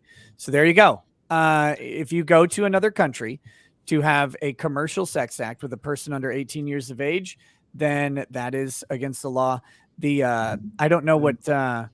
Which, by the way, if you think about it, that's how you would convict anyone who went to Lolita Island, because Lolita Island technically might not be in the jurisdiction of the United States, but it would be no different than them going to Thailand and getting convicted for that. Right. So but yeah, so you now of course the difficulty of this law is it's been notoriously hard to prosecute other than your own mouth running. Yeah. About how you went and hired a minor. And for that purpose. That was an element of the law, right, Nick? It was you have to go for the purpose of. In the jury chargings, they were talking about how it has to be not incidental to, but that has to be a major, has to be considered a major element of why it is of what. I think that's how they talk about. But that's under purpose of Judge. That's under A and B. Those are with intent. Under Section C, engaging in illicit sexual conduct in foreign place does not have an intent. And illicit sexual conduct is defined sex with anyone under 18. Yeah, this is what made it so confusing. By the way, this is what made it so confusing with Annie Farmer, because she was 16, which was the age of legality in New Mexico, but the federal statute says under 18. So how do you squaring those two squaring that circle is very challenging. And it Is was there a federal rape law, Joe? I mean, do you know? Yes, it's 109A, 18 USC 22, everybody 41 that- through 48. Does that mean that everybody that has intercourse with someone under 18 is committing a federal crime? Let's see. then how does that work? How do they have jurisdiction on that? So you have to be under the jurisdiction. Don't they? You have to be under the jurisdiction of the United States, not of a state in that case, which means that you have to have interstate commerce involved, or you have to be specifically violating a specific federal law. And in this case, it's or if you have sex with a minor in the capital, right. Well, remember. No, literally, yes, in I mean, Washington, D.C., or in a national park, for example. But remember, almost all Army activity base. falls in the category of interstate commerce. that's right? why all these politicians are screwed. So someone has sex with someone, age of consent in New Mexico. In New Mexico, a renegade federal prosecutor could prosecute them under federal law. No, under this one, Allison Nathan says no. Allison Nathan, according to her rule, she's the judge in Maxwell. She basically said that if you go somewhere that it's legal for you to have sex with this girl, even though she's under 18, that would make it okay. Which is why we had Kate, who came in from England to New York. New York, age of consent is 17, and she was 17 at the time. So even though the statute says if you're under 18, now you're falling into the federal statute, because it's not going there for sex that's illegal in that jurisdiction. Therefore, you're not going to be running afoul of the federal statute. So the minor in this part of the act is 16 years, or under 16 years. So age of consent at the federal level, for the purposes of this specific statute, the sexual abuse statute is 16 years. Okay, so for sexual abuse of a minor. Okay. So are there any states with an age of consent lower than 16? I don't think so. I'm not aware of any. Not without some special exception, like it might be 13 if Arkansas. you're 14, right? In Texas, we always make fun of Arkansas. That's but yeah, so it's so the long story short though is if you travel to a foreign country and engage in this illicit sexual activity, whether you intended to or not, under that particular statute, you are guilty of a federal crime. Don't do it. But you're under multiple jurisdictions there. So that was the point of this whole thing. Your activity. And I learned about this. Do you remember the Secret Service in Colombia? Because that's what happened. The Secret Service was down in Colombia banging a bunch of Colombian prostitutes. And there was came out that I think one of them was 15 or something like that. And that's how this got discovered. That's how I learned about the way this law plays out. So does knowledge play a role in that at all? There are defenses. Would you want to make them? She looked I 18 thought she was 16. Yeah, the laws fall apart if you allow that. Yeah. No, I'm just saying, because in certain contexts, they actually, for the defense here was making a big deal about the fact that many of these girls look 20, because in certain elements here, that did seem to be somewhat of a viable. It seemed to impact as to whether or not that could serve. But see, I'm not. That is completely illogical and inconsistent with the whole purpose of consent laws. No, but I understand what you're saying. Yeah, I'll let you finish. Go ahead. I'm sorry. No, I'm almost done. The point is that if the whole point is that you're knowingly participating in a crime, if that's part of it, like let's say with a conspiracy, and you don't know that you don't know that the girl is underage, so you don't realize that you're participating in a crime. So on a conspiracy charge, got it. So you can understand why it is that you need to know that she's underage. Okay, that makes sense, and that seems reasonable. Wait, did they say that you have to have knowledge of the actual age for conspiracy? Is that what you're saying? I believe in the charge. If I go through the charges, that she went on the conspiracy charges, she said she had to know that they were underage, and that would make sense because in order you have to know you're committing a crime. Right. If it can't be mistakenly falling into a crime. Yeah. Maybe because you're conspiring to commit a crime, which is sex with an underage minor. You'd have to, have a mens rea element. Yeah. Well, yeah. So that's interesting stuff. Once Just again- again, don't do it, guys. Well, yeah, you don't want to be an edge case in our legal system. Yep. You don't want to pay for that. Well, our legal system doesn't solve a lot of the problems that we can create. Best to avoid it as a general rule. But Why with that not? broad net, you can understand why it is that the federal government can be like 90% on convictions. It's like anything is a basis to convict. So it's like it's not that impressive when the law is favoring you in so many different ways that we can catch you on this. Technically, think about this for a second. If a guy has sex with a 15-year-old, doesn't realize that she's 15, thinks that she's 18. Never bothers investigating into it, thinks that she's 18, and he's a 30-year-old man, has sex with a 15-year-old, and he gives her a shot of scotch, like literally a shot of scotch. This has interstate commerce because this passed state lines. So now you gave her a shot of scotch, and you use that to basically have sex with a minor. You now can go to prison for 10 years under a federal statute because you have your minimal contacts with interstate, and you basically just violate a federal statute. Or if you just gave her a I mean, Pepsi. I Technically, don't. that's true. Even if you Yeah, give her a Pepsi. give her a Yeah. Pepsi. Give her. I don't think I'd agree with that because I get that it could be interpreted that way, but a massage table is a little bit more of an act of interstate commerce than a Pepsi, right? Like because the a massage was table actually transported from well, somewhere? no, because it has a commercial purpose itself. The massage table itself has a commercial purpose, right? This is a piece of equipment, right? If we're categorizing property, equipment for a business purpose, right? It's not inventory. I mean, it could be if you sell massage. But I don't think that invalidates Joe's point, right? I mean, you're just saying it makes more sense with the massage table. I'm saying it could be 'Cause there's a it could be commercial. read that way, but I think a judge would be hesitant. Even a judge who says, "Yeah, massage table is present. You've got a massage. A massage is a transaction, whether you pay for it or not. With a stranger in particular, there's a transaction that would otherwise take place, right? Because like I'm going to go to a massage parlor. I get it. I give someone a Pepsi. Maybe they'd buy a Pepsi, but it's a little bit different because a massage is a service rather than a product. So massage table, massage. Now we've got something that is a service being done in exchange for the other purpose, and therefore that is maybe there. I'm not saying that it's a stronger legal theory than saying I gave them a shot of scotch when I'm not a bar, but I might be a masseuse.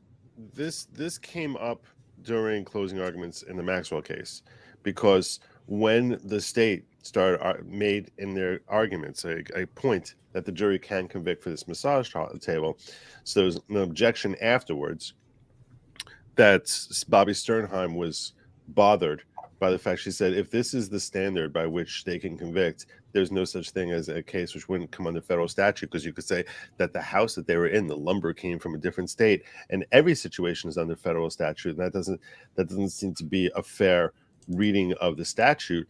And the judge responded and saying no, because it would have to be products that are interstate and used as products. She didn't fixate on the fact that massage table has a commercial interplay between two people or the functionality of the massage table. She was really locked into the fact that it was a product that came. But you said, and then used as products, right? And used as products rather than used as material, raw material for building a house, for example. Yeah, I think the judge might be misstating even what she means there. In all honesty, she's about to be a Second Circuit. Confirmed to the Second Circuit. And I would wager she would write a more carefully crafted opinion than a contemporaneous court statement, but that maybe not. But that being said, I think there's a big distinction between I gave you a Pepsi, now we're in federal court, versus a massage table where look, if there's a massage table and I get down on the massage table, I'm getting a commercial service. Well, I would say that shot of alcohol, I would think much closer to massage table than Pepsi. Yeah, and very, very possible, yeah. But and there are other issues with the shot of alcohol too, right? Right, you're giving alcohol to a minor. Right. But yeah, no, but the question is always not where a law will be narrowed, but how broadly it's being read right now. Yeah. And I think your concern about it is valid. I'm not trying to dump on it at all. I'm just saying there are distinctions that could be drawn that would make it less likely. I don't know that I agree that a massage table in and of itself makes it interstate commerce. Now, if he traveled to there for the purposes of engaging in a massage and the exchange of the massage was some sort of sexual intercourse, then I think that is closer to a commercial purpose, right? Because like if I fly to Arizona to get a massage from a particular person, I mean, the intent there is for me to go and engage in this purpose, whether or not it's a money's exchanged. Money certainly could be, and that makes it different. But and that actually probably falls under that specific federal statute we were talking about. Yeah. The chat is asking us about the Tracy Lords case in the 80s. Tracy Lords was an adult film actress, right? Underage, yeah. I think she was 16, something like that. And they found out, I don't know, a couple of years later after she had been making movies for a while, and the feds went after her. I think somebody went to jail over that. I don't recall. I don't recall all the stuff, but you know who didn't go to jail? The guy who directed Brooke Shields in Blue Lagoon as an underage. Well, I think though that was a body double, or at least supposedly. I don't think so. Well, I mean, that's their story. I'm pretty sure that's not Brooke Shields' story. Nick, you sound like you're speaking from firsthand recollection here that it was definitely not a body double. I've seen Blue Lagoon. Yeah. It's been a long time, but I have seen it. But I think even Brooke Shields came out. I think that might have been their initial thing.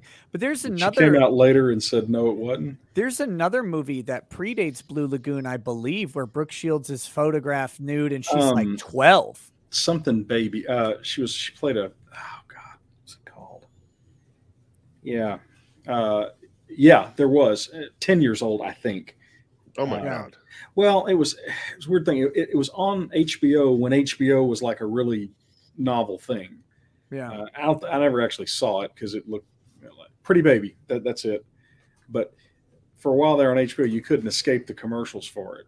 But it looked like a chick flick, so I didn't see it. A lot of rightly so, I think. A lot of stuff today, that they did 30, 40 years ago in movies and television, they couldn't do today. We have gotten a lot more concerned about protecting children from that. And there were certainly abuses. It's interesting that Blue Lagoon is still like commercially available, but it's that whole. Yeah, I wouldn't run that risk. If I were the company that owned it, I don't think I'd run the risk. No, I wouldn't worry about it, frankly. Yeah. I mean, as an attorney, in today's environment where maps are all the rage, and trying to say that people try to excuse the conduct of maps, even the formation of the term maps as a way of making it seem less offensive and disguising the complete degeneracy of what that's actually advocating maps. for. What's that an acronym? Minor attracted person.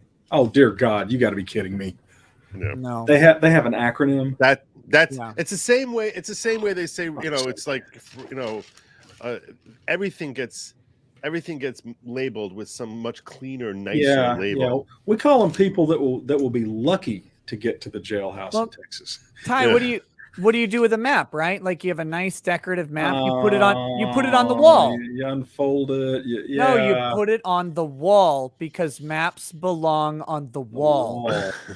Yes. Okay. All maps belong on the wall. I learned so much on your show, Nick.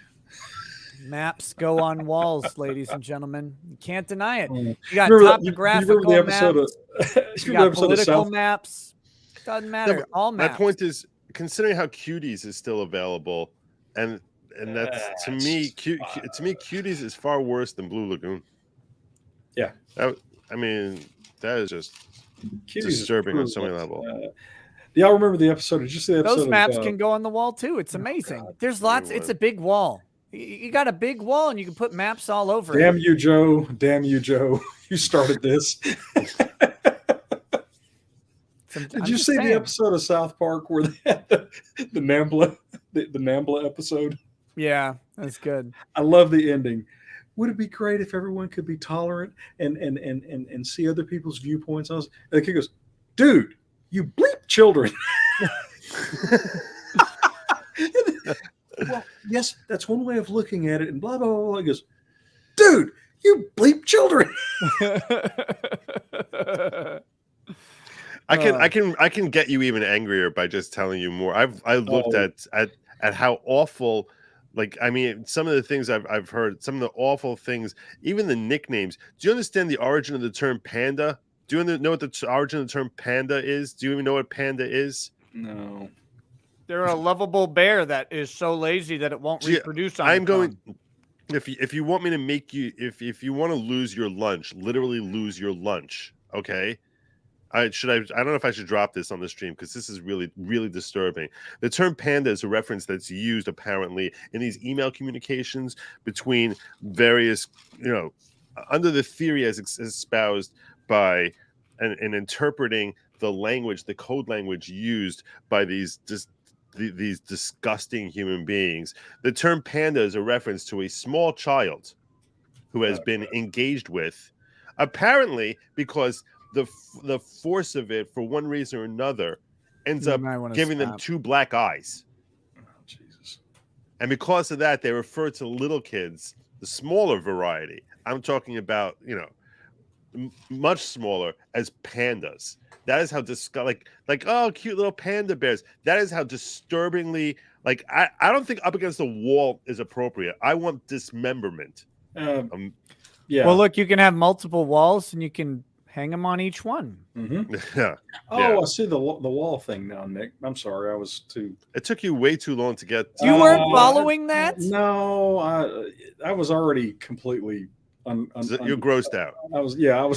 I'm sorry for dropping that. I'm sorry for dropping pandas on. Yeah, look, you can decorate walls with all kinds of maps. That's all I'm saying. As parents, that kind of stuff is just. I mean, it's infuriating. It makes you literally want to twist heads off of people. Yeah, before I was a parent, I found that kind of stuff disgusting and appalling, and not that kind of thing. As a parent, I just would not hesitate to kill somebody like that, and I would sleep like a baby. Oh yeah. No, by the way, no, it's not just not hesitate. Like you feel like I made the world a better place. Yeah, today. I mean, I made the world a much better place today. James Fairbanks is sleeping like a baby in jail right now. Have you heard the story of James Fairbanks? No. Hold on, I got to show you this guy because this guy, well, he looks like he solves problems. Hold on, where is it? Where's my window? Here we go. James Fairbanks. First, I'll show you his picture, and you will understand the depths of rage that is James Fairbanks.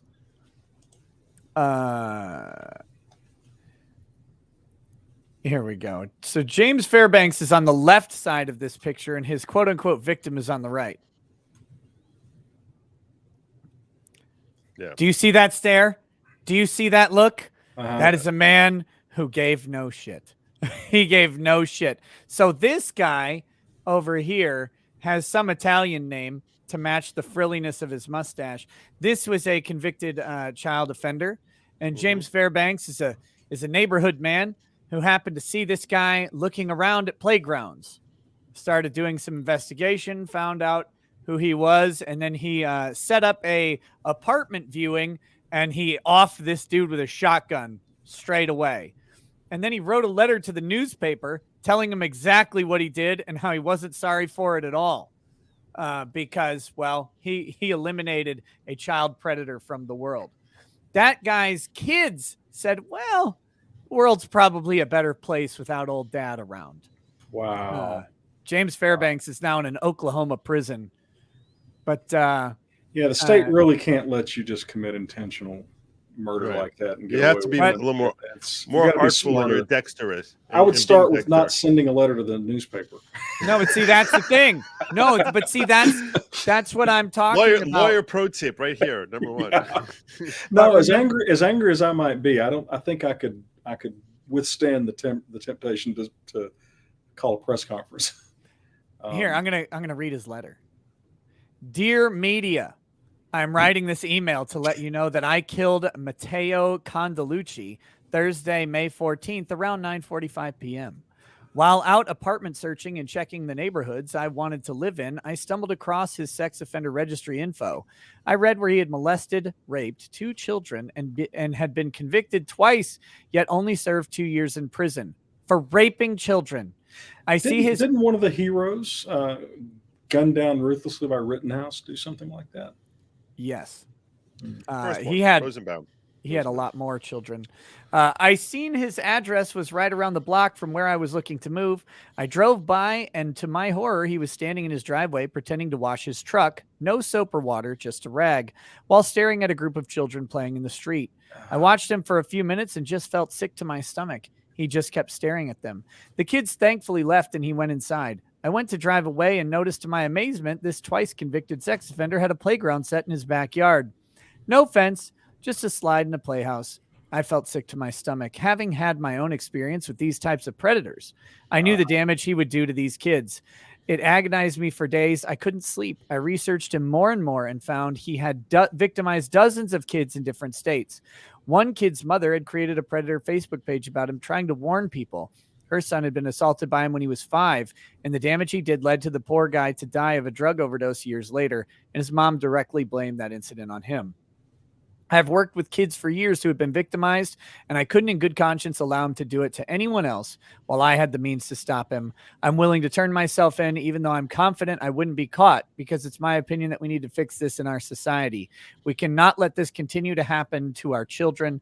They must be stopped. I know in this messed up judicial system, that means I will face far more severe punishment for stopping him than he did for raping kids, but I could no longer do nothing. If you need proof, the gun was a 9mm, the front door was left open, and the TV was on. I'll turn myself in as soon as I see this has been released. Regards. He did. He had demons. Well, look, we've had this conversation on your show before. The more they coddle criminals, the greater the probability of vigilantism becoming the way things get handled.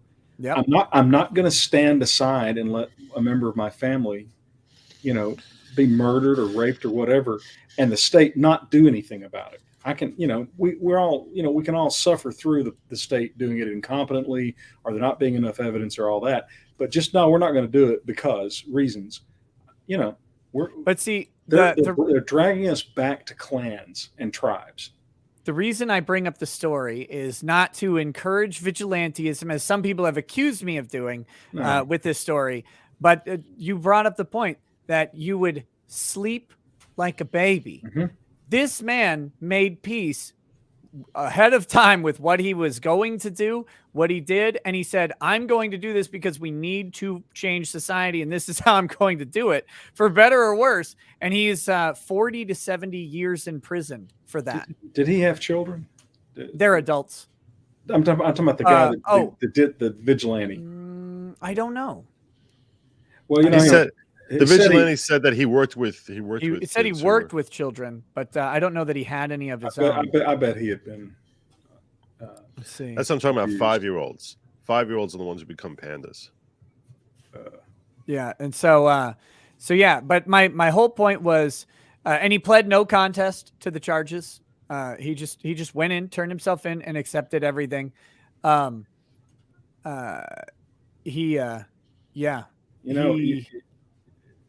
And assuming what he's saying is true, he may very well have prevented some kids from being. Oh, he does have a 12-year-old son. Oh yeah. See, that's where this. Well, it's a tragedy they turned themselves in. Yeah, it is. When you're a parent, it alters how you look at things. At least it did for me, and I'm sure you guys would agree. I think this guy had some. All three of us understand. Yeah, Yeah, and again, in the stream that's not a dad. We can't and don't endorse vigilante violence, of course, obviously. But his motivations are understandable, right? And again, the reason I bring him up is to simply point out that there are people who, when confronted with the horrific nature of abuse of children, will do this And I bet you that guy went from not sleeping soundly to sleeping with peace. Even in prison, he feels like he has He done might be a society hero better. in prison because the child abusers in prison are the lowest on the Yep. It's on the wild. totem pole. But yeah, Now I can't wait for the emails accusing me of encouraging vigilante justice and lack of due process. But okay, he's right though. He probably wouldn't have gotten caught because he had no actual connection to the guy. You Yep. know, I mean, that's how serial killers evade capture for so long. yeah, you don't Is have that any basis. They Yeah. don't have connection to their victims, and then they have to be put together through circumstance and patterns rather than anything else. But C Goody 564 says the truth is disgusting and it hurts, but it must be heard. Covering your ears doesn't make it go away. Thank you, Joe. Stephen Cooper says James Fairbanks killed Snidely Whiplash. That picture. And Whiplash's daughter defended Yes. Fairbanks. Why is he in prison? Well, because Because we can't allow we're we still can't sanction not vigilantism. Well, Yeah. I mean, he didn't even give anybody in the state the opportunity to turn a blind eye to it. right. Right? I mean, Yeah, he actually Yeah. literally sent it to the news and media. How did they not convict him? for some reason, he wanted to go to prison for this. Yeah. He obviously had some issues of his own. Yeah, to sort of, rather than hunting others, which would have been another option he could have gone with, he decided he's going to turn himself in and grab credit for ridding the world of this monster. Or absolution. I mean, Or killing another human being is not something people are wired to do easily. But Could be. Speaking of vigilantes, welcome back to the stream, Kurt. Hey. So I heard we were giving tips on how to get away with being serial killers. So I thought I might offer some tips. Here we go. There we go. the master has arisen. So what you want to do here is you want to avoid the major way to combine serial killers is through MO and through signature. So you look for the ways that they conduct crimes because most people have a particular methodology that can be connected to them, or they have a particular type of person, or particular other factors that can be linked. So what you want to do here is you want to avoid all that. So what I recommend here is getting yourself some nice casino dice that will really help ensure randomness.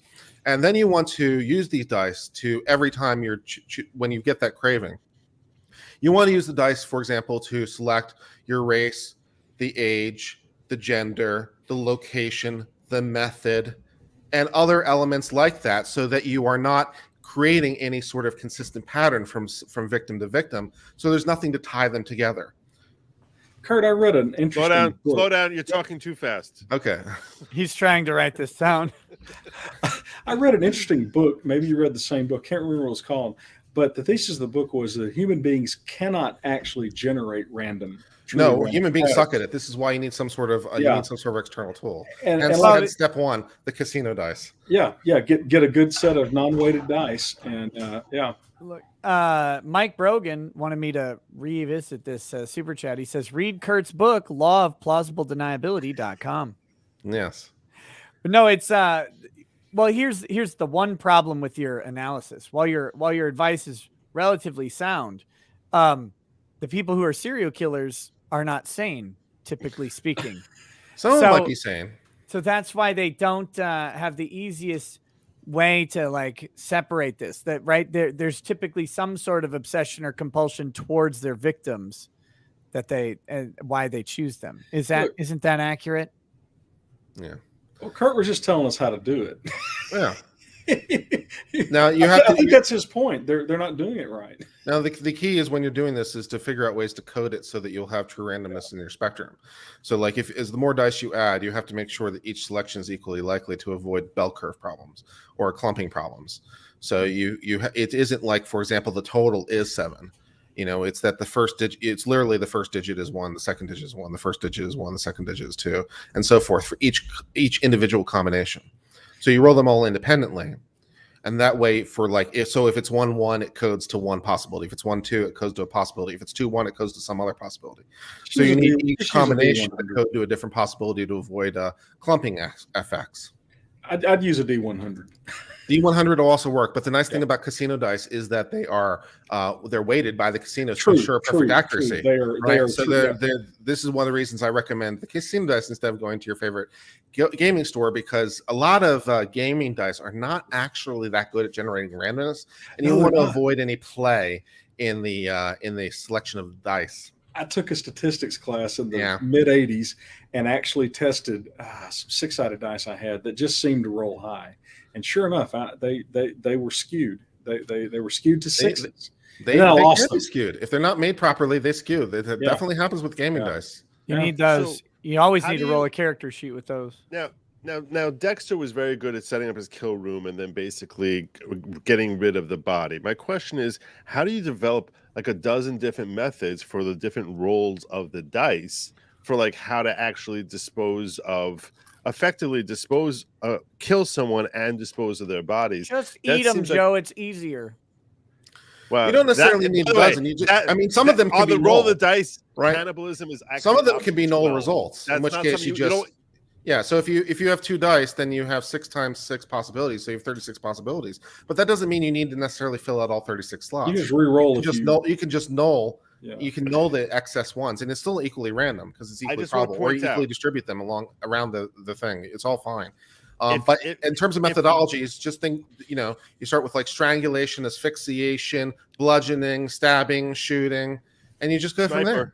Sniper. Yeah. You Bludgeoning can't with get what? this on Do you bludgeon CNN, with a baseball people. bat? What do you stab him with? Do you stab him with a knife, or do you stab him with The some sort of hatchet, machete? the hatchet, So, right. hatchet. Yeah, there's all kinds of different tools you can use, and No, then I and then other FBI right now is Yeah. pulling out all sorts of cold cases. They're like, Yeah. how old is this guy? and then additionally, you want to make he sure was- to get rid of your He clothing just that you're moved to wearing. Texas recently, huh? You want to get So- rid of all the clothing you're wearing, all of it, because the shoe print pattern, because of your individual walk pattern. When you walk on shoes, it will create a unique walk pattern. So you get rid of your shoes for that reason. Any sort of fibers can't be matched because you got rid of it. You have to get rid of all your clothing that you used during it. I'd recommend wearing gloves and a hairnet. That would help a lot. And for God's Give us- sakes, don't leave Or semen go at the bald. scene of the crime. Yes. Semen, you can't randomize your semen. So it's very hard to randomize your semen. Just ask the Navy. You don't But get this on I will CNN, ask this: guys. You if just there's don't get different this. methods, if there are different methods of getting rid of the body, and one of them is cannibalism, don't make that a 7 roll. You don't want that one to come up a lot. You want that one, make that like 11, 12, or a 2. You don't want to have like, oh my god, another cannibalism. Damn, I should have. Can't believe I made So a 7 perfectly cannibalism. random role-playing game would be based on a D36 generated by 2 casino dice. I like it. Stop Well, there your you go. whining out there, Even if lads. you guys want to play D&D, let me know. All right. Sheldon Barfield, I have a feeling you'd be chaotic neutral. Sheldon Barfield says, would it be ill-advised to give money or promote giving money to the James Fairbanks commissary and other map hunter commissary accounts? I wouldn't do that personally, but you do whatever you want. Generalissimo says, at my first job, we had a guy who was in charge of all security clearance, passed the deluxe background check. A year later, we learned he was already under investigation for CP and assaulting at least one Yeah. minor. This is our government. One of the guys who wound up being charged in the Capitol events had the Yankee white clearance because he was a former Marine tasked with the helicopter service for the president. So, yeah, that's good times. Real quick, guys, if you're you really good at doing stuff, then is that what you're saying? Shocked. if you guys are enjoying this legal commentary and analysis and serial killer And extraneous ponderings, other conversations. we've covered vigilante justice. We've covered hanging maps on walls, decoratively, of course. We've covered all sorts of things in this chat so far. If forgot you like folding that, them ways they're not designed to be folded. Yeah. make sure you click like. But one point of If you like disagreement. it. One point of disagreement with Joe is a good rule is that death is never too good for my enemies. I appreciate the desire for the ultimate retribution and everything, but death is always Never too good. Yeah. never is always fine. It's always fine. It gets rid of the problem, and you don't have to get any more creative than that. It solves No, that's solves the issues. before I kill you, Mr. Bond, I'm going to explain. No. Just end him. Why all the fancy tortures and blah blah blah? Just just break out. No. Break out a knife and Run this slice around laser here or something slowly like up that. the table, slowly, and while we walk out of the room here. That actually can be justified to some degree because No. remember, it's coming up. Well, yeah. Remember, it's Bond, and Bond had taken his woman earlier in the movie. So and the laser beam is coming up to his crotch. So there, you could see some twisted. Not leaving the room. Don't leave the room. Oh no! Well, Bond talked his way out of it in that scene. He convinced Goldfinger that he had information. Yes. Operation Grand Slam. Operation Grand Slam, Goldfinger. Nancy says, as disturbing as it is, we need to know the terminology and methods used so we can stop these monsters. We all know someone still suffering from past abuse. Not wanting to know is turning a blind eye. I have a very controversial theory about how this whole thing has gotten as mainstream as it has, and a lot of people wouldn't want to hear my thoughts on it, because it is controversial, but I get very out of sorts when I hear all these people on the left justifying this, and I know what the origin is, and people don't want to admit it. And what the heck? I walked the dog this far along. I'm just waiting for you to say, well, I don't want to, I don't know. It's very controversial. I don't know how to share it. Don't hold back now. There's 12,000 people watching, so I'm going to do it. Okay. Talk about good curious. Okay. No, so this is like a little bit more of a serious talk. Here's the reality of things, okay? And I'll preface this by saying that when the homosexual...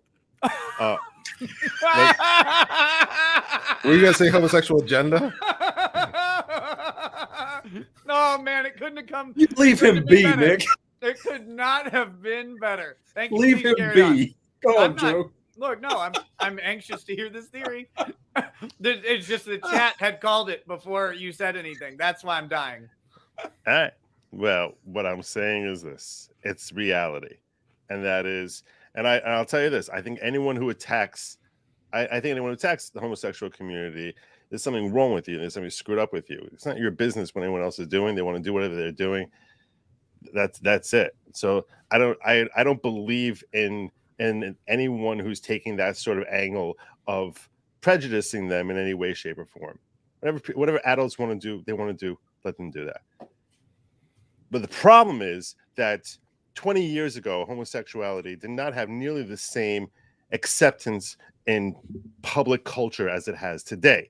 In order to help it gain that acceptance, this premise started being populated, and that's where we started seeing the coopting of science, where all of a sudden this theory of a gay gene and born this way became something that became a mainstream idea, as if science really makes a lot of sense that evolution would lead towards people being born with an inability to self-propagate.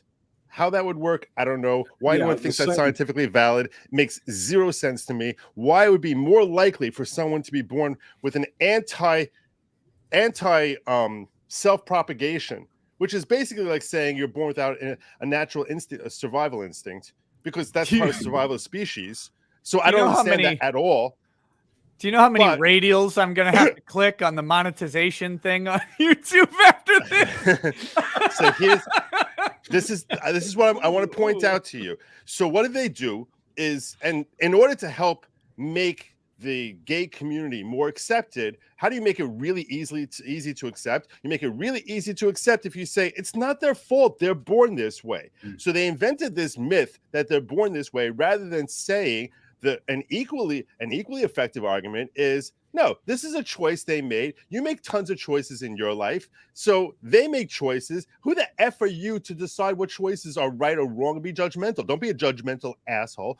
Actually just allow people to live and let live. That's part of what basic American fundamental rights are all about. So live and let live. Don't let them be judged, etc. But to say that they're born this way, once you past this as mainstream normal science, that this makes sense, that someone can be born with a gene which is anti-self-propagation, that same gene would be equally likely for any other sexual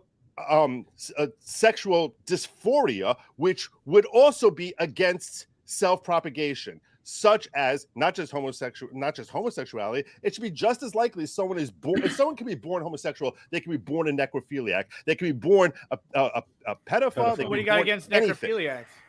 What I'm saying is, the whole point to how we are naturally acclimated, how we come out of the womb, is we are born as a species, on an individual and on a broader level, with a will to self-propagate, the same way we have our natural survival instinct. So the same people can be born that they must be homosexual in order for them to be happy.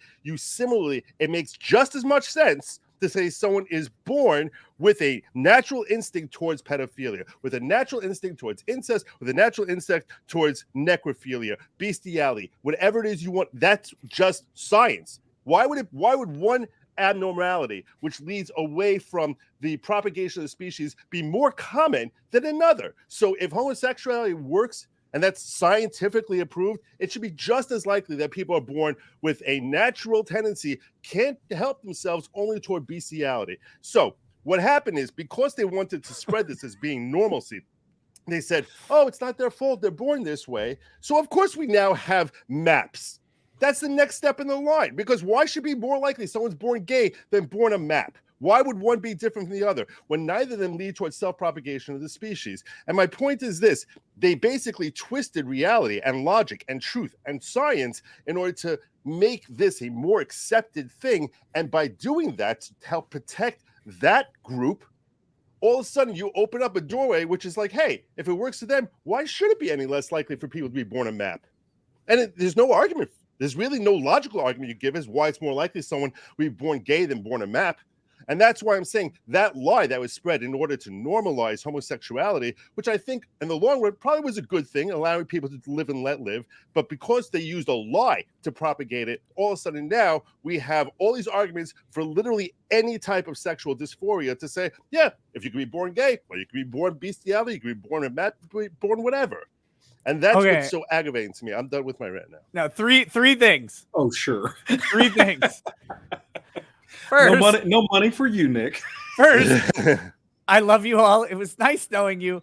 You can find me at ricadalaw.locals.com. I'm sorry, brother. I said it's controversial. I said it's controversial. Look, I got this controversial thing.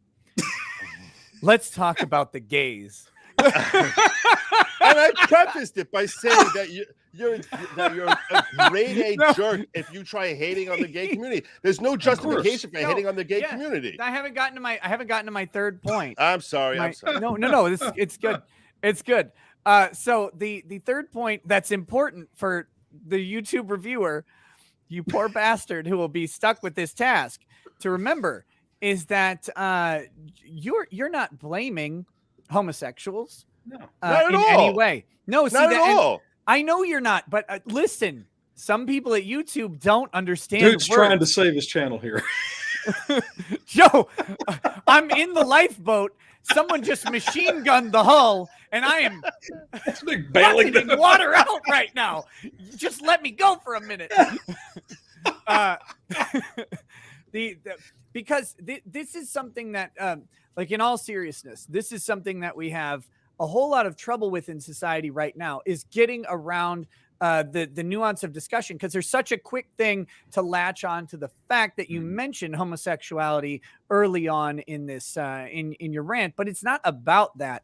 It is just in the realm of that subject, because it's the question of whether or not people should be able to be homosexual is irrelevant here, because no one should be bothered or attacked or ridiculed or berated for that sexual preference. That is not the point. 100%.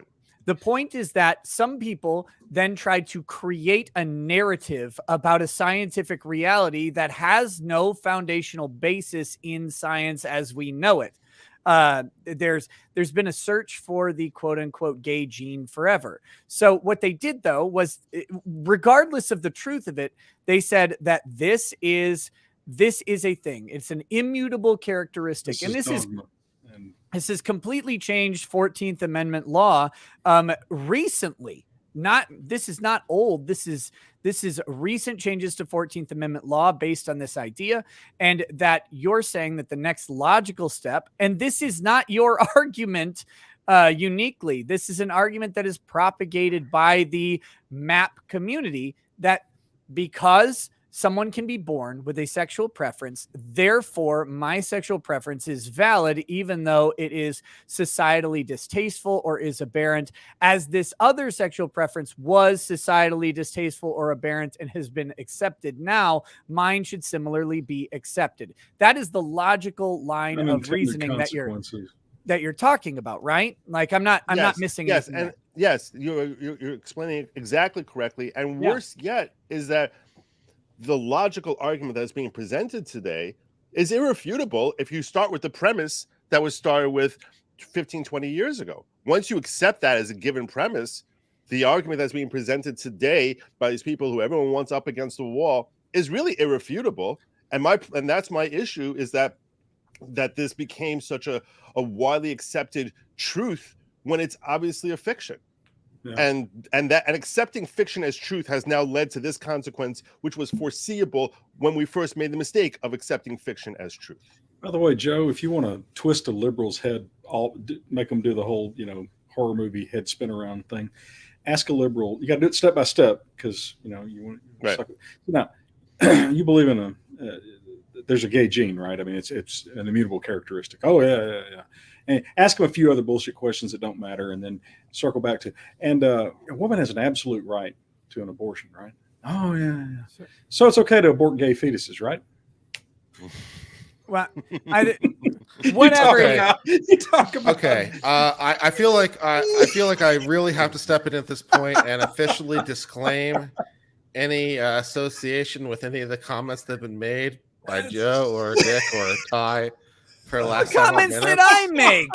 I just like to for himself. I just like to say that I do believe in freedom of speech for all. Absolutely. And I believe in their right to say ideas, no matter how reprehensible and abhorrent and contra to the good and decency they may be. And I do not necessarily, by my presence, agree with any or all of that. So that is all I did was explain Joe's argument. I've disassociated myself from all that, all y'all. Yeah, Kurt's cutting bait, man. You can disassociate all you want. All I did was explain Joe's argument. But see, the interesting thing here is not the truth of any of this doesn't matter, right? Because homosexuality is an act between two consensual adults. And at the end of the day, I don't care about that ever. I don't either. I don't care the slightest. And I'll go one step further. I think people who are prejudicial against them, you're a douchebag. What's wrong with you? Just let them do what they want to do. Right. I think also that it's been my experience that some of those virulent people like that are always the ones you find out 5 years later, started wearing dresses and embrace, they were fighting against that lifestyle, and it was causing them a lot of rage. Ty, transgenderism and homosexuality are two different things. I mean, come on. Yeah, of course. And transvestite my bad. lifestyles are very different as well. There's there's too much nuance to this conversation to have. Yeah. But I think the underlying premise that Joe is talking about is this idea that just because we can societally accept one thing does not mean we are required to societally accept all things. And I think we can safely draw the line when the abuse of children is involved, to say, I don't care what cause there is for your sexual attraction to children, you don't get to abuse children. Yeah, I think that's the biggest point of distinguishment. Even if you think that even assuming arguendo, as us lawyers like to say, assuming for the sake of argument that you think that there is some potential inclination among some to have some sort of predilection to young people, that doesn't imply that they should have the ability to act on that, because unlike the example where adults are doing with each other, whatever they might like, children do not have the ability to consent. This additionally is one of the reasons why that many on the right, including myself, have such issues with transgender therapies and surgeries that are being applied to young people. Exactly. And it's like, even assuming that they need it on some sort of medical or clinical level, we have serious reservations at a minimum, because they don't fully understand and really can't fully understand the full weight of what they're agreeing to. And so there is some real issues there that are needed to be in play. So I think the fact that we're distinguishing between the behavior of adults and behavior of children because of issues of not only consent but ability to consent is one of the reasons that you can logically split the difference. But I'm about to double down here. I'm about to double down. God, I know you are. damn it, I knew Joe. you were. I'm just gonna put myself on mute and get some aspirin. Before No. you double down, Joe, real quick. Dude, how many of us need to leave my stream for you to double down? That's I'm the question. sorry. Okay, I'll I stop. think- I'll stop. I'll No, stop. no. I think part of Joe's point though was it reduces it increases the amount of empathy for someone if it's something beyond their control, right? Oh yeah, of course. And that's what's because remember the original context of the discussion was how the hell did we get to this where they have acronyms and stuff? I mean that right, Joe, wasn't that your kind of your Okay, this is not doubling down. It's not doubling down. I just want to point out within 5 years from now, I can promise you 5 years on the outside, there will be scientific findings that it is healthy and beneficial for children to engage in this. And then it becomes, why are you worrying about children? Stop worrying. You're helping them. You're actually hurting their development because you're not allowing them to engage. That is how science works today. And once that happens, so you're saying, Kurt, you're trying to say, don't worry, because everyone's going to stand up for the children. And then they're going to flip that on its head, and you'll find you have your scientific research where now it's proven. What are you, a Neanderthal? You don't believe what? Don't you believe in science? Don't you believe in science? That's going to be the new scientific finding that is beneficial for 11-year-olds. This is what we're going to start here, or certainly younger and younger than what anyone's accustomed to today. And once that becomes mainstream, then there is no holding back. So you're holding onto the life raft of like, well, everyone's going to protect children. They will call it protection of children by saying that this is beneficial to children. I think I believe scientific facts, but not necessarily scientific conclusions, because at the end of the day, you have a conclusion that renders an opinion. So I like to think I'm a relatively intelligent person. So if I understand the same facts, I may not be able to discover them in the first instance, but I believe that I can understand the facts once you're told them to me. And it's like, when you give me all these predicate facts, you're like, here's a bunch of facts, yields this conclusion. I'm like, I can agree with that conclusion or not. So for example, when it comes to transgender issues, the scientific and medical community have more ability than me to lay out a bunch of factual elements about mental issues, physical issues, genetic issues, psychological, sociological issues, right? But like the end conclusion at the end of all that, like, therefore a transgender man is a man, therefore a transgender woman is a woman. It's like, no, all this evidence, I'm not disagreeing with your premises, I'm disagreeing with your end conclusion. It's like, this does not flow from your premises. Really? And what about the acceptance of a gay gene?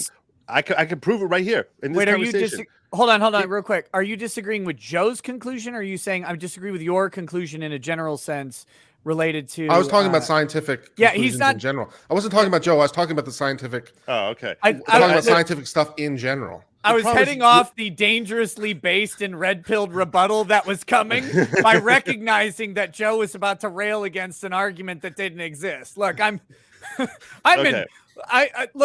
shoving amphetamines and stimulants into my body to keep me from dying at this moment.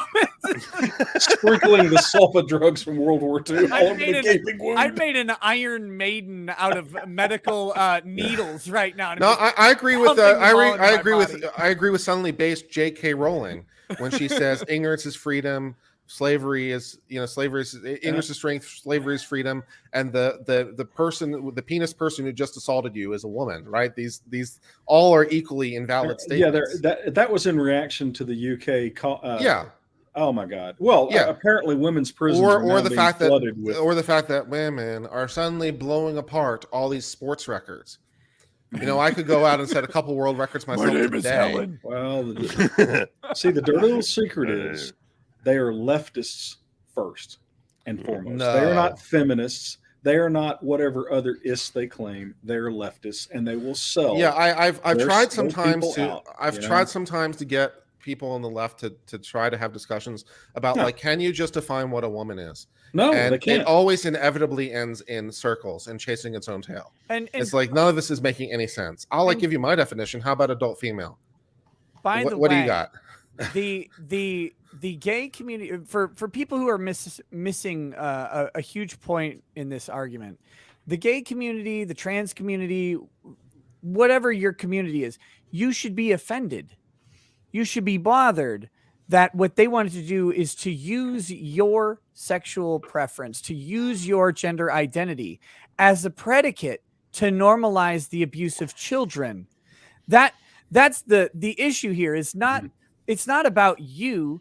It's about the fact that they want to take your status as a person and use that in a way to justify something that is unjustifiable, because a child cannot consent. And that is the problem. Again, none of this is a commentary on adults making their own decisions, or even adults who are born with a certain proclivity or predisposition, engaging in that proclivity or predisposition. The problem comes when they use that. And you don't even have to have a predisposition or proclivity. You're an adult. You can do whatever the hell you want, as long as it doesn't infringe on another person's rights.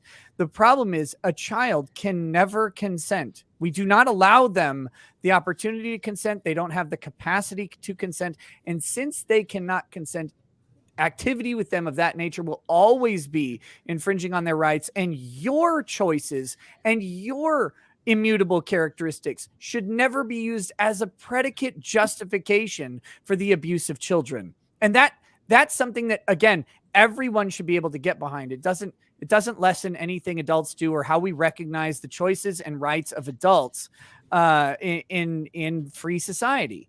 Are you saying it is an immutable characteristic?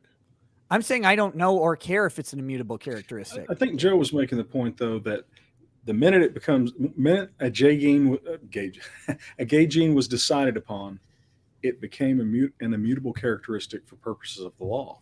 And it may be, right? Here's the thing. But here's the thing, right? The minute that happens, now all of a sudden the scrutiny level on a law infringing that characteristic goes through the roof.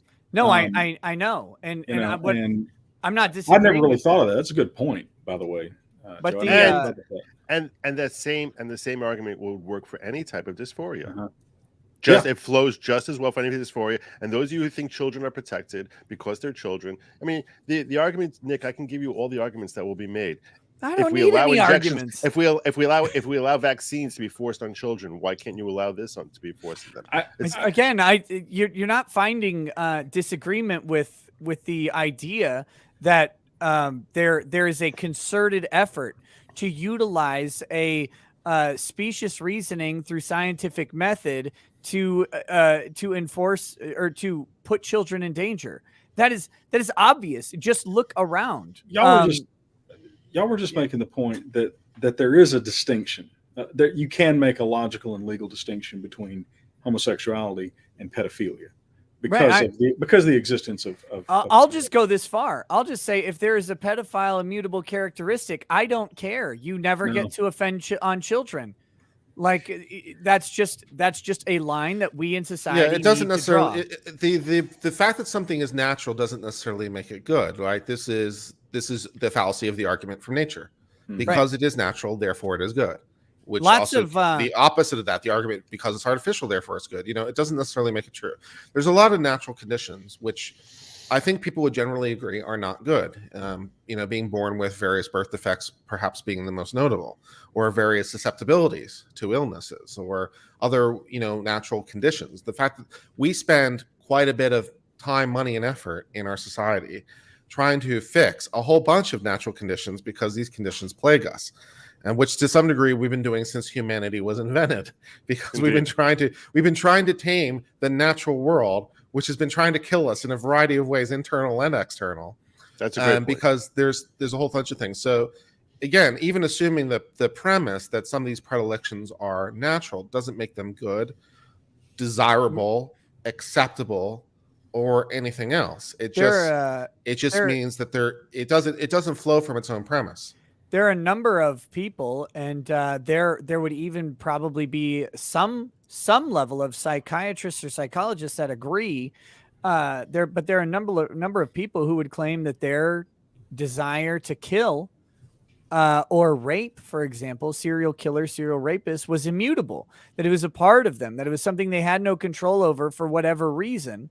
And then there are clinicians out there who would say that, yeah, that is a thing. But those clinicians would probably not say that those people deserve a budget of murder, right? Like well, we got some people to round up to give to them.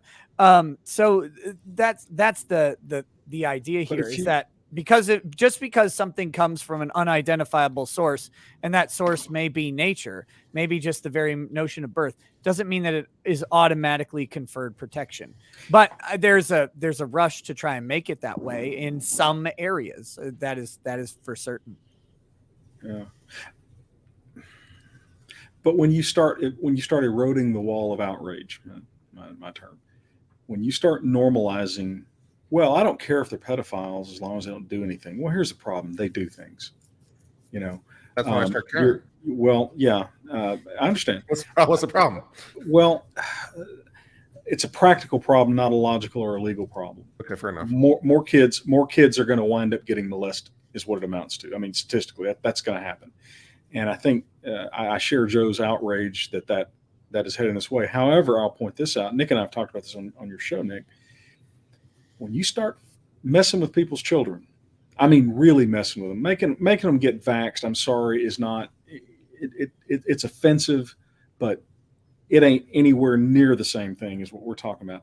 But when you start messing with people's kids, attitudes change right fast. And as I said, they're going to bring about vigilantism. if this becomes normalized, these people are going to wind up hanging from trees. There are too many parents and grandparents and uncles and aunts out there that it's not going to be a logical decision on their part. It's not going to be a political decision. And that's where the left is really, really playing with fire. It isn't so much they're playing with civil war. They're doing that too. But they really are trying to mess with people's children. And as a father, if you're not a parent, you can't understand it just because you got to go through it. I didn't understand it before I became a parent, but you'd literally lay your life down for your children. I mean, and wouldn't think twice about doing it. It's not like you actually like think about it. It's just like, of course, it's what I want to do. It's instinctive. And nothing, you can't describe the contempt that one father would have for another father who failed to do that. I mean, it's just part of the wiring. Well, aren't we judgy? So, well, I'm just telling you the way it is. At least the way I think it is. Sure. I don't. No.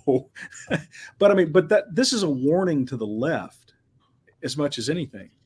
You people are playing with something that you have no idea how bad an idea. I mean, you're running around a room full of dynamite with a blowtorch. What do you mean by you people? Yeah. Okay. Well, so here's the deal, guys. How about y'all people? Will that sound better? I will be my editor said this would be a great video, like a separate cutout video. Too bad YouTube is gay. Just blur my face out of the video. You said please. after 2 hours blur they this don't entire monitor. lower quadrant. You said after 2 hours they don't monitor. So I said except for community guidelines, which they do. Oh. But that's okay. No, but here's what I told him. I said, hey, cut it out. I'll upload it to locals. So again, recadalaw.locals.com. Look, we don't just clip. So locals.com is a thing I should look at. Did I really breach anything, by the way? Seriously. I don't know. I don't think. I don't think somebody's going to try to know get the answer to any of any these questions. The problem is the ambiguity. But no, I think we've got sufficient. I think we've got my video coverage. was taken down and still down, and I'm still pissed about it. Which one? The one that was taken down for the community guideline strike for encouraging riots and stuff. One of my Capitol riots. Oh yeah, nonsense. Yeah, number 62 was taken down. It's still down. If anyone wants to retweet that at YouTube and get them, yeah, they took it down. They said because I was encouraging and advocating violence and rioting. I'm like, this entire series is kind of devoted exactly to the opposite of that. Yeah. The funny thing about that is anybody who's ever heard of a fire extinguisher would laugh at the proposition that you were encouraging in any way the January 6th riot, right? Like, because that's become such a meme about that. And it's like, yeah, there's no way you were encouraging any of that behavior or activity. YouTube is that's the problem with YouTube, is that they can be very, very stupid. And by the way, reviewer, if you saw that whole rant and discussion and took away this idea that was somehow disingenuous or disparaging towards a group of people, then you are also stupid. and An idiot of yeah. catastrophic. In fact, just of the highest I caliber. love our YouTube reviewers. I Yeah. don't. I Well, don't. They remember should we be were talking ashamed and remember we were embarrassed for talking themselves. about power. Remember the conversation Yeah. earlier about power? Yeah, You know, you're not this wrong. this is a warning. I mean, this is as much as anything. Joe, what Joe is saying is, look, there are unintended consequences for how you do Here things. he goes, right back into it. And he just couldn't let it go. He's trying so hard to change the topic. What Joe Ty- is trying, what Joe is trying to stop express myself. somewhat poorly Ty, is a broad I'm so acceptance. sorry. You just walked up to the I campfire wound of him up. burning. I pulled that cord and he Broad acceptance of the Gasoline. LGBTQIA plus / weird thing. Listen, you bring ADD people on your show, there's a certain assumed risk, Nick. Look, Ty, when you get done, you're out camping, right? Like you're out there. It's like it's nighttime. It's like 56 degrees. It's cold, but it's not that cold. You have a fire going and it's burned down to embers. You've cooked your marshmallows and hot dogs. You sang your songs, told stories, and now the campfire's just it's dying down. It's dying down. And then you're like, oh, this will be perfect. I'm going to, I'll make sure it gets down to embers and then I'll go into my tent and everything will be fine. And then some asshole drives up with a truck full of sticks and gasoline and just dumps it all on there and pours the gasoline on there like a maniac. And it's like, yeah, that's you. That's you. And you're like, I can't go to bed. I don't have water to put this out. I got an Aquafina bottle and I now need a fire truck. That's what you're trying to do here. So That's fair. all right. That's fair. On to the next super chat, and let's see where that rabbit hole goes. Yeah. Who was that super chatter, by the way? You might want to block I don't him. even remember. It was so long ago. It's dead. And then Joe's like, I am going to be dangerously based now. So you're sorry, your super chat has been deemed to create dangerous content on the guests. What do you mean by you people? Well, let me tell you about immutable characteristics and sexual proclivities. Peter says, Nick, you need to tell Susan this is a comedy routine right now. Sleeper 789 says, look up Gary Plausch, the Louisiana man that shot his son's kidnapper and map on live TV, got probation. Yep. That is when you're having a bad day, you gotta look. I mean, to kind of sort of back to Kurt's reason to come in. You got to give the authorities the ability to turn a blind eye. And they could have stopped Gary.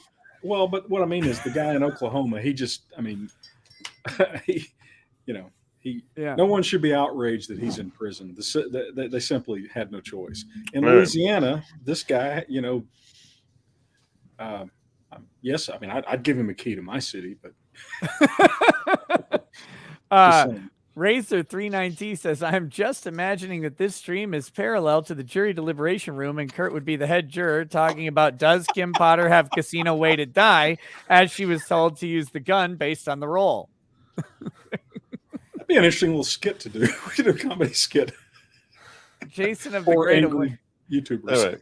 Well, now that I galoolied Nick's channel, if you want a dated reference right there. That is a classical reference. Yeah, now that I galoolied his channel, I got to bust on out of here. I'm so glad you had me on, Nick. I'll be I'll be back tomorrow. The wave of bombers leave never... the shattered remnants of Berlin as they fly off back to London. I really am sorry. I don't think you're going to face any repercussions. It's fine. You're just never invited back. It's okay. Okay.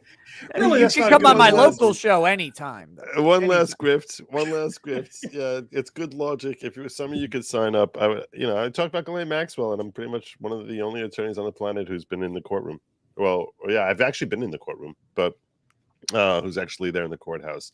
So if you really want to know anything that's happening there, check me out.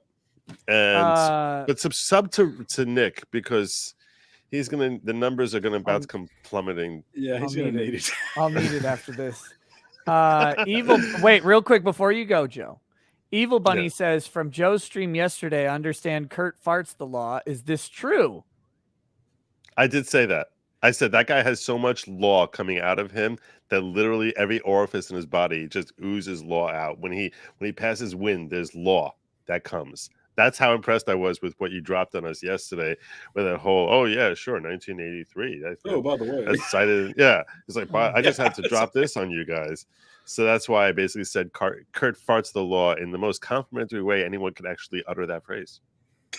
Let's see. He says he's blushing because he knows that means. I wish people would say I fart the law. I fart the law on the law one. Does he get paper cuts? So I guess when you fart the law, do you get paper cuts?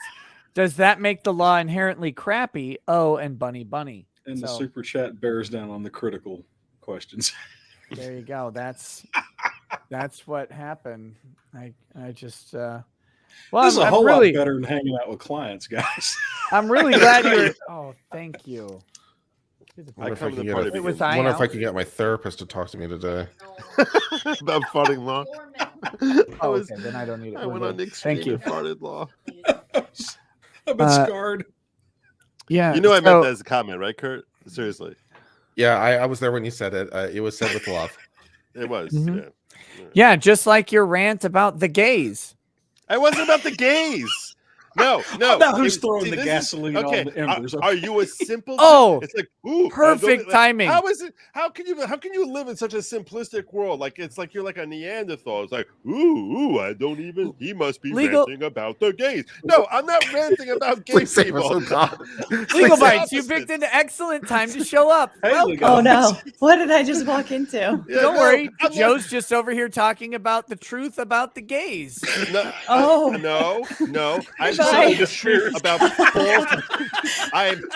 She's out. She's like, I'm never here. Sudden technical problems. Legal Bites. No, I am ranting against false arguments being promoted as if they were gospel, as if they were absolute truth, and that's what I'm ranting against. And then whenever that happens in any atmosphere, there are natural ramifications that if we start embracing that, there are natural terrible ramifications, and that is what we're seeing ramifications of today. It didn't have to be, and it happened to manifest with respect to arguments about the gay community 20 years ago, but it could have happened in any type of thing where if you create a false argument and you say this is absolute truth that no one can argue with, this is science. Well, then there are terrible he literally started this rant so many moons ago by saying the homosexual and then swallowed his next word, which could have been anything, but sounded suspiciously to me like it was going to be agenda. I say the exact same thing about the glasses wearing agenda. The glasses wearing community, people who wear glasses. Yeah, I mean, it's not their fault that they wear glasses. Here, imagine. All right, I want to make this point, okay? I'm a Jew who follows Torah. I could claim that is no choice, that I was born this way. I was born like having to follow Torah. It's in my genes. I come from generation after generation of Jews. It's in my genes. But I'm actually adult enough to say, no, you know what? This is my choice. I made a choice to live this type of lifestyle. That's why I used to wear glasses too, but I stopped. So it's fine. The Jews and the gays are one and the same. Is that the point here? No, it works in anything. It works in anything. Just recognize you chose to be a lawyer. You're one of those lawyer choosers. You chose to make law your profession. You know? So yeah, you know what? So the gays, the Jews, the lawyers, Joe. I was that's born a lawyer grifter. You guys become someone who farts law, Kurt. So that's self-hating lawyer. Wait, I thought you were leaving. All right, I'm sorry. You're welcome. I hope I made this more entertaining for all of you. Have a great time. Alita, it's really great seeing you. We need to do this. You know, you wish like past. I know. I've been away for so many days now that I feel like I was starting to feel like I was like out in the ether, like no longer part of LawTube. I was like, I need to get myself back in there, even though I don't really know what's been going on in the last few days with the Potter trial. I know there was closing arguments yesterday, but I mean, I've been who's Potter trial? What? Who? You guys are passing like ships in the night, but one of them is just throwing off all the gay sailors as they go. Young men. It's okay. I'll take them. They can jump onto my boat. That's very fine. fortunate that there's another boat in the area. All right. Oh my God. Later, guys. Thank you. You know, everybody's as the Enola Gay departs the rubble of Hiroshima. People have been giving me hell lately, Alita, by the way. They're like, what? Where's Legal Bites? Why isn't she invited on the panel? I'm like, she's invited. She's busy. I am always invited. Trust me, guys. Trust me. I know I'm always invited. Really wish you were here about 15 I know minutes ago. I have gotten DMs from people on Twitter saying like the chat is asking for you, which is always a nice feeling. But yeah, it's Read what they say before you. What about that? I always know not to take the chat at face value. I always know that. But no, I mean, it's our Christmas vacation has gone a little bit crazy. We were not anticipating that we would go to DC. And now here we are. Why are you in DC? What happened? So our home base for this vacation is California. And we were in Chicago for a wedding, and a couple days in or a day in or something to being in Chicago, we found out that one of my family members has COVID. And then we found out that another one has COVID, and then another one has COVID. And so going back, we were going to need to stay in a hotel. So we decided to instead visit some family and friends out in DC for a couple of days before kind of coming back and figuring out if maybe people will get better, or we'll see. So did you have contact with the COVID people? We did. We tested negative since then. Mm-hmm. Yeah. Oh, yeah. That's perfect. I'm glad that you were like, oh, well, you had contact with COVID people. Let's go to DC. I approve of this message, by the way. Did you visit Congress? How many congressmen did you shake, lick, whatever? All of them, because of course they are there the week of Christmas. They're all in DC, right? I don't know what these people do. Yeah, no, but we're. I mean, I'm personally vaccinated. And so, you know, and we, as soon as we realized, you know, there's a possibility that, you know, we may have been around people that had COVID. Now we're about to go to a good friend's wedding. They have grandparents. There are, you know, older people that are there. We couldn't live with ourselves with the possibility of spreading something to them. So we tested ourselves and we're negative. And yeah. So anyhow, yeah.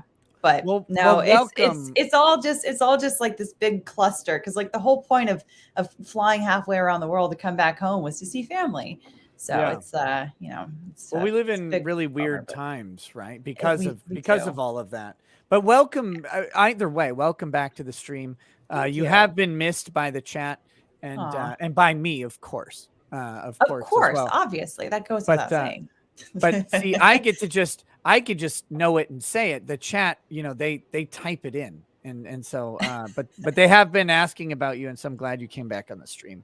I saw your pictures. You got to meet Nate DeBruin, which is cool. Yeah, we had him over. We had him over before there was any whisper of COVID. So you're trying to give him COVID too? Oh, trying to kill Nate? No. But no, and he was like the first one that I thought of when I found out that like we had a COVID outbreak in the family. I was like, oh crap, I may have gotten photo Chad sick. So I let him know like first thing, and you know what? All credit to Nate that he is like one of the nicest people. That he was like, you know, I told him, I was like, hey, you know, this is what's going on. I'm really sorry, et cetera, et cetera. And then he was like, yeah, that's great. But how's Chicago? How are you doing? Are you having a good time? And I'm like, are you kidding me? Like, you're one of the nicest people ever. Yeah, he's really cool. Yeah, he's really cool. So I'm glad you got to meet him. And then I saw you had a tweet or something from DC, which is awesome as well. I've not really gotten to visit the DC area. I drove through it briefly, or was driven through it. It wasn't even me driving. So, but I want to get out there and actually visit. But I'll have to spray like Raid all over my body to keep the Congress people and administrative people away. Silly roaches. So anyway, we're just on jury watch. I mean, that's what's going on, which is why we have delved into a discussion from Good Logic that definitely won't get my channel absolutely destroyed and yeeted by every YouTube censor. They were probably waking them up right now and calling them into work. You left out the part about Kurt jumping in to explain how to be an effective serial killer. Yep, that happened too. Yep. Okay. He explained the exact We've methodology explored required. the virtual space. Yeah. Today. Yeah. I don't know how else we could round this out, but I'm sure we're going to. Oh, we talked about Ghislaine Maxwell too. So that's perfect. That's fine. And and how, some certain sections of the U.S. Code might be used to prosecute Bill Clinton. While we're at it, we'll just criminally implicate the Clintons. I can't think of how else can we get the channel destroyed today. You might as well go out with a bang. I mean, oh yeah. Yeah, here we go. I talked about Michael Long and Kelly Long. Kelly Long is horrific. She's a monster, and she hired a PR campaign because she was a PR company because she was getting destroyed, and then pretended like public relations was acceptable only for her side of the argument. What else can we do? Who else can I piss off today? H3 is a person of questionable virtue, and him sitting in a tub full of crackers with Hassan and Amaranth is degenerate, and they should all be excluded They literally from sit society. in a tub full of crackers. Yes. You talking about Ethan Klein? Yeah. Yeah, Ethan Klein is. I'm not so sad he's getting whacked around this time by a Triller. I mean, Triller's case kind of is garbage, but the fact that it's against H3 doesn't make me sad. But yeah, he was upset that whoever it was, Vosh, I think, got banned off Twitch because of racially insensitive jokes against whites, and he says, "Well, he called whites crackers." Yeah, he got real upset because he's like, "Well, that is feeding a narrative of white identity politics and white whatever," and I'm like, it's just, it doesn't make any sense to my mind. Was the argument that it wasn't offensive enough? No, the argument is that if you it's okay to offend white people, if you were to if you were to use the N-word in a derogatory way towards someone, and Twitch is pretty specific on this, you have to use the word in a way directed at someone identifiable, either another person that you identify by name or by someone in the chat. Right. Like on Twitch, you can say simp and thought all day. But if you call someone a simp or a thought, it can actually be a bannable offense. And so Vaush and Hassan and Hassan deserves whatever horrific thing happens to him because he's a communist.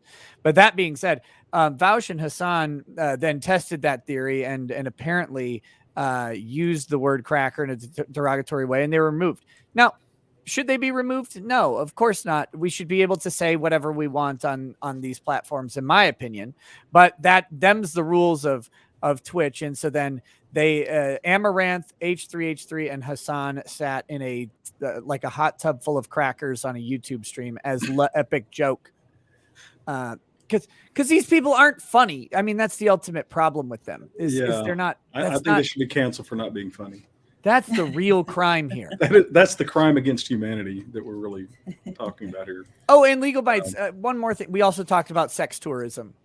Hey, that's fun. So to round out the myriad topics, but let's see. Was there anything else, Nick? Have you captured all the? Someone says you could talk about COVID and natural immunity. No, we can't. It's one thing we definitely cannot do. I mean, I kind of touched on that with my family story, right? Yeah. At some point, chat, you're firing a laser pointer at cats here, so stop it. Right. Knock that off. But anyway, so all I've been doing is just going through super chats, just harmless super chat merchant. Here I am. Super chat merchant. Joe earlier tackles the Jewish question too, and it's like, come on, Joe, what is wrong with you? Anyway, so yeah, I'm just Jewish question is always a fun one to discuss. I'm just a humble super chat merchant, and the super chats lead us down wherever just a we platform. go, so. You are not a publisher. But is there anything you wanted to talk about with Kim Potter? I mean, while we're here, I know you haven't been able to follow the cases closely because you're visiting family, and that is infinitely more admirable than watching Kim Potter. But sometimes more enjoyable than hanging out with family. Let's be real.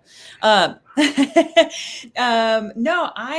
it seems to me from what I've been able to sort of follow along with, that the state has not met its burden as to recklessness. And that's the ultimate question here in this case, right? It's whether or not she was being reckless. Right.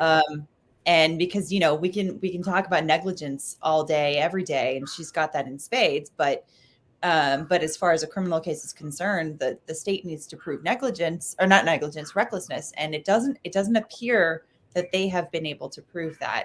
That's at least my impression. And I don't know if there's maybe some information that I've missed. I haven't been able to see the experts, but I have been able to see some recaps of some of the experts. So that's the caveat that I would give, is that the last few days of testimony, especially, I have mostly relied on other analyses of what has happened.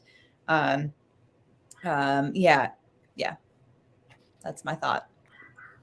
The chat is asking what I'm shoving in my gullet. Yeah. What are you shoving in your gullet? Hey, man, you have a right to your gullet. Your gullet, your choice. These are a snack that my wife and I invented. Ritz crackers, Reese's peanut butter cup, and then chocolate. Amazing. And then you dip them in milk. They're so unreasonably good. Yeah, that sounds amazing. Yes. Yeah. You need to send those to all of LawTube for Christmas, like yesterday. No, I can't because I eat them. Well, just send them FedEx, Nick. Send them overnight so they'll get here before Christmas. But just as a home instruction as to why these exist, you just take a Ritz cracker and put it on the inside of a peanut butter cup on the top, and you'll notice that the ridges match up. They line up. It's like the same die was used to cut out the Ritz cracker and the peanut butter cup, and that was the inspiration. They're so good. They're so good. See, Hassan Piker and stupid Vaush, they've only delved into the cracker, right? I'm born into it. I'm eating crackers on stream live. They're sitting words like they're harmful. I'm actually chewing up and digesting crackers live.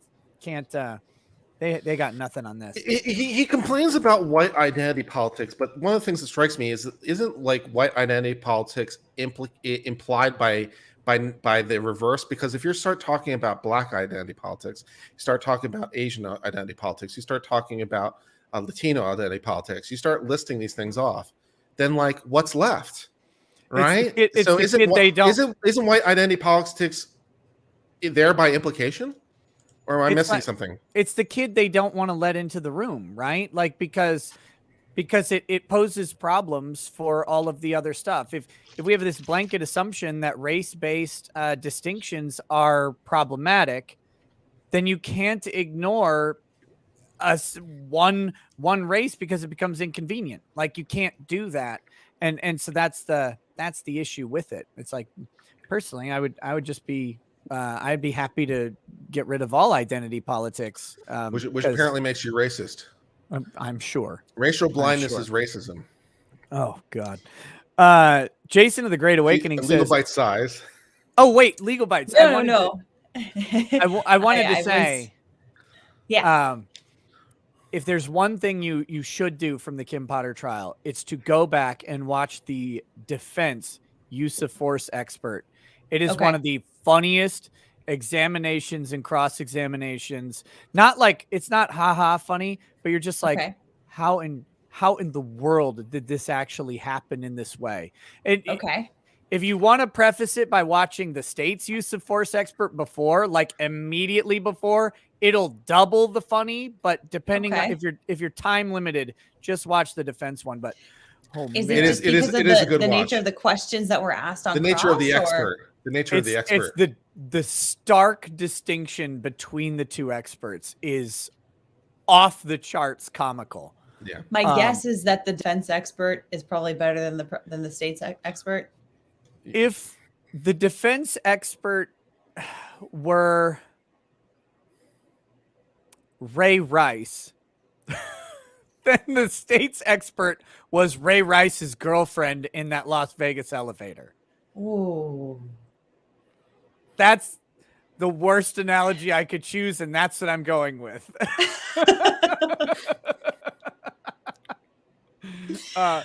Boy. Paul Kersey says he puts the T in testosterone. A little bit, dude. He was getting me to ovulate at some point, man. Jesus. I Lord. mean, he He's hilarious, and just the distinction between these two. Oh, Ty had to go apparently. The distinction. He didn't like that between Ray these Rice two- joke. That's fine. No one should like any of my jokes. They're dangerous. Yeah, just the distinction between the two was something to behold. It's like, oh my goodness, like how do you get this disparity between experts? But it was illustrative because sometimes you do, and it was good. It's worth it. And then every objection from the state becomes hilarious. This guy shouldn't be testifying about use of a handgun. He's not qualified. Okay. Right. Sure. Mm-hmm. He can't testify on tasers. He can't testify on tasers. Well, how is he qualified? Let me tell you the ways he's qualified. Oh, that's great. Oh, That's hey, great.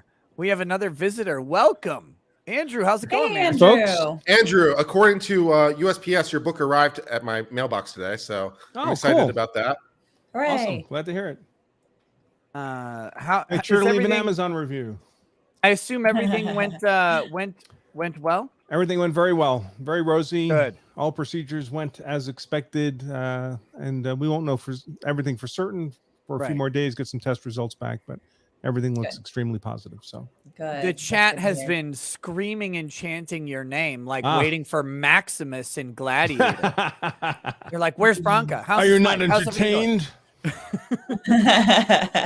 But yeah, you've joined at this interesting time where Joe just tried to have my channel permanently deleted, so that was good. Who's Joe? Joe. Oh yeah, logic, okay. Yeah. But that's the question I'm also asking right about now, and then to save my channel. Never heard of him. I don't know that guy. Who? What? Huh? Who's Joe? No, I had a joke that would have. I couldn't say. Never mind. So Andrew, I was just telling Legal Bites about the hilarious contrast between the expert witness for the state and the defense in the Potter case, the use of force experts. And the only way to appreciate it really is to watch your testimony. But it really is. That's evidently what I'm gonna have to do. Yeah, I mean, if you go to either my blog post, lawselfdefense.com/blog, you can find that I've chopped up all the testimony into separate little videos. So it might be a peak grift. I like it. I appreciate it. Yeah, well, whatever. It's free. There's no charge for it. I'm kidding. Or I'm sure you can find it at other sources as well. But it almost would pay to have each one playing simultaneously on two monitors left and right at the same time and just kind of gecko it. The experience. It's I mean, of course, you can watch all of the trial here at Ricada Law on YouTube. As I've been doing. Just don't sleep for the next few days.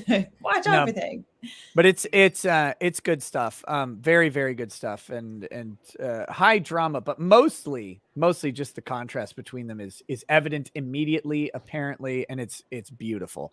I mean, I love the way Frank defended his expert on so-called rebuttal. Saying, hey, our guy actually studies these things. Their guy was just a super cop for 40 years. What does he know? Well, our expert was a cop for 5 years, 15 years ago, and then went to law school to become an expert on policing.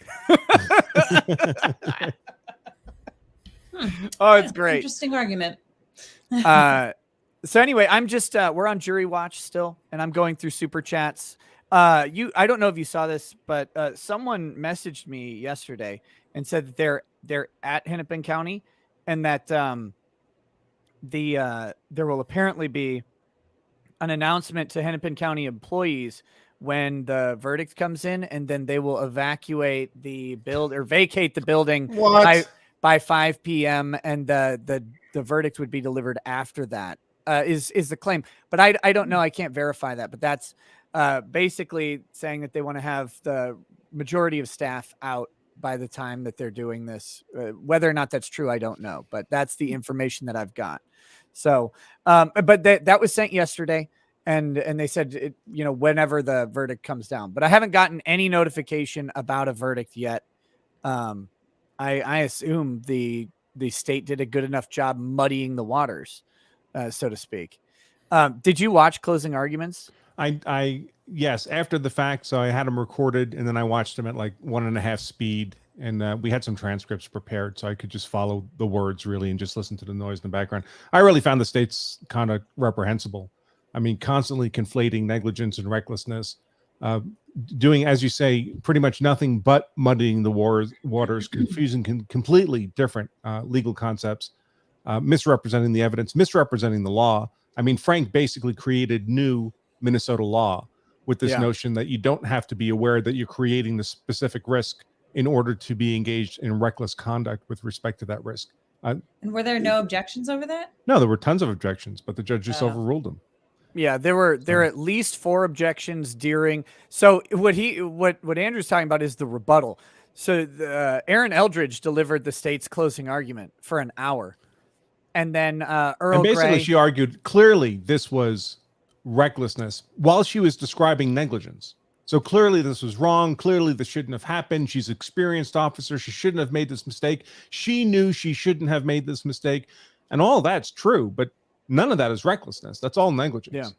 And if you follow the most coherent her theory got, in my opinion, you have to come to the conclusion that it's reckless because every cop is carrying, or because she as a cop was carrying a taser and a firearm, she then created the risk of an accidental draw of a firearm and then disregarded the risk by drawing the firearm.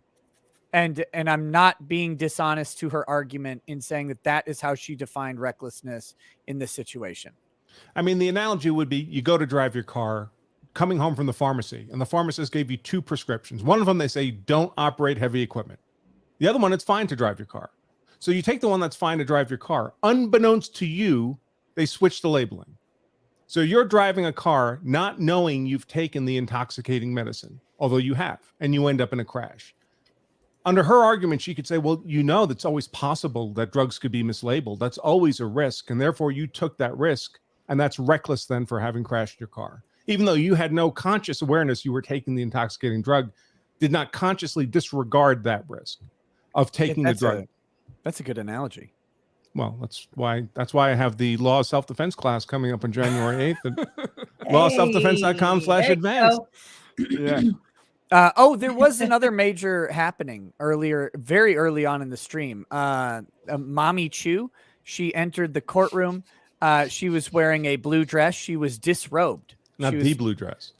Not that one. Okay. She was, but she was disrobed. It was very important for the chat got to see Judge Chu in a state of disrobe. Not the same meaning as what most people would think of as disrobed, but you know, that's fine. It's fine. Let's go with it. Normally wearing a robe, and this time she was not wearing a robe, so she was disrobed specifically.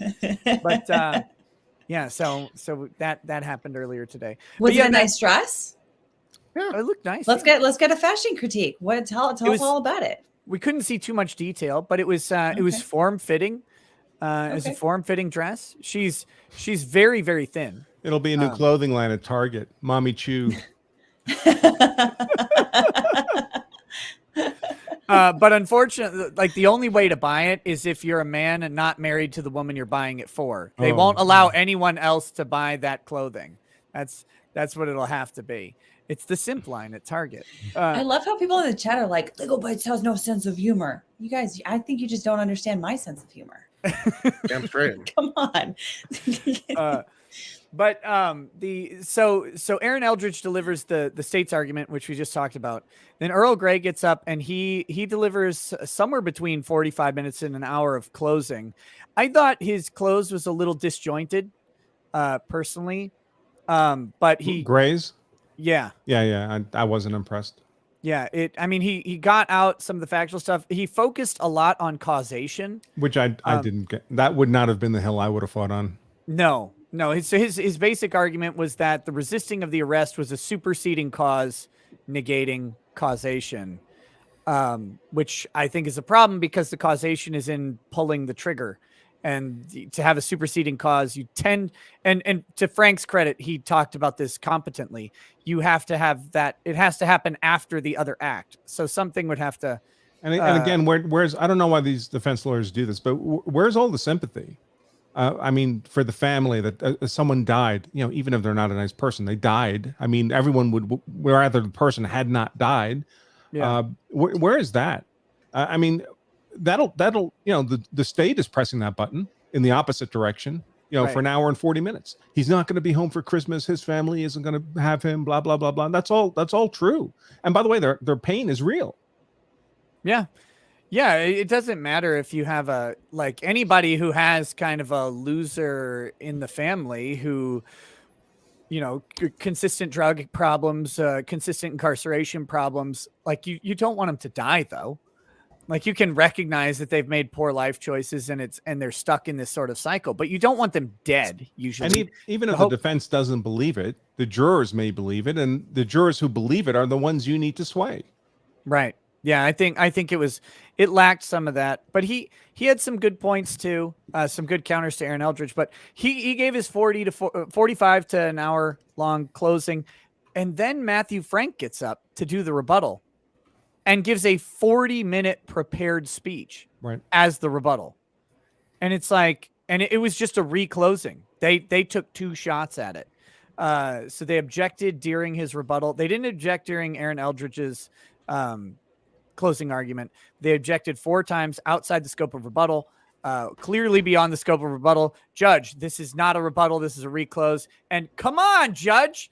Those are basically the 4 objections. Right. And then at the end, they moved for a mistrial, maintaining their objections. It was denied, of course, but they do have that issue preserved on appeal. And I think that's, I don't know if it's good enough, but it's compelling. I mean, and to me, what we really have here is another example of another judge who's not willing to do the judge's job. I mean, that argument that Frank made at the end was not a fact argument. That was a law argument. I think the law is this. The defense thinks the law is that. Well, the jury's not supposed to make that call. They're not supposed to present their opposing versions of what the law requires. Right. And let the jury decide. They're finders of fact, not law. Right. The judge is supposed to tell them either the law is A or B, and the judge may be wrong, and then she can get reversed on appeal, right? But she's supposed to define the law. And then the jury decides, all right, well, that's the law. These are the facts we believe to be proven or not proven. We'll apply that one definition of law to this. But now, again, just like we had with the citizen's arrest statute in the Ahmaud Arbery case, we have jurors like, well, we don't know what the law is. The defense says that the state has to prove she knew she had a gun in her hand. And the state says, well, we don't have to prove that. That's not a fact issue. Yeah, because that is a question of law. And that's arguably the linchpin to the entire case. Yeah, well, unless you accept Eldridge's crazy theory, welcome back, Ty, that merely having a gun and a taser, which would automatically then, if you have a gun and a taser, and that automatically creates recklessness, drawing the gun ever is an immediate disregard of the risk. Eldridge argued that moving the paper from her right hand to her left hand was sufficient for recklessness. I mean, I don't know how you get a threshold any lower than that. Yeah, it's it was a mess. But anyway, so that's what happened yesterday. Jury's been at it for quite a while now. 9 to 3, 5 hours yesterday. So so they started deliberating yesterday then? Yeah, 1 p.m. yesterday. They went into, I think at 1 p.m. they went into the jury room, and then they deliberated until 6 p.m. That was when they were closed. And I believe they are sequestered during deliberations. And how many charges? 2. Just the 2. Ooh, I think they're probably going to acquit then.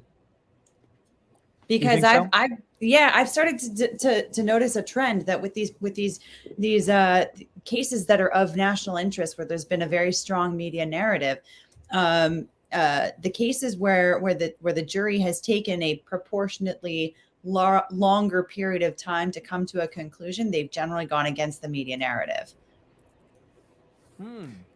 Interesting new algorithm. How long? If the media wants conviction, it's not going to happen. Well, I mean, because Derek Chauvin was very fast, and that was a conviction that went with the media narrative. Justice Smollett was that was in a day, but it was longer than what we expected. Ahmaud Arbery was relatively faster, but they didn't convict on everything. But Kyle Rittenhouse, they were taking a long time, and they ultimately acquitted him of everything. Hey, does anybody know why mistake was not an instruction here? I mean, they said that several times in closing, but normally mistake would be a legal defense. I mean, it's just a form of accident, really. I don't know if it was proposed and rejected. They argued the exact opposite. They said the prosecutors, didn't they say mistake is not? They said it wasn't an affirmative defense. Well, they never said it's not in the instructions at all. There's nothing about mistake in the instructions. So I don't know if it's significant, Kurt. They said defense. Okay, well then I misheard them. Yeah, fair enough. Well, because we were talking about that. I have no idea if that's a significant. No, they said it wasn't. They quibbled over the word affirmative. But they settled on the fact that it would be a defense, but the judge found the word affirmative too confusing. Oh, I'm sorry. I was talking about their closing argument. I forgot. Yeah, during the jury instructions. Yeah. Or no, I mean while they were wrangling over the. Got it. Okay, sorry. Yeah. Oh, but yeah, in closing arguments, basically the idea was that the mistake is still reckless from the state, which again,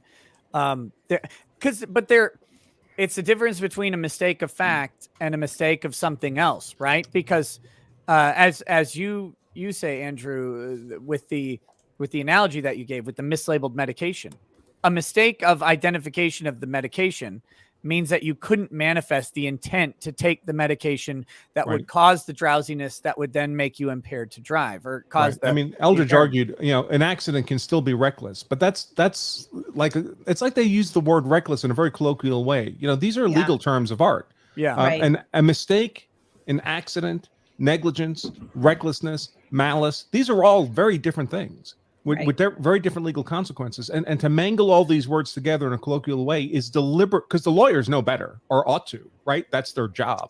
So for them to do this is deliberately misleading the jury as a prosecutor to put someone in a cage for the rest of their life, effectively. And that's wrong. I mean, listen, the prosecution and the defense are held to different standards. The defense is allowed to be sneaky and tricky and attempt to mislead and confuse and be ambiguous and create a reasonable doubt. The prosecution is supposed to be seeking justice, not just a win. And it's not justice to deliberately conflate very disparate legal doctrines to confuse the jury. Well, Andrew, there's a real good reason for that. The prosecutors are absolute scum. Well, these are. In this case, yeah. Sure. In this case, I'm not talking about prosecution in general. Yeah. But in this case, they're actually, in their way, they're even more odious than Binger and Krause, in my opinion. I'm not sure why. I don't have a basis for that. They just annoy me more. I mean, Binger was basically doing the same thing. Krause was doing the same thing, really. Oh, it's a distinction of little tiny differences. But these prosecutors are scum, and they're not doing the job that they're actually paid to do. To address something in the chat, Ding Pit's House of Munch says, but that is not equivalent to a yellow taser versus a black gun in the mislabeled drug case. Except it is, though.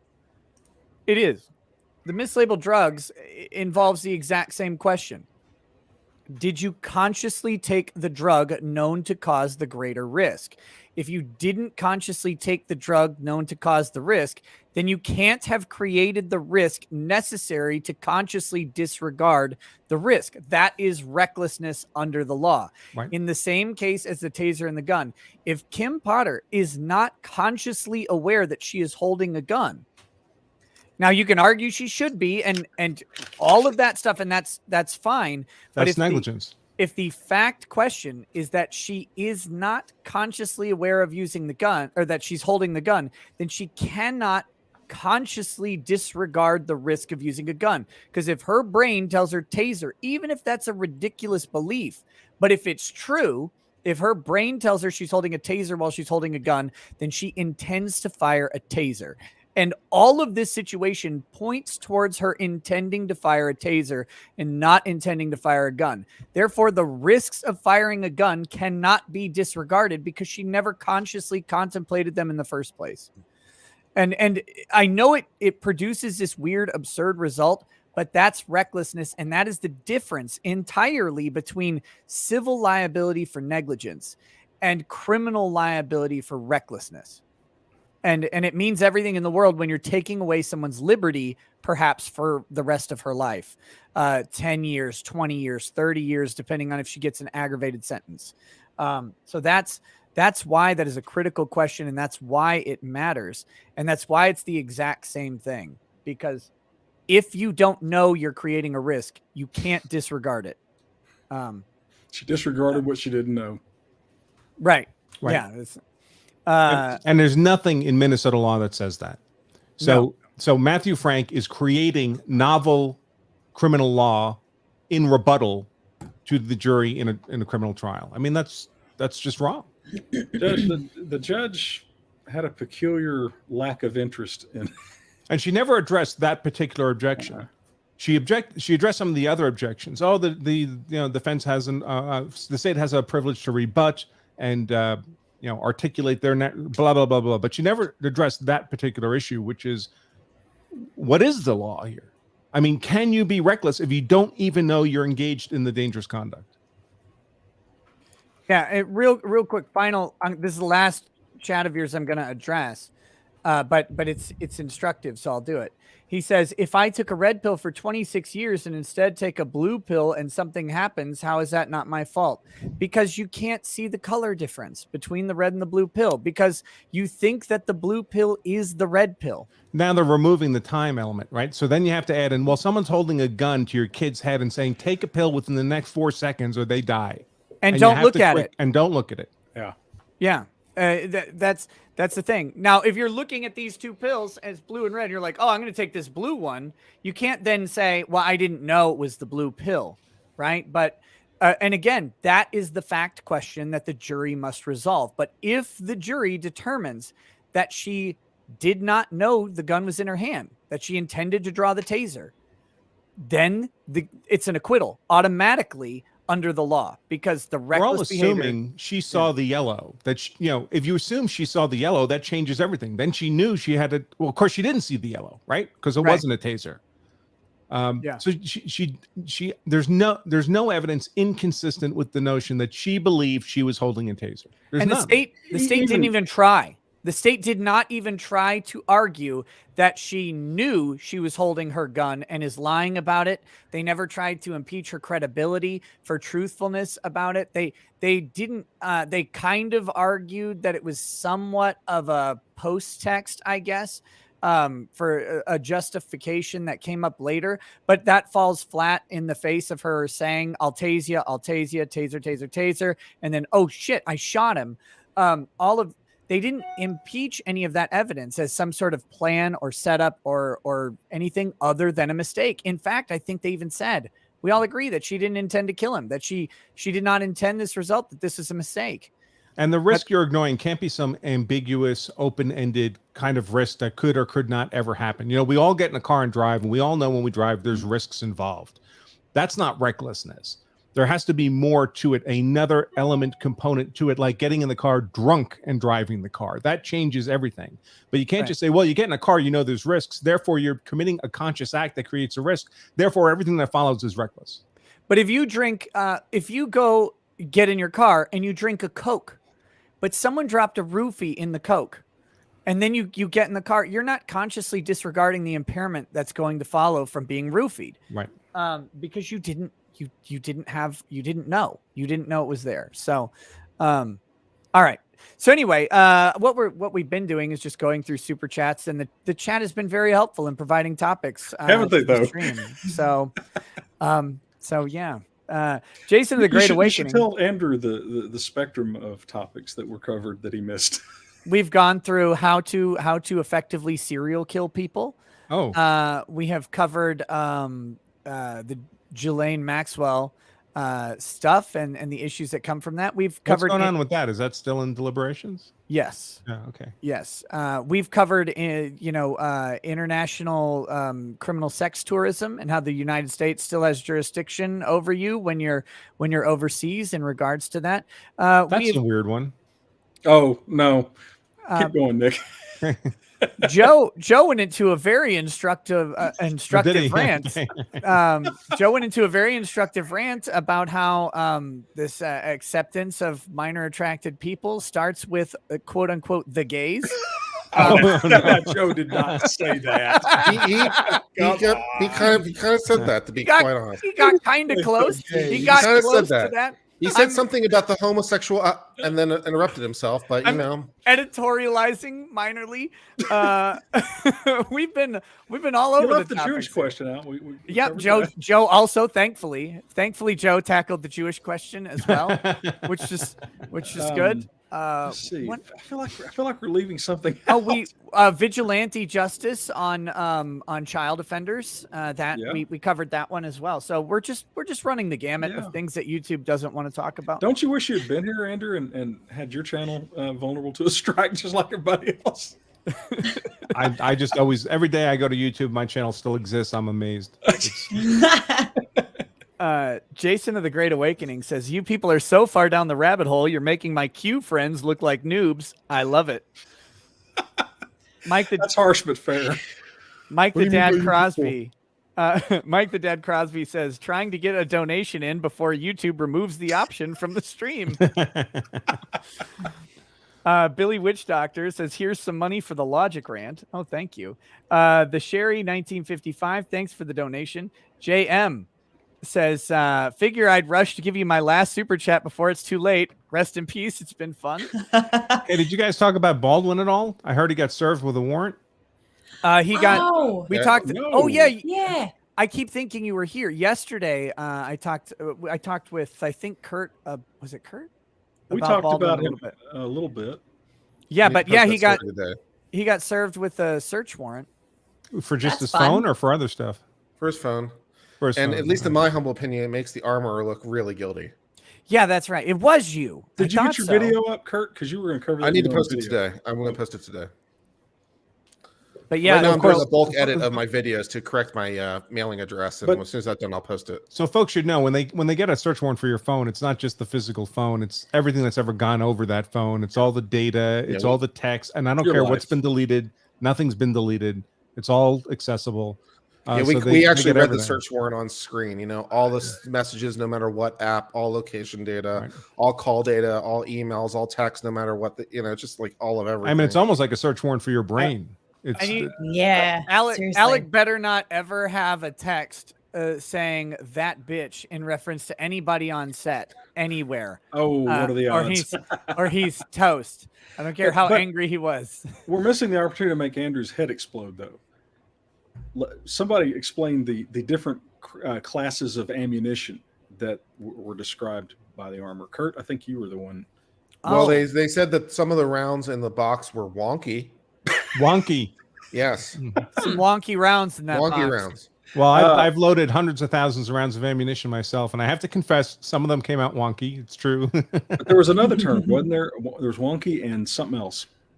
Well, it was the fact that they only were able to fit in 5 rounds initially, and they couldn't fit in the 6th round initially. But after lunch, they cleaned it out, whatever it was, and managed to get the 6th round in.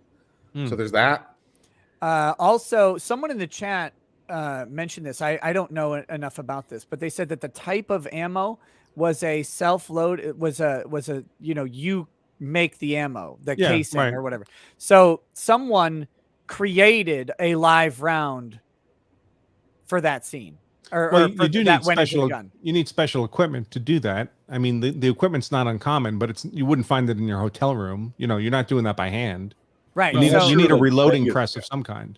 right. So the rounds that they're using on this set, someone pressed a live round into production for whatever reason, and then that made its way into the gun. So that seems Yeah. like an issue. I mean, a reloaded round can come from lots of places. Lots of gun stores will do it. Just because ammo got expensive and lots of people started reloading, and it's if you have a loose box of rounds, and lots of people in the gun community do, it's stuff they pick up at the range or they find here or there when they're at a range, and it's all different. Some of it's going to be reloaded, some of it'll be factory, some of it'll be factory reloaded. It's just kind of a mixed bag of stuff. Also, I got a question from the chat asking about whether Alec's texts and calls to his lawyer would be able to be seized. Not the substance of those conversations, because that would fit very squarely under the lawyer-client privilege. Yeah, I mean, but the fact that he called him or the fact that he went to him, if there's GPS data, that's not privileged. Right, The, right. But the substance of them would be. Would be protected. It'll be collected though. Yeah. I mean, they're going to The- recover it. Like and- the outside of the box would be effectively, Right. but whatever's inside that box, they can't. That's a can't good go into it. analogy. I'm sure that someone as level-headed as Alec Baldwin really doesn't have anything embarrassing in this film. So level-headed.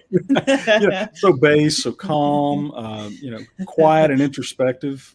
So I wouldn't worry. He's known for being a very reasonable man. Yeah, I wouldn't worry at all about a guy that nearly committed a federal offense by threatening his daughter, wasn't it? That he left the answering machine message. Oh, yeah, this guy was 15 years ago. And yeah, that was look. They're just about to convict Kim Potter, or darn close to it, on reckless manslaughter when she's about as squeaky clean as you could possibly imagine. Baldwin's not that. No. Yeah. Yeah, but he's from the preferred side though. Yeah, Baldwin's only played a cop on TV, and he has more complaints than Kim Potter. He's a method actor.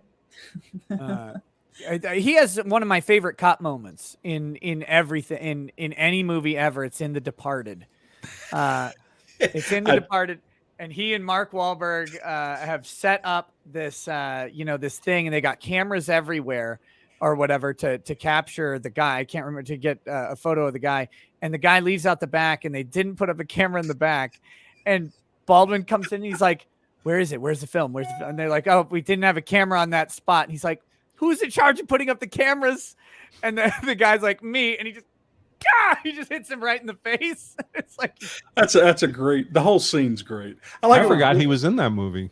Or it was a cameo, basically. Yeah. Okay. But so Marky Mark, at one point, the guy goes, who are you? Because he's wearing him out, and he goes, who am I? I'm the guy that does his fucking job. You must be that other guy. Baldwin's best roles are his cameos, though. Baldwin is he's a great actor, and Glenn Ross. I mean, he's legendary. That's a masterpiece for sure. Yeah. And he was good in Hunt for Red October. 30 Rock, he was good. Oh, Jack Donaghy in 30 Rock, he rules. He's magnificent in 30 Rock. Head of the microwave division. I care about the environment. I had this flower flown in from the Himalayas on a daily basis. Of course I care about the environment.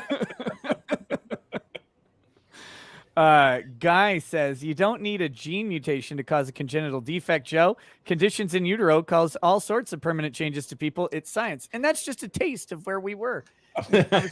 Barely scratches the surface. Cause Diver says, OMFG, just take my money. I am rolling on the floor laughing my ass off. Nancy says, Joe, the theory is an epigenetic gene that gets triggered during times of resource stress. It makes someone who will help the tribe, but likely won't reproduce, which will further stress responses, not the same as abusers. That just sounds like bullshit.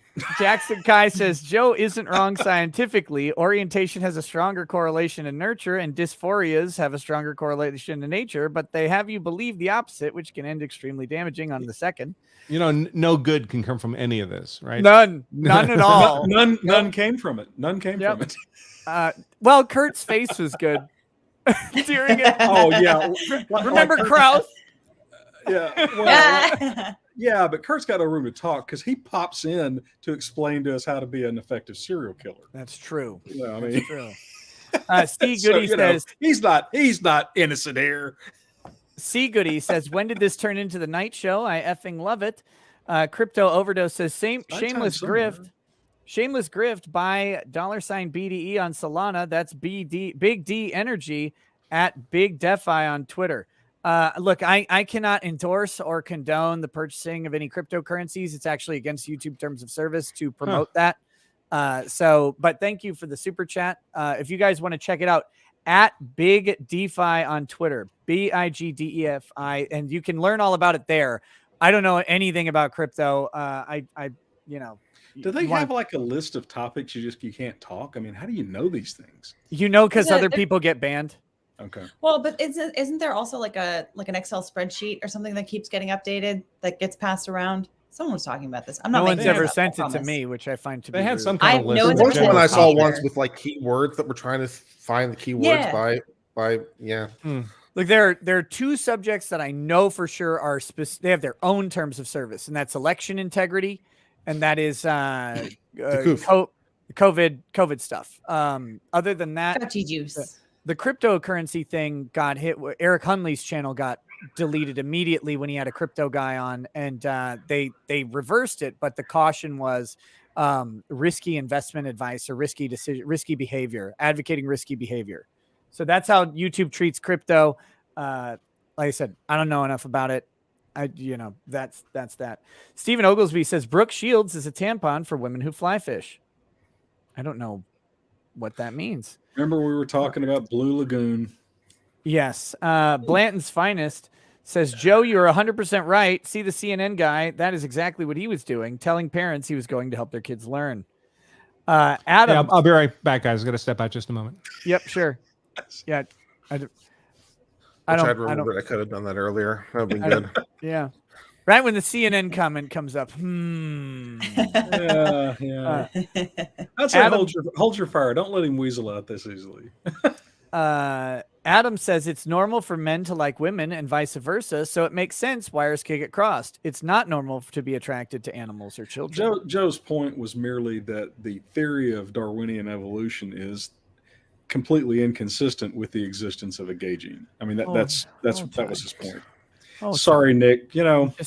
It didn't need the explanation though. Well, I'm just catching these chats all happened in real time, and now we're like Kim Potter looking back on them. Yeah, right? Nick, and then we'll have chats about the chats that will never end. Yeah, Nick is like that guy in the movie in slow motion who's trying to stop something horrible. He's going, no.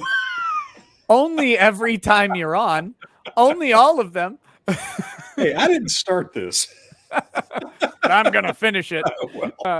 Jonathan Bott says, this is for your show, surviving this conversation and not being knocked off yet. Hey, thank you. Let's see. Steve Brown says, Ty Beard and I would get along just fine. Amen, bro. So there's that. That's nice. Oh my gosh. Where are we? Here we go. Tyler Wales says, it's possible we can resolve this based conflict within the group. Maybe, maybe not. It's all a roll of the old casino dice. Now, where did I leave that shovel? Hey, what's that casino dice reference, Nick? I have no idea. Sorry. I have no idea, Kurt. Would you care to elaborate on why someone would need a shovel after rolling casino dice? Well, we were talking about how to get away with being a serial killer. And the main way they track serial killers is by MO and signature. So the best way to avoid being caught, therefore, is to avoid having an MO and a signature. So what you can do is you can get like casino dice, and the reason for the casino dice is because they'll be well weighted, so they'll be more random than our physical methods. And then you can use the dice with a that will code for combination. So like 1-1. 1-2 will be different than 2-1 in this scheme. So like the first dice says this, second dice says this. So if it's 1-2, that codes to one thing, but if it's 2-1, it goes to another thing. And then you can use the various combinations to code for random age, random gender, random locations, random method, and other elements of it that are random, so that therefore there's no tie of methodology that will tie the murders together. And then you need a shovel after that. Your lawyer math was off, though, because you said there were 36 options, right? Yes. But there shouldn't be, because you have six-sided dice. So there should actually only be six. Who said 6 dice, though?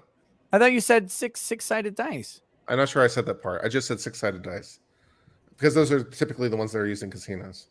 Well, but if you had 6-sided dice, you would need 6 of them to create 36. I thought you said you had 36 options. I'm not gonna lie. 6 times 6 is 36. 36, and I haven't been following. There's 36 total dice. There's 30. You don't need 6 dice to come up with 36 options. You need 2 dice. What?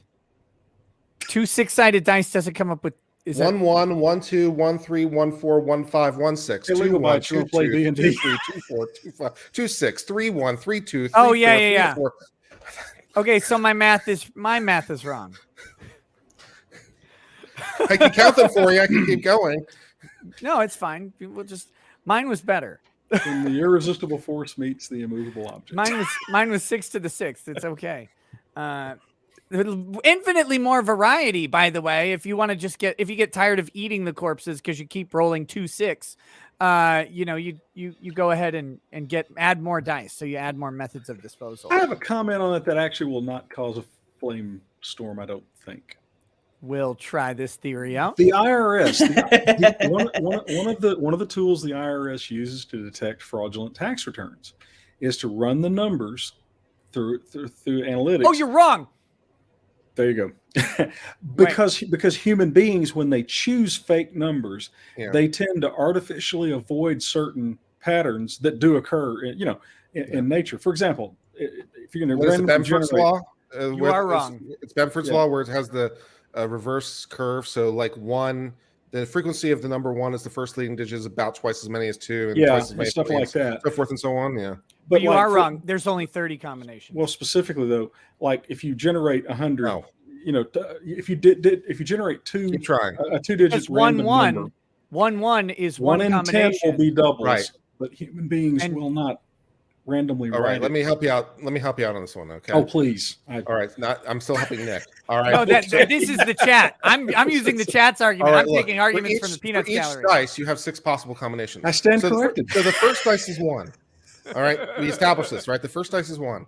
The second dice can be any number 1 through 6. I'm just going with the chat's thing. That's I believe 6. you, Kurt. Are we in agreement? If the first dice is 1, no. The second dice can be any digit. That's 6 possible combinations, right?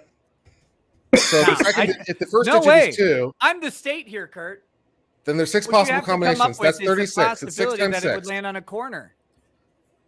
If it lands on a corner in, say, a crack or whatever, which number do you even pick? There's multiple combinations there. You can reroll.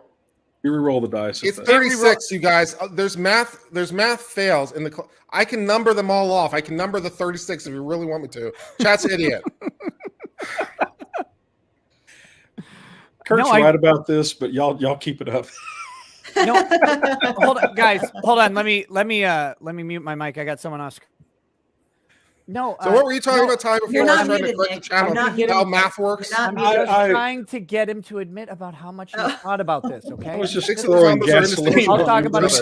Oh my God, you guys are idiots! 6 of the combinations are indistinguishable for another. No, they're not. Not if you distinguish one of the dice as the first dice and one of the second as the second dice. You can literally roll them separately if it'll make you happy. You just roll one dice and that's the first dice, and then you roll the second dice and it's the second dice. And they're not indistinguishable. Then you have that means that 1, 2 and 2, 1. Okay, you have a dice that says 1 and a dice that says 2. And now you have a dice that says 2 and a dice that says 1. Those are 2 different things now. Yeah, but you could use different colored dice. You'd have to, but he didn't mention that he was racist and would use colored dice. How does this get to the gays is what I want to know. Well, because the gays are what happened when you roll a 7 on a 6-sided dice, I think. At least the chat is streaming up now like 1,000 miles an hour. Yeah, there for a while there's like blip, blip, blip. Oh, gotcha. But no, seriously, I know he's thought a lot about it, and I'll get him to admit more of it. It's fine. No, what I thought was really yes, cool I have his address. Analysis. It's okay. What I thought was cool with Kurt's analysis was the use of casino dice. That's about as close to truly random dice as you're going to get. Yeah, because you could have used a 20-sider, a 30-sider, a 100-side. Yeah, but as I was pointing out, and I have enough experience. It'd be better with a 130. It's been documented. Like there's even videos that will tell you how to make sure that your D&D dice are actually random. Like you make a salt water solution at a certain density to see if it rolls up. But yeah, a lot of dice are not made properly. Right. So if you just go to a gaming shop and you buy like a D20, you're not going to get a random dice. You want to avoid anything that has a skew in it. Okay. Incidentally, this was a thing. What was it in Monaco? I think way back in the day. This is old school, where they had roulette wheels that weren't perfect, and someone was actually able to start predicting the roulette wheels because they got enough numbers, enough occasions to figure out the skew of the roulette wheels to be able to make a prediction that would beat the house edge. So yeah, you've actually been able to see things like that, and it's one of the reasons casinos spend so much money on it to avoid that. I can match your nerddom. I don't know if I can exceed it. But I can match it. In the early days of role-playing games, when we had the polyhedral dice, when we had to walk uphill to the table. Yes. The initial dice that TSR sold with Dungeons & Dragons were crap. They degraded. Anybody has any of those dice today, the D20 looks like a golf ball. It's completely eroded. So anyway, companies started making polyhedral dice.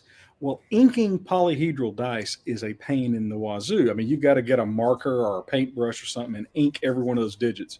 So people would sell inked dice versus non-inked, and the inked dice were always twice or even more expensive. And dice were a lot more expensive adjusted for inflation in those days. Mm-hmm. All right. All of a sudden, we started getting a massive number. I was in the hobby. I sold games at a hobby store. All of a sudden, we start getting this influx of cheap dice, inked, nice, smooth edges, not hard edges. Anyway, so I got to inquiring with one of the dice manufacturers. What is this? He said they were being imported from China because somebody in China figured out that if you just coated the entire die in paint and dropped it into a rock tumbler, it would abrade off everything except the paint inside the digits. Love it. That's why your D&D dice today are not purely random, because they're basically the product of a rock tumbler. Okay, Well, come there on. you go. That was as good as Kurt's nerd, right? I mean, That's pretty good nerd. It's pretty Pretty good nerdy. nerd. But what I love is I'll take a push. what I love on this is that the chat has learned that our lawyers will argue over anything, even Literally. something Literally objectively, anything. even something objectively true like math. We're like, no, but you're misunderstanding the math that I'm using. And we'll get to all of the super chats yelling at us about it in a little bit. Abe, we'll get to go over it all over again. Yeah, the super great. chats are. Yeah. yeah, real quick, music and Wait, fiction. should we tell says- them about the Monty Hall problem and have the chat argue about the Monty Hall problem? No. It's know, a great. start. It's a great one. It's a classic. It's an old school problem. It's the problem. Well, it's a great problem because the answer is counterintuitive. So you're in a game show where there's three possible doors. Behind one, no. you're in a game show where there's three possible doors. Behind which Push one of through the it, doors? Kurt. Push through it. Behind one of the doors is the prize that you're looking for, and two are things you definitely do not want. So the host asks you to pick a door. So you say, you pick door number 2. So he says, door number 2. Okay, great. Now, before we show you what's behind door, would you like to swap would you like to swap your pick? And now in this game, the host knows where all the prizes are. That's an important factor. So he knows where everything is. So the question is it to your benefit to switch or not? And the answer is yes. It reduces your odds from 1 in 3 to 1 in. It reduces your odds substantially, or makes your odds much better to switch every time. It's no longer 1 in 3 because the fact that he knows what's behind the scenes gives information that wasn't there before. And he wants you to actually get the prize. Yeah. That's. I'm sorry, I'll out nerd you. I thought you were talking about the Monty Hall problem in role playing games. Oh, what is that one? Come on. Talk about old school. So we called it. And this goes all the way back to the beginning of RPGs. So people that slag modern gamers for doing this are being idiots. DMs that give their players everything, just massive amounts of treasure, massive amounts of loot, everything. The monsters never kill anybody, and all that. And we called it back in the day the Monty Hall DMing is the term we used. And the solution, of course, what that does is that completely sucks all drama out of the game and makes the game boring. That's only if you do it wrong. You do the Monty Hall DMing for a while and make the party think that they're going to be that way, and then you kill them. Suddenly they come across a copulating pair of dragons and interrupt the process, and then they just get nuked from orbit. That's what you do. Yeah, well, but see, that by definition is not Monty Hall DMing. But that's actually what I thought you were talking about. Oh, we can tell there's two different kinds of people jokes. I got a couple of those. There's two different kinds of people. Those who can't complete an incomplete data set. There's two different kinds of people. Those who believe there are two different kinds of people. And those who don't. Yes. There are 10 types of people in this world. Those who understand binary and those who don't. Suddenly all the same people are sweeping into your show, Nick. This needed an elf to say this is too nerdy. Yes, there you are. Are you calling reinforcements? Welcome, Logolus, to the stream. I really saw him. Have you been watching, Runkle? Have you been watching this? I have. I've just been doing other stuff while I've been watching. What did your elven eyes see? A whole bunch of stuff I'm not going to comment on. Would you like to, are you sure you wouldn't like to comment on the very Sure you wouldn't want to reopen all After these? On any of the number of controversial topics that have come up so Look at far. my serial killer ideas here. That you got some more for me. Actually, I Actually, will yours take a are all wrong, controversial by the position, way. which is stick dice are better than polyhedral dice. Oh, that's an abomination. I mean, I live don't and wanna- let live and all that bullshit. But Based on the topics we've discussed today, I don't want to know what stick dice even are. it's a lot more benign, Telly. It's the kind you shove up your ass. No. No. Or maybe Kirk does, but I'm ordering some for Binger then. Oh. What? What? No, Oh, that no. joke? Runkle, you started this. That's the joke Finish that it. gets a ooh. Oh my god. These guys are going to have a horrible opinion of what stick dice are if you don't tell them. they're basically just a die where instead of it being round, they're oblong. And so all of the sides are along the edge. And so they're much less likely, for instance, to roll off tables. Think maybe a pencil if you numbered every edge of the pencil. This is a D6 if you numbered it and just roll it like a, that does it. I think they're abominations and heresies, but in this day and age of tolerance, I guess we can live. What would you call a bundle of, never mind. Abe Eckstein says, well, the grift had to end at some point. See you on the other side, Nick. Oh, thank you. Don't walk into the light. Nova Zero says, it was my birthday the other day. Here's to you, Nick. I know how it gets for us born in December around Christmas time. Also, yes, please do not ever take chat in the face. It's Ewy. Ark and Eli says, Joe is right. The left say gay equals black, but the black they are talking about is a very specific subgroup who have certain behaviors. Not all black people act like those stereotypes. Case in point, Drex. There you go. Man, they're just all sorts of friendly. The chat's helping you out, buddy. They're so helpful. See, this is where having lots of lawyers might actually be counterproductive to you. Oh, you think? Because someone's gonna take the bait. Chris Dreyer says Chad YouTuber Daniel Mackler with his personal journal of mugging was told by New York City prosecutor that anything written as testimony the defense has a right to read, including emails or charges dropped, no history between them. So yeah, this is a YouTuber was mugged in New York City. Apparently it was on video. He had a diary. And so the prosecution wanted, or the state demanded he turn over the entire diary. And he said, no, I'll just turn over the diary referencing this event. And the state said, nope, you have to turn it all over or we're dropping the charges. And they dropped the charges. So it's kind of interesting. So the YouTuber had a, okay, I missed something. You can be confused as to the YouTuber had a diary because, I mean, most people don't have diaries anymore. That was jarring. Well, I mean, what is YouTube other than... Right. Well, YouTube is a diary, but he has a personal the YouTuber journal. the victim of the assault, or did he just see it? He's the victim of the assault. Oh, So that's... For some reason, they were not going to prosecute because the victim refused to turn over a personal journal in its entirety rather than just relevant sections or something. That's the story that I'm getting. What the actual bleep? Yeah, I don't know why the state would need the diary in the first place. Unless they thought the YouTuber was guilty of something and we're trying to use that as an opportunity to nail him. Yeah, no idea. Huh. Billy Witch Doctor says James Fairbanks is a hero. Dado Popets says, I usually don't send super chats, but this stream became so based and red-pilled I could not pass this opportunity. It might be the last after all. Please have Joe again. Das Pooch says, leftists and deviants don't want people to think these aberrations are choices, but then can't accept the consequences of it being inborn, which is that it must be defects like Downs or autism. They're caught in between. Again, these are comments from the chat. YouTube, remember that, please, and have mercy. Josby says Joe is the ultimate grifter. He is taking out the competition. Kyle Guerrero says, at law of self-defense, are you familiar with the two paramedics in Colorado charged in the death of a patient after administering ketamine to sedate Elijah? If so, what are your thoughts?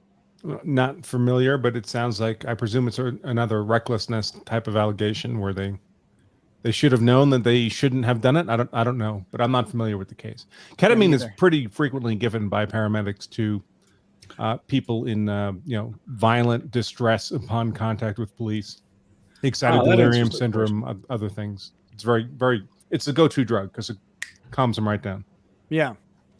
And apparently it was a police interaction, is what the chat's saying. Yeah, so normally the cops show up, they're dealing with what they think is basically a violently insane person, and rather than tase or shoot that person, they go hands-on, they immobilize them so they can't use their large muscle groups to hurt the officers or themselves, or cause themselves actually intense physiological distress, perhaps fatal physiological distress, and then the paramedics come, jab them with ketamine, calms them down, you get them to a hospital or I guess a mental institution, and then it's no longer a law enforcement problem.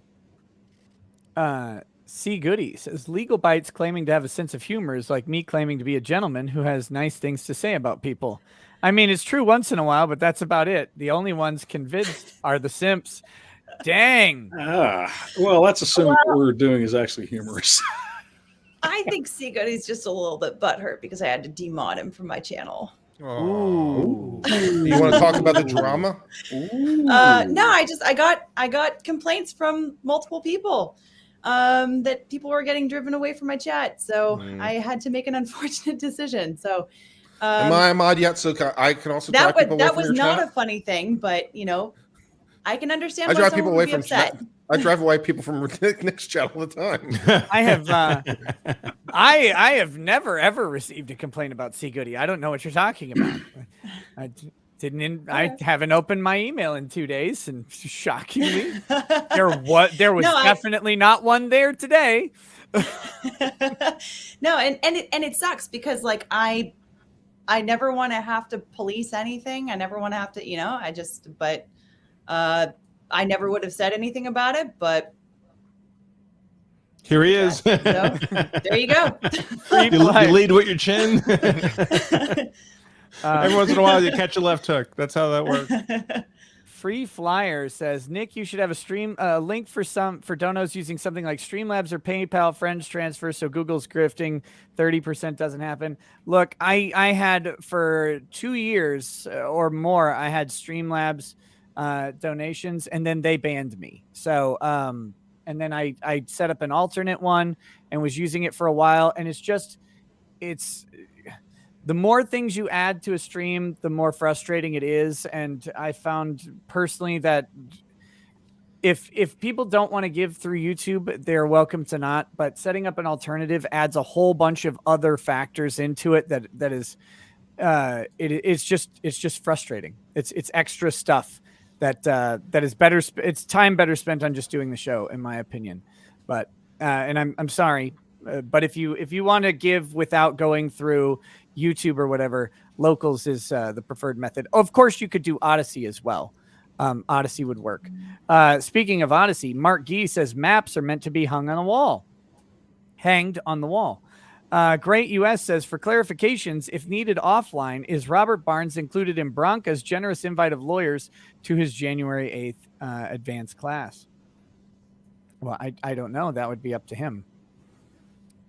Andrew, I think you extended an invite to the panel or something the other night, but I don't know.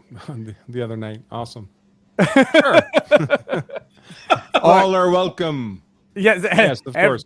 Well, guys, if you want the link to Andrew's thing, I'm just going to post it on my Locals behind the paywall. So you can either buy his course or you can just pay $5 a month for my Locals and get the. I'm kidding. I'm joking. That's a joke. You know, any of the lawyers in this group who want to attend my class, they're more than welcome to, courtesy of me. You don't have to pay for the class. And that includes people who rarely show up, like Robert and Natalie. They're rarely, intermittently show up, I guess I should say. Anybody in this little group is totally welcome. Ooh, we could do I love that. I'm in. When is it? Saturday, January 8th. It is all day. I mean, you can pop in and out if you like. It makes no difference to me. It's fine. But the class itself is a full 8 hours. I'll try to. I love that. You're all welcome to come. I would love to have you, but it makes no difference to me if you're there, you bigots. I'm kidding.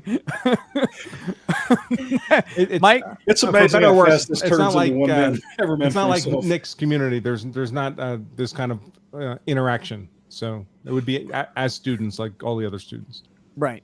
I just Mike, mock them behind the scenes, pass notes to their Yeah, students. that's possible too. Yes, oh yeah, Zoom does have that feature. they have chat. And chat is enabled. Yes. I learned that on the locals call and probably got close to being thrown off of locals because I just kept spamming Kevin Sorbo. Mike P229 says, what are the odds Pauly Shore is on this jury and we have 2 more weeks of sequestration ahead of us? No. Kevin W says, didn't the armorer claim she couldn't enter the scene because of COVID protocols? Also, Weinstein's case looks like it will be overturned in New York. Yeah, the armorer wasn't in the church where they were shooting the actual scene. She was on the greater set in terms of the environment, but she wasn't in the room, as it were, at the time. Yeah. And as for Weinstein's case, that's the problem with overzealous prosecution that uses collateral and inadmissible evidence knowingly. Same thing you had with the Cosby case, where they had if I'm not mistaken, they had a hung jury and the judge is like, oh, bring in these other witnesses and convince the jury to make him guilty. And those witnesses were, they had problems with their testimony. Well, they also had that whole thing of, promising him immunity from prosecution in exchange for testimony in the civil cases. That whole thing just to get around that pesky Fifth Amendment and then introducing those deposition statements in later. But when prosecutors do that, potentially really bad people get to walk free. That's why it's such a big deal that we don't let prosecutors do it on anybody, even the bad people. Especially when those people have a lot of resources. Right. And if they can't make their case, then I'm sorry, they can't make their case. And we should always celebrate when the state is not allowed to make an incomplete case. But that's the point of the criminal justice system. Otherwise, you don't have justice. And by the way, when they do it to those guys with all the resources and get away with it, they'll do it to you in a heartbeat. And they know you don't have the resources. Yeah. Ryan Idea says, have any of you rewatched any witness testimony from Rittenhouse just because? I watched Gage again. Man, that is still glorious. I have not because I'm doing this, but the greatest moment was it the journalist who said, well, I mean, I did hear him say, fuck you. Right. As he reached for the gun. Yeah. Richie McGinnis. Yeah. But how did you know what his intent was? Well, I didn't hear him say, fuck you and grab for the gun. Fractal Machine says, Kurt is totally wrong here. He's not as great at math as he thinks. If both dice are thrown at the same time, there aren't 36 options. If they're thrown separately, you can just use a single die and just roll it twice. Kurt, I think Kurt's hand has gone all the way to the back of his skull with that face. You're better than this. Don't. Lamb Chop says combination versus permutation, right? 2 different ways of looking at something. Like my way was actually correct, where it was actually 6 to the 6th power. That's what I'm thinking. That's the truest answer here. Britt Cormeyer says, Ty, you are Do you know how much 6 to the 6th power is? It's a lot.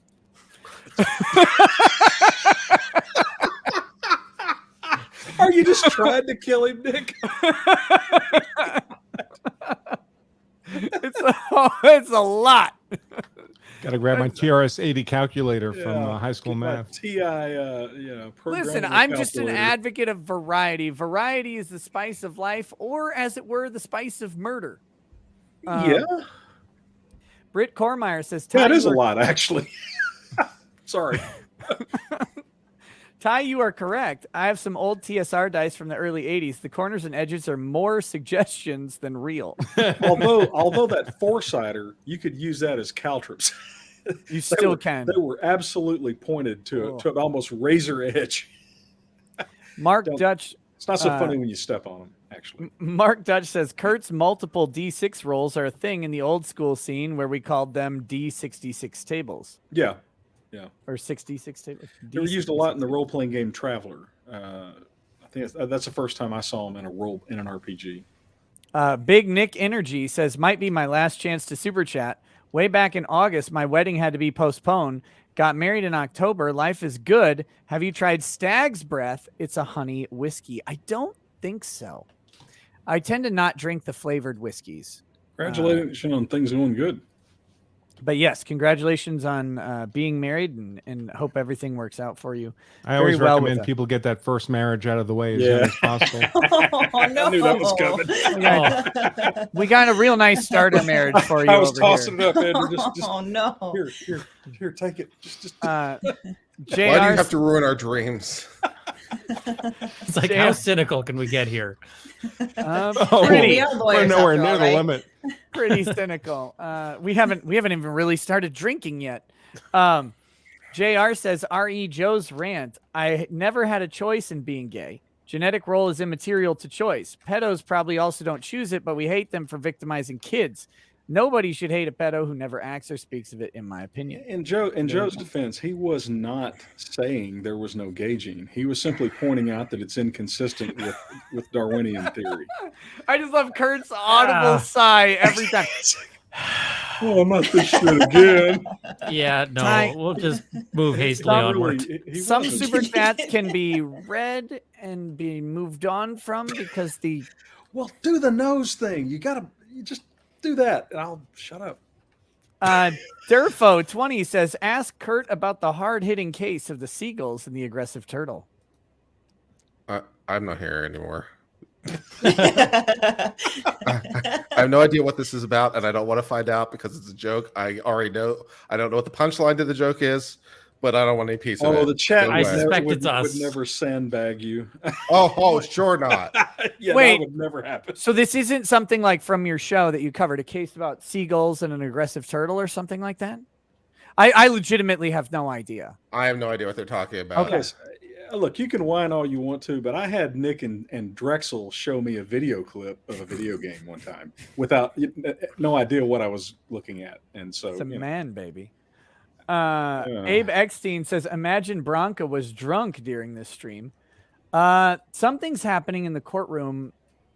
Just real quick. You can't see, but if you look down here in the reflection, there's movement happening. I saw somebody. Seriously looking just enough. Seriously look at the seal for reflections. That's Is hilarious. there a lot of Is there a lot of French in Minnesota? There used to be. I just noticed the slogan in there is in French. Okay. Yeah, Minnesota. Nobody knows why that is. I mean, it's close enough to it's Canada. down here. Which was No, owned by France. the French used to have all that territory, or Yeah. they were contesting it with America. There's someone in the bottom left. See? Yeah, there is. And that's the reflection of where. Are they going to waft smoke out of a window in the courthouse? That's what I'm wondering. Are the lawyers filtering Is it in? white or is it gray? Or is it just somebody puttering around trolling us? If it's gray, then it's Earl Grey. If I worked in the courthouse and was watching this show, I would absolutely have to do that. Oh, absolutely.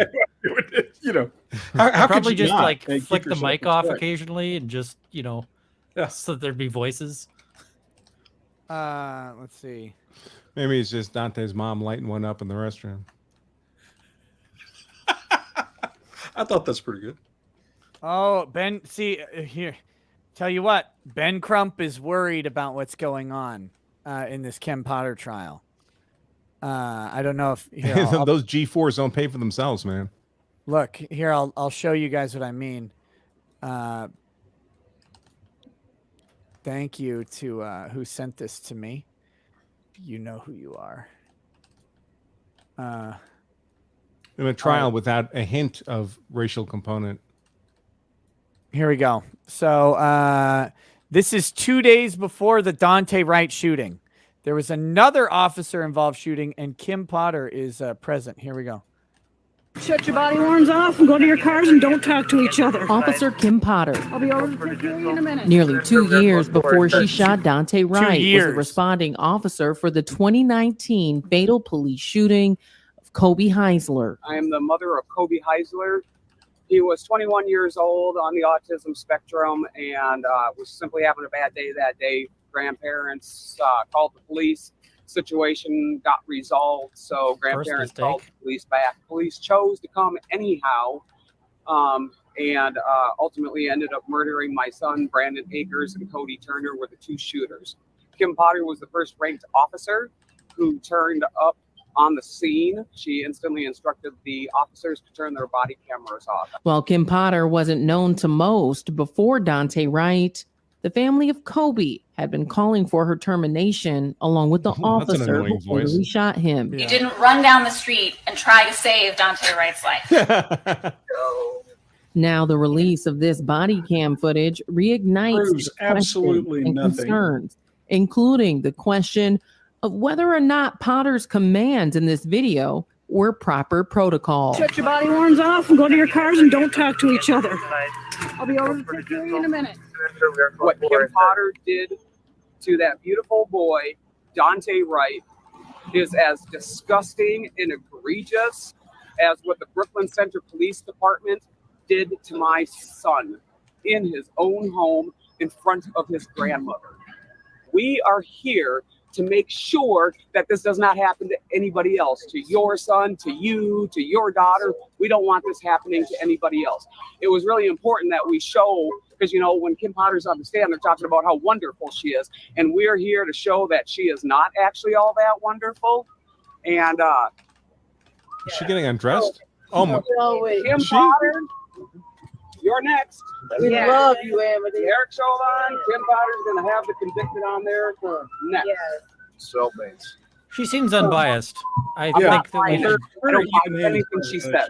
And I'm not even going to get into the logistics of a 26-year veteran trying to use, oops, that was a mistake. Because even if she wants to get away with that, guess what? In most business, in most lines of career choice, Please inform us. mistakes can still cost you prison time, and mistake can still cost you your freedom. And that's what, so even if she wants to go with mistake, you could still get prosecuted for a mistake. She took this boy's life. In Minneapolis, I'm Georgia Fort. Shut your body horns off and go to your cars and don't talk to each other. So as you can see here, So, but that is from Ben Crump. Roughly 2 years before Dante Wright's death, Kim Potter was involved. Oh, here we go. Stupid thing. But she wasn't the one that shot the person, right? No. And No, I mean, they're because just- she had never used her firearm before Dante Wright, She so they appeared can't. to be de-escalating something, didn't she? And I think we Well, may have found that this is proper protocol. And it looks like she's just providing sort of the same advice a lawyer would, which is shut your mouth. Well, if they're not you're- allowed to speak to each other.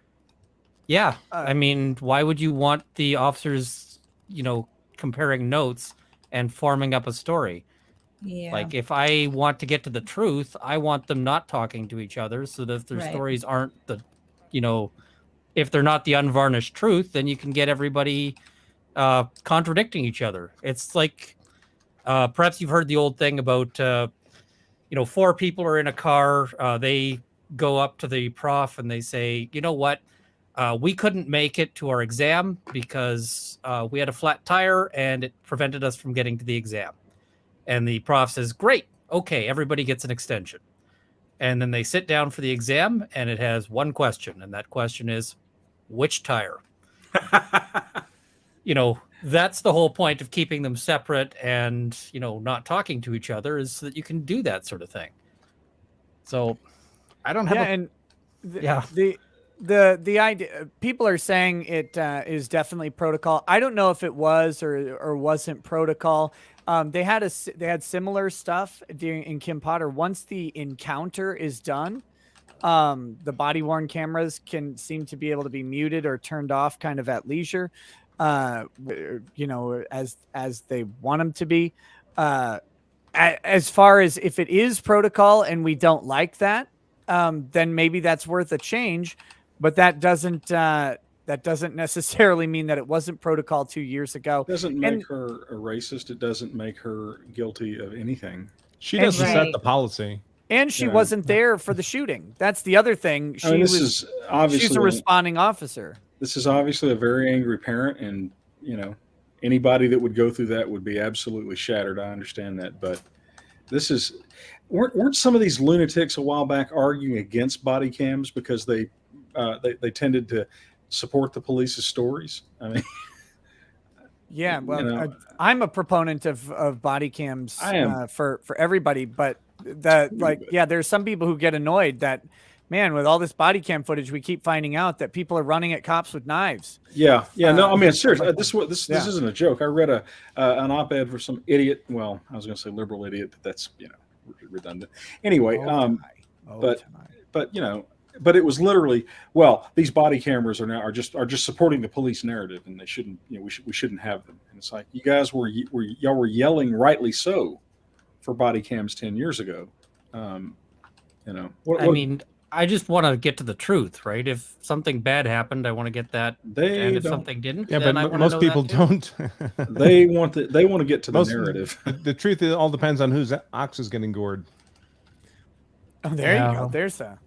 There's a phrase. Whose ox is getting gored? I like that. But yeah, but see, that's, Ben Crump's job is to try and extract money from municipalities. That's his entire practice. He's very, very good at it. He's gifted. Yep. And so now I think he's worried about the verdict. Mhm. And what he has to do is paint this as the city releasing an unjust person. And if they do that, then, he's able to facilitate a little bit of extra rage and leverage that he might not have had otherwise. Maybe it could be the other way too. He could be feeling good about the verdict and is trying to use it, preemptively to leverage more advantage on the second case that I'm sure he's involved in. That'll get another settlement out of another $10 million bucks. It's not like it'll hurt whatever narrative he's going. Either way, it's a win, right? To tie him together. I don't know the circumstances for him getting this woman to appear, but if he used her grief to turn her into a prop, he needs to be, flayed alive would be too good. That is an absolutely, to prey on a parent's guilt, to advantage yourself. That is scummy beyond belief. I don't think he's compelling the parents to do this. He may not be. No. And I said if he did that. He appears with parents, and normally he's there personally. I didn't see him here in this crowd, but normally he's there with an arm around the shoulder, quite frequently. That's part of his, Well, he's probably with the parents of Dante Wright at the moment. Oh, that could be. Who were? I didn't see them in attendance there, so that's I can promise every lefty that wants this woman to go to prison, your day is coming. You're gonna make a mistake, and the mob will eventually want you in jail too. This is mob violence. That's all it is. Okay, next we've got Abe Eckstein says, imagine if Bronco was drunk during this stream. Red flags all over the place. Sent a whole bunch of red flags. Steve C says, can I get a toast for my dad? He passed away last week. A great man, 88 years old. He was a pioneer in his field and became the first non-Japanese president of IBM Japan. A true patriarch and friend. He is missed by many. Dang, I'm sorry to hear that. Yeah, buddy. Give me Godspeed, man. Yeah. Condolences. That time in Japan must have been fun. Yeah, no kidding. Japan, it's fun. I've never been. Andrew, how much anime do you watch on an average day? On the average. I only see it when you send it my way, Nick. I believe you were talking about leading with the chin earlier, Andrew. Ironically, Nick, you've never been to Japan? No. Dude, you got to go. It's awesome. Well, I would love to. I don't know if the only downside is you need a guide. It's impossible to get around for an American. But if you have a guide, it's fantastic. I have so much ramen and wagyu to eat. I definitely. Oh my god! Yeah. You know they have shopping malls that are like completely underground. I mean, like floors and floors and floors of shopping malls, and there'll be like a mile of it that is all different noodle booths, little tiny noodle restaurants, and all you'd think it would be the same, but every little booth restaurant, their noodles are a little bit different than the other ones. It's amazing. Now you're making me hungry, it's on my bucket list. Let's go sometime. Mr. Bites used to be stationed in Okinawa, so that was when we first started. We were like super long distance between California and Japan, but so I visited him a bunch of times. Japan is like they have a pretty like diverse.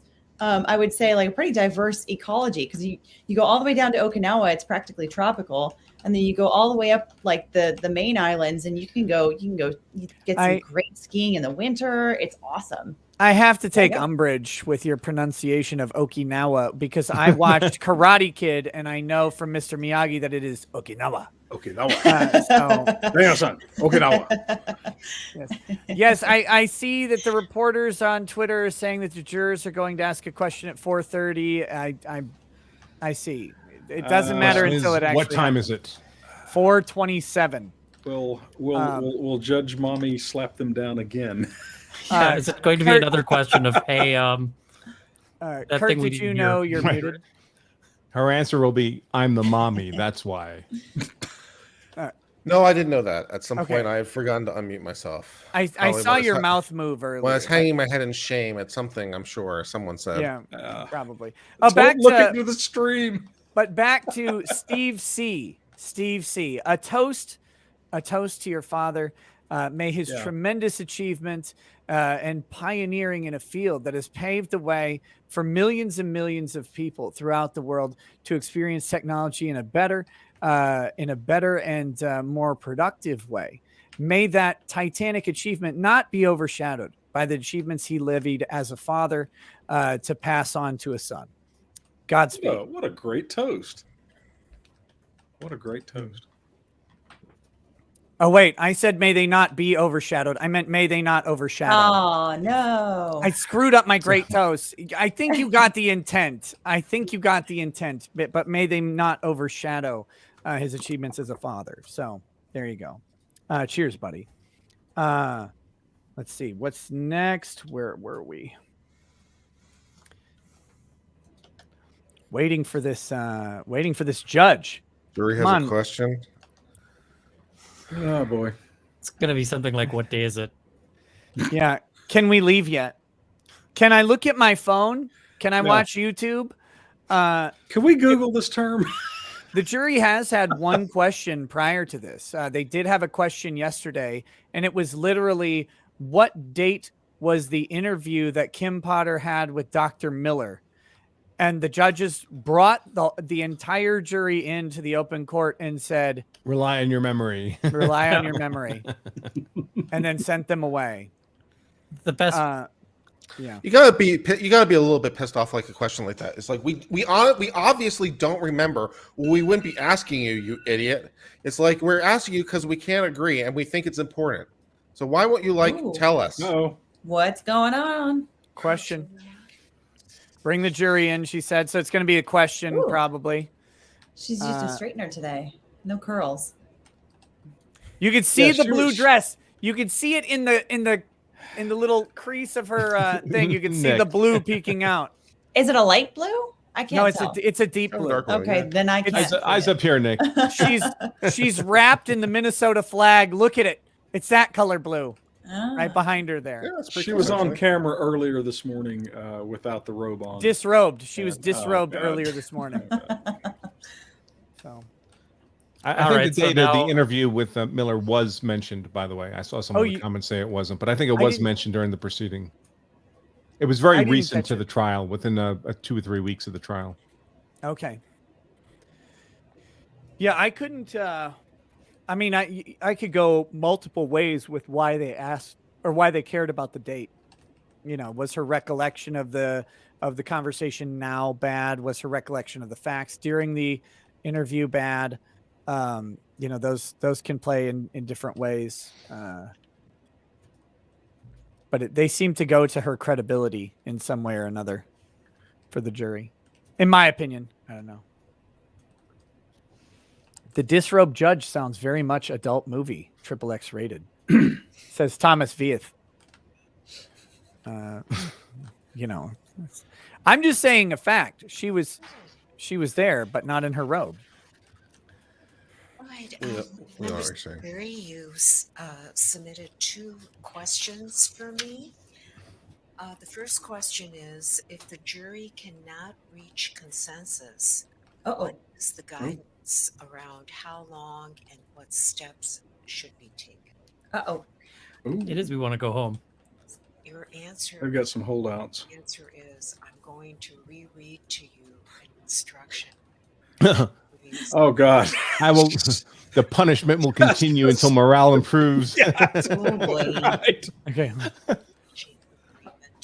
If if you can do so without violating Oh, it's the Allen charge. That's all. judgment. I thought you meant the whole thing. You should decide the case for yourself, but only after you have discussed the case with your fellow jurors and have carefully considered their Yeah, it's a little low, Nick. Can you? You should not No, hesitate I got to No? turn us down. examine Okay. your views and change your opinion if you become convinced they are erroneous. But you should not surrender your honest opinion simply because other jurors disagree or merely to reach a verdict. Your second question was, can the zip ties be removed from Exhibit 199, Potter's gun, so that it can be held out of the evidence box? And the answer is yes. When you go back into the deliberation room, Third question is, can we get 18 rounds of ammo? And you find out that the Baldwin armor. He will then remove the zip ties, and he will knock on the door and give the gun to you. After you're done with whatever you want to do with the gun, you are to knock on the door again and hand the gun to the deputy. They could just put a zip tie through the MAXWELL and the ejection port. It will have to be Immobilize the gun that way, and they can handle it. again. To let you know, the gun is not loaded. It's fully secured. That's what Alec said. But Then do have to keep it in the zip tie after you're done with it. please give them the basic rules of gun safety while we're at it. Now, No, it's much more hilarious if they don't. questions were submitted at 4:00 p.m. Don't say that, Kurt, because we'd have to listen to it. 20, and signed by the jury foreperson. So, okay, members of the jury. Your Honor, can we reenact trying to arrest a fleeing felon? Room and knock on the door and hand the box to the deputy that will be waiting outside of your door. Okay, thank you. Okay, so the two questions are: one, we've got some jurors who don't agree, and two, can you unlock this fucking gun? It sounds like they found a problem and a solution. Indeed. If you want to use gloves before handling the gun, you can do that because of COVID. Okay. Oh, of course, Because of you might get COVID. COVID from the Glock. Glovid. Hey, Nick, you remember? We'll let. I want to feel like what it must have been like to feel it in my hands. As I pulled that trigger, squeezed it off. Which of the jurors you think is going to hold the Glock and look at the others and go, taser, taser, taser? Okay, Well, hold Nick on. would. That's the holdout. Let's see what else. Hold The on. defense had objected to my rereading of the instruction. Do object to your rereading the instruction on the grounds that by emphasizing one paragraph only, you're giving an undue influence to a particular section of the instruction, and the jury is supposed to evaluate the instructions as a whole. That's the basis of our objection. We also lodged an objection to removing the gun from the case. It should remain in the case for safety purposes. Then we do take issue with your ruling on that regard as well. Okay. Mr. Frank. Thank you, Your Honor. If it's all right if I remain seated. Yes. Your Honor, with regard to the first question, we pointed out to the court State versus Martin, 211 Northwest 2nd, 765, Minnesota. Was the defense really asking for all the instructions to be read again? It would appear to be. That's Although crazy. we're objecting to just some of them. I mean, I understand. Object. I mean, for the record. Object to everything Sure. because you never know. For this situation, But Allen charges are always read alone. that ABA standard has basically been adopted into jury instruction 3.04. Jury instruction 3.04 contains the paragraph that the court just read to the jurors, and which was in the court's initial instructions to the jury. So this is the process that you followed today that was approved of by State versus Martin, which is still good law. Because the court had given them this instruction to begin with, it was appropriate to give it to them again in response to this question. Any concern about calling out that instruction is certainly not prejudicial in any way. Basically answers their question for them in a very even-handed, long approved of manner, going back to 1973. With regard to the second question, Your Honor, we know there is no ammunition in the jury room. We know that there will still be essentially. Actually, Frank doesn't know that. It couldn't be fired anyway. And so the zip ties that are being removed are what secure it to the box that has the exhibit sticker on it. So we're fine with the court doing exactly what you've instructed them to do. The other concern, of course, always is having contact with the jurors. We understand that the court has instructed the deputy to not talk about the case at all with them. And knowing that, should there be any conversation that could be brought to the court's attentions. We agree with the court's process of handling both questions. And of course, the objections of the defense are overruled. Of course. She had to add, of course.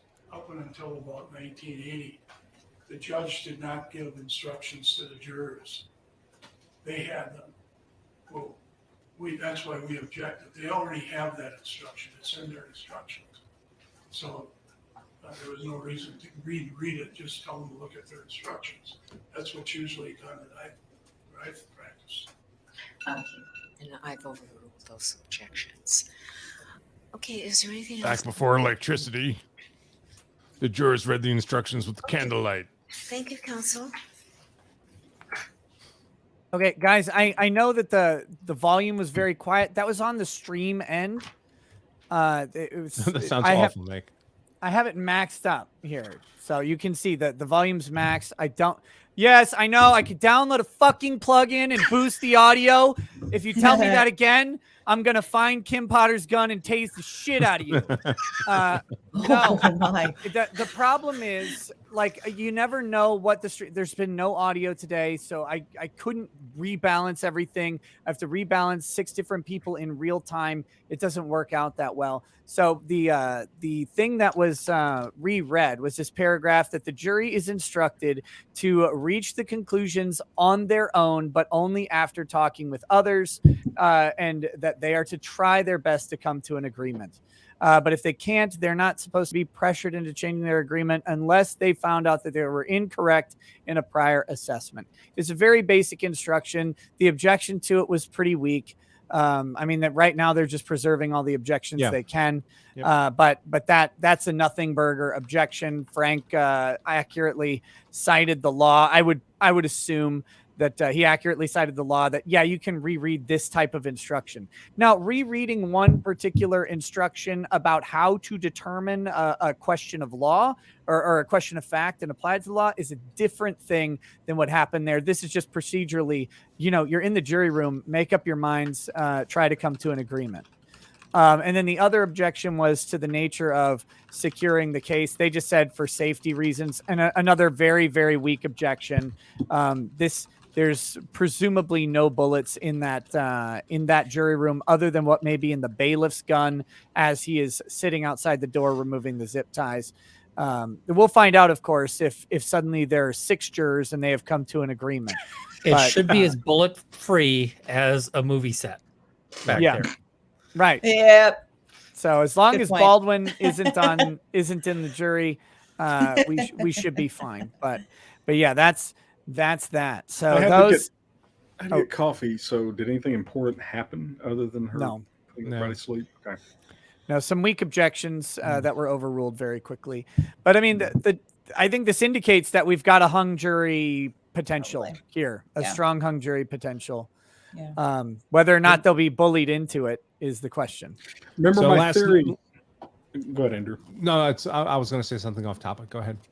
Remember my theory last night, though. I think that the people that don't want to put her in jail are going to be a lot more stubborn than the people who do. And I think the question is, is anybody in that jury room willing to go into Christmas or go another day even over their belief? Like, is their belief strong enough? Yeah. And- Well, if all of a sudden we get a verdict and you'll know that somebody folded. Yeah. Yeah, Juju B says, please explain preserving objections. It just if you're going to appeal on any grounds at all, you have to object on the record of the court. You have to levy your objection, say, I am opposed to this thing that is happening right now. And then the judge makes a ruling on that objection. And then you can take that in your appeals and you can say, we objected to this thing that happened. The judge ruled against us. Now we say that a judge was abusing their discretion as the trial court judge in ruling in this way on that objection. Therefore, because of the abuse of discretion, it has irrevocably impaired our client or prejudiced our client. Therefore, you must overturn the conviction that occurred. That would be the idea. But you have to have legal grounds for doing that, which would be an error of law by the judge, which I think basically every objection at this stage would be abuse of discretion or maybe clear error, but abuse of discretion is going to be the standard, I think. I don't know. I don't know if anybody wants to correct or challenge that or add anything to it, but yeah, the use it or lose it is kind of the appeals court's opinion. And it's actually hard to remember when you get caught up. These guys have been very good at objecting, I think. Yep. Yes. I agree. And the jury, I believe, is sequestered during deliberations. That was the, if I'm not mistaken, that was the pretrial order that we read. There was partial sequestration during the trial, and that meant sequestration during deliberations. So I don't think the jury's going home last night, and I don't think they're going home tonight unless they come back. But they asked this question at 4:00. Curiously, they have until 6 each day to deliberate. This is the time when you say, okay, are you going to hold out? Are we going to be here another day? Do we come back and say we have a hung jury? It's not going to. We have the opportunity to get a ruling by 6 p.m., whatever that ruling may be. And I think that's indicated that there is maybe a holdout still. But maybe they're like, look, I'm willing to hold out, but let's see how much time we have for me to hold out. Because that's how I interpret it. That's how I interpret it was if we, yeah, think about this jury. The judge is going to tell you how long you have to be hung before she'll declare a mistrial. Right. Yeah. But I mean, the reality is 5 inches, at least 14 inches. The reality is that if they come out, I mean, if the jury comes out right now and says, we will not reach consensus, the judge will say, stay till 6. Get your ass back in there. Yeah. Yeah. 2 days is hardly long enough. No, 2 days is too long, Ty. Well, I know, I understand, but I'm just saying. The interesting thing about this, though, is Christmas is that sort of giant wall, so you might have gotten a mistrial. You might get a decision in this case where you otherwise would have gotten a mistrial just because of Christmas. Yep. Yeah. And it can frankly go either way. I mean, we won't know. I am a little bit biased in my opinion. I believe that there's almost no way under the law that you can convict Kim Potter. But that doesn't, I'm a lawyer and the jury is not.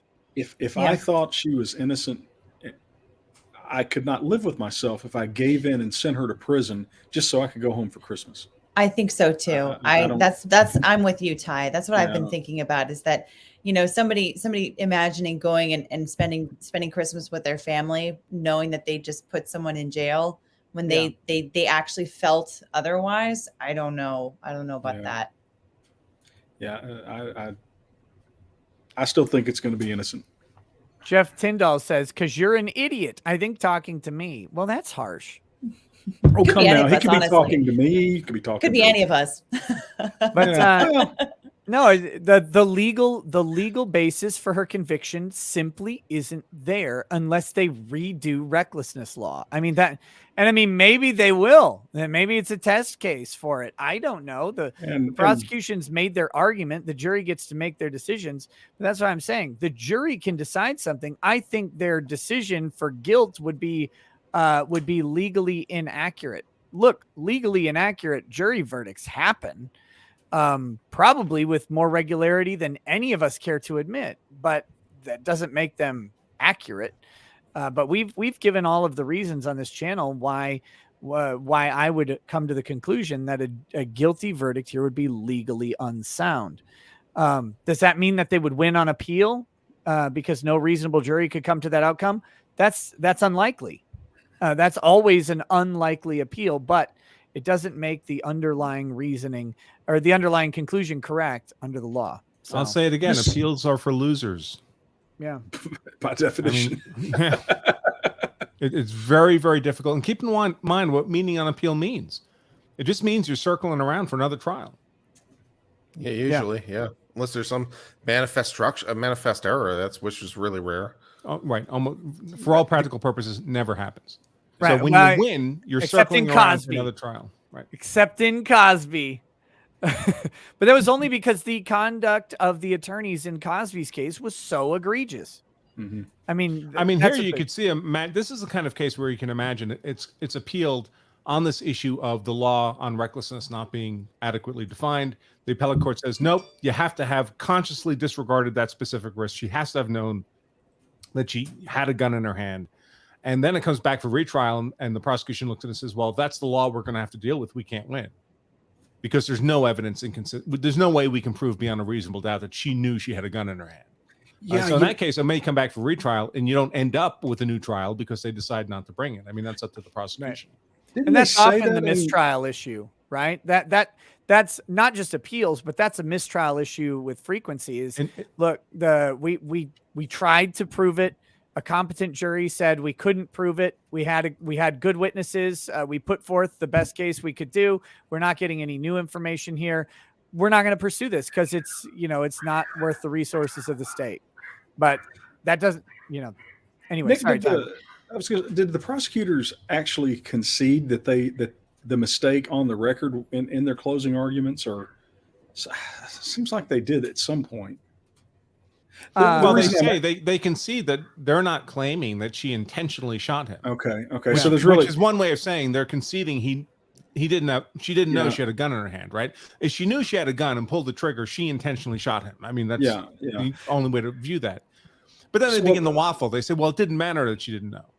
Yeah, because they started realizing, wait a minute, conscious intent, didn't know. Well, the reason I was asking was in the context of an appeal and them coming back and changing their theory. I don't guess anything they said would be, you could wrap that around them in the second trial on that. So Michael Braun in the chat says, I wish you'd dedicate a stream to appeals. One of my lengthier sections is training students that they are more accurately aren't, or what they are more accurately aren't, because it's like no one seems to know the appeal limits.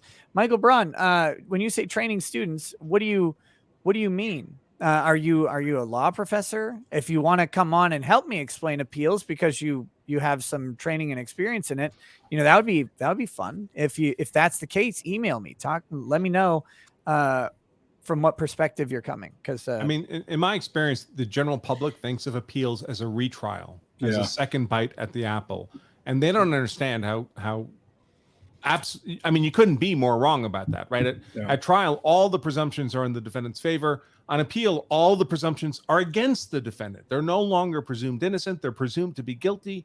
The burden's all on them. Things have been objected to and preserved unless it's of basically constitutional import.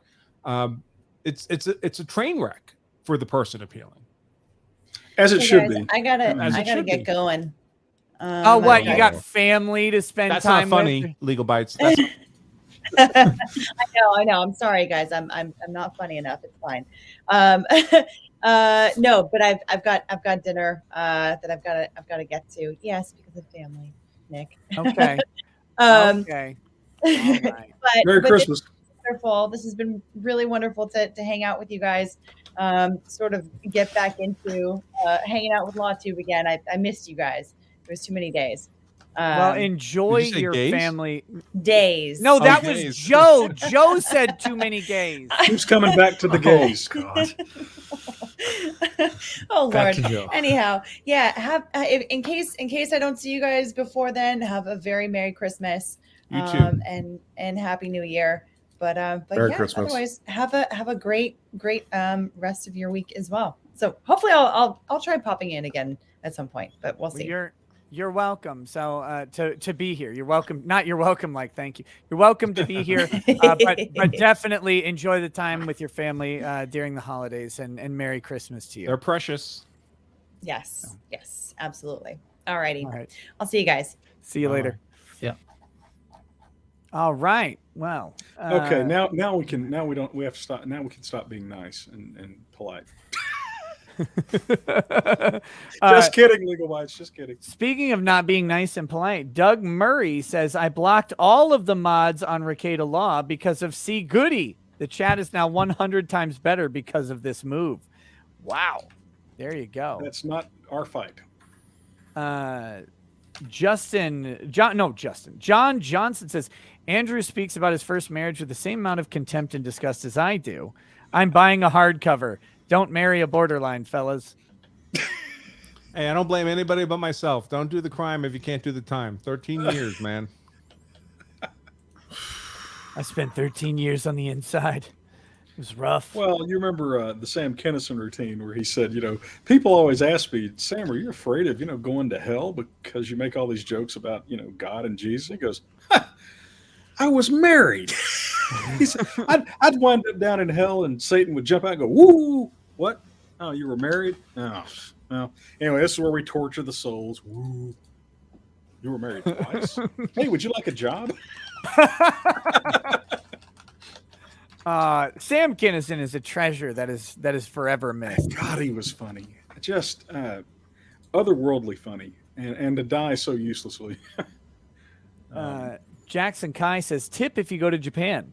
Don't go with a rowdy 6'4+ guys. They thought we were MMA fighters. Got into a sumo match with a drunk guy. Nearly broke a cab driver's door. They are automatic. And don't forcefully shake people's hand. There you go. Yeah, they open the doors in the cabs remotely. The driver does it. It's got a little pneumatic piston that opens up the door. Someone in my Discord, Phoenix, I think, was trying to organize like a crowdfunded trip for me and Drexel to go to Japan. I was like, that sounds horrifying. I'll throw in a buck. C Goody 564 says, to all those who said hashtag Team Goody, it's very much appreciated, but stop simping, damn it. Wink face. There you go. Abe Eckstein says, so can we get a hung jury that you can grift us again for 3 weeks? Man, I don't want to watch this trial again. Does anybody want to watch this trial again? This trial again. Goodness gracious. Although it might be fun to see Karen, Prosecutor Karen, come back and try to. Let's see if Aaron Eldridge's soul has escaped her body yet. Well, the classic moment was her reading the riot act to him to tell him, be sure you cover this, be sure you cover that. Yeah, that was good, Darren Close. I mean, I'll give her a break on that one. I think I might do the same thing, being rattled, which is one of the reasons to have someone else do it. So I'll give her a break for that. I certainly would, because he came up with that he had a prepared typed rebuttal. And so she's like, no, you got to include this and this and this to talk about. I think Gray trolled the hell out of her and effectively so. Her body language was just like, I do not to sit through this trial again. Frankly, if they do it again, I'm skipping jury selection. That much is true. Would it be with this judge again? Almost certainly. Probably. Yeah. Oh. That's the normal practice. I mean, the judge knows the issues and the parties and the facts, and it's just more efficient. Yeah. I'm just imagining having to listen to her again. Say the same thing again. Read the jury instructions. I'm going to read the jury instruction to you. Okay. We'll be here for another 4 hours and 36 minutes. It's fine. Look, if you have any issues with my instructions, you can go right to hell. Okay. You need like an Eric Clapton Cocaine, except with Judge Chu is the main lyrics.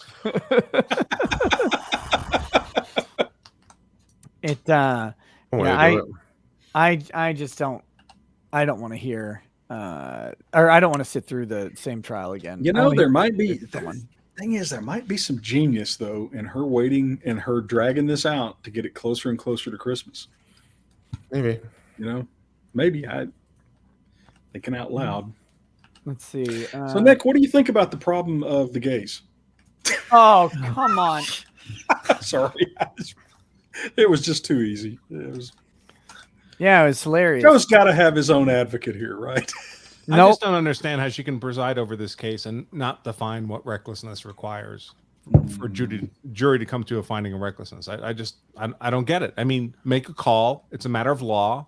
Maybe you'll be reversed, but that's your damn job. Instead of leaving the jury at loose ends to try to figure out what the heck recklessness is supposed to mean, because they heard over an hour from Erin Eldridge about something called recklessness that was actually negligence. I mean, she's misleading the jury. Let's see. Is it you clattering? Is it me? You clattering, Nick? Yeah. No, I think it's Runkle. No, it's fine. It's fine. If it was you, I was going to complain, but it's fine. It's fine otherwise. Sorry, my mic is too sensitive here. No, Nick broke my equiment over cellophane packaging yesterday, so I was trying for payback. Cellophane packaging is something else, but I've fallen into that one as well. Yeah. Okay, it might be true that I actually held the cellophane packaging to the mic and went, that's possible. All right, so back to non-controversial topics. Vlad Dracul says, "Why do we need other people to enrich our nation?"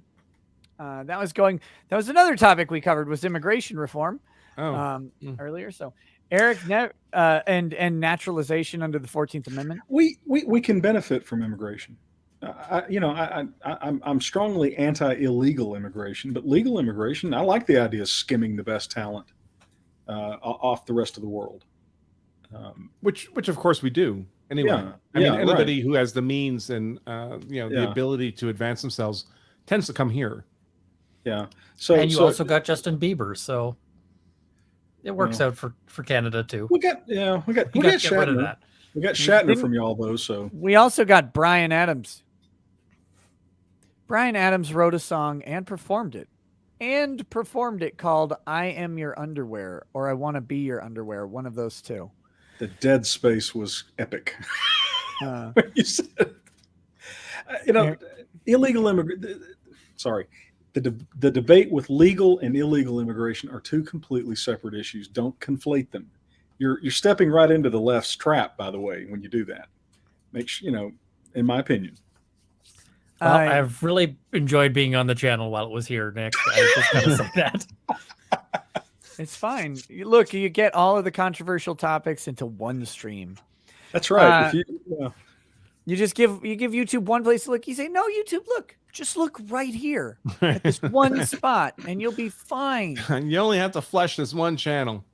Eugene says, "So 2 questions from jurors. Quote, what happens if we can't reach conclusion? And can we have a working gun? Imagine the scenario. There are bullets in a jury room, and a year from now, ADA Frank argues in court whether that decision was reckless."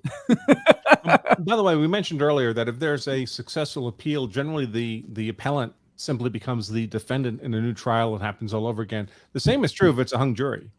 They'll just try her again. Yeah. So, and this one's politically charged. This one's politically charged enough where they would. Even despite the resources and if it's hung jury on this one, they think they'll win, or they think they have enough of a chance to win to merit doing it. Yeah, there's no cost to not doing it. I mean, why? If you were the prosecution and you wanted a conviction, which clearly they do, why wouldn't you do it endlessly?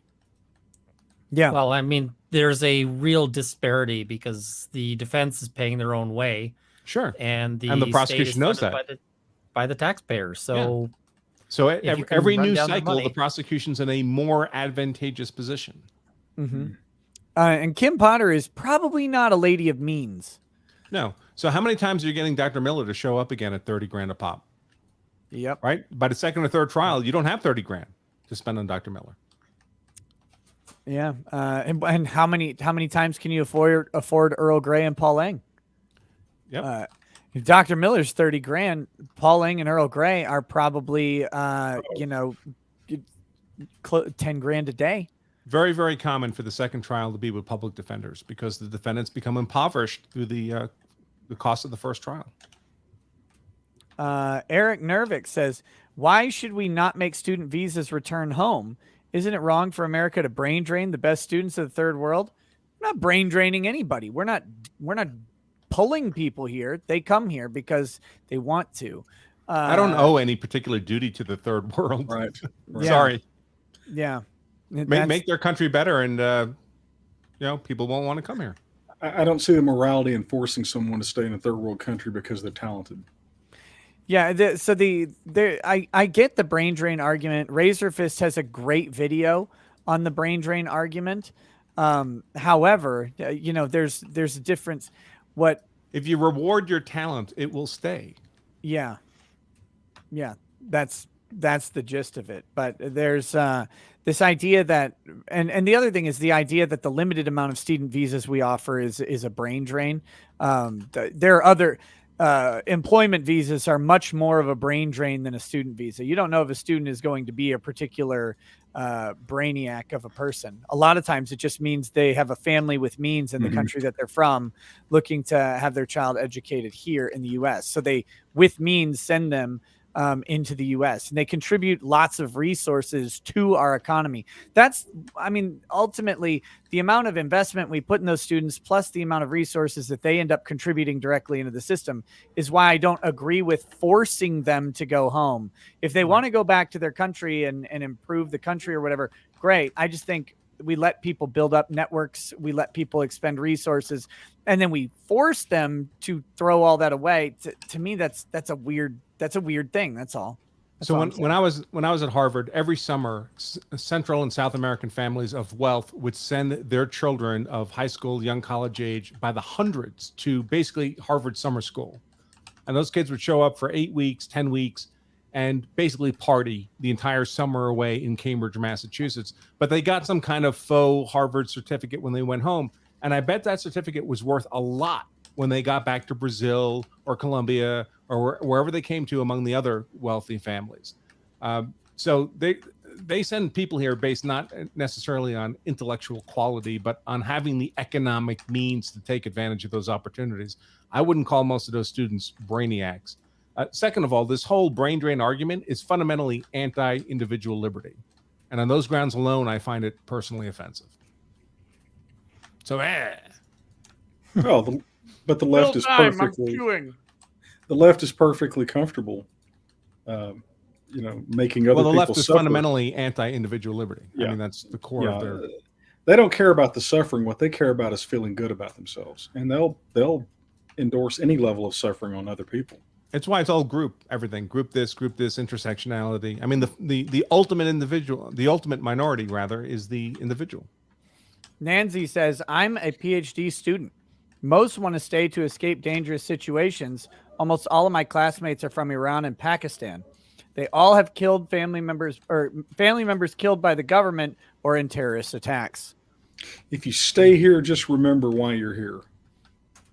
Yeah, you're here because it's the U.S. and part of the U.S. One of the things I will never understand, and it happens in Texas all the time. We get these people who don't share our values.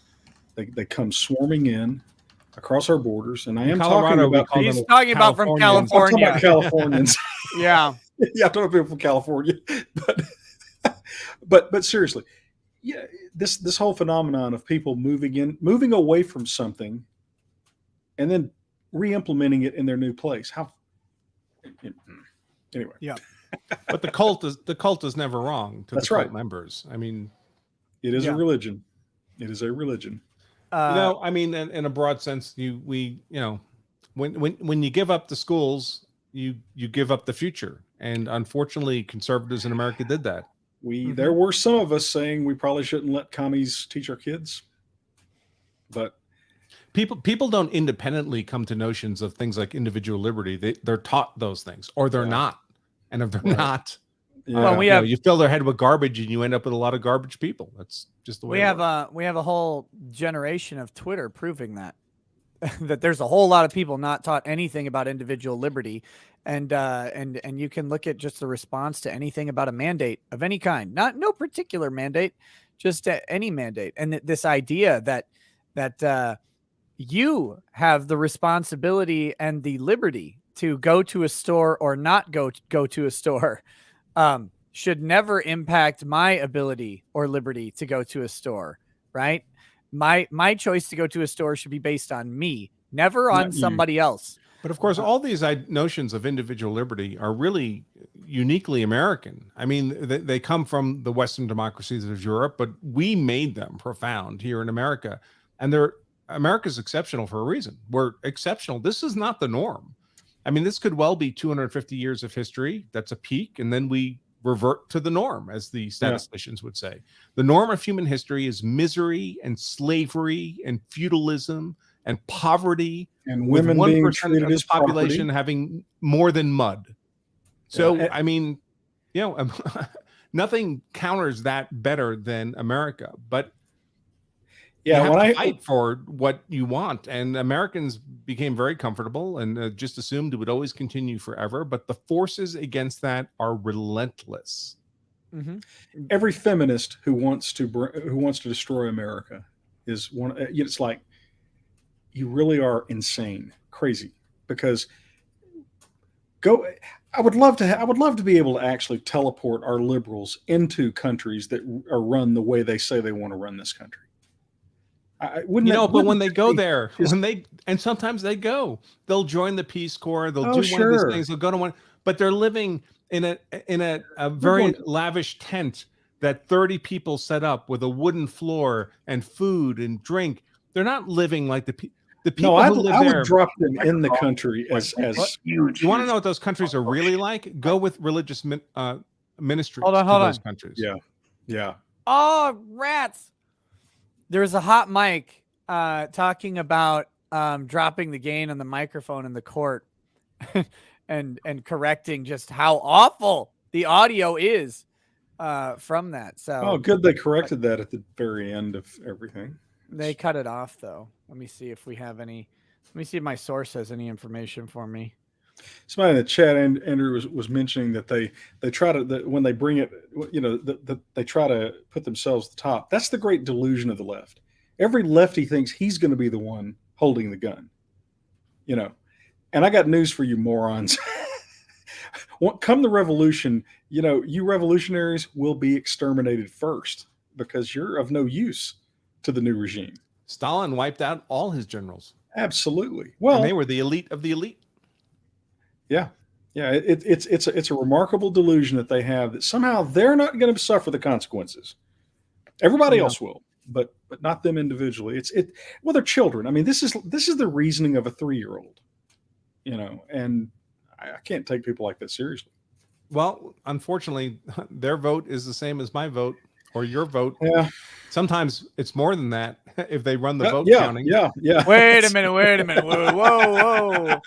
At some point, we're just trying to sabotage your channel. Nick. Yeah. Sorry, Nick. I forgot. No, all elections are perfectly full of integrity. Straight up, absolutely, and there's no evidence whatsoever. I meant they're better counters. Is what I meant. They're fantastic at counting votes. All of the counting. I mean, as George Orwell told us, 2 + 2 is 5.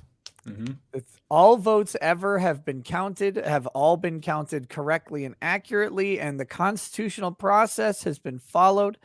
Oh my goodness. There are 5 lights. Yeah, exactly. Scarlock says, is there any legal precedent for forcibly ejecting a state from the union? Maybe there should be. There's no precedent for it, but how you would have to do it is through a constitutional amendment. I mean, I could already see somebody trying to get rid of California. Yeah. Unfortunately, the flush lever you'd need for the West Coast would be in Canada, and they won't allow it. No, wait, the flush lever. No. You're wrong. Like, think of a toilet. I'm thinking of a toilet. Alaska is the lever. Oh, okay. But there's no one there to push the lever. You tug down on Alaska and that thing flushes right. No problem. Canada's just the bowl holding all the clean water up above the U.S.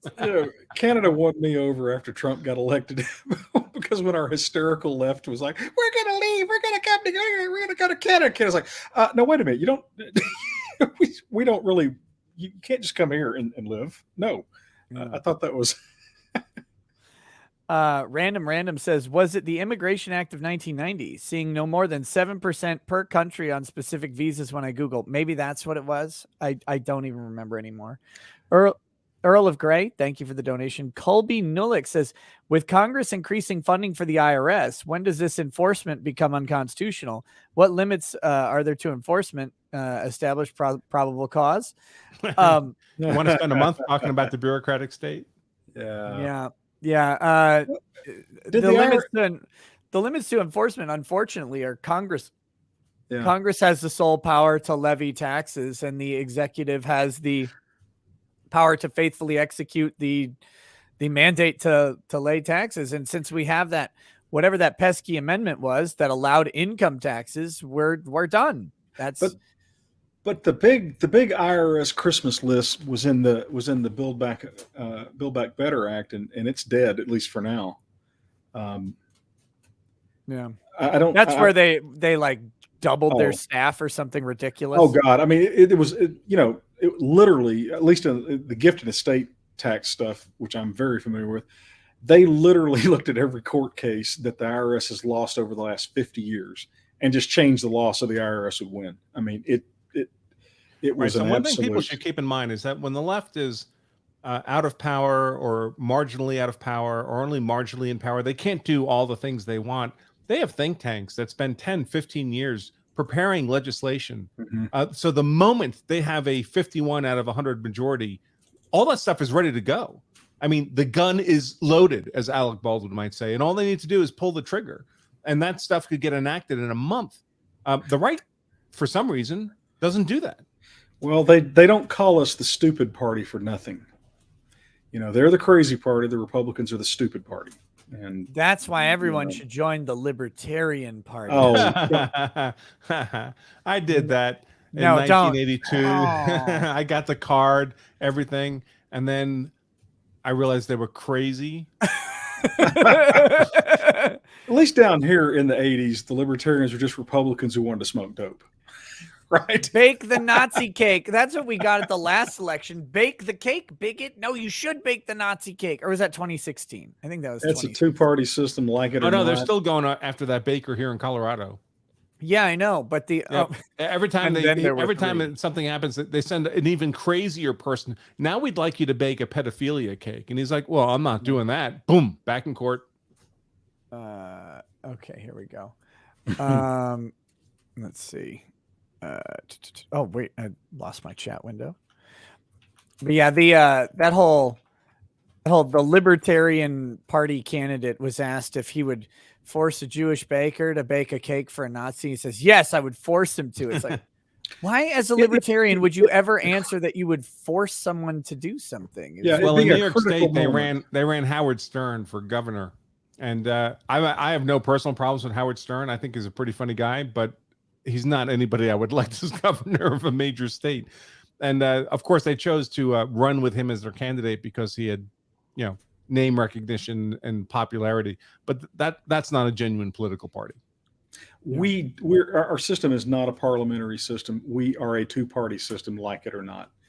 I mean, and so libertarians. Oh, that's for the Whigs. Yeah, that wasn't the Know Nothing Party. I know Nick's only 60, but maybe Ty's old enough. I'm in my 90s, to remember when Ross Perot gave Bill Clinton the election. Yeah, I remember. Yeah, literally did. And I remember, Andrew, I was in law school actually when that happened.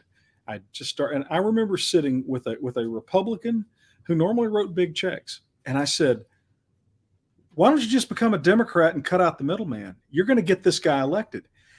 And it was like trying to argue with a liberal. I mean, there was no reasoning with them. I mean, they went. That was a personality cult. Yeah. But what it was the a big chunk. By of the the way, I had no Republican problem Party. with Ross Perot as a person. I mean, I thought he did some admirable things, but obviously voting for him was going to get Bill Clinton elected. He pulled something like 5 or 6% away from Bush, and you can't win if that happens. But to be fair, not especially with a weak candidate to begin with. That's the key. See, what happened was, HW turned out to be a squishy wussy. Read my lips. Read my lips, no new taxes. And then 2 years later said, "Oh, well, I was just kidding about that." And what happened was Patrick Buchanan, I don't even Buchanan's still alive, but a fiery conservative commentator on CNN. He announced he ran, and I had otherwise rational Republicans said, "I will vote for Buchanan." They jumped en masse when Perot jumped in. So there was a lot of dissatisfaction with the Republican Party, and I think we're vulnerable to that. If HW hadn't have been such a rhino, and to be fair, the Republican Congress was a lot squishier. The Republicans in Congress were squishier. There was a lot of blame to go around, but yeah, we're not until the chat 1994 Newt Gingrich caucus. Hey, can we talk about the election of 1865 again? That election was great though, because that ended 50 years of Democrat control of the House. It's hard to imagine that now, but for 50 years, the Democratic Party held the House of Representatives, and Bill Clinton killed that in 2 years. In 2 years, and then blamed his own party. Well, they shouldn't have done that gun control stuff. Well, he was right. He was right. He was right. That's why he lost the Senate and the House 2 years later, or at least the House. Maybe he kept. No, they got blown out in both. I mean, it was an absolute. If you want to see shell-shocked journalists, believe it or not, folks, there was a time in America for 10 years when you couldn't buy an AR rifle anywhere in the country. Believe it or not. I mean, now today, the most common sporting rifle in America is sold by the millions and millions and millions every year. I mean, every quarter, American citizens buy more AR rifles than the Marine Corps buys. And we should keep that up. I love buying lowers, man. I buy lowers like crazy. When Palmetto Armory sends me those emails, oh, we got blemished lowers, $49.99. Mr. Cutter. Buy a bunch of AR-15 is just such a fun gun to shoot. And they're so easy to put together. I mean, you have the lower, you buy the rest of the parts mail order. I mean, can we not talk about that either? Is that no, bad? we can talk about what Juju. Okay, no, I don't know fine. what YouTube allows. Juju, very. Juju. Oh my goodness, that was very offensive. Was it?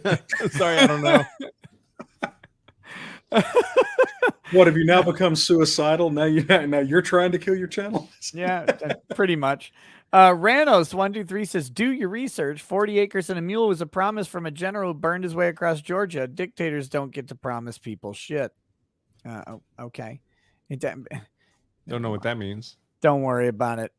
Earl of Grey says, by the way, that march across Georgia, as much as people in Georgia hate it to this day, worked. Yeah. It was a militarily sound strategy. Sorry. Earl of Grey says, end entitlements and open the borders. Good luck with that.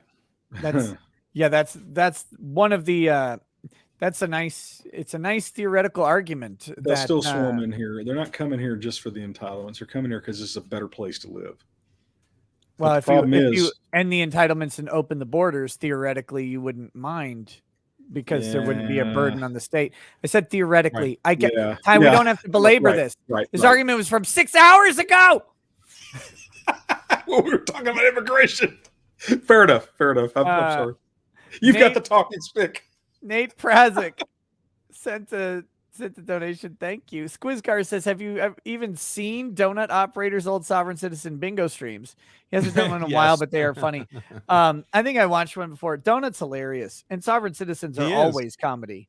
They are. So, Tom Grawl says, Bardstown Bourbon Fusion Series 6. You will thank me. Laser Doctor says, finally, someone mentioned that he pointed the gun at her. Trigger is secondary. Finally, someone mentioned that he pointed the gun at her. I must be talking about Alec Baldwin. Oh, yes. Yes. It's merely pointing a gun at someone without first affirming it's not loaded is inherently reckless conduct. Yeah. That's what I was talking about earlier. It's like, if anyone doubts that, would you allow someone to do that to you? Right. Well, if I was talking about if you're at the Colt factory, right, and a gun comes freshly put together right off the assembly line, has never had a chance to be loaded, there's no rounds in the chamber, this thing, I'd still check it. It's still dripping in the oil, and you pick it up and you point it at someone and you don't have consent to do it, you've committed a crime. That's That's the reality. So every single firearm, loaded or unloaded, is considered a dangerous weapon. And if somehow, by some miracle, something flies out of that gun and kills someone, you are responsible for reckless Because when you handling the don't firearm. check, people die. Yep. I mean, that's what happened here. And Andrew, my experience growing up around guns, I don't think I could point a gun at someone without, I mean, you know, freeze. I mean, it would take a serious, I'm talking about gratuitously. If they're breaking in my house, oh yeah. But I mean, just playing around, that you have to override so much instinct if you've been around guns at all. Of course, Baldwin hadn't. But no, I mean, don't point guns at people. Jesus. Sorry, I can't imagine it under any circumstances. Yeah, I mean, and I've never worked in a movie set, but I've done a lot of TV work where I've been like a legal advisor on TV shows, sometimes behind the scenes, sometimes on camera, the law expert on that particular TV show, outdoor channel type stuff, and so I've been on set, and we never pointed guns at human beings. In fact, we never even used blanks. They would add the little flash and stuff in post-production. That's smarter. Right? Probably because they didn't have the money, but whatever. We never did that. And I would never allow anyone to point a gun at me. It's just because they told me it was unloaded.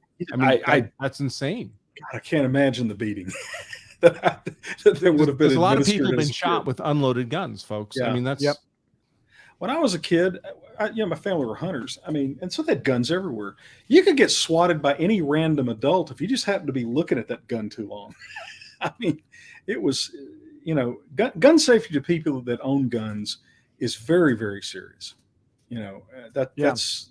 It was so normal for us. I mean, I grew up in a home where, we were hunters too. I mean, we lived in Metro New York, believe it or not, but we'd go upstate to go deer hunting, and we kept our deer rifles in a glass cabinet. It wasn't a gun safe. And all the kids had access to those guns. The ammo was in the little drawer at the bottom of the. I mean, and none of us abused that access. None of us shot anybody. None of us. It was now we knew if we handled that weapon dangerously, we were getting our ass beat. No question about that. I don't know. I was 9 when I had my first rifle. I was 12 when I had my first pistol, and I would go out in the woods by myself, and there were 22s and shoot them. It was there were a lot more neighborhood kids before I had my handgun. In fairness, it was pretty open terrain, so there were not a lot of houses around, so it wasn't really a concern in that respect. But it's a different world today. I mean, unfortunately, today we have a lot of children shooting children, most of them in urban cities, maliciously committing murders, and that obviously bothers people, and it should. And they, instead of pointing to the individuals, they like to point to the instrument. And that's how we end up with these gun control laws. Interesting question from the chat, and I think I can answer it. Melissa D says, but I thought the official story given to cops was it was pointed at her for a camera angle. So then isn't that her giving consent in a way? Legitimate question. Yes. Yeah, probably. But the consent is a defense to an assault, not to a reckless handling charge. And then only maybe. You can't always consent. I mean, you can't consent to a deadly force assault. Sorry. That's not a thing.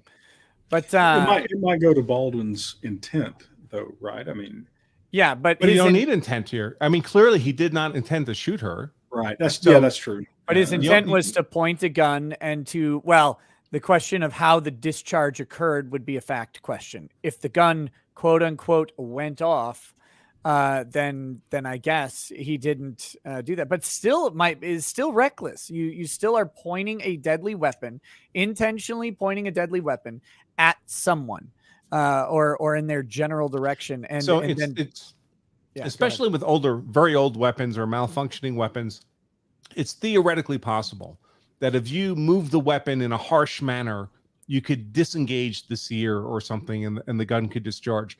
So in forensics, weapons examinations, gun examinations, they'll routinely load the gun with a blank or pull back the hammer and strike it with a rubber mallet in different directions to see if that kind of motion could discharge the gun. It never does. Never.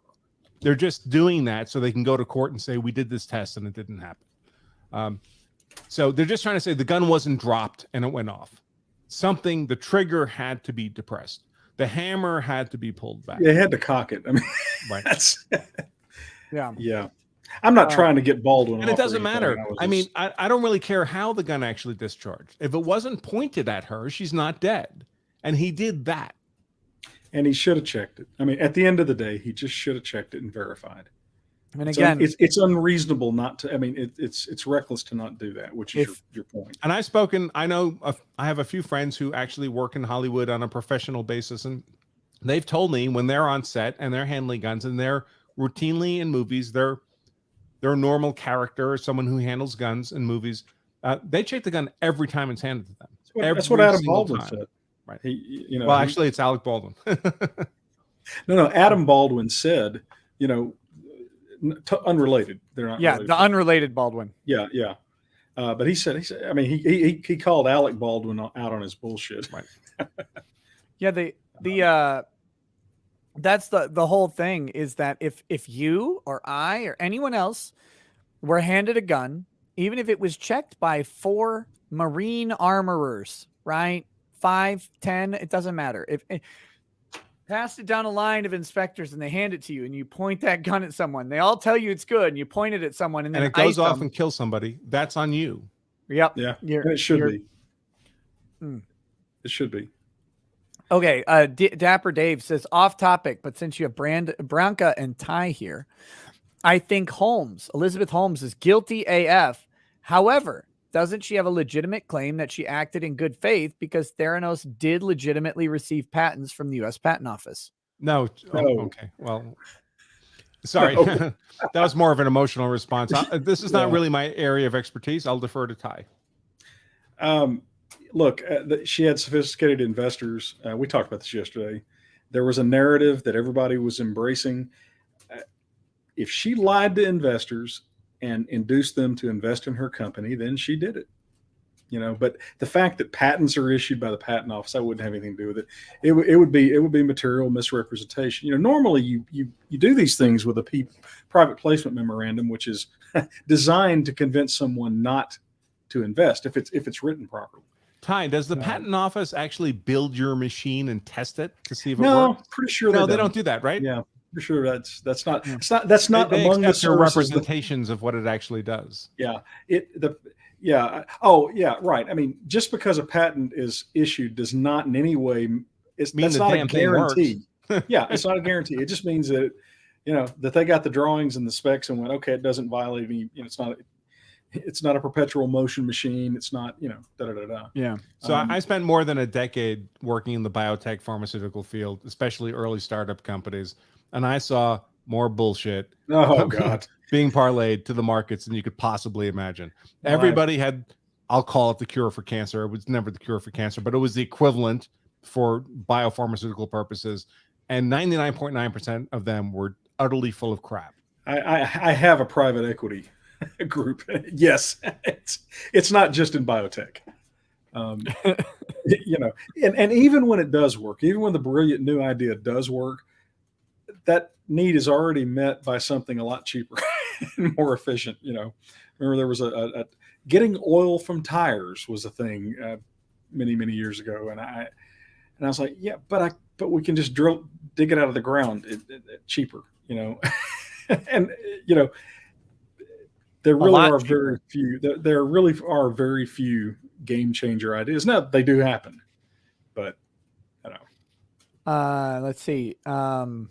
Yeah, I've not been following the Theranos case with Elizabeth Holmes, but she's got everything running for her though for sympathy that you could want. She's young, she's pretty, she just had a baby or whatever, or she had a convenience pregnancy that delayed her trial. She's successful, she's female, all of those things. She's got the cards. Successful grifter. All those cards are stacked in her favor, and so what happens to her will be interesting. My instinct, not based on evidence, is she absolutely did mislead those investors, because it doesn't sound like there were any serious checks. So why wouldn't you? With the stakes that high, why wouldn't My understanding is she presented to investors and the public and the government, the FDA, that this device worked, and it doesn't work. So I'm not quite sure how you get past that. That does seem difficult to your case, doesn't it? Yeah, that would be rough. Well, she's trying to. Isn't she throwing the old guy she was banging under the bus or something? Yeah. Yeah. But I'm not taking it personally. On that note, Ryan 3342 says, do they cover the UCMJ in law school, the Uniform Code of Military Justice in law school? Or is it generally just civilian law? Generally civilian, but the UCMJ is like this thick. Yeah, I mean, I've read it because I've been involved in some cases involving it, but it's no. I mean, you'd only get a formal education in it, I think, if you went to JAG school. Yeah. Yeah. I've watched A Few Good Men multiple times. You want me on that wall? But there's nothing weird about it. I mean, it's normal. I mean, it's more, I would say it's more model penal code than most state statutory frameworks, but there's nothing weird about it. It's pretty normal law. If the question is, could you practice under, like, could you competently interpret and practice under UCMJ after going to law school? Sure. Whether, I don't know if they have specific licensing requirements for it, but I mean, you can. I mean, I would consult on a UCMJ case if they ask me. It's not that complicated. It's in many ways, it's not complicated at all. Right. And that's actually that's one of the questions that was presented to me this way in my national security course. He said the UCMJ is this thick, and the U.S. code and the common law is stacks and stacks and stacks of paper. If you're a defendant, which one do you want? Yeah. And you pick not the UCMJ. You want as many options available as possible for your defense. If you're the guilty defendant. Right. But yeah, I mean, the UCMJ is very unusual. Is the military version of law, right? It's the. But by the way, folks, you can just get it online. Anybody can get it online. So just go read it. Go read it. Yeah. Nick, I was cheated yesterday out of a classical reference, and I'm going to do it now. I thought that Prosecutor Karen's look while Earl Grey was taking her to the woodshed was very much like the look that had to have been on Tom Cruise's face whenever he realized that Jack Nicholson was hijacking his movie. because I mean, here's the penultimate scene of the movie, and Jack Nicholson just utterly dominates it. There are some crazy people that think that Jack Nicholson was a villain in that movie. Can you believe that? Very weird. I don't very understand. weird. It's an interesting movie because every movie with Jack Nicholson in it, you can reliably count on getting Jack Nicholson, and every movie with Tom Cruise in it, you can reliably count on getting Tom Cruise. Well, they've both reached that point. I mean, John Wayne reached it, a few other actors reached it, where they just play themselves. Tom Cruise is the fastest running man on the planet. That's all I know. That man sprints faster than anybody I've ever seen. That's his greatest acting achievement, actually, is making it look like he is running as fast as Usain Bolt. In free fall. Yeah. Even while on wires, and his legs are going in MI, right? When he's dangling down. No, I very much like Tom Cruise movies. My favorite scene is that the volleyball scene in Top Gun. God! Okay, I'm out of here. I got to do something. All the days. Wolfgang Deo says, if they poop education enough, can I be ignorant? Sure. Jonathan Bott and Nate Prazik, thank you for the donations. Pride or Honesty says, what's your take on the push for clemency for the truck driver that got 110 years? If the government bends, it will be blood in the water going forward. What good will luck. be blood in the water? If the government bends on the clemency push. Oh, that would be insane. I mean, the guy's obviously guilty, obviously reckless in his conduct. I mean, he was calling his boss and other drivers on the phone saying, my brakes are failing. What do you think I should do? And then he continued driving. Oh, man. See, I haven't checked in on the full facts of the case, but every time I hear him, they sound worse for the guy. He rode past multiple truck runoffs on I-70, and there's tons of them all over the place. And he just went right past them, said he never saw the sign.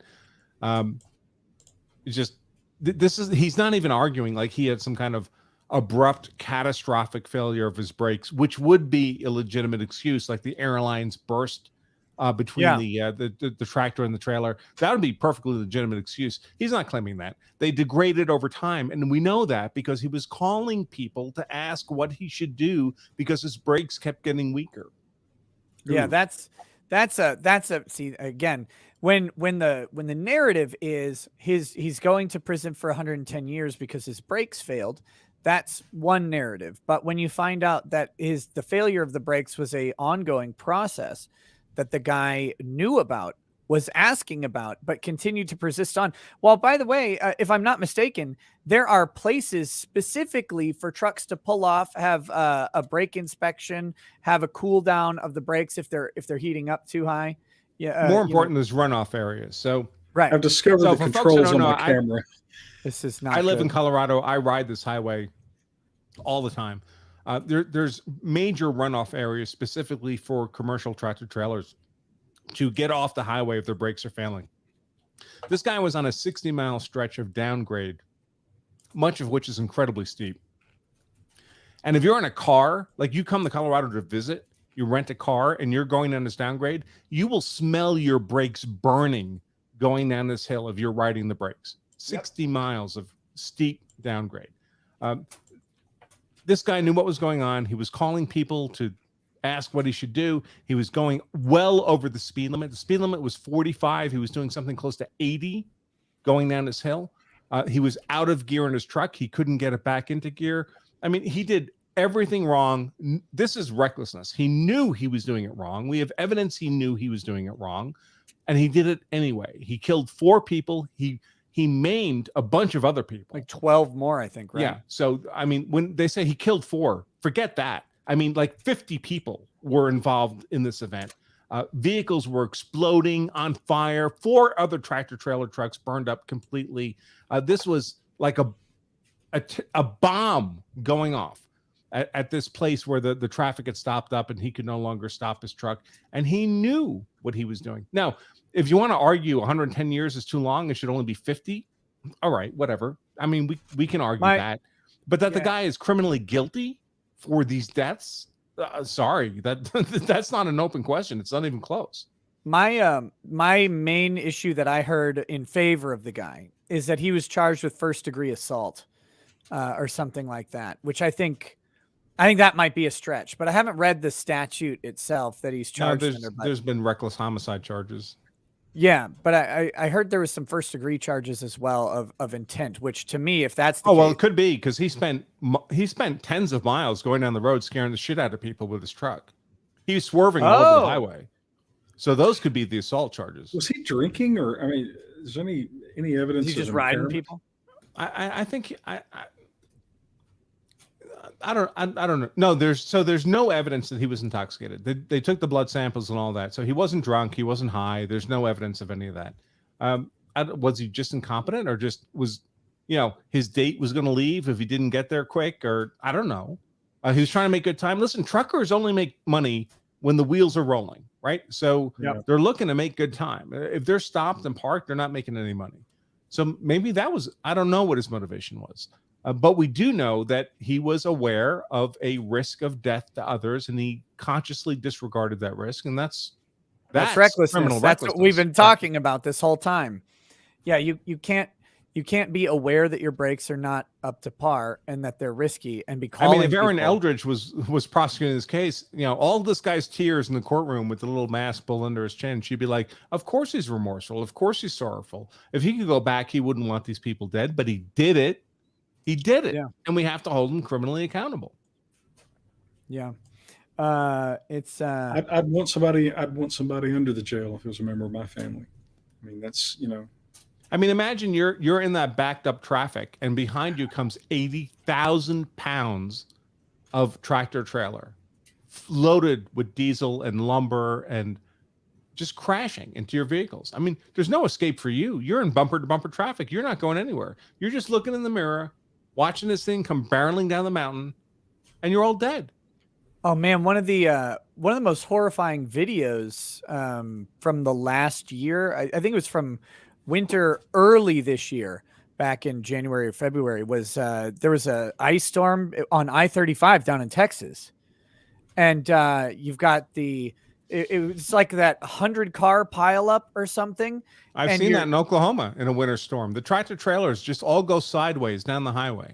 I mean, it's unbelievable. Well, there's one, like, a couple people crash and it's like not so bad, but then a big truck comes and just goes.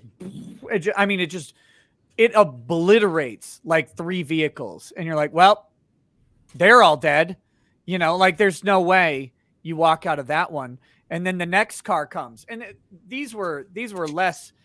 These were not like reckless drivers. These are people who literally cannot stop because the ice. Suddenly you're on ice, and you never knew. And listen, folks, yeah, I totaled, the only car I ever totaled in my life was at 5 miles an hour through the Delaware Water Gap, coming down a mountain with a not very steep slope. But we had an ice storm. The road was ice. I was moving 5 miles an hour. The car would not stop. I braked. I shifted gears. I did all that stuff. And the car just gently slid under the back of a tractor trailer. And that was it. Nothing you could do about it. That's an accident. Yeah. All right. Next, Debbie O says, do we know if the act? Oh, wait, I read that one. Wolfgang Deo says, anyway, I'm getting sleep. Gay. See you later, buddy. KFG says, I'm convinced Alec planned this. He curiously pointed to the armor also. Jackson Kai says, those jury desks looked like the timeout chair my elementary teacher had decades ago. I thought that was considered cruel punishment these days. Astorian Warrior says, an Ohio woman was charged with manslaughter after her husband stuck his head in her area and suffocated. The story is worse than the synopsis, though. Yes. Yes. Is that Ty? Did he forget to mute his mic? He's turned off his camera, but he didn't mute his mic, and he's drawing the blinds. That's that harsh sound that sounds like Aaron Eldridge gasping. Well, I appreciate it. Yeah, isn't this an improvement? Oh my God. Well, I did figure out how to do dark mode on the monitor. I don't think so. Well, it's pretty dark. I'll give you that. Yeah. How do we get a skyscraper office like that? That's what I want to know. That's pretty nice. Yeah, we just moved our office. Thank God we only do it every 20 years. Yeah. I gotta get you some lights. You need some nice, well diffused LED lights, and you need them at offset angles coming in. Hey Nick, can you send Ty my email address? Yep, absolutely. Ty, email me. I have a lot of experience with lights. Probably I have too many lights right now, obviously, because I look like the whitest guy ever. I'm still working with the new system, but I have some relatively inexpensive lights I can recommend to you that would completely change your presentation on video. Okay, sounds good. Look at that. Look at the bromance happening. I love it. It's all are you because anywhere of near you, Nick. Austin, by the way? Where are you in Texas? No, we're about Tyler. about 100 miles east of Dallas, between Dallas and Shreveport, Louisiana. Okay. So we're A town called a 4 hours small to 100,000 person town called Tyler. Yeah. I'm looking to bring my motorcycle down the hill country in Texas, but you're not near there. No, not really. No, okay. But it's that the hill country is great, except for those lefties in Austin. But what are you going to do? Yeah, but to visit. Yeah.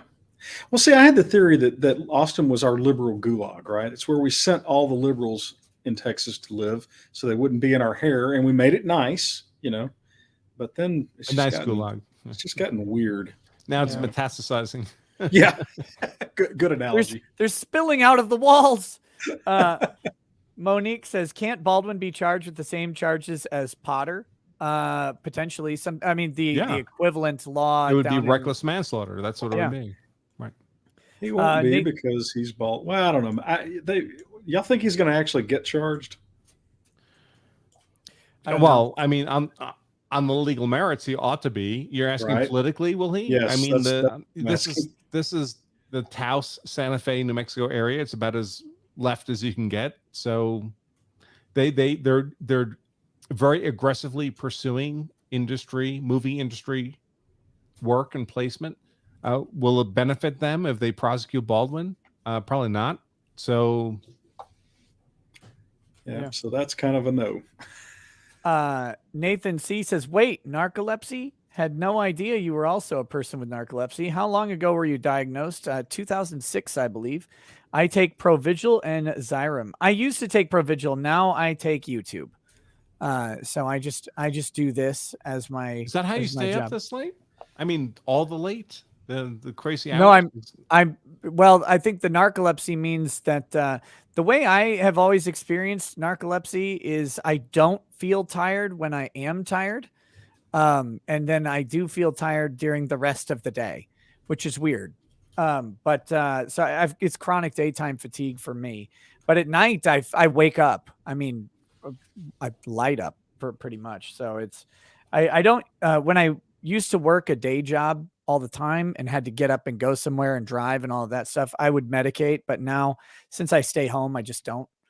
And it's pretty good. Yeah. I don't usually have the problem of falling asleep unless I sit down to read. I mean, if I sit down with a book, I mean, I'm out in a page. Or you're listening to Judge Chu jury instructions. Yeah. Okay. She really could be a hypnotist. I'll allow it. I'm going to allow you to go ahead and keep going through with that, but no speaking objections to what I'm about to do to you, please. Okay. Red Dragon 412 says, rent out your stable to Uncivil. He can sleep in a very large and sturdy manger. I don't have a stable. Grip says, if your right to buy a firearm is revoked in one state due to involuntary commitment, does that revoke your ability to buy one if you're a resident of a different state? It depends if your rights revoked under state or federal law. I don't do gun law, but I would suggest yes. Yeah, I mean that's the most likely answer because I believe the federal law, the federal interpretation is involuntary commitment. So yeah. Stephen Copperbottom says 1,700 for a 2-bedroom in Pflugerville at Uncivil. That's a lot. Johnny Stovel says pinch and zoom on Chew. Nate Prazik says, what cases are next for Recato Law? I have no idea. I'm going to take a nice, at least couple week break from doing the case streaming because these are long days. It's brutal, man. Yeah. But I think in late January, there are a couple cases that if they happen to be televised, I'll be covering them in the same way. But I don't know that they will be. They're smaller cases. And then we'll see. You know, there's the other cops in Minnesota that are charged along with Chauvin. They've got trials coming up at some point in the future. Is that in federal court? No, state court still. Chauvin pled guilty on his federal stuff. After a desperate battle against my window shades, I won. Yeah, you should mute your mic when you walk away, not just turn off the camera because those shades, that whole fap thing. Oh, sorry. Yeah, sorry about that. It's that's the thing. The cussing was not from frustration, I promise you.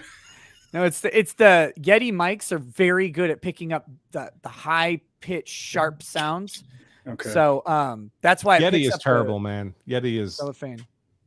No, Yetis are great recommendation from a friend on what mic to get as a starter mic. Don't tell him otherwise because that's what I told him to get. Yep. All right. Well, they pick up. They used to pick up birds chirping outside my window. They pick up everything. That's not what you want. You want a mic that picks up just within right here, a few inches of the microphone, right, and everything else just doesn't get picked up. That's the way to go. What is a good mic as an alternative? This one's good. It's kind of expensive. It's Sure, SM7B. That's the one, right? Yeah. It's like $300, but they've come out with a new one now that I think is half the price. That, for all I know, might be just that's what Legal Bytes uses. It's also a USB interface mic, so it's really convenient. What is it? Tell me again. This one you really need a soundboard. I'll send you a this link. Okay. I should have mentioned that. So if you get this mic, you need a soundboard.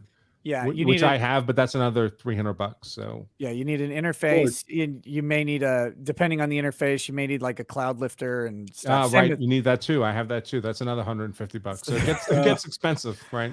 No, well, you got to pay to play, right? If only I hadn't just ordered this Yeti mic for my desktop. If only maybe my friend. I told you to get that mic. I told you to get a Yeti mic like 2 years ago. You never retracted that advice. You didn't ask again. Why should I? What was the name of it? Oh, you're going to send me the link. Never mind. Yeah, I'll send you a link to it's the one Legal Bytes uses, and she sounds pretty good on it. So I'm pretty sure my daughters are right now just twitching watching this because they're not here. Yeah. Surprisingly, the owner of the firm always winds up, here at night. Weird how that works, right? Isn't it though? The Audio Technica AT2020s, those are nice mics, but those are good too. I've had those. I find they pick up a little more noise than this and than the Shure. these are the dynamic mics, so you speak directly into them, and those are the condenser mics that you like are Pick supposed up to speak. everything. Yeah. So I mean, they're nice. I have like two 2025s or something. But yeah, no. But how it works is you start with the mic you have, Ty. I had the same one, and after a year or whatever, you get a different mic, and then you get different lights, and you get different soundboards, and you get different this and that, and before you know it, you get a couple grand into your audio visual system. But you do it over time. Yeah, I don't actually have a YouTube channel. I'm just Nick's guest, trying to decide how much I want to spend to be on his show. Always more is the answer. Always more. Well, Always look, more gadgetry. I'm in. Well, the problem is I have a bunch of Ty Beard and Hair's flags for you sitting in my closet waiting, Ben, and I don't know next time I'm going to be in Texas. Yeah. Well, maybe we'll go to a convention again or something. Yeah. Well, that's supposed to happen soon. Well, I'm not doing Gary Con because I got a stupid ass mask mandate, and I'm. They have a mask. Okay, I'm not. Yeah, I'm not doing that bullshit. I'm done. No, thanks. I'm done with all this. Yeah. I mean, we have a local. I think I mentioned something here. We have a local game store that has a very hard policy on must wear masks. You must wear them right. It's like, okay, well, I just spent $300 at Amazon instead of your store because I'm not playing with your neuroses anymore. Is it mostly masks where you guys are still? Because here nobody's wearing a mask. Nobody wears a mask except in court in Minnesota. Yeah, this is a right. weird. Government buildings, hospitals, we still have to do them, of course. But individual businesses are allowed to mandate it if they want. And yeah, we actually in our building we have the federal bankruptcy court and the Justice Department folks are on one of the floors here, and one of them was getting out of the elevator when I was riding up, and yeah, must wear masks. And it's like I'm done. I'm done with that. Funny is Earl Grey was done with the masks too. Hell yeah. Made it pretty clear. Yes. So here's a funny story for you. So of course, my wife had surgery yesterday, as many people know. Everything went very well for those of you who haven't heard. So it's all good about that. But for I don't know, 10 visits, I've been dropping her off and picking her up at this one particular building at this hospital complex. And they call me yesterday and say, all right, come pick her up from surgery. So I go to the normal entrance I've been going to, and it's completely locked. It's 8:00 at night. There's nobody there. I have to walk 1.5 miles around this entire complex to get to a new entrance, which is the emergency entrance, which has security with metal detectors and all kinds of requirements about you're not allowed to be armed. And well, I was, because I normally am. So they're like, you can't bring in a knife. All right, well, I have a knife. So I look at the security guard. I could leave the knife with him. I have pepper spray. I guess I could leave that with him. I have a gun. The hospital didn't even give him a gun. He has a taser. He is Kim Potter's taser in all black. So it looks like a gun. And I'm thinking, all right, if the hospital didn't give him a gun, I'm not checking my gun with this guy. So I have to walk 1.5 miles back to my car to leave everything in my car to then walk back and I don't know, like that not scene be in a the threat movie. to the hospital. It's like, do you have any weapons? He's like, knife, pepper spray, baton, any others? Gun, shotgun, any more? He like pulls out a rocket launcher, sets it down. Any more? You just put a remote control down on the things that don't ask. Drone, like Tackleberry. Oh no, drone with a 20mm cannon. Tackleberry on Police Academy. But the drone's not coming into the hospital. You don't have to worry about that. Yeah. So to the people suggesting that the infighting of the mods in chat is super weird, you're not wrong. You're just incomplete in your assessment that not only is it super weird, but it's super fucking weird. So too weird for Nick to engage in. Look, here's the thing. If the mods are infighting, you should probably just make fun of them, because that's what I'm going to do later. So I've never had mods, but I would imagine that having mods is such a pleasure and convenience that I would just be so eternally grateful if I had people willing to moderate the kind of content going out over my channel. I mean, I get so many comments. And so few of them are productively answered. Well, the live chat mods, I don't know that they're mods for comments themselves, like on the videos afterwards. I think it's only for live. For live, okay. Fair enough. They mostly, But, from what I can tell, they mostly choke down people who are repeatedly posting the same exact. Oh, that's thing good. and Yeah, Yeah. that kind of crap. because that's and, bullshit. And right. you know, Right. Yeah, but anyway, I've seen a lot of people talking about that, and it's like, yeah, well, okay. people can disagree, guys. Well, reasonable people is one Reasonable way to people characterize things. Okay, Robert Gorachana says Judge Mommy caught on camera not wearing her state mandated face diaper. Oh, that's true. I didn't even think about that. She wasn't. Not only was she disrobed, she was completely unmasked. Caught in 4K. Christine Moore says San Antonio. I have a spare room. Oh, that's for Kurt, I think. Kurt. I kind of like San Antonio. I like San Antonio too. It's the Riverwalk is really cool. C Goody says, nope, it's for channel comments too. Well, we'll see if I can talk to my YouTube person about disabling that. Timothy Reaper says, I thought judges weren't supposed to wear anything under those robes. They normally don't. They normally don't. Nicholas Cruiser says, blue were the skies and brown were your eyes, just like that blue dress you wore. Come back, blue lady. Come back. Don't be blue anymore. Paying you to simp. I'm glad Drexel's not here to see this. Saj says Judge Mama Chu was reprimanded for a DUI in 2016. That I have heard that. No kidding. She was reprimanded? Yeah. Yeah. Jimmy YouTube, thanks for the donation. Tom Grawl read that one. Pun intended says Chub for Chu. Love me long time. Wolfgang Deo says, how about we start making up new coop rules before the officials and start yelling at Karens for not following them? Guide the sheep, Lamau. Toxic Bacon says, Nick, show Ty mommy with no robe. The John Beck says, Ty is here. I'm liking the videos on your channel. I think he means your channel, Ty. Oh, yeah. Well, because they don't have me. Right. They have the Amazons.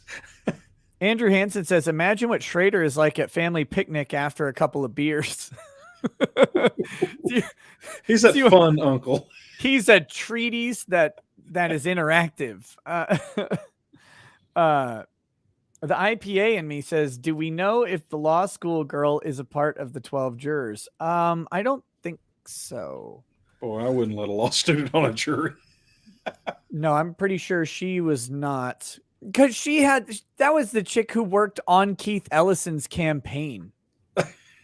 She waved to him. Yeah. She waved to him when she came in for voir dire. Yeah. I mean, said Jesus like, Christ. it's not personal because she Sorry, stopped working on his campaign after a month or something. She's like, it wasn't personal, blah, blah, blah, blah. Like, yeah, that person. How do they care about him? Hi. Yeah. That person cannot be a juror. You cannot have them. Either way, right? Might be prejudicial to the state because if she was fired or asked to be removed or any bad experience, you just can't do that. So no decision, I guess. I think we've just hit. We've hit 6 o'clock. The witching hour. Oh. Holy crap, Nick! You've been on this for 9 hours. Yep. Yeah. Jesus. He's a pro. It's well, you know, we had some good times on the show. Are you going to today. stream Christmas Eve? I have no idea. What day is that? It's Christmas Eve. I mean, what stream Christmas morning? I would appreciate it actually. You want me to stream on Christmas? No, I'm just so kidding. you can join. All right, I got to do. It's Friday night. Honey, I gotta work. Gotta work. Really got a real ball breaker. Someone's got to pay for all this. Come in. If you do, since I'm going to be, we're in Dallas, but I'll be free if you want some guest to simp for you or something. Just shoot me a text. Okay, so that's Chris. What day is that? Friday night. Friday night. I mean, Christmas Eve. Is Friday night. I think so. Typically, I would. What we usually do, we have a family tradition in my immediate family where we do a themed movie night for the kids, and so they all get like themed pajamas and then something from that's relevant to the movie as a little gift, and we get a bunch of movie popcorn, popcorn from the theater, and then we sit down and watch some movie that came out this year. That's like cool. one of the new kids movies. And so we did that last night with my 6-year-old got to see Die Hard for the first time. Oh yes, I can't wait. Yeah, I'm just kidding. Our schedule's gotten all screwed up. That was a joke, folks. We're going to be doing our Christmas movies after Christmas just because it all got. I didn't think I was going to have a Christmas vacation. I have a business deal that was supposed to close into the year, and about a week and a half ago, I found out we're not. We're going to push it into January. So I'm suddenly, had to put a Christmas vacation together. So when Die Hard is 88, so yeah, yep. I probably would have seen Die Hard at 7 then. Oh, you bastard! Because I would have seen it the next year when it got to VHS or whatever. Or I graduated college that year. So there you go. Oh yeah, 88. Yeah, same here. Well, that was about the time that Ty retired. Yeah, that's it. Well, you didn't retire, but started collecting Social Security. That's what I'm talking about. Yeah, right. Well, I threw my back out when I was handling Hammurabi's tablets. So glad we discovered papyrus. Let's see. Wolfgang Deo says the left loves coup vigilantes, not real laws though. Oh, so just so we're clear, what I'm doing, I'm waiting out the end of this stream will end at some point. So I'm just waiting to make sure we don't have a last minute decision. And then I'm going to read some super chats as we do. But once the court has indicated clearly that there is no decision that they're, going to do, then I'm going to be done for the day. What if they were to ask to continue deliberations into the night after 6? Is that they could ask? Is that something the lawyers would have to opine on and all that, or you would think so? But I mean, I don't see why you'd object. What the lawyers say wouldn't matter. I mean, it's up to the judge. Yeah, but I mean, I'm sure she'd hear them. Well, yeah. No, we don't want it. It's prejudicial if they. I mean, at this point, the defense is going to object to everything. Yeah, that happens because you want any basis available, and there's no advantage to not objecting anymore.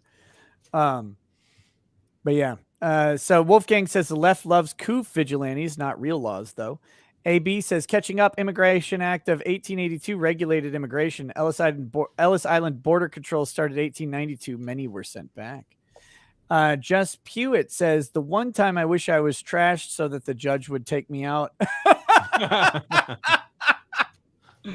Oh my gosh. Let's see. Kyle Guerrero says, what's your take on the 2 paramedics in Colorado charged in the death of a patient who they gave ketamine to? We talked about that earlier. I don't know the specifics. Oh man, my battery's going to run out soon, I bet. Of course. It's about that time. But see, yesterday it ran out at like 7 hours, and this is the better battery. It was energized by the vigorous debate earlier. No today. kidding. Whiskey Theorizes says a similar mistake of fact case. Cop shoots man in his home when she got off the wrong floor of her apartment building and assumed him an intruder. That one's a little bit. That's a little bit interesting. But see, what she did was there are questions about whether her belief was reasonable. I think she won that case. I don't recall. It's in Dallas. Wasn't that in Dallas? Yeah, it was. I was trying to remember if I thought she lost. I don't know. His brother, dead guy's brother, gave her a hug. Yeah. Was he the one that gave the just absolutely wonderful forgiveness? She's in prison. Yeah, Amber Geiger. That's her name. 10 years. Yeah, that one. I just don't know if I can believe Amber Geiger's story. There was a whole bunch of weird stuff in that case. Yeah, that made that look not so mistaken. Also, the fact that she was able to move and clean out her apartment prior to there being a search of her apartment was insane. That was insane to me. But was that up to her? What, that they didn't search her apartment? Yeah, I mean, they could have searched her apartment. Yeah, they did they did go to search her apartment. She Yeah, but moved it doesn't pretty really fast. matter. I mean, the crime didn't occur there. There was.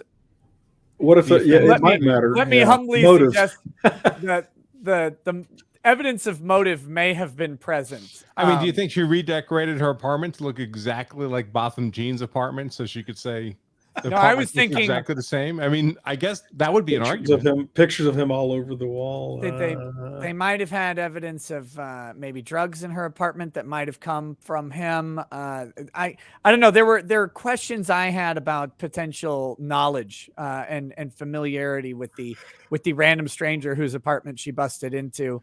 There's some weird testimony about her at like his door or not testimony, I think, but some initial statements. Right. That was not testimony. So that was on the court. I will say that they did interviews of people who lived in that apartment complex, and something like a third of them had either walked into the wrong apartment themselves or had other people walk into their apartments. So that's how similar these apartments looked in that building. So it happened Live in a with house, some y'all. regularity. Yeah. And I always felt like really the real charge against her at worst should have been a manslaughter charge. They charged her with murder. She was convicted of murder, but when she was sentenced by the judge, she really got a manslaughter sentence. It was 10 years, basically. Yeah. With possibility of early release. So, I mean, it probably worked out more reasonably than Amber Geiger might have had, cause to expect. Yeah. It's.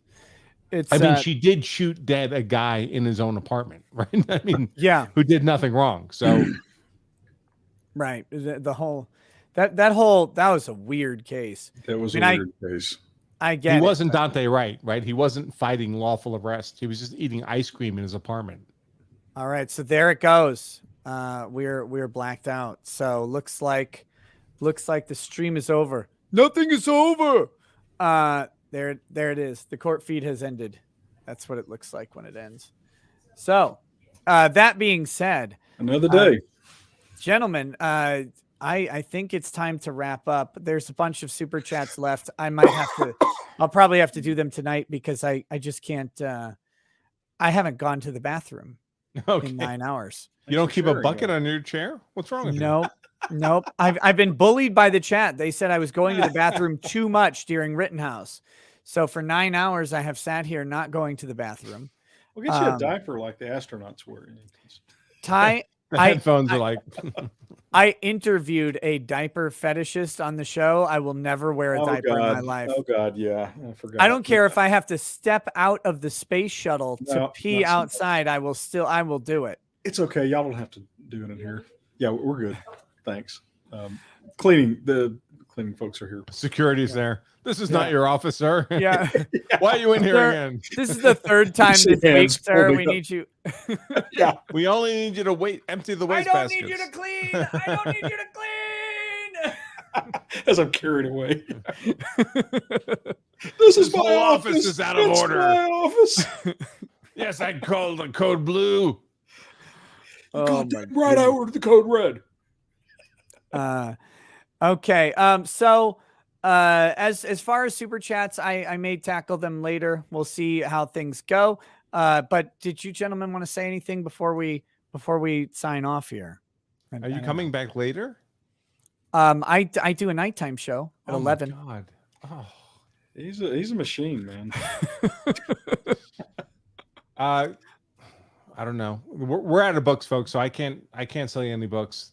We're just out. But I can if you're interested in our class, Law Self-Defense Advanced Class, Saturday, January 8th, 2022. You can learn more about that at lawselfdefense.com/advanced. We only do the class every year and a half. So if you're interested in understanding self-defense law, now would be the time. Wait, Jack Mehoff says NewsHour says courts in recess and will resume shortly. I think that's just their splash screen. I don't. Someone in the comments asked me, can't get hard anymore. No, I can still get hard, folks, and you can get hard too. At lawselfdefense.com/get-hard. It just might be 3 or 4 weeks before you get the book. Wow. Okay. Just saying it like it is. The discourse continues to be elevated by your guest, Nick.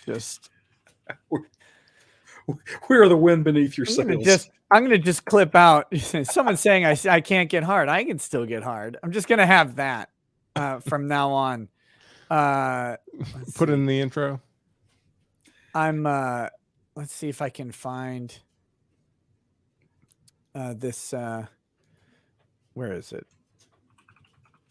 Any info on Twitter about the Kim Potter trial. I don't know that we're gonna have anything newer. What's the latest? Kim Potter trial live updates. Jury struggle to reach verdict. No. No. Struggle to reach verdict. They're asking about this is all about their question earlier. Asked the judge about the thing. So yeah, looks like we're done.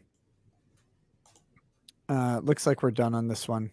One of your more memorable shows. Yeah, we're kidding. But anyway, yeah. Sorry. Next time you need a guest, as always, just let me know. Send me a link. I'll be here tomorrow.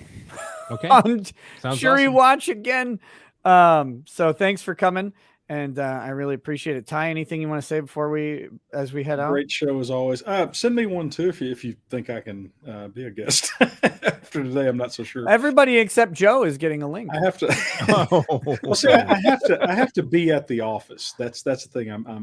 There are little things coming through that I've got to deal with. So yeah, I'm going to be here. So well, I'll be here. So you gentlemen will have a link, and we will see you guys. We will see you tonight or tomorrow. I hope you guys have a good one. Talk to you then. Peace. Take care. Peace.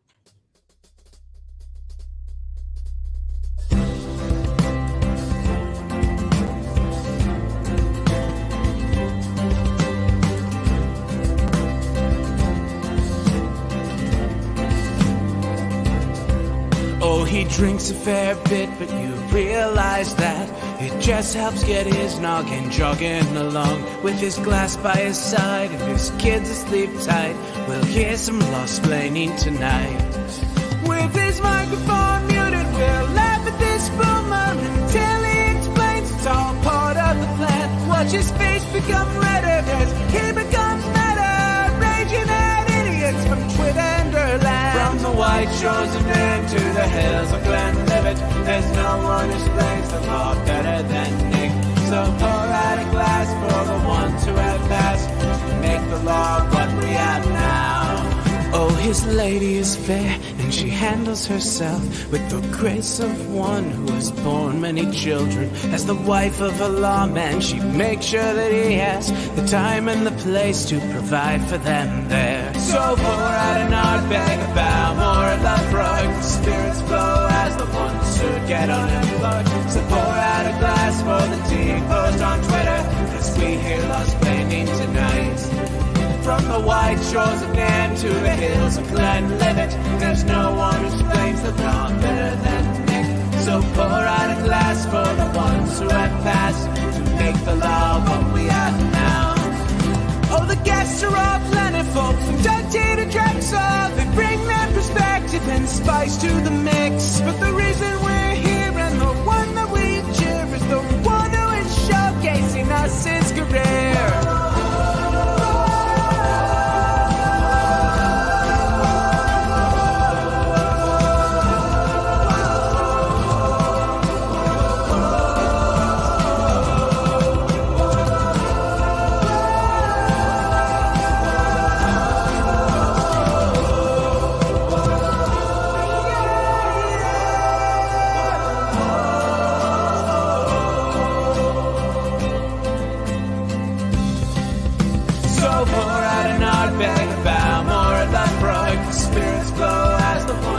Get unemployed. So pour out a glass for the tea post on Twitter as we hear law-splaining tonight.